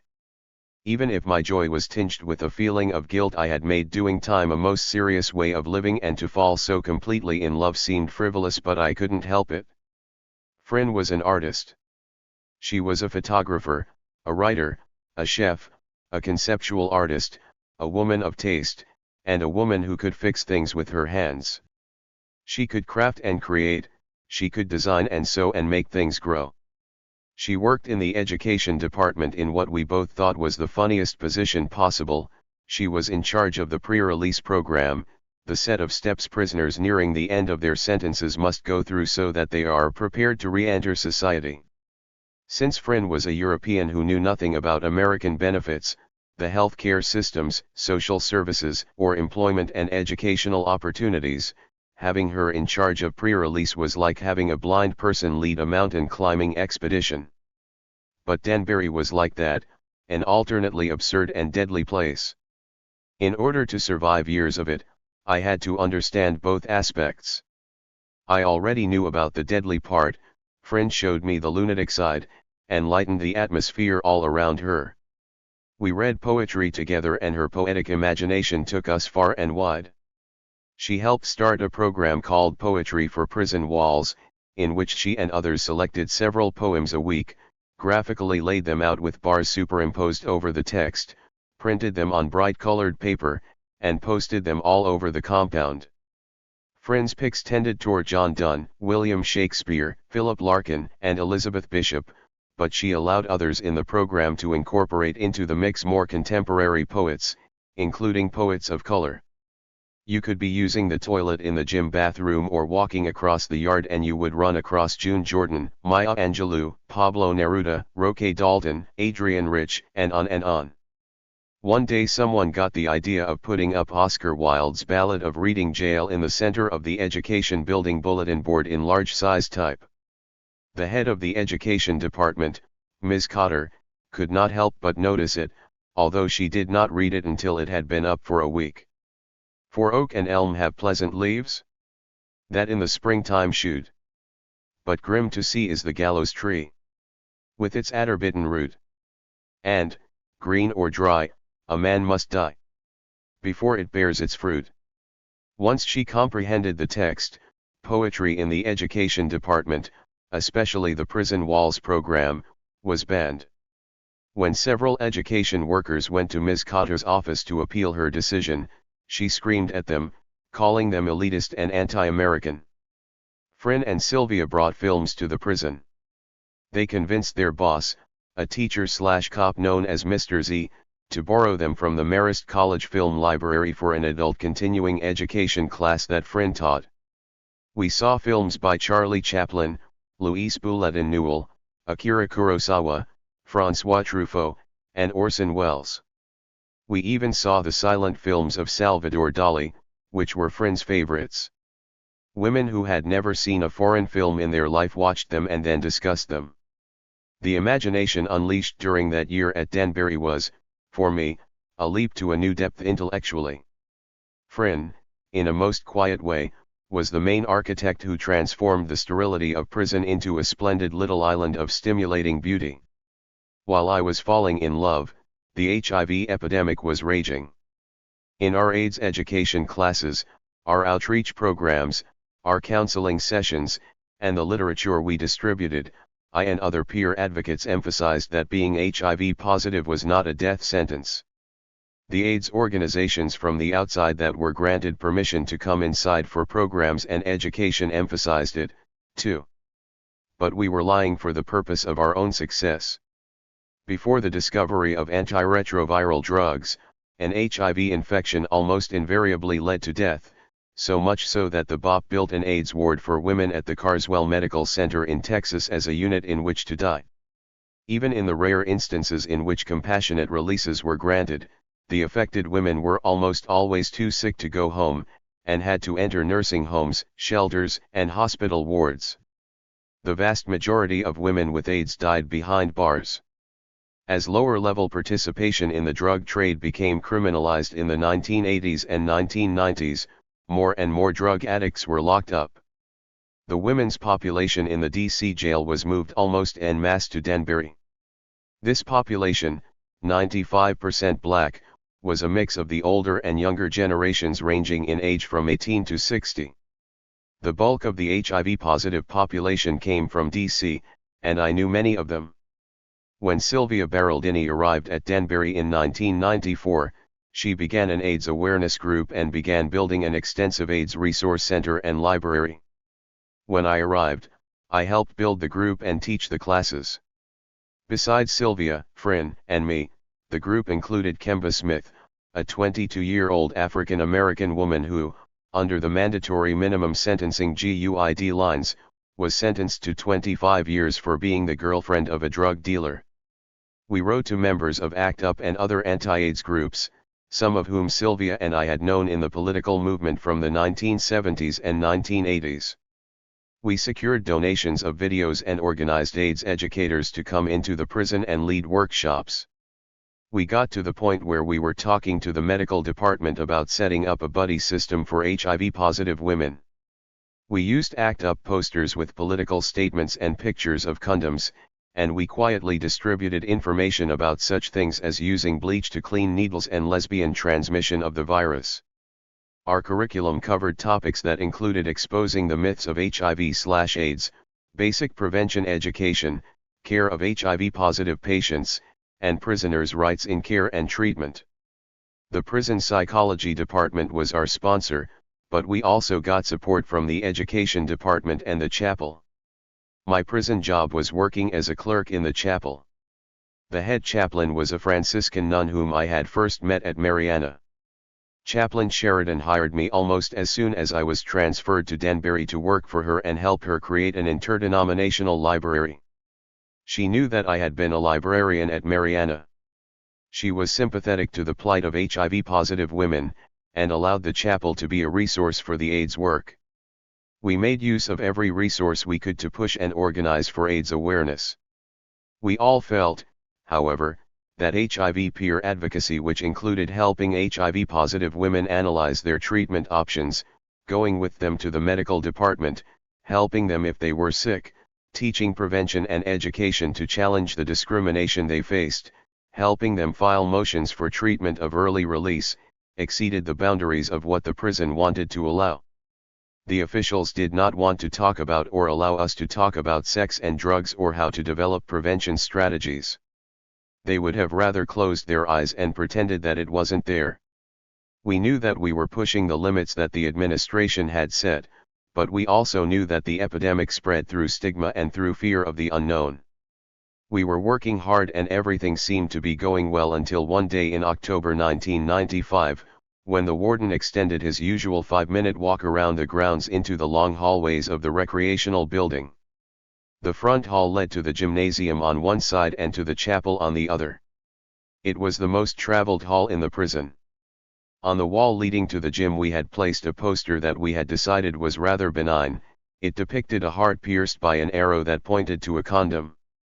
Underneath the image were the words "Fabulous sex equals safe sex." The warden saw the poster, stopped, pulled it off the wall, and marched into the chapel where I worked as a clerk. I was sitting at my desk, organizing the lending library, when the warden and his entourage stormed in. One of his nicknames was the Short Warden, but some of us called him the Catholic King, for his professed devout beliefs. He was on great terms with my boss, the head chaplain. "Catherine Ann," the warden bellowed, calling for the head chaplain. I went into the hallway where he was standing and I said, "Sir, the chaplain is in a meeting." "You." He shook the poster in my face. I tried to calculate how to respond. "That poster was approved," I said. "Not by me, it wasn't." He crumpled it up and threw it on the floor. Not very respectful of the chapel, I thought. Then for a moment I forgot who was standing before me, and who I was, and I kept talking. "Warden, this is important information, people need to know this. This is disgusting, this promotes filth. No one has sex in my prison." He was turning red. "We have zero tolerance." "I know you know what that means," he said, and then stormed off. The next day the SWAT team descended on the chapel, the education department, and the cell of every member of the AIDS prevention groups. They tore up literature, pulled tape out of cassettes, and searched through books. They ripped up some Good News Bibles while examining their spines. We watched silently, knowing that the officials were merely trying to intimidate the staff who had supported and approved our work. For us, this kind of tactic was old news, and we knew that eventually we would rebuild. It served us all well never to become attached to anything, and we tried to have multiple copies of materials in multiple locations to increase the chances that at least part of our resources would escape destruction. At Danbury, the senior staff was easily scared and always embroiled in internal power struggles. It was a corrupt kingdom in which alliances were always shifting and petty contrivances could set off great suffering. I say kingdom because the warden was king, he had subjects, not prisoners with rights, and he had serfs, not employees, who did the back-breaking work required to make the prison run and turn a profit. He had an army at his disposal to compel his subjects to cooperate, and ultimately he had control over life in the face of death. Most important, he had little accountability, he had enormous latitude in the interpretation of regulations and was subject to scrutiny only from afar. Whatever legal or governmental checks and balances had been set up to ensure the safety and security of all federal institutions had long ago been so disregarded that the federal prisons were as corrupt and mean-spirited as their infamous maximum security counterparts in the Southern penitentiary state system. The BOP policy of abstinence only was enforced with a vengeance by the Catholic warden. While we were trying to survive the many attacks on us by the administration, we decided to create a panel for the National AIDS Quilt. We thought making a panel would be the most benign project we could do and would create a break from the administration's growing fear of our work. After all, how could sewing be considered subversive? We first discussed making a panel in the fall of 1995 because we knew that the saying "if you are not infected, you are affected" was particularly true of this prison population. Everyone knew someone who was infected with the HIV virus, and if they thought that they did not know anyone, it was because whoever they knew was afraid to tell them. We hoped that making a panel for the names project for the quilt would bring HIV out of the shadows. The chaplain contacted the Names Project local Connecticut chapter and they were given permission to bring in several panels of the quilt to show us. We were very excited to have AIDS activists come to Denbury to help us. The gymnasium filled up with several hundred women. We met with the quilt team in the chapel for a few minutes right before the program began. The chaplain wanted to turn the program into an ecumenical service, but we did not want to do that. The volunteers had never been in a prison and were overwhelmed by the security, the rules, the searches, and the briefing that they had had, even before they could set foot inside the place. They did not care if there was a religious cast to the program or not. They had 4 panels and a very organized and dramatic way of showing them. In the end we had a religious service because we had no choice. The choir began the program by singing Amazing Grace. The choir was an all-black Baptist gospel choir. If the soloist was good and everyone clicked, then they could tear the roof off. But if the soloist was off, then the whole choir could sound terrible. That day, I have to admit, they rocked the gym. The soloist, a high soprano, a young woman named Janelle whose voice was a marvelous mix of clarity and depth, not to mention perfect pitch, led them beautifully. She led them and they followed, singing more sweetly than normal, their demeanor infused with hers. The quilt group members were all dressed in white and as they unfurled each of the panels and placed them on the floor, they walked around in a circle, holding each end and moving in a very stylized way. As each panel of the quilt touched the ground, one of them read the name stitched on the panel. They did not have to explain anything. There was a hush in the gym after the panels were spread on the floor. We invited everyone to stand up and look at the panels. Everyone ended up forming a large circle and then a larger circle around the first panel. People were staring to see all the individual details. One panel was stitched with glitter glued to colored threads that spelled Sarah Milner, our beloved sister, and there were different cutouts of felt and cloth illustrating bits and pieces of Sarah's loves and life. The chaplain gave a brief speech about God's love and then we asked everyone to come up to the microphone and name someone they knew who had died of AIDS. There was total silence until finally Sylvia stepped up to the microphone and said, "My friend Aaron, I miss him." Then a woman named Zulma stood up and said Jimmy Rivera, and then I took the microphone and said, Donna Nelson and Celestine Washington, and John. Then an influential and popular woman who had been incarcerated with many members of her own family got up and walked to the microphone and whispered, "John Henry, my baby brother." I thought that if this woman, whose name was Emma, could help break the silence and come out against HIV, then maybe we had a chance in combating the ignorance and stigma.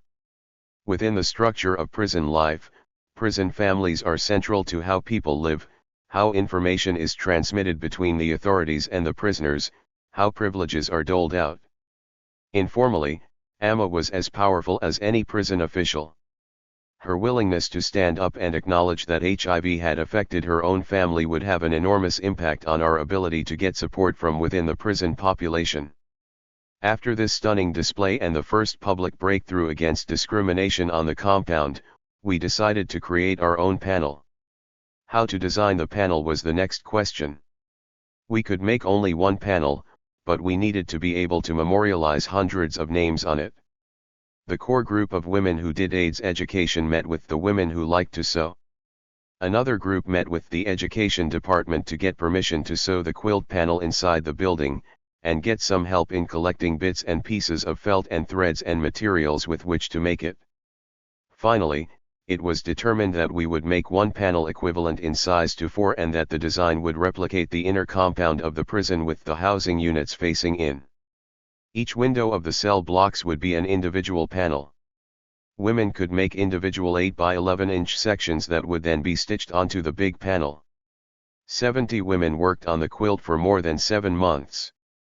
55 women made small individual panels, and another 15 met 4 times a week to create the quilt's overall design and creation. We started in September 1995 and ended in April 1996. When the quilt was finished, we laid it on the chapel floor and people came to add a name, to write a paragraph about someone they lost, or to simply observe. Hundreds of women filed through. The normally raucous prison chatter was still. I stood in front of the quilt, overwhelmed that we had succeeded in making it. The 55 individual panels and the names that were added as the quilt was on public display equaled 195 names, and the number kept growing. The sheer number of the dead was overwhelming. This quilt meant so much to those who made it. For Bea, Jane, Maureen, Jennifer, Fryn, and the others, it was the first time that they had publicly claimed their loved ones and shared their losses in a common community. As we closed up the chapel and put the quilt away, I meditated about many things. My own grief was overwhelming. I personally had known more than 20 people memorialized in the panel. I thought about the political struggle that had taken place in the late 1980s, a struggle I had learned about from people I had known in ACT UP who had rejected the idea of the quilt as being too reformist and not challenging enough to the powers that were responsible for treating and stopping the epidemic. I thought that in the context of prison, the quilt was an effective symbol of protest. I thought about the class and racial divisions that are so great that they prevent those who should be natural allies from unifying. I thought about those who need so much more than quilts. As we locked up the chapel, my last thought was the need to figure out how we could force the government to acknowledge and respond to the suffering of all these women. The next day was the final day for public viewing. The following week, the Connecticut chapter of the Names Project would collect the quilt for transfer to the big quilt, where it would be stitched on. As I and others from the committee were getting the space ready for more women to come to the program, the head of the special security team from the captain's office accompanied by his entourage strode into the chapel. They had a video and 35mm camera with them. They demanded that we leave the room and that the chaplain come to speak with them. The whole team spent more than an hour with the chaplain behind closed doors. When they finally opened the doors and walked out, no one was smiling. When the chaplain closed the front door and spoke with us, her Irish brogue got a bit thicker. "Well, girls," she said, "it seems that the warden and the captain have a problem with our quilt.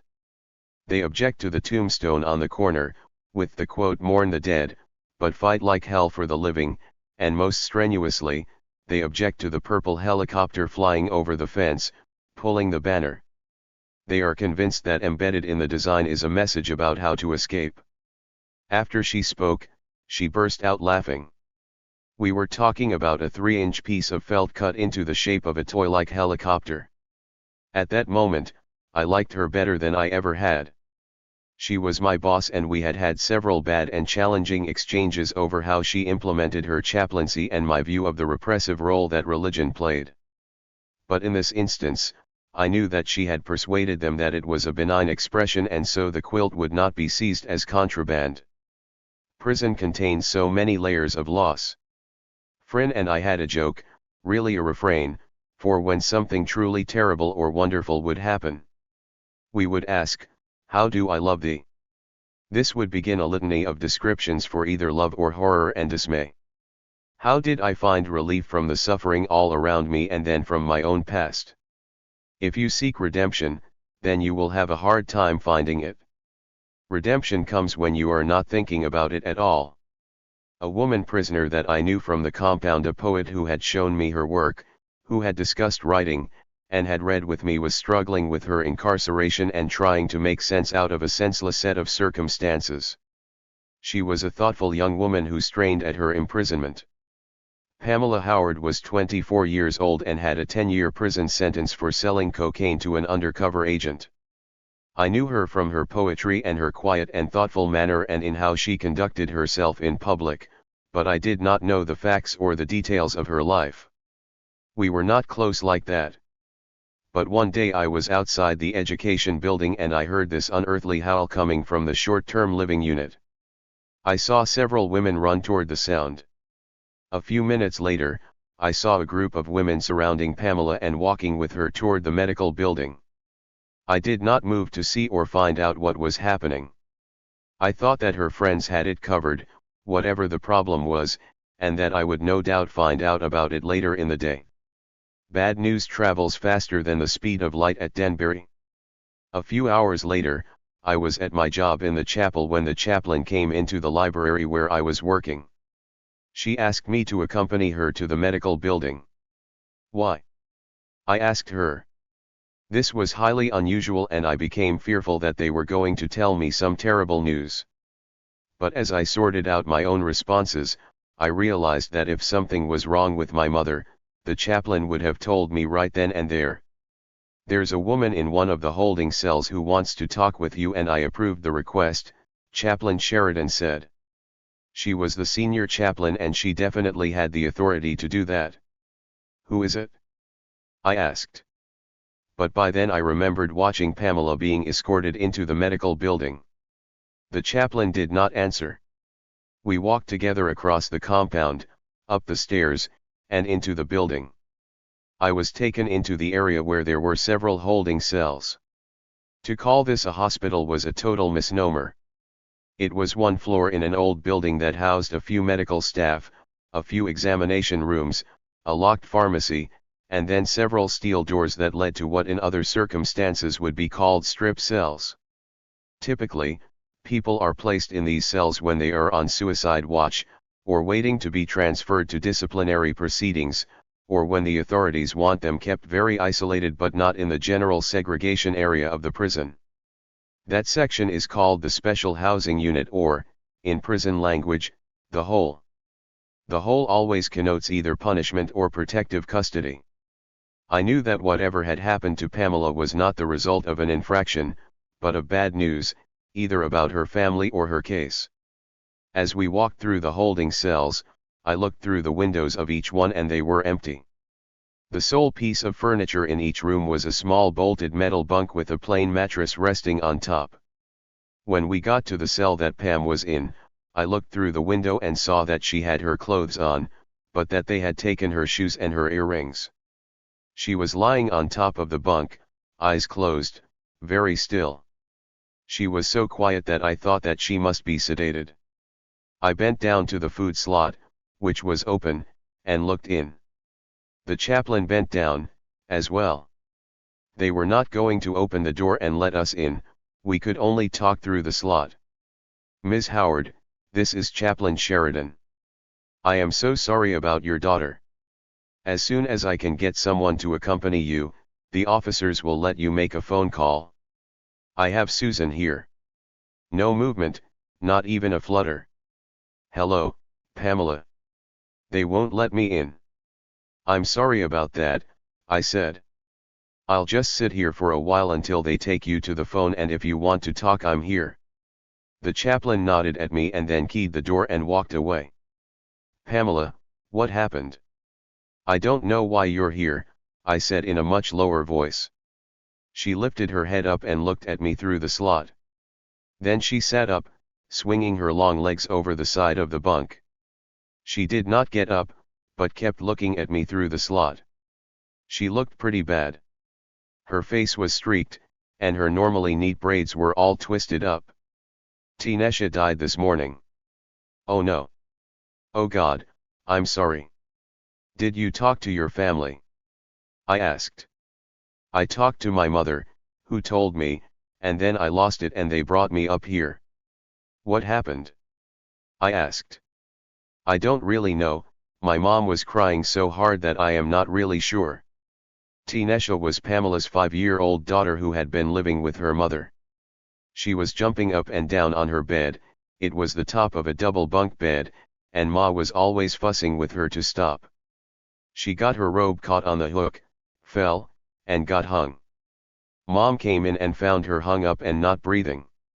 The ambulance came and they couldn't revive her. She started sobbing. All I wanted to do was sit next to her and hold her. I knew that asking permission to do this would be pointless. I just watched her through the slot and kept repeating how sorry I was. Then I asked her if there was anything I could do, like call anyone, or talk to someone in the prison, or write a request to attend the funeral. That idea affected her. You think I could go? I don't know, where does your mom live? And what's your classification? I asked her. D.C, we live in DC. I am a low security, I have no other record. I don't know, but maybe. It's worth asking. I wanted to do something useful and something specific, I did not want to stay much longer staring and communicating through a slot. Try and get out of here, this isn't right, I said. Did you say you were going to kill yourself? No, I just couldn't stop crying. I think it freaked everyone out, Pam said. I stood up trying to take the cramps out of my knees from squatting. Susan. Yes, Pamela, I answered. You know I'm HIV positive. I got so quiet and even sadder as soon as the words were out of her mouth. I had not known it. No, I did not know that. I stopped myself from saying anything else. Tinesha was negative. I was so happy that she was HIV negative. I was so happy that she would have a whole life. I felt so terribly inadequate and everything that came into my head to say just didn't seem right. So I did not say anything. I just looked at her and tears came out of my eyes. I felt that I could not stand it. I do not know why, but there seems to be a much higher percentage of women in prison who have lost their children, either through violence and then death or through the foster care or child welfare system. So I was familiar with the kind of grief that mothers exhibit when something happens to their children. One of my best friends inside had lost her son and her broken heart never healed. I felt that awful sinking feeling for Pamela. I sat down on the floor cross-legged and said, looking at her through the slot, Pamela, come here please. She got up and came to the slot and squatted. I put my hand through the slot and she gave me hers. I pulled her hand through the opening and kissed her hand. Anything I can do, just ask, I said. I stood up and banged on the dividing door between the medical department and where we were. A co came and keyed the door and let me out. Several days later, I was in the visiting room waiting for a visit when a family of about 15 people was let in and all of them quietly took seats in one corner of the room. It was an unusually large party, one not generally allowed in the prison. When Pamela came out of the strip room and into the visiting room, the way she immediately eyed her mother from the far end of the room was as if an invisible cord was connecting them. Her mother stood up instantly and they walked toward each other and fused together as they wrapped their arms around each other. Their embrace and the feelings that I felt watching them left me breathless. There was so much pain and grief and empathy and love exchanged between mother and daughter that it was staggering. The energy vibrated around them and throughout the room. Her mother looks only 10 years older than me, I thought. Her hair was in beautiful braids down her back and her darkly colored skin was very clear of blemishes and signs of age. Cowrie shells were carefully woven inside her braids. She was wearing a purple knit pullover sweater and blue jeans. Holding her daughter with such intimacy, without a shred of privacy, seemed most generous, and if she was filled with guilt I could not see it. Watching the scene, I had never seen such compassion exchanged between two people. There appeared to be no anger or blame emanating from Pam. Maybe that would come later, but her eyes were clear. Their arms encircled each other as they stood, whole bodies touching for a minute and then another and then another. The rest of the family was silent and stood in a circle around the two women. And then they separated. The mother whispered something to her daughter and the daughter nodded. Then the daughter turned and faintly smiled to the others. They each in turn hugged her and quietly sat down. It was one of the loveliest and ritualistic of exchanges of human emotion and particularly of grief I have ever seen. I thought, how marvelous to be able to grasp the reality that life is temporary and that things happen without reason and we can either be destroyed by misfortune or come to understand that it is all part of the picture. I felt honored that we had exchanged enough about poetry and prison life, that Pam introduced me to her mother, and that I could convey to this beautiful woman how terribly sorry I was for her suffering and her loss. I was happy to share, if only for a moment, in their community. How strange to have felt strengthened from that loss and not devastated. As my visitor arrived and the spell of Pam's family and their emotional journey was broken, I knew that I had just learned something very important about the lifelong relationship we have with suffering and grief and the ways to respond to it, move with it, be changed by it, and not be destroyed by it.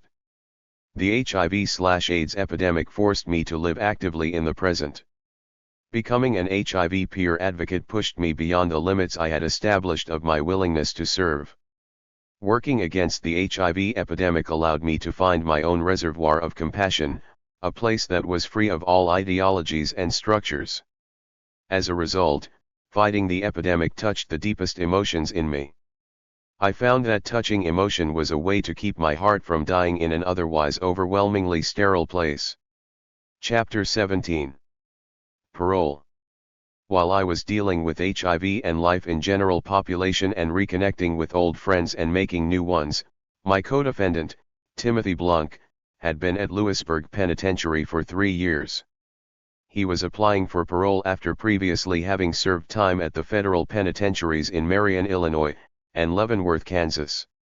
At Lewisburg, he was closer to his roots in Pennsylvania, as I was at Danbury, Connecticut. This made doing time for Tim a little easier. He was with other political prisoners at Lewisburg, and they had a small community around which visitors and prisoners alike revolved. There was Alberto Rodriguez, one of the Puerto Rican political prisoners, and Larry Giddings, an anarchist prisoner who had come out of a radical prisoners' support organization in the early 1970s. Larry and Alberto had been doing time for 19 and 13 years respectively. Tim had built a network of support on the outside, and he did creative and social work as a painter, a musician, and a teacher's aide. He was planning on getting married to a woman named Mary who had become his greatest advocate and defender. He applied for parole in February 1996, after 11.5 years in prison. At the end of his parole hearing, he was given a tentative release date of November 1996, 12 years to the month from the time of our arrest. All of Tim's friends or associates were astonished that he was given a release date. Although he surely deserved it, given the disproportionate length of his sentence, his demonstration of remorse, and his clear conduct record, it was amazing that he was given a date because of his ill treatment during the past decade. Those of us who were classified as political prisoners had developed an entrenched view that none of us would ever get out of prison. It was not something we could talk about, but we all felt it in our own ways. I never allowed myself to think, when I get out of prison. I did not live for the fantasy. Instead, I spent enormous amounts of energy dealing with the present and creating life in the present. But upon hearing that Tim had gotten a date for release, I took a flight of fantasy for him, for me, and for all the people I knew and loved inside. My flight was a freedom ride. It would hit me in the dining room, it would attack me while in a particularly rotten moment at work, it made me shake with hope that I would get out and see my mother alive, and it fueled my heart when I looked at Frin and thought I might see her again after she got out of prison. It felt like a threatening indulgence to the very secure mental structures that I had put in place to survive. These lines of demarcation functioned to limit my emotions of joy and agony, happiness and sadness. The idea of Tim getting out rocked my ossified world. I was thrilled for him and then for me because his release would have direct implications and help create grounds on which to argue for my release. The government had always viewed us differently because of the more extensive political history I had and the dismissed indictment from the Southern District of New York that had sent me underground in the first place.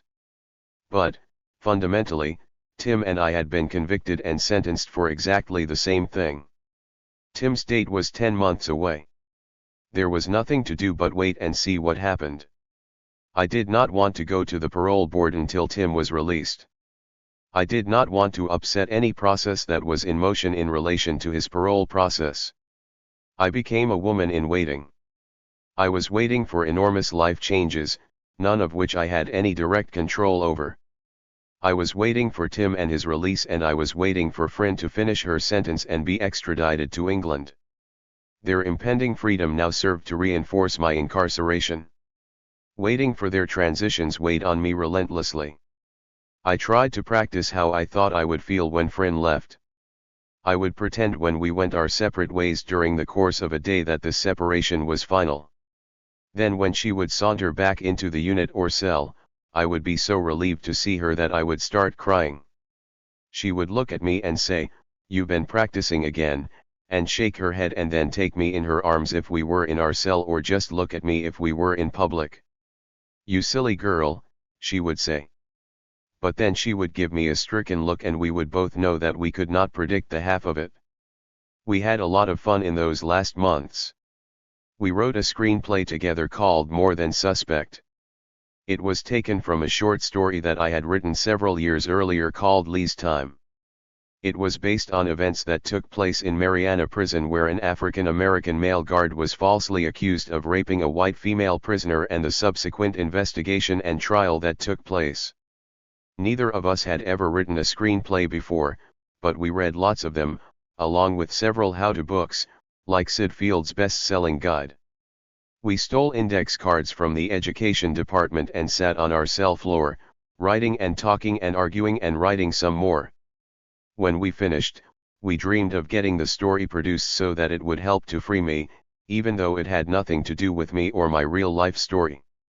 It became part of the mythology that we created to sustain us. Then, in early September, Frin's extradition came through. The day it happened, she was at work in the education department and I was at work in the chapel. A friend of ours named Paula, who worked as the orderly in the captain's office, came into the chapel and told me, "They are taking Frin to New York this afternoon." My heart closed up as I overzealously thanked her for giving me the heads up. I asked one of the other clerks to cover for me and returned to our cell. Frin was standing in the middle of the cell doing nothing, just staring out the window.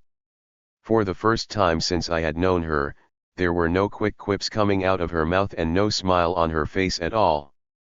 "This is it," I said stupidly, over and over. "This is it." Frin had a long, narrow cotton scarf in multiple shades of purple wrapped around her neck. She took it off and gave it to me. She then rummaged through her locker and pulled out our copy of the I Ching. She had embroidered a cover for it. I knew that she had been working on it, but did not know that she had finished it. Now she handed it to me. It had all our symbols on it: her Native American symbol, a brown bear, and mine, a raven. We had helped the Native American community at Danbury build a sweat lodge, and as thanks, one of the religious leaders of the community had told us how to find our totem animals, the symbols that fed our spirits. Frin had also embroidered the beautiful old oak tree from the recreation yard. That tree was our best place, a place where we had sought and found refuge. On the side of the book were the trigrams that made up the hexagrams that had defined our use of the text. It was quite a beautiful work of art. I started crying, making gasping sounds. "See the red string?" Frin asked. I nodded. It was in the center of the book and served as a bookmarker. "That's from the Dalai Lama." That's what I have been wearing around my neck. Now I give it to you. This was very hard. We had talked so much about her leaving and my staying, how we would stay in communication, continue to collaborate on another screenplay, how it was not the end, and on and on. But somehow it felt like the end, as if we had deceived ourselves into thinking that the rest of my sentence would magically disappear, or that the prohibition against ex-felons re-entering the United States would not really be applied to Frin, or that being on different continents would not have an effect on our relationship. And yet, here at this moment, as she was about to walk out of the cell and through a series of successive doors and never come back, it felt as if we were dying. I quickly gave her one of my favorite earrings, which I had been able to smuggle from one prison to the next for over a decade. It was a tiny ruby embedded in a gold leaf. Then we traded watches and she gave me her earring. We said that we would trade them back one day. And then she walked out. I sat in the cell frozen, unable to move, think, react, or comprehend. I wanted to follow her, but we were extremely private in our relationship and never made any kind of public scenes. We never had and we wouldn't now. Most people in the prison did not know that we were lovers and I did not want to be subjected to staff harassment or ridicule. So I simply sat for a long time in what had been our cell, where we had lived our lives. I heard the lunch bell ring, but I did not get up. Then Frin suddenly appeared. Your transfer was cancelled. I stood up expectantly. No, they told me to get lunch in the dining hall. They did not have any food back there, and the marshals aren't coming until later this afternoon. We looked at each other and started laughing. That was only 15 minutes. I don't think I can live through the rest of my life. We hugged and kissed each other for the next hour, and it was that reprieve, that totally random extra hour, during which I located a small place within me to always keep for Frin, a place that I have to this day. Then the guard came for her and she was really gone. I got an excuse from the chaplain to leave work and I sat in our cell for a day, smelling her, dreaming about her, and examining all of her little knickknacks and her prison junk that she had left me. That moment turned into weeks and then unrelentingly painful months. I could not figure out how to live without her. I did the minimum at work and fortunately, I was not reassigned a cellmate for a few months. What I had known in part while we were together, I realized in full after Frin was gone. I had never been so happy loving someone. And the incongruity of this happening under the worst of circumstances had only intensified my joy all the more. I became despondent. I carried my sadness indelibly, and the only thing that I actively wanted to do was sit under the oak tree. Frin was held in detention in England for only a short while. Afterward, she moved to Dublin to live with her sister and help take care of her aging father. She began corresponding with me and we began to write our second screenplay. Frin went to the Dublin School of Film, where she worked on our script, Sanctuary. The script was about the faith-based social movement in the U.S. that helped undocumented Central American refugees who were fleeing political persecution from right-wing dictatorships and civil wars. Our contact was the critical thing that kept me going. She urged me to go to school, write, keep living, and working to get out. I could not see any end in sight. There was no word about Tim. His November release date came and went, and I was sitting in legal limbo. Eventually, I began thinking about going to graduate school. I enrolled in a long-distance learning program. The only graduate school I could find that would waive the residency requirement was Antioch University in Yellow Springs, Ohio. I was accepted into Antioch's McGregor Graduate School with the goal of completing a master's degree in writing. I first had to research the requirements of such a degree at various top U.S. schools, and then I had to find 2 professors in my field who would become associated with Antioch for the duration of my program. I was also assigned an advisor from Antioch and I had to coordinate the communication between this advisor and the professors. Then I had to create courses or find professors who were willing to let me take their class via correspondence, or a combination of writing, visiting, and phone exchanges. After I completed the coursework, I would write a thesis. If Antioch and my academic committee approved the thesis, then I would be awarded a master's. The prison's education department was as unhelpful and skeptical as they could possibly have been. To do anything related to working with a non-prison program I needed permission, and getting permission was difficult. Using the phone in the education building, using the library, asking the librarian for help and using interlibrary loan, bringing volunteer professors into the visiting room, all of that the prison was reluctant to approve. The biggest hurdle was getting a typewriter I could use whenever I needed. There was a computer lab that taught short-term word processing, and finally the head of that program helped me work there part-time so that I could use the equipment for my courses. Since the Pell Grants that gave scholarships to prisoners had ended in 1994, no one had completed a college degree, let alone a graduate program. Despite the repeated studies showing a lowering of recidivism with increased educational levels, higher education was considered a luxury and not a priority.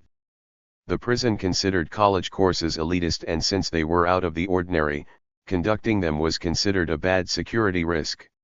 In prison, anything that is not part of the routine is deemed a threat to security, and security always comes first. The only mandatory educational programs at Danbury were general equivalency diploma classes and English as a second language classes for non-English speakers. Like the prison psychologist Dr. Labar, the prison teachers were first and foremost cops. The aides under them used their curricula and taught all their classes. Because the teachers/officers had many hundreds of people assigned to each of their specific sections, the prisoner aides were in effect the primary teachers. To be an aide, a prisoner had to have completed high school. There were several women who had been educated in other countries. They were allowed to teach women from their own countries or in their native language until the first Anti-Terrorism Act was signed into law in 1997. Finally, there was an adult continuing education program that was not for academic credit and taught solely by prisoners at night and on the weekends. Attendance was voluntary, and the program was the most popular activity in the prison outside of church. 6 to 8 courses were running at any given time, and they included African American history, film studies, Spanish, AIDS education and prevention, and Latin American literature in Spanish and English. The women who developed and taught these courses were a diverse group. Their convictions ranged from drugs to spying, from fraud to bank robbery. Yet in the back room into which they were all crowded, they were united in their mission to keep developing their own minds and to share their knowledge with others. If they had not carved out that space and pushed the limits imposed by the prison authorities, I would not have been able to enroll in that experimental degree program at Antioch. Professor F. Horwitz signed on as the PhD head of my whole program. He had been a professor of English literature for 30 years and was recently retired and writing a book about Henry James. He was a generous, kind, and very sardonic man. Many years earlier, when he had lived in Kansas, he had done work in support of several activists from the Black Panther Party who had been attacked by the FBI counterintelligence program aimed at destroying the Black Freedom Movement. Without his support, encouragement, challenges, and monthly trips to the prison visiting room, my graduate program would not have happened. Professor Horwitz had a wry sense of humor and always understood that unless one laughed at the total absurdity of arbitrary power, it was impossible to survive and create real work. I began the program in January 1997. I read Homer, Euripides, Ovid, Cervantes, Dante, Shakespeare, Henry Miller, Virginia Woolf, Carl Jung, Sigmund Freud, Faulkner, and Ernest Hemingway.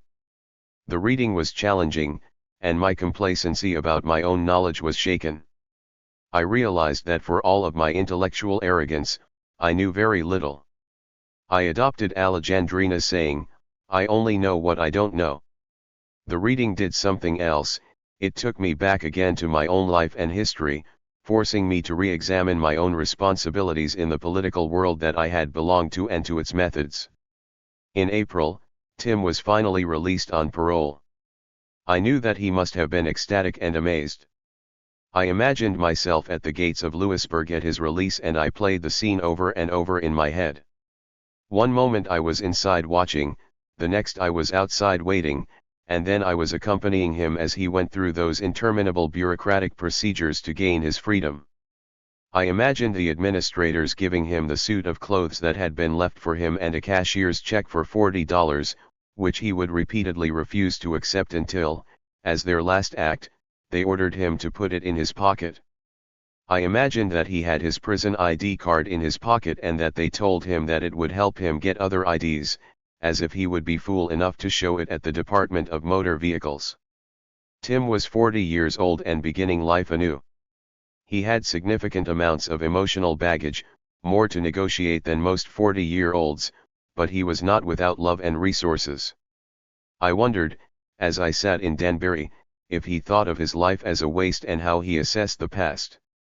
We had lost our youth, and in some ways had lived our lives through our friends on the outside acting as intermediaries. We had been punished and changed by that punishment. I hoped that he had been changed for the better. I hoped that I had, too. So Tim was free. Alan Berkman was free, and Laura Whitehorn was expected to get out of the prison in Pleasanton soon. I felt that I had to fight to follow them. My spirit rose in reaction to Tim's release. The relentless grinding down by repression, routine, contempt, and neglect at Danbury got harder to take as the idea of freedom took up more and more mental energy. But when I thought about my friend's release, I could get past myself and my jealousies and desires. Even if only briefly, I could revel in their liberation and at times wake up and hear that particular timbre that flowed from the unique voice of Dr. Martin Luther King Jr. as he cried out, "Because I have been to the mountaintop. Free at last, thank God Almighty, we are free at last." After 13 years inside, I had to confront the process of fighting for release. I had done this self-examination before, but I had to reflect on my past this time by taking responsibility for it. Even before that, I had to convince myself that I was worthy of getting parole, that in fact I deserved parole. I would never again be involved with a small group and engage in violent action to fight policies of the government. But my analysis of the ills of society that had defined me were reinforced in prison on a minute-by-minute basis. Tim's release should have set a precedent for me because he was my co-defendant, had been convicted of the exact same charges, and had been given the same sentence. But I assumed that the parole board would deal with me differently as a Brinks defendant. At least that seemed the most likely scenario. Whether the parole board would hold me accountable for charges that had been dropped 11 years earlier or if they would simply consider my standing conviction of weapons possession could only be determined by appearing before the board. Dennis Curtis, a Yale Law School professor and national expert on sentencing, parole, and prisoners' rights, and Mary O'Melveny prepared me for the hearing. We met repeatedly from July until the hearing in November 1997. I liked Dennis. He was a handsome Irish American with a wrestler's build and a gentle smile. His easy and calm manner, his quiet assurance was always a pleasure to see in the visiting room. Dennis had done more legal work to help prisoners retain their rights and regain their dignity over the preceding 25 years than almost anyone else in America. I had wanted him to help me with my parole case from the first time I had heard about him. But when I had first wanted to talk with Dennis in the 1990s, he was living in Los Angeles and I was in prison in Florida. He could not make that trip. Then he moved to New Haven to teach at Yale, and I was in Danbury, less than an hour's drive away. Dennis knew how the parole system worked and Mary knew everything about my case, and so together they navigated through the proceedings. I felt a gathering of forces in my defense, or rather, a defense of my life and my right to create a new life. It became my greatest hope and my greatest fear. The fact that my mother was also rallying around the idea of winning parole compelled me more. The summer after Sylvia's parole denial was filled with my own preparations, teaching grammar and English, writing, developing my graduate school program, and my rising hopes. So I was surprised when Sylvia suggested that she and I jointly teach an adult education course about the Jewish Holocaust. The idea behind teaching this subject to a predominantly African American group was that it might help black women develop a broader framework for looking at the world and their own history. I did not expect anyone in the course to know much about World War II and the Nazi concentration camps. Sylvia and I decided that we would not get into the argument about which genocide was greater, the Atlantic slave trade or the Holocaust. I realized as I read one book after another that the ancient Jews rejected the notion of the state in their religion and their life. Their rejection of this in part led to their outcast status. They were not a nation. They were a people who consciously identified with their religion over and above governments and states. They did not assimilate into other societies because of their religion.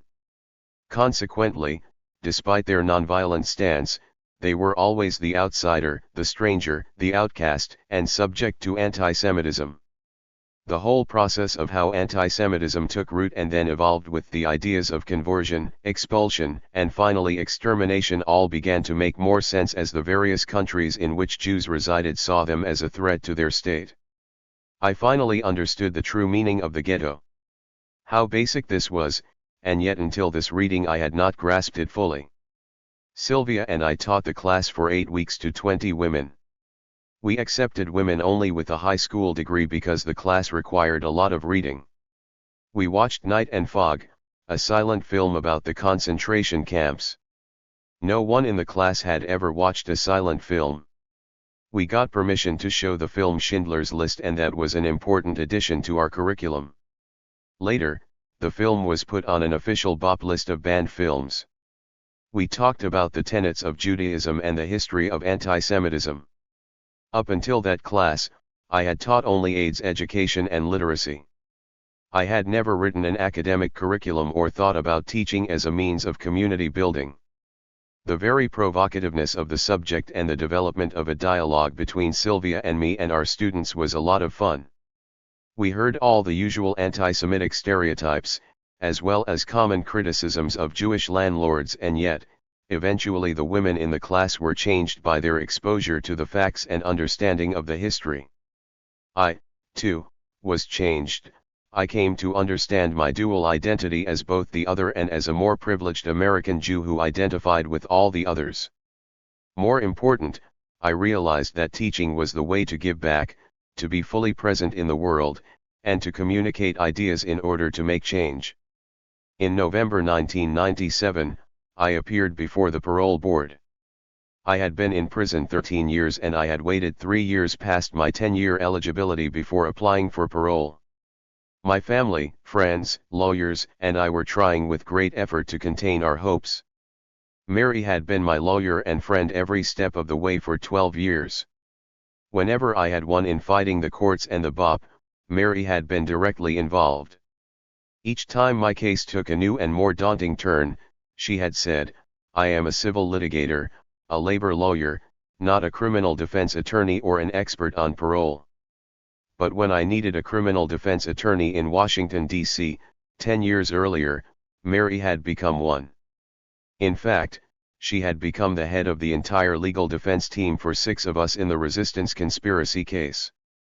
When I had needed a prisoner's rights lawyer to fight the hideous conditions at the high security unit in Lexington, Kentucky, Mary had become a prisoner's rights advocate and ended up along with others from the National Prison Project of the ACLU, the People's Law Office in Chicago, and Elizabeth Fink in New York City, winning one of the more difficult prisoners' rights cases in U.S. history at the district court level. However, when Mary firmly told me that she was not an expert on parole, I knew she meant it, and so I was glad when Dennis Curtis joined the defense team to guide the parole process. We all felt that having an expert might somehow miraculously transform the conditions around my situation and produce a positive result. Mary did not want to bear the brunt of my disappointment or blame at the continuing defeats that we had experienced. I believed that she did not want her heart broken again by another legal setback in my struggle for freedom. I was at work in the chapel the day before my scheduled appearance. It was to be held in the building that housed the warden's office. I was nervous. My biggest concern was whether the administrators would ask me to implicate other people as a condition for my own parole. Sitting at my desk lost in thought, I didn't hear the lieutenant come in. Rosenberg, he hemmed. I jerked up and just stared at him. You should call your lawyer. I didn't ask why or which one. Okay, thanks, I answered. I went to Chaplain Sheridan and got permission to go back to my unit to make a call. I shut the phone room door and called Dennis at his office at Yale. There was no answer, just a machine. I called his home number. After the operator went through the routine of saying, "This is a collect call from a federal prison and you do not have to accept the charges," I heard a croaking sound say, "I'll accept the call." I knew immediately that Dennis was sick. "I'll be there," he said, coughing. "I can go alone," I said. "No, you shouldn't go alone, not this time," he whispered.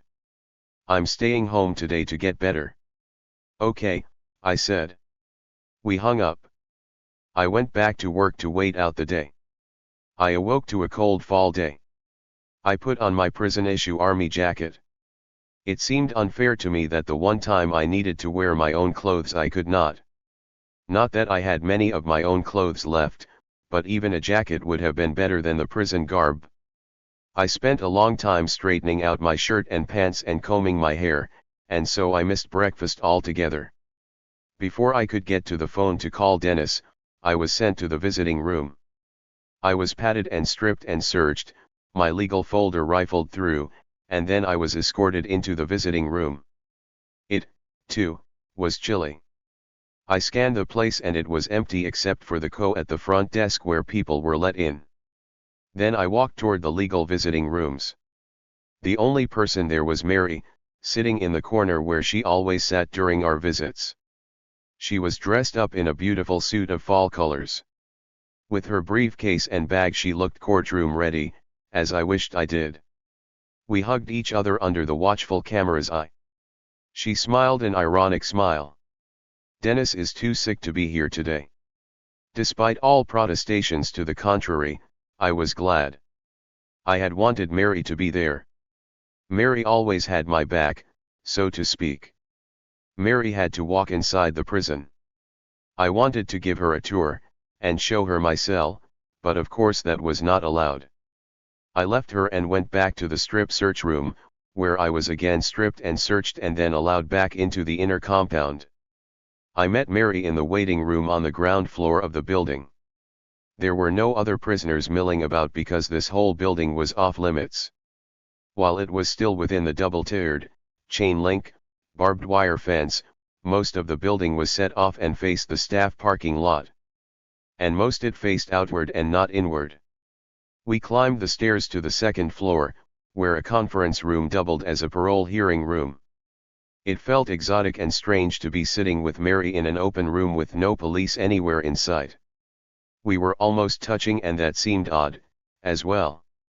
Our prior meetings had been spent sitting face to face with a table between us.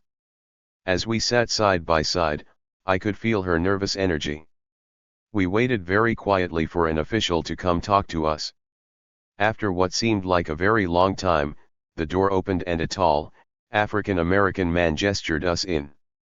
He was Mr. Bell, one of the traveling parole examiners and the same one who had interviewed Sylvia. Mr. Bell sat down and ruffled through some papers and then reached across the desk between us to turn on a small tape recorder. He asked me for my statement. I had a prepared one that I half read and half said. I outlined my criminal acts and what I felt about them then and now. I talked about the political ethos of the 1960s and how it had led me and my associates into thinking our activities were acceptable. I detailed how sorry I felt now, how I accepted responsibility for my past actions, and how I would never commit any crimes again. I tried to put my life within the context of the historical period when many Americans thought they could change the world and end war and racism and poverty. I tried to distinguish between my core values and my embrace of the use of political violence. I stated that I now rejected the use of violence. I meant all that I said. The examiner then asked me whether I was responsible for several deaths that had occurred during the Brinks robbery in 1981. I told him no. He asked whether I knew where Joanne Chisimard was, and if I could tell him how she had escaped from her New Jersey prison. Again, I told him no. He also asked me if I knew Dr. Muchala Shakur. Yes, I said. Mary answered him and said that there was no preponderance of evidence to suggest my actual involvement in the specific crimes that he was talking about. She pointed out that the government had dismissed the Brinks conspiracy charges against me 11 years earlier. With each passing second the feelings of fear, anger, and sorrow all rose inside me until I felt like I would burst out of my skin. Then Mr. Bell abruptly ended the hearing by telling us to step outside. A co ushered us into a small office nearby and told us to sit down. I stared out the window at the leaves hanging in front of the window. Mary was staring, too. We were silent as we replayed in our minds the entire hearing. After 10 minutes and then 20 and then 30, we began to pace the room and Mary began to get angry. She stepped out of the room to see what was happening. The door to the hearing room was ajar and Mary was surprised to see the examiner engrossed in conversation on the phone. 45 minutes later, we were ushered back into the hearing room. I did not want to live through the next few moments, I wanted to have an out-of-body experience. Mary and I repeated the same ritual as we had earlier. We sat, Bell sat, and then he reached to turn on the tape recorder. He began by telling me that he was going to have to hold me accountable for the 3 deaths in the Brinks robbery and murder case. He said he didn't doubt that I was a very different person now, but he reiterated that he was going to have to hold me accountable for the 3 deaths. Mary turned absolutely white and I heard the air go out of her lungs. I heard the rustling of her clothes and I felt her gathering her energy to rebut. I knew I was not supposed to speak, although I wanted to start screaming at him. Mary asked what was the evidence to show this. Bell responded that there was enough evidence from the Southern District to indict me and that all the Federal Parole Commission needed to deny parole was an indictment. He pointed out that they have broad latitude in determining no release on parole. Mary shot back that there wasn't enough evidence for a trial and that the charges had been dismissed. She asked how could they hold someone without trial. Her voice was steely and she was enunciating into the tape recorder. Bell replied that all they needed to determine was whether there was a preponderance of evidence, and since there was an indictment, he said there was more than a preponderance of evidence. He went on to say that the Brinks robbery was an attack on the community and if they released me on parole, it would reduce the seriousness of the crime, and they could not do that. Mary interrupted him and pointed out that Tim Blanc, my co-defendant, was out on parole and that he had the exact same conviction. Bell replied that Tim wasn't indicted in the Southern District. He obviously knew all the details of my case. He acknowledged that this wasn't right or fair and he advised us to appeal this decision. He finished by looking directly at me for the first time since this interchange had started. He told me he was sorry but he was recommending a 15-year set-off point. Then he ended the hearing, stood up and turned off the tape recorder. We moved into the hall and just stood there. Mary was furious and anguished at the same time. Even though we both had expected this outcome, it was another thing to actually experience it. I thought, that man just took 15 years of my life using less energy than it took to break a pencil. I felt as if I had just been thrown against a brick wall and every bone was shattered. Mary said, "We'll appeal." He said it wasn't fair. He was on the phone for a long time. "We'll appeal." Mary went home and I had to return to my unit and my job and my prison life. I had to act as though another 15 years was water off my back. I could not crumple under the weight of another 15 years, but I was devastated. I was an old hand at maintaining my composure and not showing anything to the corrections officers who surrounded me. The sadistic ones took glee in the setbacks that many of us faced. I was always saddened by the gratuitous mental brutality that guards unleashed at us. They knew the outcome of the hearing before I had said goodbye to Mary. But I was determined to remain calm and cool regardless of what I felt inside. I also believed that it was important to be strong for the people on the outside. I didn't want them to be devastated. My greatest fear was that my mother would die before I got out of prison. Now that I had gotten the worst decision that I possibly could have gotten, I was in a struggle with myself not to become immobilized by fear. I knew that I would have to do two totally opposite things at the same time in order to live. I would have to detach from my fears and desires and many of my own human needs. At the same time, I would have to keep struggling to be free. I would have to come to terms with the fact that no matter how sorry I was about past events, it would never matter to the parole board. It was not about remorse. Telling the commission that I knew that I had been wrong would have no impact whatsoever. The option of saying that I had lost my mind for a decade between the ages of 19 and 29 was not something I believed, and it would not have made any difference if I did. I knew I had to find a way to persevere. The only good I could find in my recent parole denial was that preparing to go before the board had forced me to journey inward to my core as a human being more deeply than I ever had before. I had found my core self, I had looked at it and held it up to the light in a most serious way. While my soul was tarnished and frayed, I felt it to be essentially good. I had been tested. My principles had not cracked. To this extent, I felt liberated, which given everything that had happened was totally unexpected. I went back to work. One day several weeks later, it was late morning, hot for the season, and the 9 o'clock work break was over. The last stragglers were stamping out their cigarettes and returning to their jobs. Lieutenants were all milling about in front of their stations, sporadically yelling at people to clear the compound. Classes had started again and I was working in the adult education program 1 day a week. All the prisoners who worked there were sitting at their workstations killing time until classes began later in the day. I was reading a magazine when the whistle blew. We all looked at one another. The whistle meant lockdown, no movement, repeated counts, and a host of other possibilities. A whistle could mean an escape, a shakedown, or a national emergency. I always hoped when the whistle blew that it was an escape.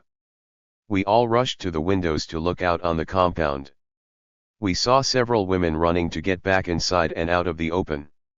Once they disappeared, the whole compound was empty and strangely quiet. Out of nowhere, we heard boots slapping on concrete. A team of about 15 men came out of the control gate at the front entrance of the prison, marching and chanting in step. In helmets and black jumpsuits, carrying plastic shields and clubs, they broke rank and swarmed toward one of the long-term housing units. This was no usual shakedown where a small number of officers would go room to room. This was a bust of some kind because of the sheer number and power that was displayed. As the officers entered the building, the captain, the warden, the 2 associate wardens, and a slew of other officials converged at the front of the unit. All the women who were in the unit were brought out one by one. I hoped that they all had permission to be there. They were in varying states of undress. They had been sleeping, or taking a shower, or watching TV, or working. They were in their bathrobes or pajamas or sweatsuits. Each woman was put up against the wall, spread-eagled, and pat-searched. We could see all the interchanges between the cops and the women. Standing in her nightgown and curlers, Phyllis didn't want to be searched by a man and refused to spread. As my friend Lisa and I watched a lieutenant push Phyllis against the wall, Lisa said, "That bastard. You know Phyllis is telling him, I could be your mama. Would you do this to her?" He was rougher than he needed to be. Phyllis was 58 years old and had severe lung problems.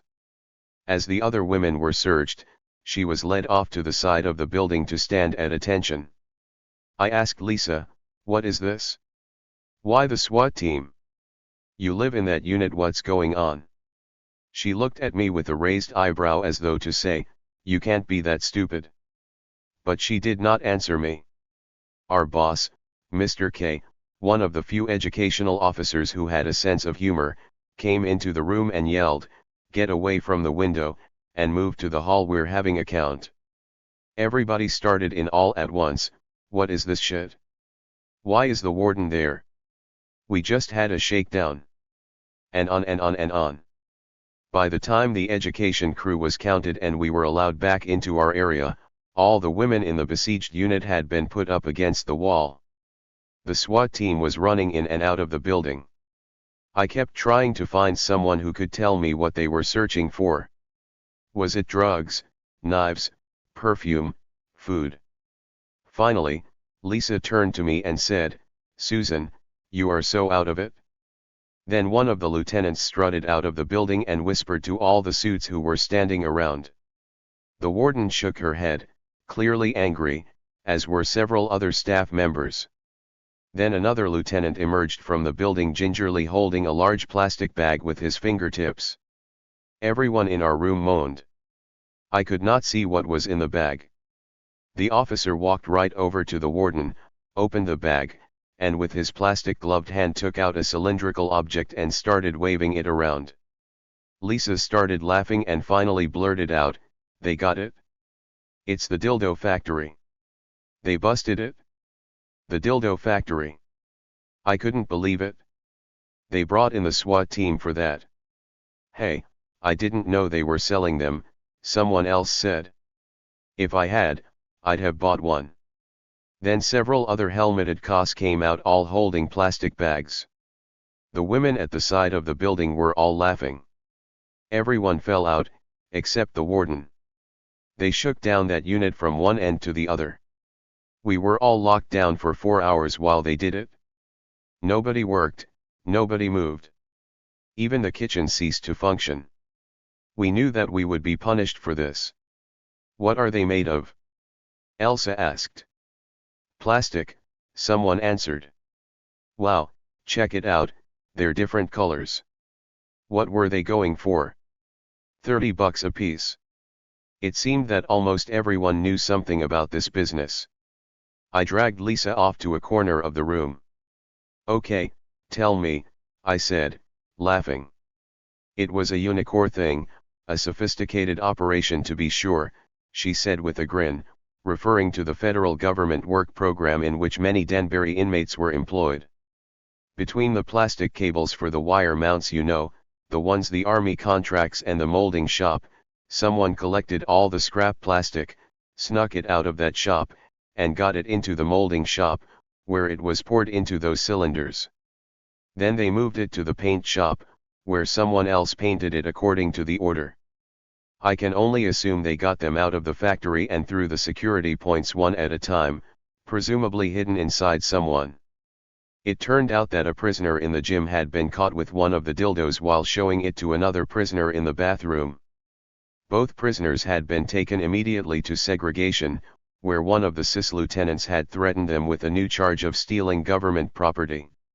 One of the women cried, "It isn't mine. I just borrowed it." The other whispered, "It's from the factory." These two women were left in the hole while a full-scale investigation began. The work supervisors at Unicor were taken to task for a failure to police the prisoners and threatened with days on the street disciplinary charges. This meant days without pay and a warning, where 3 warnings resulted in termination of employment. Allowing the smuggling of plastic out of the prison factory was a serious charge, especially plastic that belonged to the program manufacturing U.S. Army radio mounts and Air Force cables. One factory supervisor turned in a list of prison workers he assumed to be butches with a use for dildos. They investigated anyone who had received over $30 on their books from an outside source, the form of payment for services or goods inside. And so a virulent and vicious round of attacks against lesbians began. In the end, the charges included possessing contraband, stealing government property, lying to an officer, possessing government property, and of course engaging in sexual misconduct. Despite the fact that no one was ever caught making the dildos or using them, thousands of hours of staff time were expended on the incident, hundreds of files created, and numerous women placed in segregation. The internal name of the security investigation was BTB. Some said it stood for Bust the Bitches and others said it meant Bust the Butches. Like the original incident, it was so emblematic of the institutional cruelty and contempt that the BOP has for women. This campaign was ugly and went on for months and months. It made doing time even harder. Chapter 18. Political Prisoners. The year had been filled with so many profound emotions, problems, and changes. I had carried my shattered heart with me every day, and at times it made the pain of living beyond relief. I had allowed my broken heart to define my consciousness, reducing myself to only wounding sadness. I had been unable or unwilling to give up my grief. It had become my protection from my loneliness. But because I had had a relationship in which I had loved and been loved, I now had the courage to examine my past. As long as I did not bring bitterness or blame into this process, then it would be strengthening. Loving Frin had helped me find the humor and the light in myself, and that humor replaced the old ground that was crumbling and giving way to a new ground to stand on. Yet my desires had overwhelmed me, and that fed my obsession with grief. The two poles of my life I defined as self and service to others had swung too far toward the self. I resolved to balance the two poles, to make amends not only in the abstract, but also in the present. I decided that I would write poetry and that I would serve people. I would engage in the business of living in the prison community. But first, I would write poetry. The first poem that I labored over and finally liked was this one. Distant Milford saw breathless New England fall. A valley green turned to a dazzling array of variation. Red leaf, gold, orange, and maroon became a yellow wood. Whipped by winds made deathly stark. It was only the natural order of things. Then winter arrived expectant with dread, lightning did not strike the tree. The ancient oak, upper branches bent by time, lost nothing of its grandeur. Surely the season would stand still, and dew turn to crystalline droplets. Crunched under thick-soled boots. But the earth failed to shatter, everything kept on. Nothing dramatic from one day to the next. The only thing cleaved was my soul. This altered state has clothed me with your absence. My best, most intimate friend through which I see the seasons. Your absence is my coat of leaves that I dream of. Falling into and dying while wrapped in. Surrounded by your scent, your laughter, your very self. A natural progression of the natural order. I began to observe things again. If I was going to fully live in the prison community and live successfully, then I needed to be a participant again. What I saw was an ever-worsening set of conditions. Prison life was becoming terribly bleak, with more and more regulations, an increased institutionalization of control, and less solidarity. The idea of solidarity among the prisoners seemed almost non-existent. There were moments and smatterings of hope and resistance. For example, the constant pat-searching by male guards had been temporarily halted because a number of women had filed grievances against the administration, but overall, life was a repetitive round of work, control, television, people wasting time by screwing around, and then finally scamming. Unfortunately, people reverted to behavior that they knew from the street because there were no programs, no schools, no sports, no interventions to provide alternatives. There was only punishment for infractions. It was difficult to figure out how to respond to this. I accelerated my AIDS work. I continued working in the chapel, and I talked with as many women as I could, but internally I retreated to my private studies. I began to read mythology. The myth of the fallen woman was an idea that gave me a new view of my surroundings. According to this myth, the source of all human misery lay in the missteps of women who then enticed men to transgress. Eve and Pandora are two well-known examples. I wondered if their stories were behind the prison system's effort to pathologize women who rebelled. I also traced the history of the witch hunt as a means to conceptualize the life I was living. In fact, during this time, the BOP came out with a new policy that amounted to a witch hunt against lesbians. We woke up one day to find the hunt had begun without warning. Anyone suspected of being in a lesbian relationship with another prisoner was sent to segregation and placed under investigation for 30 days. If you were accused, it was not your right to know why you were under investigation or who had made the accusation.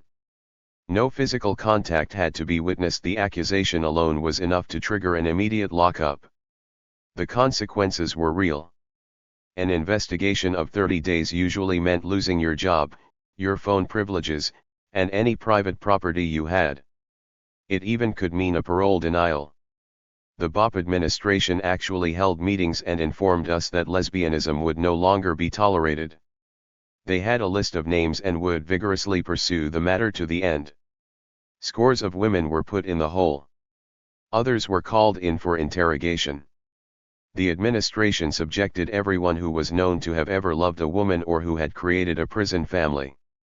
The little shreds of hope that we had found in reaching out to one another were under attack. The entire institution was filled with paranoia and fear.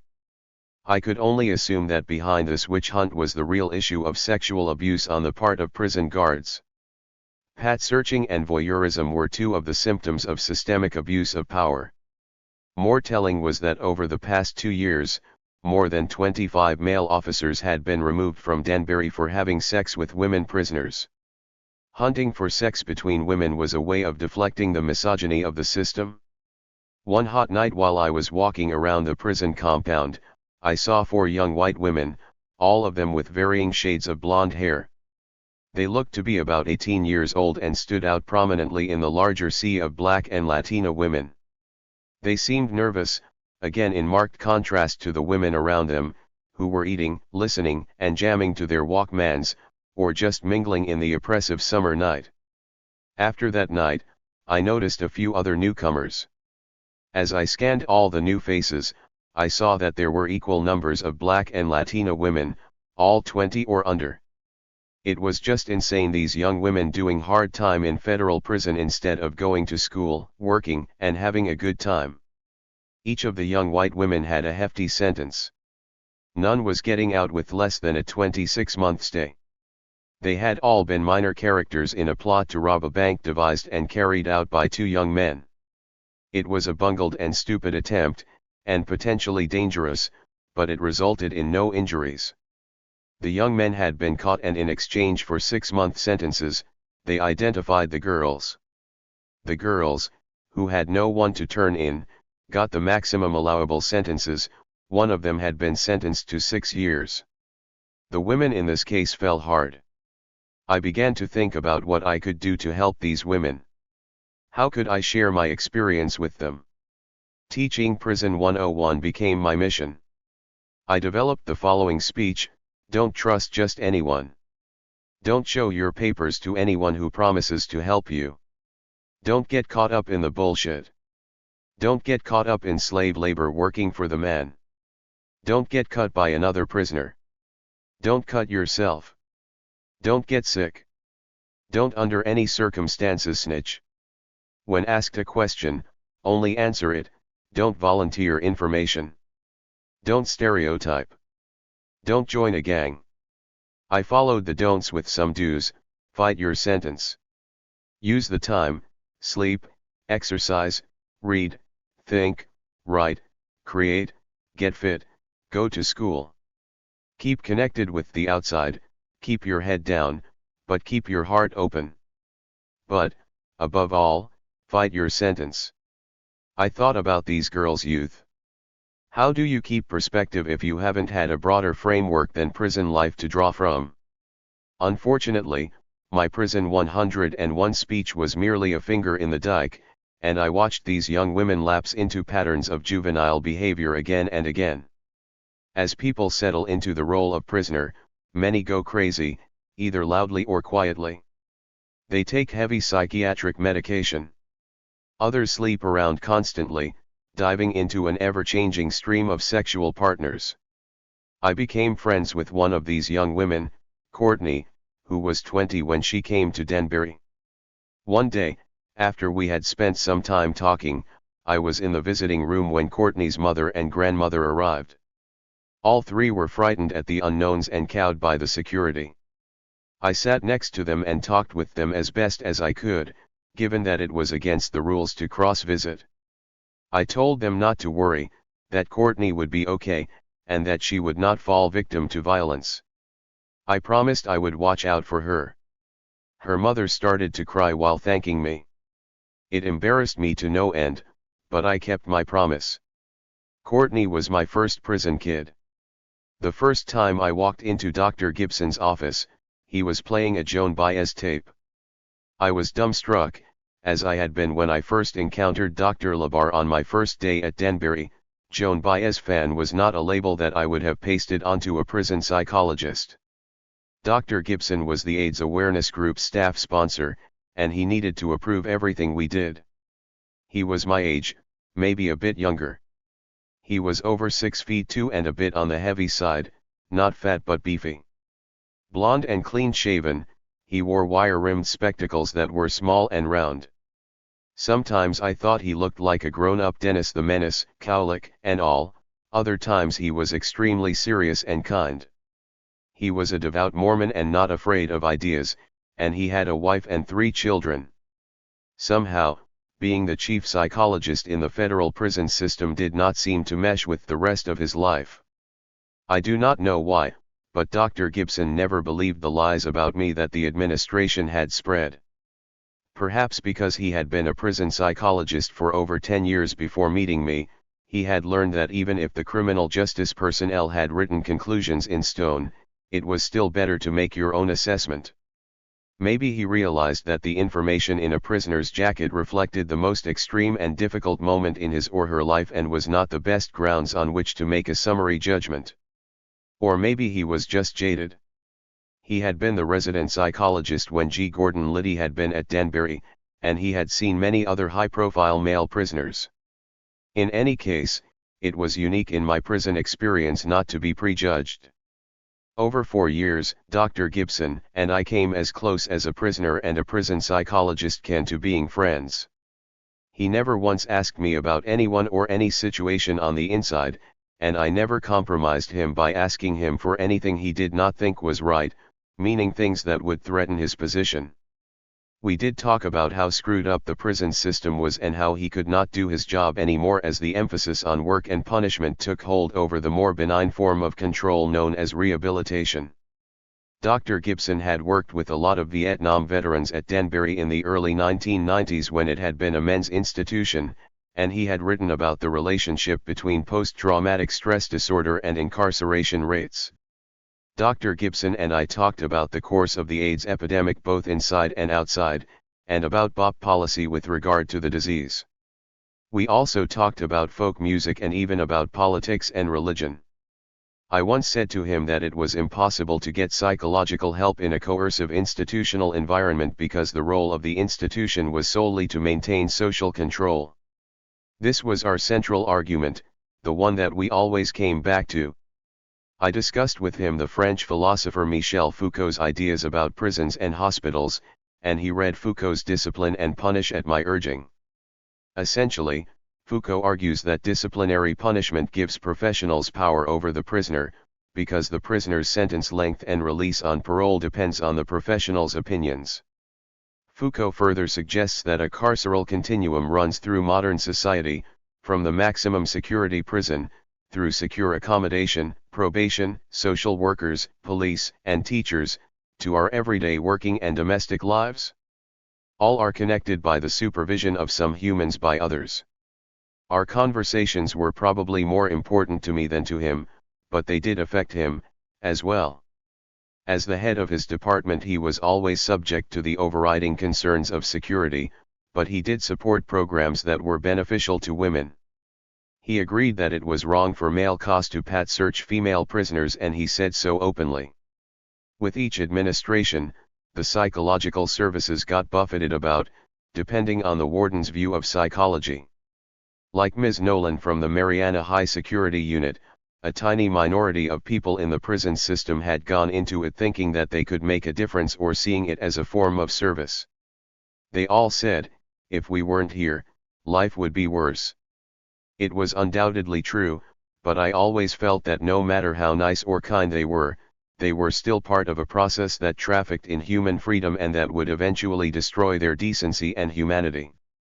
Although befriending Dr. Gibson taught me how to work within that horrific system and to push the boundaries of what was allowed by the administration, the power dynamics that existed between the administration and me made me a prisoner first and foremost. I never believed in the system or thought that it could be changed for the good. I was never a prison reformer, although I fought constantly to extend medical, educational, and legal rights to prisoners. I didn't have an ideology that surrounded the service I did. I just wanted to alleviate people's suffering, to empower people to think critically, and to help other prisoners understand the system they were living in and use whatever options were available to them. In 1998, the Parole Commission granted me a reconsideration hearing. I had 3 options in how to approach the hearing. I could bring a lawyer, go alone, or ask a staff person to be my representative. I asked Dr. Gibson to go with me, and he said he would. In fact, he held a meeting with Chaplain Sheridan and others in the Education Department to discuss how they could support my parole application. I brought letters from BOP's staff, as well as from the outside. I also brought letters from the various teachers who were working with me through the Antioch program and other longtime supporters. In the end, the original decision was upheld. I felt I was back at square one. I was being held in prison, whereas Tim, my co-defendant, was out on parole. I was still being held because of the Brinks case, which I was never arrested or brought to trial for. Whenever people heard me voice that idea, they were shocked. To hold someone indefinitely without trial was a downright un-American thing to do, wasn't it? My friends Rabbi Matalon, William Wardlaw, Barbara Zeller, and Shirley Cloys worked along with my family and my lawyer, Mary, to begin to create conditions and develop resources to build broader support for my release. An advisory board was organized whose purpose was to build a high-profile group with strong professional and cultural credentials, including people with academic, legal, and artistic backgrounds, who could be called upon if and when there was a need to organize publicly as the campaign to release Susan Rosenberg. Shirley's idea behind this was to develop a public relations and congressional campaign for a parole appeal, or if that failed, then whatever legal remedies there might be.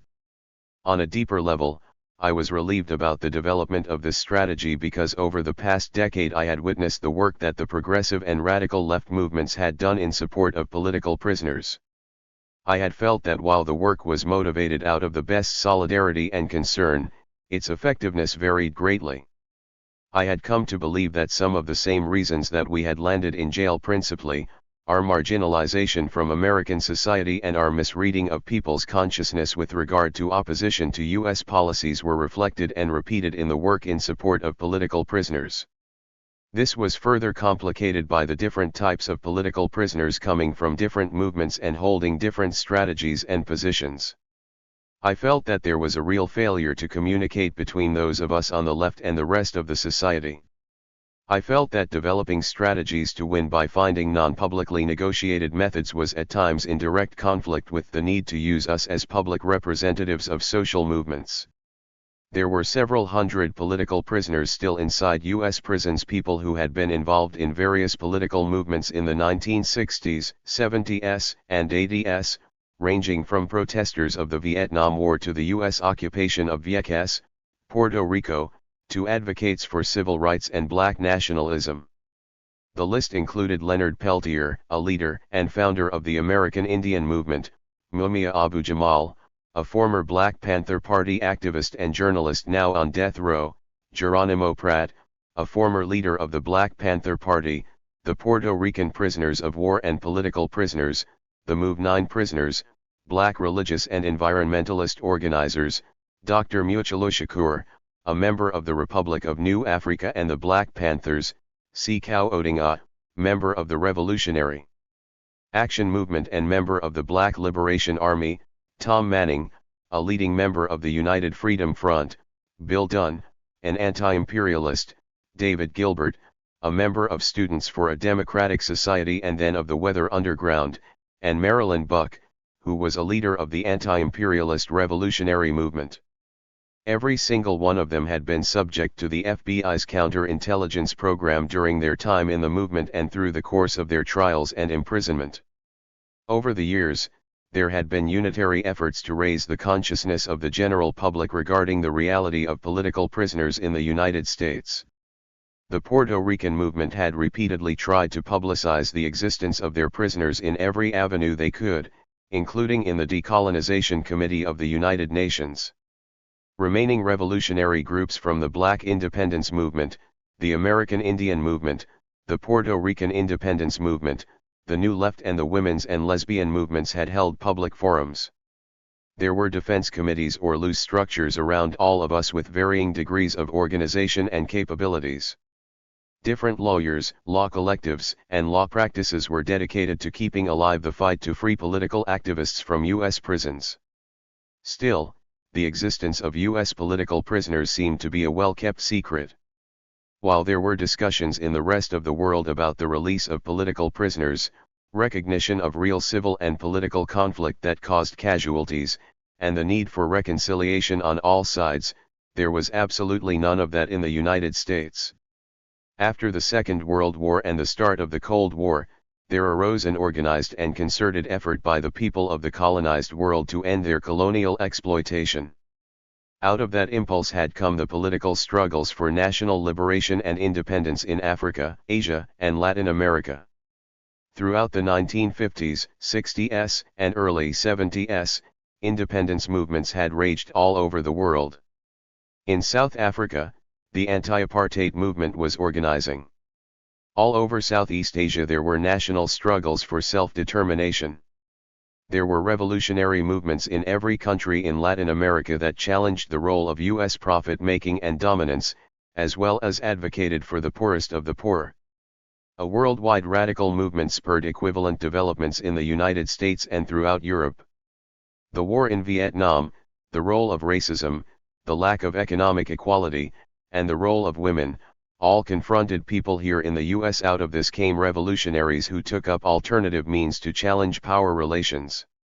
In Italy, Ireland, Germany, Spain, and France, groups of people fought their governments for social change, and many of those participants went to prison. 10, 15, and 20 years later, European societies decided to engage in public discussions about what the past had meant, why civil conflict had occurred, who the victims of it were, and whether these conflicts could ultimately be resolved.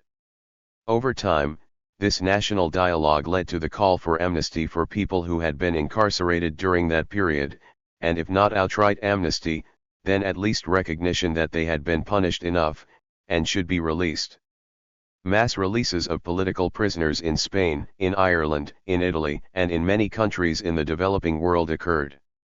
No equivalent dialogue or amnesty took place in the United States. Even Amnesty International, the world's oldest and most respected human rights organization, was unwilling to recognize U.S. prisoners as political unless they were deemed prisoners of conscience, people imprisoned for expressing their political or religious beliefs in a peaceful manner, or were wrongly convicted, or were on death row. Amnesty did recognize Leonard Peltier, Mumia Abu-Jamal, and Geronimo Prat as prisoners of conscience, and they were willing to examine the horrendous conditions inside maximum security prisons in the United States. But other prisoners and institutions fell outside of their boundaries. Amnesty placed the majority of political prisoners into the category of politically motivated/criminally convicted, which was designated for those who had been involved in armed struggle or illegal activities. This included Nelson Mandela and Oliver Tambo, the most famous South African prisoners from the African National Congress, and Joe Doherty and Bobby Sands from the Irish Republican Army.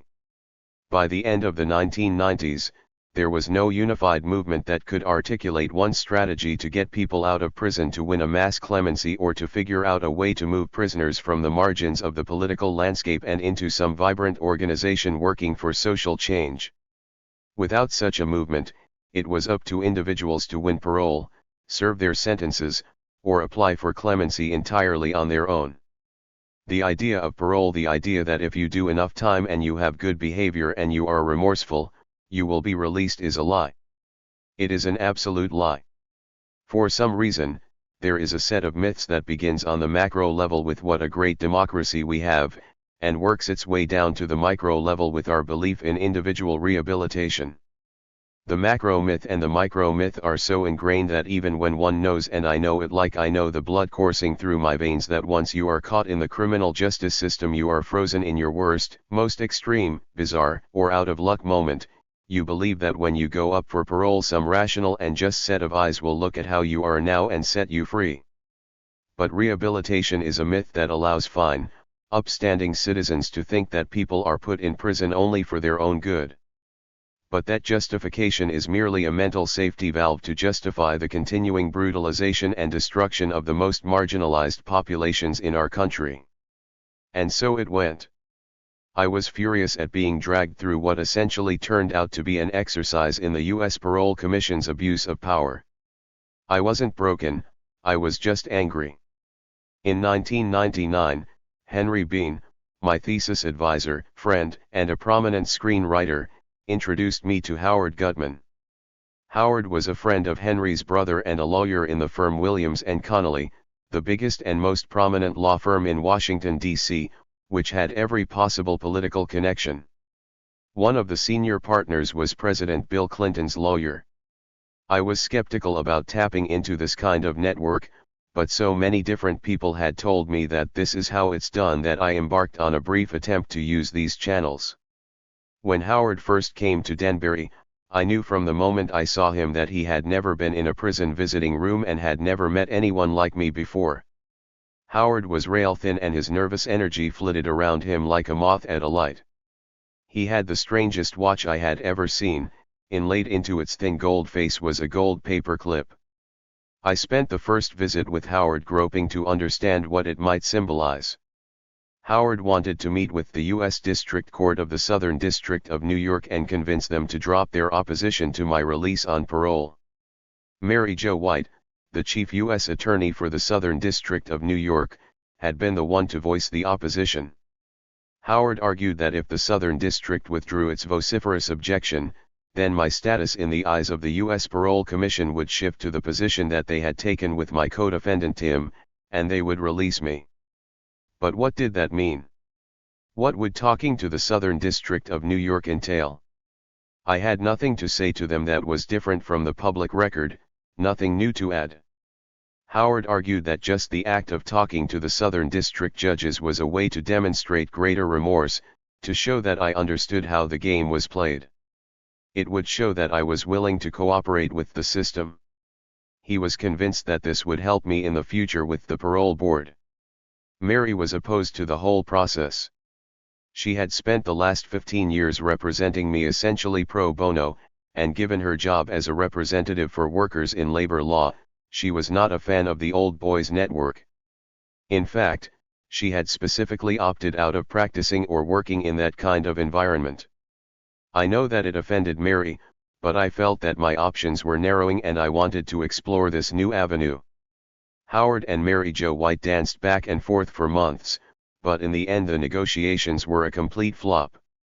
I do not know if Howard would agree with this assessment, but the U.S. attorneys working for the Southern District of New York refused to change their position and refused to withdraw their opposition to my parole. My reaction to yet another denial was multifaceted. I could not really deal with thinking about serving out my remaining time. I certainly could not project what the future held, and so I threw myself into my writing and graduate school. I processed my life through writing about it. I grappled in writing with the consequences of my life choices by creating a set of fictional characters. I wrote one screenplay, scores of short stories, and half a novel. The energy I put into writing preserved my mental well-being and consequently saved my very life. In fiction, I could confront and dissect motivations, morals, and choices. I created some characters that were the antithesis of me and my friends, while others were thinly disguised carbon copies. I loved all those made-up people, even the despicable ones. I felt, as my dear friend and novelist Doris Schwerin said, that I was mining for gold, and that while most writing turned up as fool's gold, the real nuggets in between were worth all the work. The year 1999 was filled with tremendous highs and excruciating lows. One morning I woke up thinking passionately about Frin with lush impressions and intensities of feelings, colors, tastes, and pains. I woke up remembering the feeling of diving into the cold ocean waves and the incredible, tingling shock to the system, the feeling of wetness as the head submerges and the taste of the first lick of the tongue as it darts out to touch the salty water, but not to let too much in. I recalled the spray right before the impact of the dive and the feeling of being carried away without fear and anxiety. The Atlantic Ocean was friendly and willing to let me ride its wave and take pleasure from it. To imagine the horizon where the sky and ocean meet blue on blue, and to reflect on all the people who had stood for years at the same vista, that same point, fixed but not fixed, mutable but not mutable. Impermanence and sameness, the eternal paradox. I thought of the Atlantic as my ocean, because it is where I grew up and its familiarity is deep and profound for me. I was seeking intensity, from my dreams, from my surroundings, from any tactile and sensual stimuli I could find, because the same place, the same day in and day out, the grinding routine and never-ending days, the violence, the falseness, the artificiality of it all was making me forget the ocean. How could I be descriptive and tactile and remember the feelings in order to translate them into words? I lived by the maxim, write what you know. Prison was what I had known for 15 years, but I refused to let it be my horizon. I felt that my memory, the details of my past, had to be stirred up and then stored up, otherwise, I would have no vocabulary or language. So I forced myself to remember. I lived in a box where freedom was a memory. And then there was the word. I tried to keep writing and to study and finish my coursework from Antioch. I had been working for 4 years in the chapel at Denbury and had watched religion become more and more a mechanism for codifying the prison's rules. A system used to serve as a means of meeting prisoners' spiritual needs and of offering them recreation and enjoyment had turned into its opposite. The chapel library, which a small group of us had built almost from scratch with the chaplain's budget, contained more than 600 books, 250 videos, and 200 audio tapes. The books, in 7 languages, contained information about all the major religions and raised questions that readers could think about and learn from. The collection included books about Buddhism, shamanism, Catholic liberation theology, anti-racism, women's role in religion, the Holocaust, and Rumi's poetry. Yet very few women read or used any of this material. The Reverend T.D. Jakes's books, tapes, and videos had swept the population. He promised salvation and redemption. Coupled with that was the ever more popular study of Orthodox Islam and Judaism. Testimonials and devotionals had become the sole order of the day, and as prisoners with longer and longer sentences were entering at younger and younger ages, with less and less education and inner experiential knowledge, easy access to an all-forgiving God was the quickest solace. It seemed to give people some modicum of peace. But even Chaplain Sheridan called God a replacement drug, taken from Leo Booth's book When God Becomes a Drug.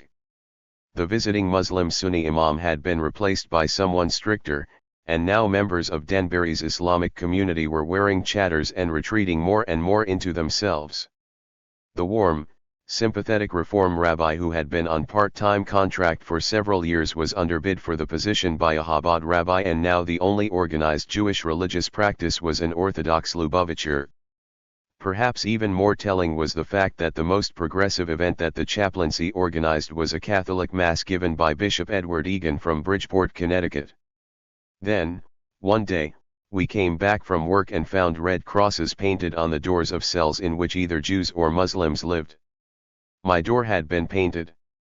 Later we found out that the culprits were several newly born-again Christian fundamentalists who were part of the Bible study group led by the inmate choir coordinator. As a secular Jew, and having been witness to how a religious practice was manipulated for the purpose of control within the Bureau of Prisons, I could no longer stand the dogma taking hold in the chapel and its environs. Genuine education was losing ground to a rigid, oppressive, and reactionary set of conditions. Multicultural acceptance and interfaith unity had severely declined since I first started working in the library. From working in the chapel, I had learned tolerance for belief systems different from my own, and I had come to understand why so many people felt it was so important to have faith. But I could not help feeling that the way religion was now being practiced was merely a salve for the gaping wounds that existed among the prison population. I could not see how born-again Christianity could be either a tool for empowerment or the advancement of social skills. I decided that I had to leave the chapel job or I would wither. My best alternative was to go to work in the education department as a continuing education instructor. I did not know then that all the things that I had taken as immutable conditions for life and living at Danbury were about to come to an end. How do you say goodbye to someone you have been soldiering with for years and years? The person is not your leader and not your follower. She is not your lover, not a parent, not your best friend, but she is more than your road dog, more than your running buddy, more than the person who rides second with you. You've seen the beauty of her soul and felt terror for her as though it was your own when her weaknesses were exposed. You've benefited from her solidarity and suffered the brunt of her individualism and anger. And because of time, place, and conditions, she has seen it all in reverse with you. The time when you witnessed someone who was having a heart attack, and the time you were once brutally attacked, this person helped you. And day in and day out, she gave you a smile that helped you get up and do another day. So how do you say goodbye to a person who has become a part of you as no one else ever again can be? That was Alejandrina. Doing time with her was one of the greatest gifts I'd known in prison. We were not always friends. We disagreed on things as much as we agreed, and there were times when I could not fathom her actions. But from the moment I met her in Tucson, Arizona, in 1985, until the day she walked out of Danbury in August 1999, in my eyes, she was always a beautiful human being. Alex embodied the revolutionary passion and sacrifice of Puerto Rican nationalism and the movement for independence. I know that her imprisonment hurt every day in a million ways, but Alex bore it with grace. Alex was a true heroine. When Alex told me on August 11, 1999, that President Clinton had made a conditional offer of clemency for the Puerto Rican political prisoners and signed a sentence commutation, I knew that eventually she and others would negotiate it and get out. The demand from the independence movement had always been unconditional release for all the Puerto Rican prisoners, so this offer was not a total victory, but it was still a tremendous success. It was a profound concession from the head of the most powerful empire on the planet. I knew it was a victory before they walked out the door because the Bureau of Prisons allowed them several lengthy joint phone calls from all the different prisons they were in, from California to Connecticut, from Leavenworth, Kansas, to Lewisburg, Pennsylvania. The authorities had been directed by President Clinton to decriminalize them. By that, I mean that even though the Puerto Rican prisoners had been tried in different cases and had different convictions from different times, they were comrades who needed to talk with one another and determine a joint response. This was totally unheard of within the BOP. Other prisoners were completely shocked that on the day the clemency was offered, Alex did not just sign and walk out the door into the waiting arms of her husband and children. The offer was conditional. It did not include Carlos Alberto Torres or Marie Haydee Beltran Torres, and there were special conditions for Oscar Lopez and Juan Segarra Palmer. Thus, the other prisoners had to determine what they would accept. As the days of negotiation continued, the tension grew and grew. After a week, not one of the prisoners granted clemency had signed. No one had rushed to get out the door. Having spent 10 or 16 or 19 years in prison fighting for Puerto Rican independence, not one of them was going to capitulate. And while the overwhelming response from the Puerto Rican people was jubilation, there was also anger. The commutation carried with it onerous conditions that included the denial of free speech and the right to associate. During the weeks that followed, over 100,000 people in Puerto Rico demonstrated in their defense and demanded no imposition of restrictions on their release. Having been in support of the Puerto Rican independence movement, and having lived side by side with Alejandrina for more than a decade, I felt that the clemency the Puerto Rican prisoners were receiving was a victory for me, too. The most beautiful aspect of my extraordinary experience with the Puerto Rican liberation movement was witnessing the fruits of their labor to see themselves vindicated. For so many years, I had felt that my political movement was vanquished, even though I had felt that it was right to continue resisting attempts by the state to break my spirit and my heart. But there were not many external incidents that gave fuel to that desire. Rare material acts of social change were the most profound fuel to make my heart beat a little faster and to remember that there are ways to achieve justice. The Movimiento de Liberación Nacional, the Committee to Free the Puerto Rican POWs, the Rafael Cancel Miranda High School, the Pro Libertad Committee, Dr. Luis Nieves Falcon, all of the organizations and individuals, despite their differences and struggles, were all victors in this extraordinary event. They had succeeded in uniting the existence of the prisoners and their freedom with the movement against colonialism, which included opposition to the U.S. naval occupation in Vieques and the referendums about the island's political status. As Jan Sussler, the attorney who represented the Puerto Rican prisoners and helped to win their release, said, "This is a historic moment. The President of the United States recognized that men and women who have dedicated their lives to the freedom of their country deserve to be free, to participate in the political, legal process to shape the future of their country." Alex was released, and then later that year, after 10 years of legal battles and struggles, Sylvia was transferred back to Italy. I was now without my political companions while I was facing at least 15 more years behind bars. The common wisdom in prison was that every 7 years was a whole turn in time. You either made it past that point or went crazy. I had made it through 2 7-year stints. Besides my friends and family, I was helped by my cellmate of 2 years. Jane later told me that when she saw me entering the prison for the first time, she knew we would be friends because we both had a kind of wild hippie look. She was right about that. Jane had become a great friend. In addition to engaging me in intense exchanges about books and politics and prison life, she helped me with my graduate work. We sat in our cell and discussed Walter Benjamin, Theodor Adorno, Hegel, and the other thinkers that I was studying in literary theory. We made the agreement that I had made with other friends in the past, that we would only talk about prison life and prison officials 10% of the time. We knew that otherwise we would become consumed by hating them, and would have wasted too much time. Our greatest pleasure was playing racquetball, both against each other and as a team. We were among the oldest players in the place, but we could still kick up sufficient dust and beat those young kids. Jane was smart and, despite what seemed to be an ephemeral quality, she had lots of life skills that always impressed me. She had read widely and had a huge frame of reference from which to draw. Her numerous siblings kept in contact with her, as did her lovely daughter. Jane had been a member of the counterculture of the late 1960s and early 1970s. As a single mother, she had gone back to school and become a pharmacist to support the two loves of her life, her daughter and son. Her son was a young man who was just beginning to come into his own identity when he was killed in a car accident. From what she said, he had a beautiful soul. His death sent Jane into a downward spiral that ended with drug addiction and a 17-year prison sentence.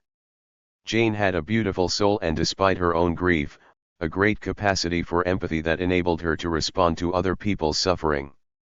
She received an excessive sentence for her sale of drugs to support a habit. We spent many hours discussing what the world would look like if drug use were decriminalized. While I was working and psychically drifting, Jane stayed the course in our joint cell life. Friends outside stepped up their work on my behalf. Old friends that I had not seen since I was imprisoned reappeared in my life. Some corresponded, and others came to visit. My high school friend, from Walden School, John Prieskel, who had also been a radical activist and done extensive solidarity work with different African liberation movements in the 1970s and later had become a lawyer, walked into the visiting room one day. I hadn't seen him in well over a decade. He was with another friend from high school, Tony, also a defense lawyer and activist, and they both apologized for being out of my life for so long. Seeing John was a great, familiar relief.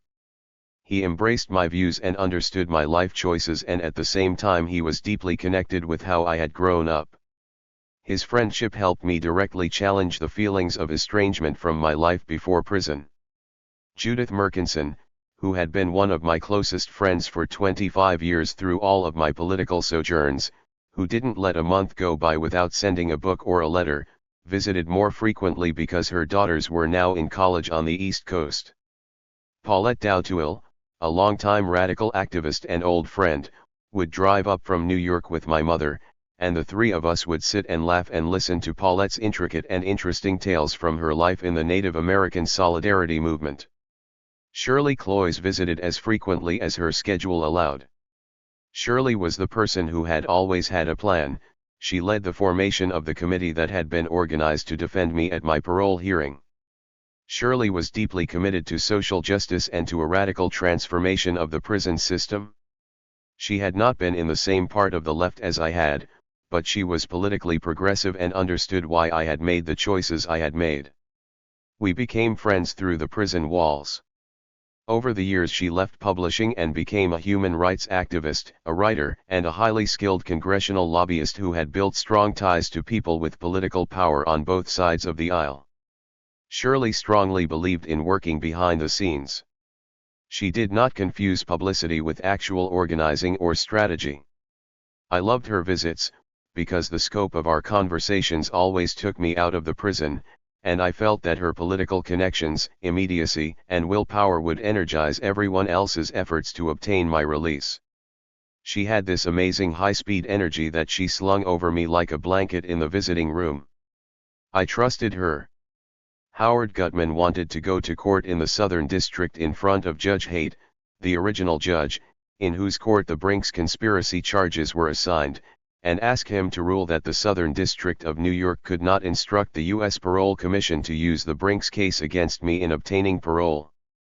This unique strategy was a long shot because it meant that we were asking a judge to step beyond his normal procedural boundary and curtail the prosecution's power. More than anything else, I thought that it was a way to build support for me and to expose the fact that the Parole Commission had used its discretionary power based on prosecutorial positions, not on the specifics of my case and my conduct. After a case has gone on for years and years, it is difficult to sustain activity around it. Languishing either in court or in prison is in effect a delay of justice, and there is great truth to Dr. Martin Luther King's statement that justice delayed is justice denied. The prosecution has the power and the resources of the state behind it and can almost always outlast and outspend the individual. Even people who love you and support you cannot sustain their support through years of defeat or inactivity. And so both the people who had been on my side from the beginning and those who were new brought light and movement right through the prison walls. It helped me to sustain my resistance. Howard filed a motion, got oral arguments scheduled on the motion, and then went to court to argue it. I only heard about it afterward. My mother and people who were working in my defense went to court to support the effort. Howard's strategy was to push the sitting judge, Judge Haight, by using the original judge, Judge Lacey's decision to drop the case against me as a way to limit and put a check on the power of the prosecution in the parole process. It was an attempt to push the very boundaries of jurisdiction, and it was a strategy that recognized that the court of public opinion was an important place to court favor in order to one day be in a position to win. This was because even if the court didn't have jurisdiction over the implementation of the decision to have a federal judge on record saying that the BOP was wrong to use charges that had been dropped as the reason for denial of parole, it would be a part of the record on my side. The prosecution took it for granted that they would win this new motion and therefore did not really address the merits of our argument. No one knew how long it would take for Judge Haight to write a decision. When he did rule several weeks later, it was a mixed decision, a common result within the legal system.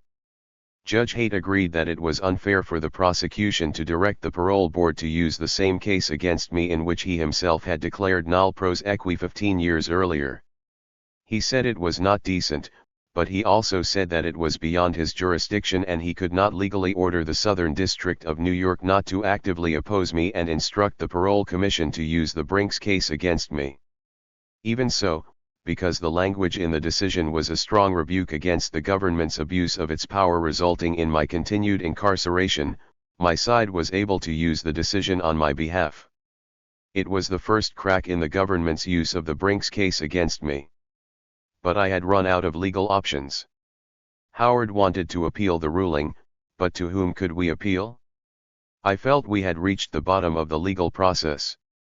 Chapter 19. Cancer. Spring came early in March of 2000. Sitting outside the housing unit before the bustle of women left for work and feeling the warmth of the first rays of spring was one of those fleeting pleasures that made me happy to still be alive. The work bell would ring and then hundreds of women would stream out of their units, all moving in the same direction toward the back of the main buildings leading to a gate that opened into the factory.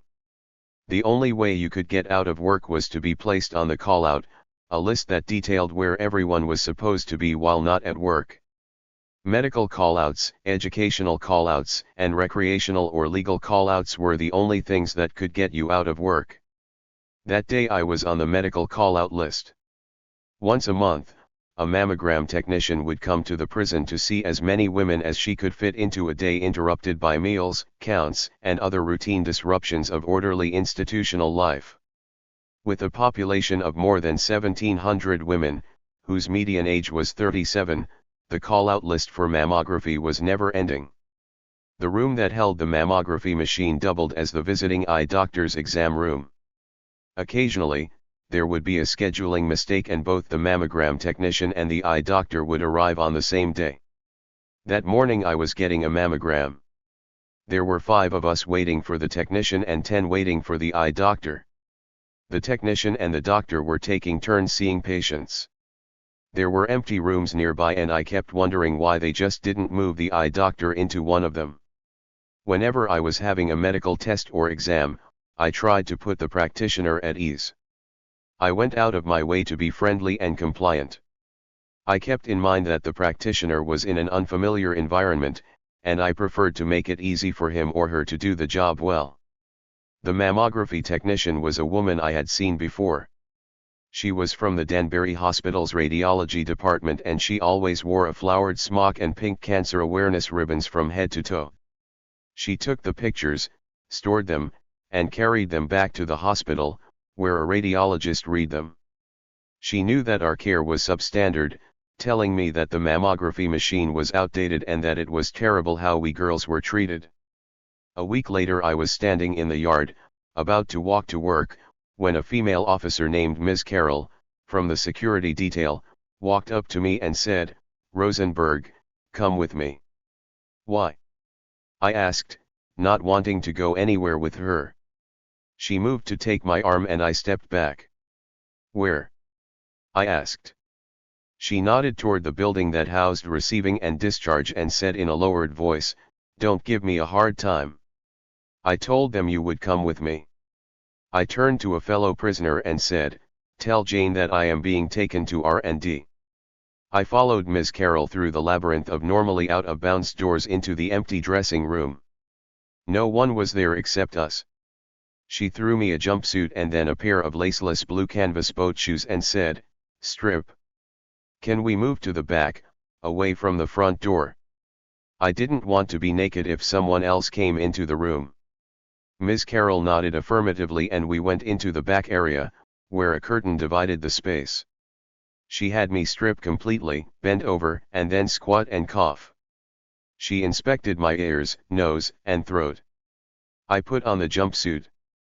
"Where are we going?" I asked again. "The hospital." "Oh no. Why are we going there?"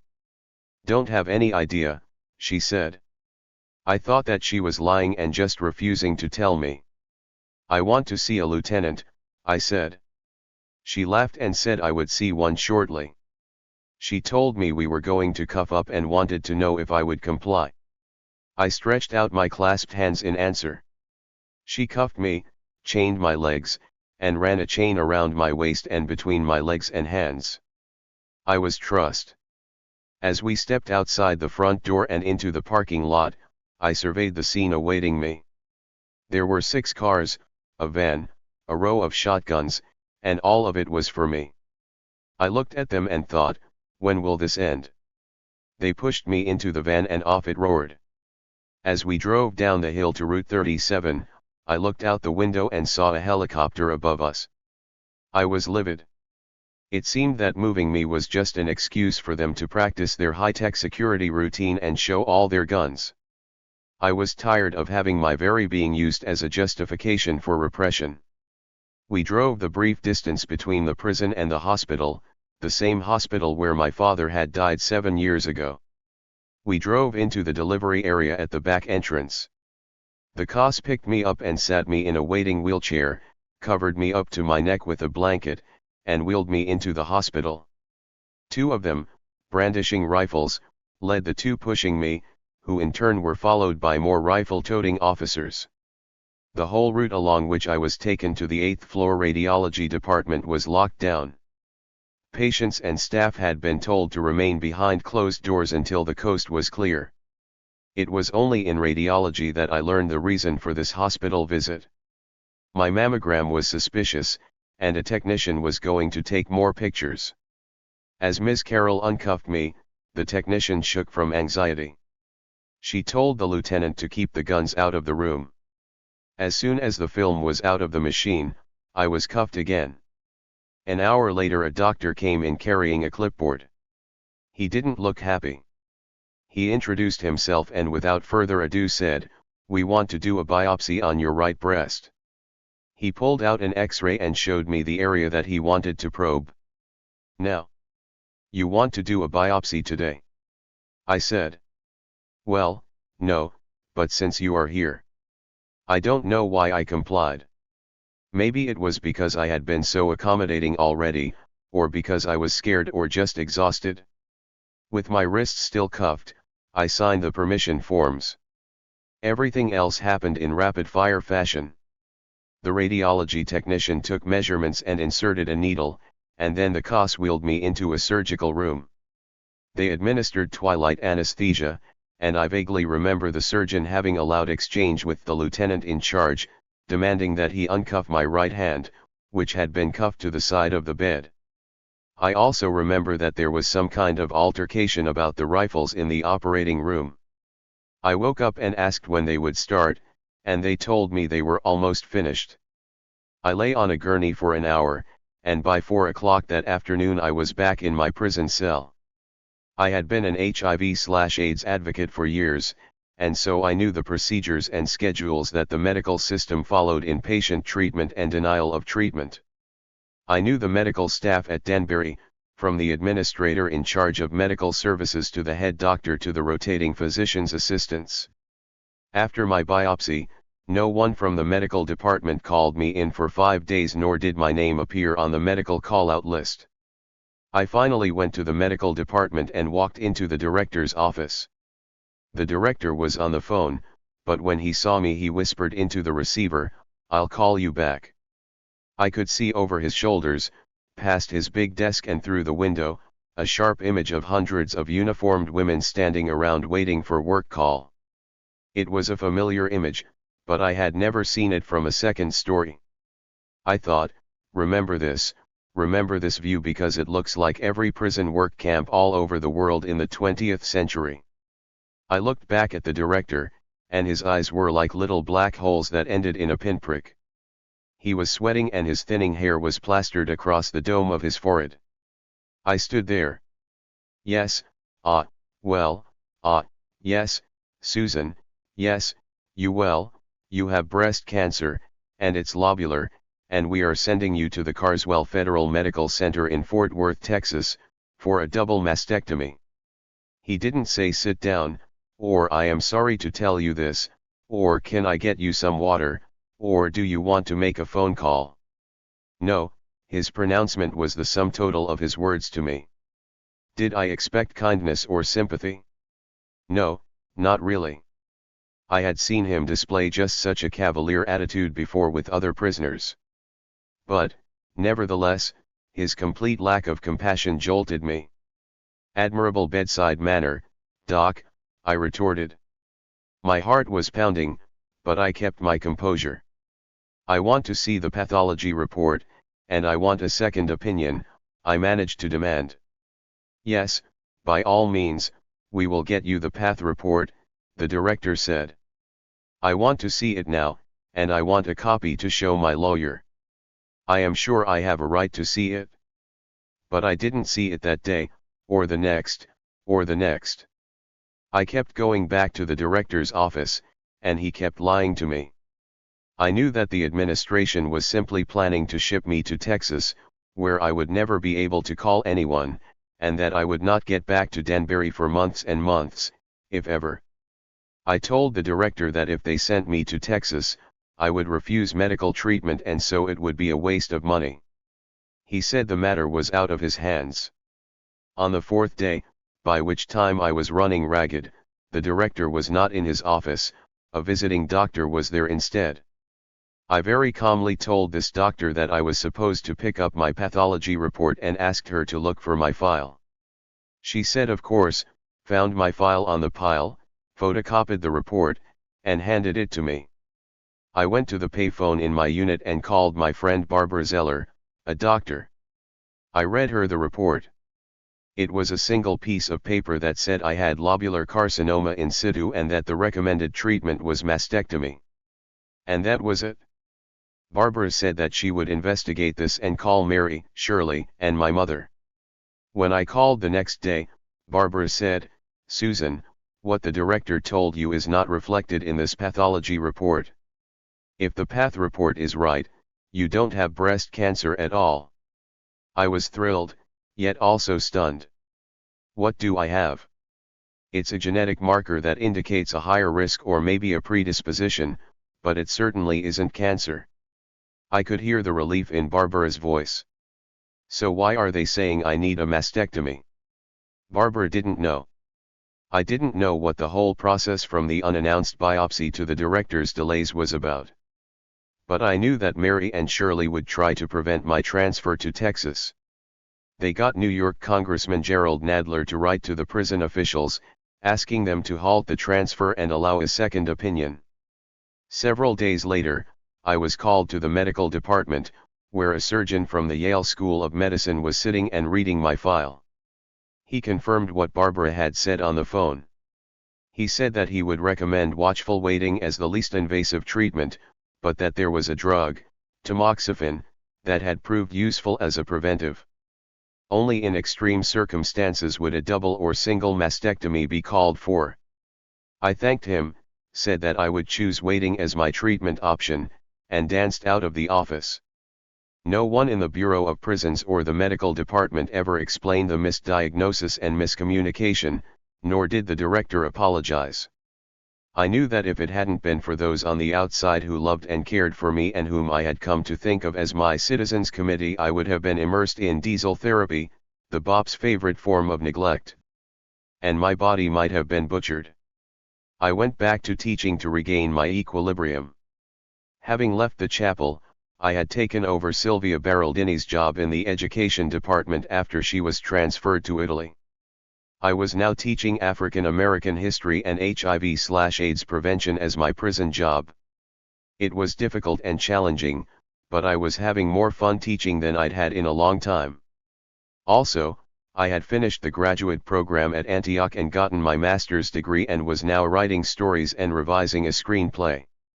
I had not wanted to teach African American history because I felt that as a white person it was an overstepping of my role, even if I was a committed anti-racist. I had grown up in a time when black people fought to teach and take control of the interpretation of their own history. But after much back and forth, I was convinced that it was more important to share what knowledge I could than to let the course die. My solution to my conflict over my role was to build a small group of co-takers who could then make the course theirs. I worked with Kemba and Jackie to build upon Sylvia's curriculum and update it. There were 28 women in the class ranging from 20 to 60 years old, 18 of them from the southeastern section of Washington, D.C. The others were from Ghana, Jamaica, Puerto Rico, and New York. The educational level spanned from 7th grade to college. The experiential divide, my whiteness, their blackness, my age, their youth, was enormous. The hardest thing of all was to get everyone to think beneath the surface, to move beyond the obvious. What my students did not know astounded me, and what they did know seemed to me a terrible reduction of history. They didn't not know about Marcus Garvey. Garvey was a national hero from Jamaica who lived from 1887 to 1940 and was a black nationalist, journalist, and organizer who founded the Universal Negro Improvement Association and African Communities League. he was an important proponent of the Back to Africa movement, which encouraged those of African descent to return to their ancestral homeland. This movement would eventually inspire other movements and become the largest mass movement of African Americans in American history. At its peak, the UNIA had more than 4 million members. My students did not know Robert Williams, the author of the book Negroes with Guns. Robert Williams organized African American armed self-defense in the South. President of the NAACP in Monroe, North Carolina, he led the black community in preventing Klan attacks and opposing the racism of governmental agencies.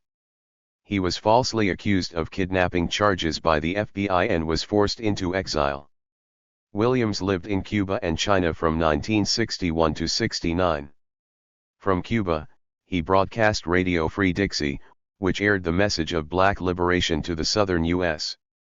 He built strong relationships with world leaders like Fidel Castro, Che Guevara, and Mao Zedong, and he organized international support for the human rights struggles of African Americans. The women in the class were shocked to find out that there were people who had preceded the Panthers' stance of the right to self-defense, about which they were aware only in the vaguest of terms. They had not heard of Bobby Seale, a founder of the Black Panther Party and a co-defendant in the Chicago 8 trial. They had not read Eldridge Cleaver's book Soul on Ice. We read Malcolm X's crucial text on Afro-American history as a way to analyze the impact of not knowing one's own history. Working with all these black women, and seeing how little they had been exposed to black struggle, was Malcolm X's very point about how much easier it is to enslave a people when they are cut off from their history. The historical figures they knew something about were Harriet Tubman, Dr. Martin Luther King Jr., and Rosa Parks. When we finally got to the mid-1960s, it was difficult to deal with the topics about power and freedom in the environment that we were in. We read Stokely Carmichael's article Power and Racism, What We Want, which was the first written statement coming out of the Student Nonviolent Coordinating Committee about Black Power after the march to Jackson, Mississippi. It was after this march that SNCC argued that white people's main responsibility was to fight racism among whites. It was 1966, and it was part of the black movement's transformative process of becoming a revolutionary movement, like many of its counterparts around the world, particularly in Africa and Latin America. I had previously underestimated the moral component of the early civil rights movement and its importance in forcing the condition of black people onto the world stage. Teaching the African American history class to the Denbury prison community brought into sharp relief the fact that the United States has always been in the business of human bondage, first through slavery and now through the criminal justice system. This had not changed. The people I was living with had been robbed of the intellectual tools they were entitled to as human beings, and the students ate up the knowledge that we offered in that class. They made the intellectual link between the plantation and penitentiary for themselves. We did not have to lecture about it. That it was impossible to close the gap between the parallel lines along which black people and white people had developed was a truth I could see around me every day. When Howard Gutman had said that he wanted to appeal Judge Haight's decision to deny me parole, I said no. I had had enough of stirring an empty pot. I was in my cell writing Howard a letter when I thought about Bill Clinton. I recalled that, while watching his inaugural in 1993, I had thought that he might be a president who could understand my motivations and consider clemency.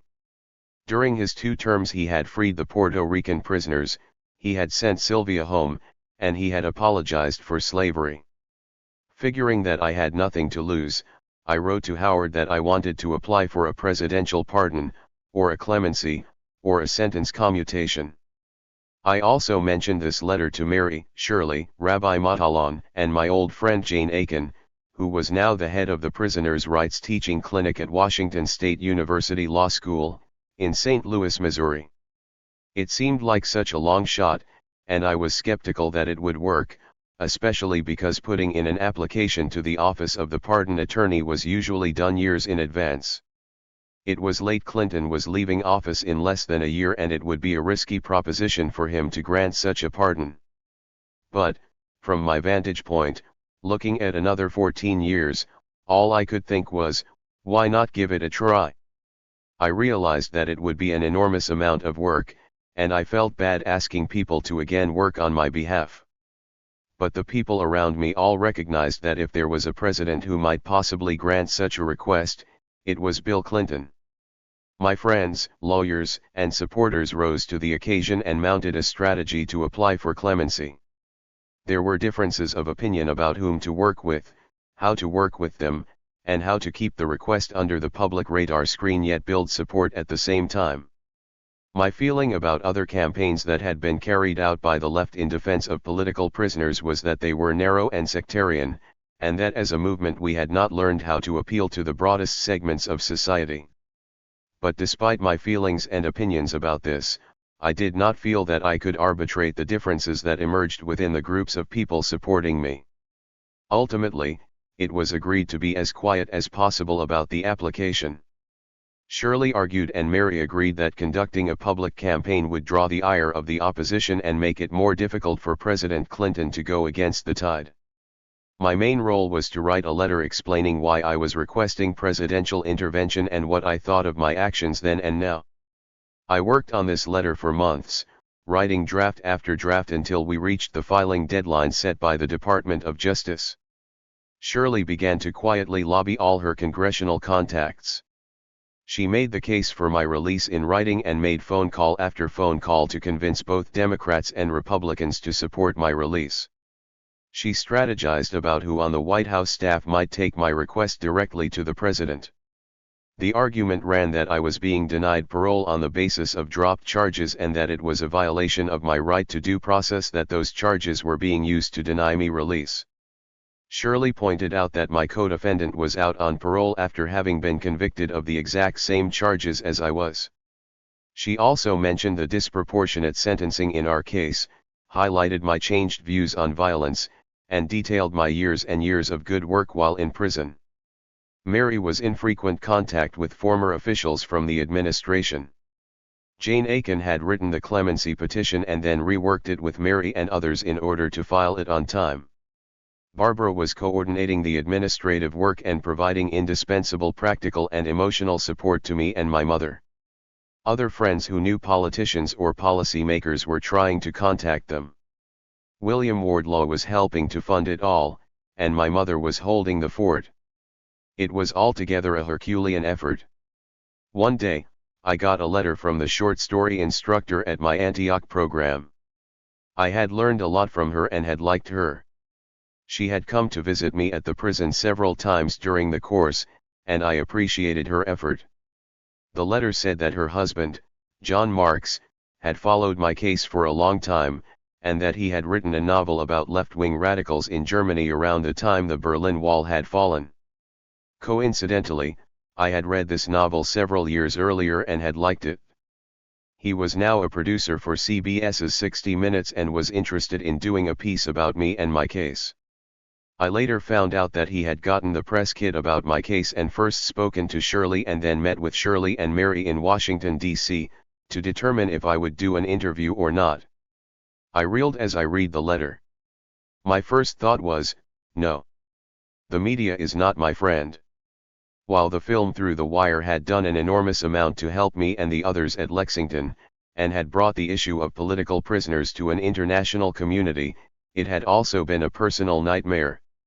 I hadn't wanted to be center stage, ever, and couldn't see how being on television could help me now. Then I got another letter from the senior producer of the team, Steve Reiner. Both Steve and John visited me, and Steve told me that he had been a member of Students for a Democratic Society, the most prominent student anti-war organization of the 1960s and 70s.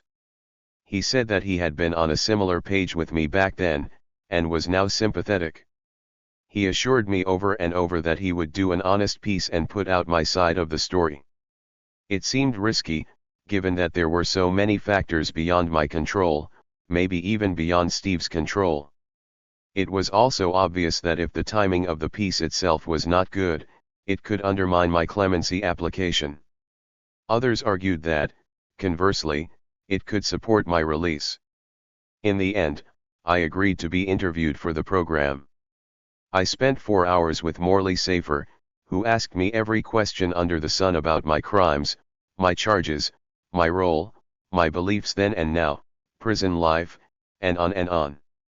It was one of the most intense and pressured exchanges I had ever had with anyone, let alone a television reporter. I could not imagine how the broadcast would do anything but hurt my chances. 6 weeks later, the episode of 60 Minutes aired with my brief segment on it. I watched it in the communal TV room along with everyone else in my living unit. I remember thinking that Mary looked terrific on TV and was totally clear in her discussion. The segment was sympathetic toward me, the parole commission person seemed rather oafish, and no one from the court of the Southern District had deigned to appear. Despite my incredible anxiety, the piece did no harm. But whether it would help me get out was still an open question. On December 19, 2000, the Clinton administration released its list of the first round of pardons. The list contained more than 70 names, including that of my dear friend Kemba Smith. I had expected her to get clemency because of the merits of her case and the skillful way in which her supporters, including the NAACP Legal Defense Fund, had been able to organize. They had framed Kemba's case as an example of the terribly unjust federal drug sentencing laws that had been enacted as part of mandatory minimum sentencing. Kemba, a girlfriend who had answered the door at her boyfriend's apartment and let in a man who purchased several grams of cocaine, had been handed a 27-year sentence. Her beautiful parents had never given up on her for 1 second and galvanized parts of the black community to make her case a cause célèbre. Before Christmas, she walked out of the prison and into the waiting arms of her son and her parents. I was not on the list, but I expected another list to be released before the end of President Clinton's term. Though my friends were counseling caution, I for some totally inexplicable reason was convinced of it. I had been sending some of my books and papers home. As the days went by and the end of the Clinton administration got closer and closer, every action I heard about or piece of news that I received became laden with greater meaning and I got more and more nervous. When I heard that an important congressman had seen President Clinton at a dinner and had handed him a letter from Rabbi Matalan that contained another letter from Elie Wiesel asking to grant me a pardon, I thought I might really get out. Yet I swung wildly from one extreme to the other. I felt my paranoia level rising. I was talking on the phone more than I had ever done and I was increasingly feeling that my phone conversations were being monitored. The sound booth monitor was a woman officer with several years of seniority who worked for the Special Investigative Service. Whenever I saw her on the compound, she stared hard at me. I tried not to talk about the request for clemency on the phone or mention the president's name, because I believed that whenever I did a red light went off somewhere, a buzzer sounded, and someone was put on alert.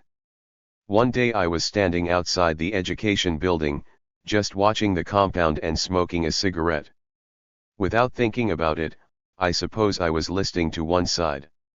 The sound booth monitoring officer was standing in front of the lieutenant's office, also smoking and staring at the compound.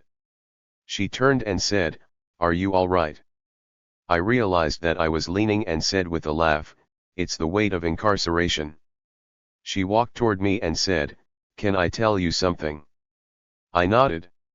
She said, "Don't take this wrong, but I have always wanted to congratulate you on your master's degree." I stared at her, taken aback, and then said, "Thanks. I know about it because I heard you talk about it on the phone." I did not reply, I simply stared back at her and I could see that she was getting uncomfortable. "How is your pardon going?" she asked.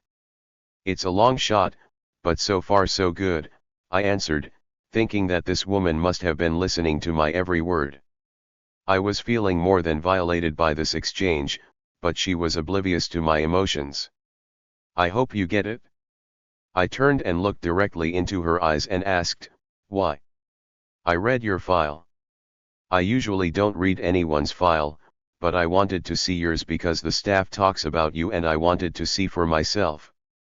I'm sure reading my file doesn't create a lot of sympathy for me." She said, "I think the Southern District is wrong, and it blew me away that your co-defendant is out on parole." In the end, she said, Staff is running 4-1 in your favor. You know that, right? I told her that I had to go teach my class and went back upstairs. After years of constant vigilance under surveillance in order not to reveal anything of myself to the authorities, I was shocked that someone could have gotten into my business like that. Chapter 20. The Hill. I was counting the days. I was barely living through them. Every night after dinner I would go to the weight room and lift the heaviest weight I could find.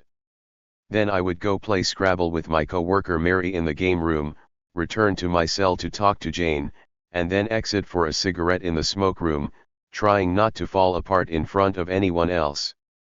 President Clinton was leaving office on the morning of January 20, 2001. The 17th came and went, and the 18th came and went. On the morning of the 19th, I woke up and tried not to think or feel anything. I refused to succumb to the utter panic that was a scratch away. I went to work at the early morning work call. I did not want to sit by myself. My co-workers were agitated and wound up but trying to contain themselves. A few hours into our shift, our boss, Mr. K, yelled from his office to ours, "Rosenberg, in here." Not one of the 5 of us in the room moved or said a word for several seconds. I got up, shaking inside, as if going to my execution. There was a big glass window between Mr. K's office and ours, and so everyone could always see what happened on either side. I left the door open so that everyone could hear, as well. "You have to go to R&D now." Still no sounds from the other room. I kept my cool. "Why? Did I make the list?" "You have to go and pack out," he said. "Am I being released?" I said, raising my voice. "I don't know about that." "Just get out of here and go," he insisted, trying to be stern. I had the oddest response. "No way, unless I know I am leaving. I am not going to go pack out in front of the whole prison unless I am not coming back." Exasperated, Mr. K looked at me as if I had lost my mind. "Rosenberg, get out of my office and go to R&D." I walked out of the office back into our area. No one said anything for about 30 seconds. At last, Mary said, "Susan, you are acting a bit irrationally. Go to R&D and find out what is happening." I wanted to tell her to stop being a shrink, but then 4 SWAT officers walked in. "Come on, right now," one of them demanded. I stood up and went with them across the compound. As we walked from one end of the inner prison complex to the other, prisoners came out of their units or stopped picking up cigarette butts or clipping bushes to watch me walk across the yard. At R&D, the SWAT group deposited me in the main room. Mr. Shelton, the co-in charge of R&D, smiled at me with what I took as a genuine smile. "Am I on the list?" The question had become my litany. Mr. Shelton eyed me again and said, "I am giving you 2 duffel bags and boxes. Go fill them up and bring them back here. We want you packed." I didn't move. Then he said, "We don't have a list. But we want you packed since tomorrow is Saturday and no one will be here. In case you make it, we don't want any R&D staff to have to do overtime." I just looked at him. Now I wanted to punch those upturned lips. "No overtime," I said incredulously. "That's unbelievable." He handed me 2 duffel bags. I walked to my unit with them. My fellow inmates were all over me. I kept shrugging and explaining that I wasn't on the list, but that they were packing me out in case, and I thought how humiliating it would be to have to unpack. It was now 3 o'clock and the work shift from the factory was returning to the housing units. Jane helped me carry the bag and boxes to R&D. Then we went to the education building and she helped me pack up some papers and books. We carried some of them to our cell and left the rest in the office. Then we locked down for the 4 o'clock count. At 4:50 p.m., when the count had been unofficially cleared and the kitchen workers were massing at the door to be escorted to work for the dinner shift, my case manager, Ms. Shalab, who had an office at the front of our block, walked down the hall to my cell. She stood outside and said, "My office." Now. The whole floor lit up with chatter. Jane walked with me to the office. I went in and Ms. Shalhoub closed the door. I said nothing. She said, "Call your lawyer. Call Mary." She pushed the phone across the desk toward me. I was struck by how familiar people become in times of extremity, as though we were all in this together. I guess it was human nature. I dialed Mary's office number while staring at Ms. Shalhoub, trying to read something from her demeanor. Mary picked up. "Mary, hi, what's up? They had me pack out and the whole place is crazy." "Susan, there is no official list yet, but someone in New York called me and said that on the 5 o'clock news on Channel 9, you and Mark Rich and several others were mentioned as getting clemency. Then a reporter from another station called me to ask if it was true." Really? It felt like my rib cage was going to crack. "Wow," I whispered into the phone. "There is no official list," she repeated. I looked at my watch. "Mary, if I get out tomorrow, I think you should be here to pick me up. The last shuttle to New York is 8 o'clock. I'll be on it with Susie, and we'll be there in the morning." thank you, and thank you." "Either way, thank you," I said. "If I hear anything else before we leave, I'll call Ms. Shalhoub back. She says she'll be there until 7:45. "Okay, great." I hung up. My case manager and I looked at each other across the desk. "I hope you get it," she said. "You know I am getting my master's at John Jay College of Criminal Justice, and so I don't intend to stay here, either," she continued. I hadn't known that. I thought back to when she had first started at Danbury. I remembered that she had been mean and was overly meticulous and thorough. I realized that she had moved up the ranks quickly in less than 5 years. "Can I just sit here for a minute?" I asked. I didn't want to go back into the unit and I certainly didn't want to go to the dining room. I sat there about a half an hour and thanked her. Mary didn't call back. Just before Ms. Shalhoub went home, she called me back into her office and said that there was still no word. She wished me good luck. I saw that my very thick BOP file, my prison jacket, was sitting on her desk. That night, Jane and I talked for hours. We had shared a cell together for over 3 years and had gone through bouts of closeness and times when we just struggled to coexist in our tiny cell. We had lived on the second floor in the last cell on the line with a double ceiling and a tall window that looked out onto the sky and no fences, and then we had lived in a cell on the first floor that had no distinguishing features other than the energy and beauty we brought to it. I went to breakfast alone as soon as the door was unlocked. It was Saturday, January 20th, and there was no real breakfast, just cereal, donuts, and coffee in advance of the Saturday brunch. Saturday visiting hours were 8:30 a.m. to 3:15 p.m., but because of the 10 a.m. count, new visitors were not admitted between 9:15 and 11 o'clock. I was hoping that Mary and Susie would be there in that first 45 minutes. I also knew that the Bush inauguration would begin at noon. I had only 4 hours left. At 8:30 on the nose, I was called to the visiting room over the prison-wide PA system. I was ready. I hugged Jane and said, "See you later." I stood outside the locked door waiting for the code to open it so that I could enter the strip room and be let into the visiting room. It had snowed that week and it was very cold. Despite the weather, I lit a cigarette while I was waiting. The smoke and my icy breath commingled and I blew it out in a straight and powerful stream. I have to quit, I thought to myself, but not today. I did not have gloves, so I alternated between stuffing one fist and then the other into each pocket as I switched the cigarette from hand to hand. I smoked the whole thing and was about to light another when the door popped open. The strip room was very cold and I tried to get through the whole embarrassing process as quickly as possible. I had it down to a science, and for once the co was rolling along as fast as I was. She was cold, too.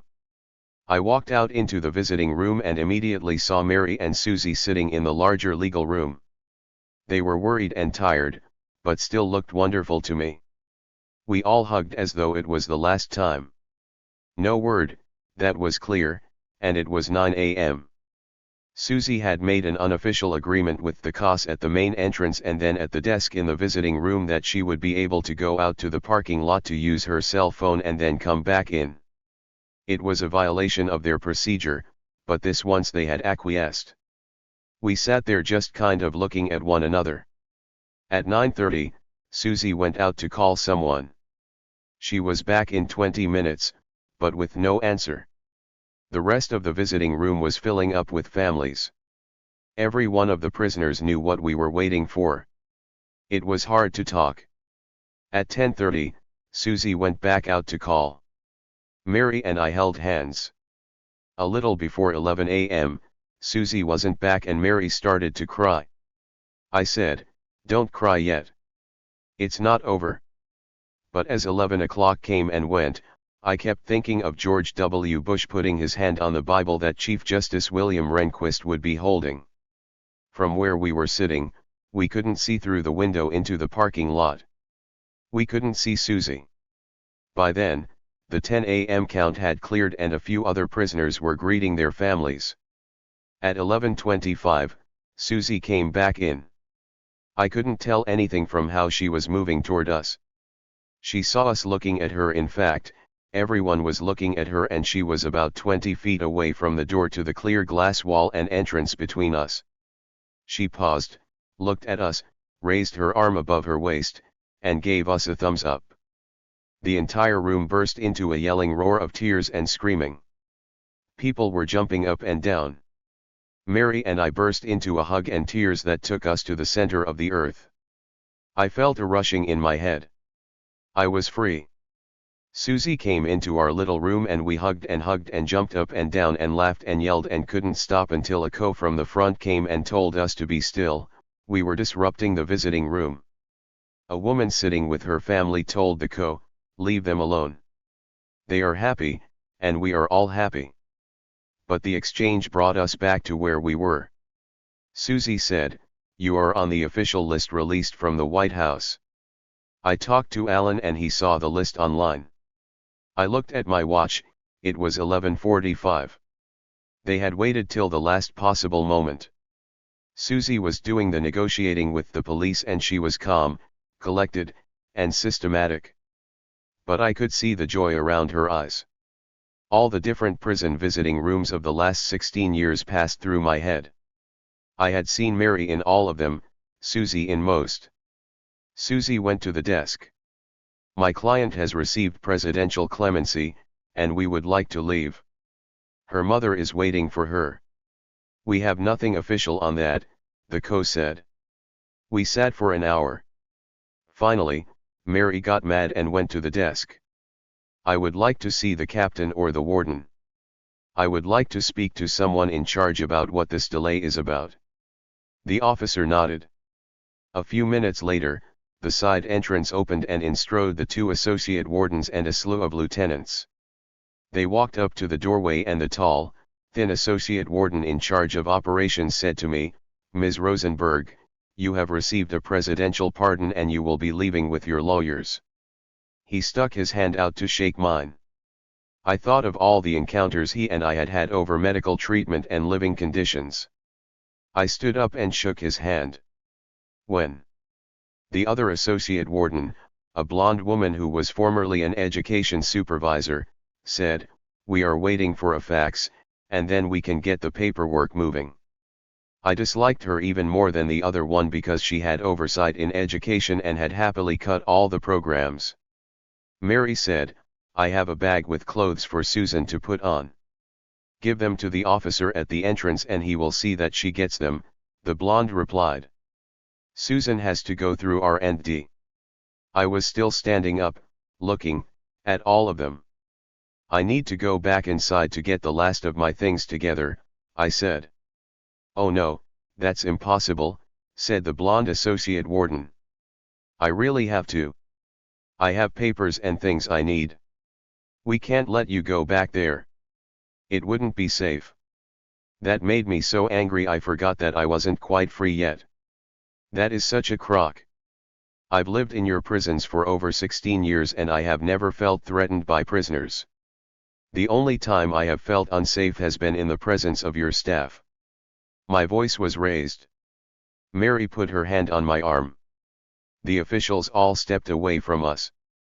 They had a quick conference, and then the operations assistant warden said, "Okay, 15 minutes, with an escort." I turned to Mary and Susie and said, "See you outside." I couldn't believe the words that were coming out of my mouth. I handed Mary my legal papers, walked back into the strip room, got my coat, and stepped into the compound, where there was one co waiting to escort me. On the other side of the door were hundreds of women milling around. I realized that they had been waiting for me. As I walked past 2 buildings toward my unit, more and more inmates gathered and were following me. I realized that I had to say something to them. They all wanted to say something and to touch me. Before I went into my unit, I turned at the door and faced the more than 500 women amassed there. People were all talking and yelling. I said, "I am going home today. I want to tell all of you that I have done over 16 years and have been looking at another 15, and so I thought I might be buried alive in here. But I want you all to know that if my case has meaning, if it means something to you, I stand for hope. Let me stand for hope. Don't ever give up and don't lose hope that you all will be free. One day you will all be free.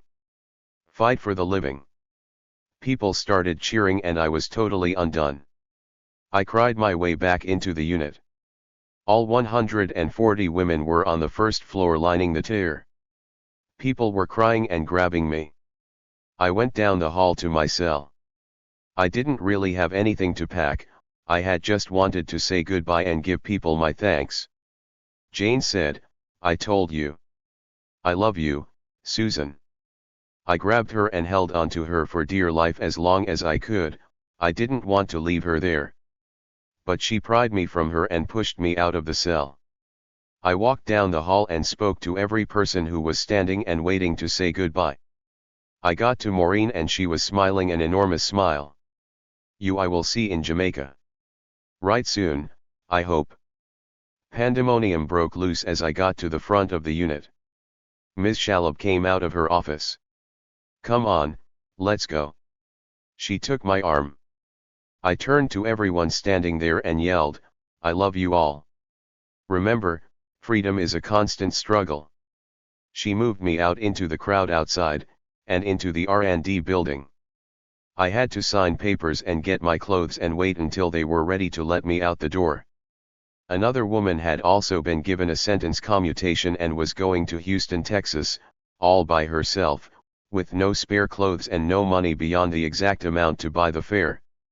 The prison personnel were going to drive her to the bus station in Denbury and then she would go to Penn Station in New York and get a bus to Texas. She was 24 years old and had been in prison since she was 18. She had never been to New York and was worried about traveling alone.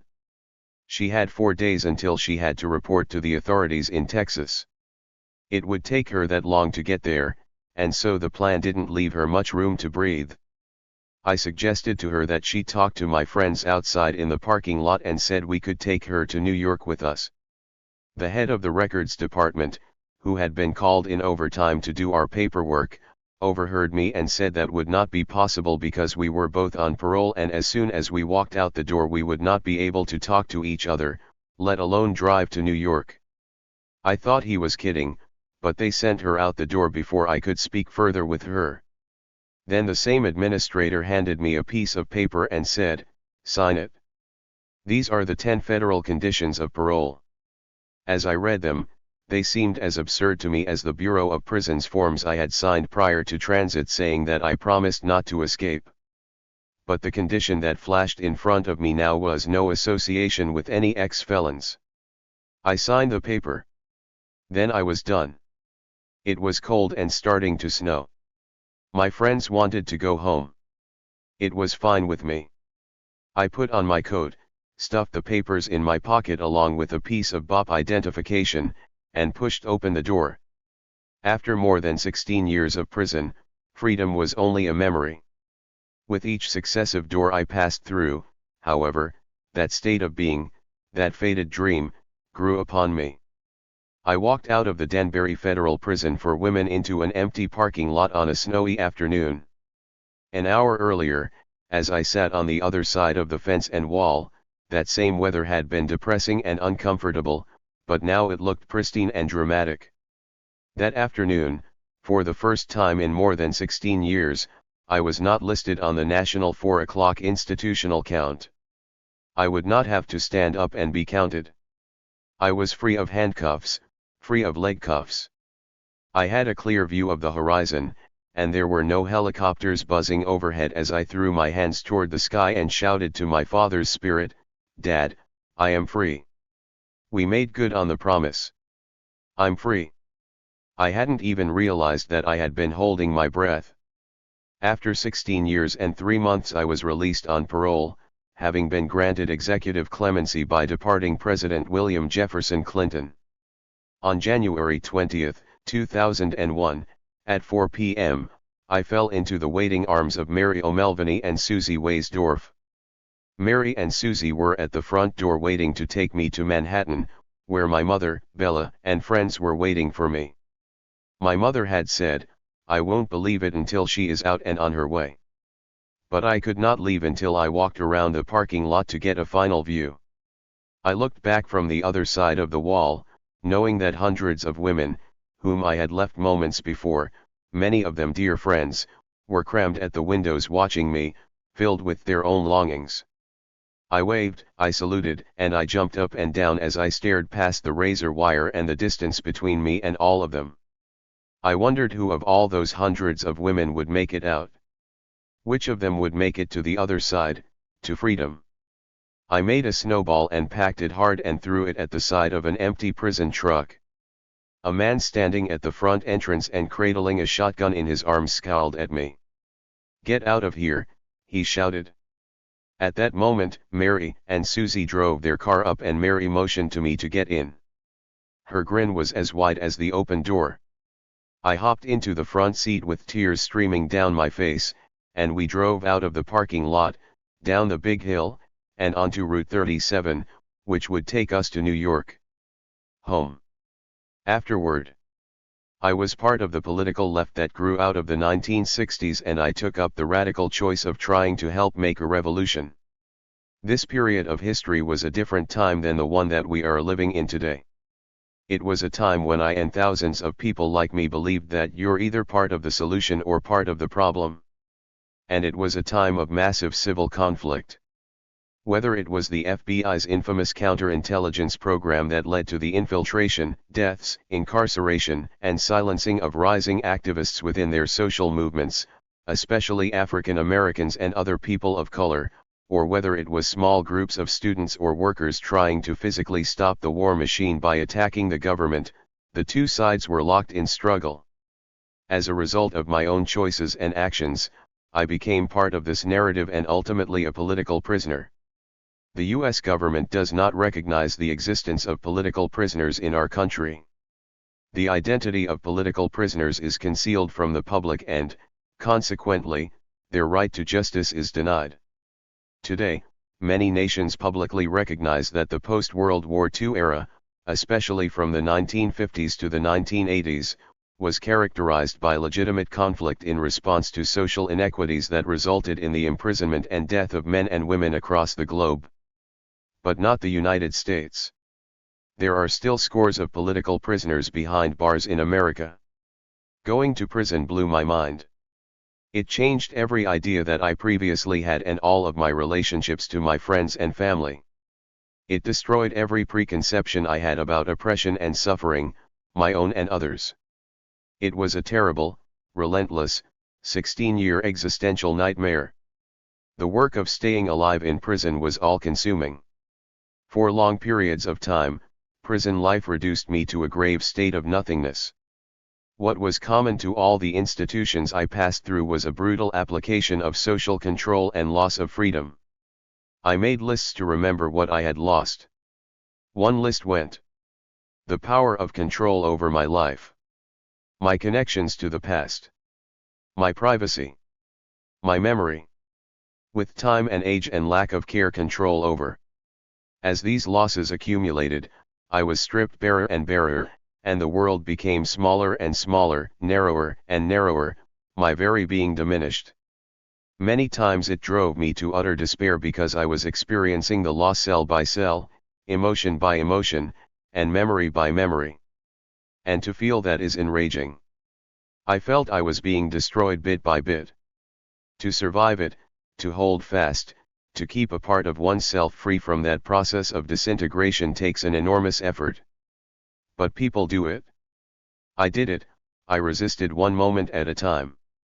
All my life I had responded to injustice by asking, how do I live with this and how can I do something about it?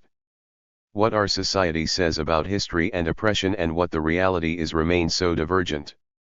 From an early age, I felt that my role was to expose that contradiction and to take a stand on one side of the equation, on the side of social justice. I made good decisions and many bad decisions along the way.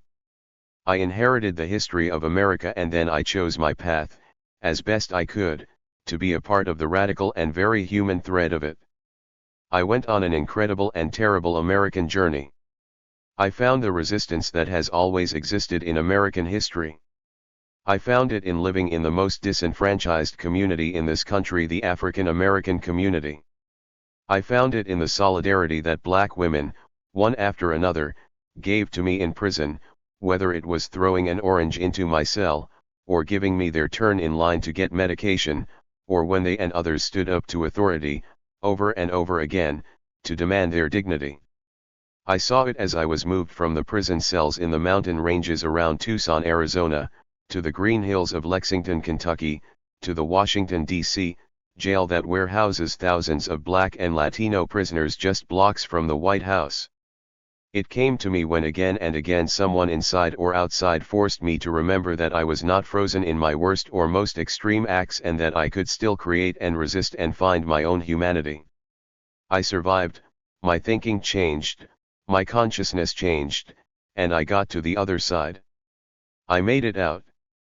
I am out only because of years of a movement's support, brilliant and unyielding legal help, astute political strategy, parents who never ceased fighting, and ultimately the mercy of a president.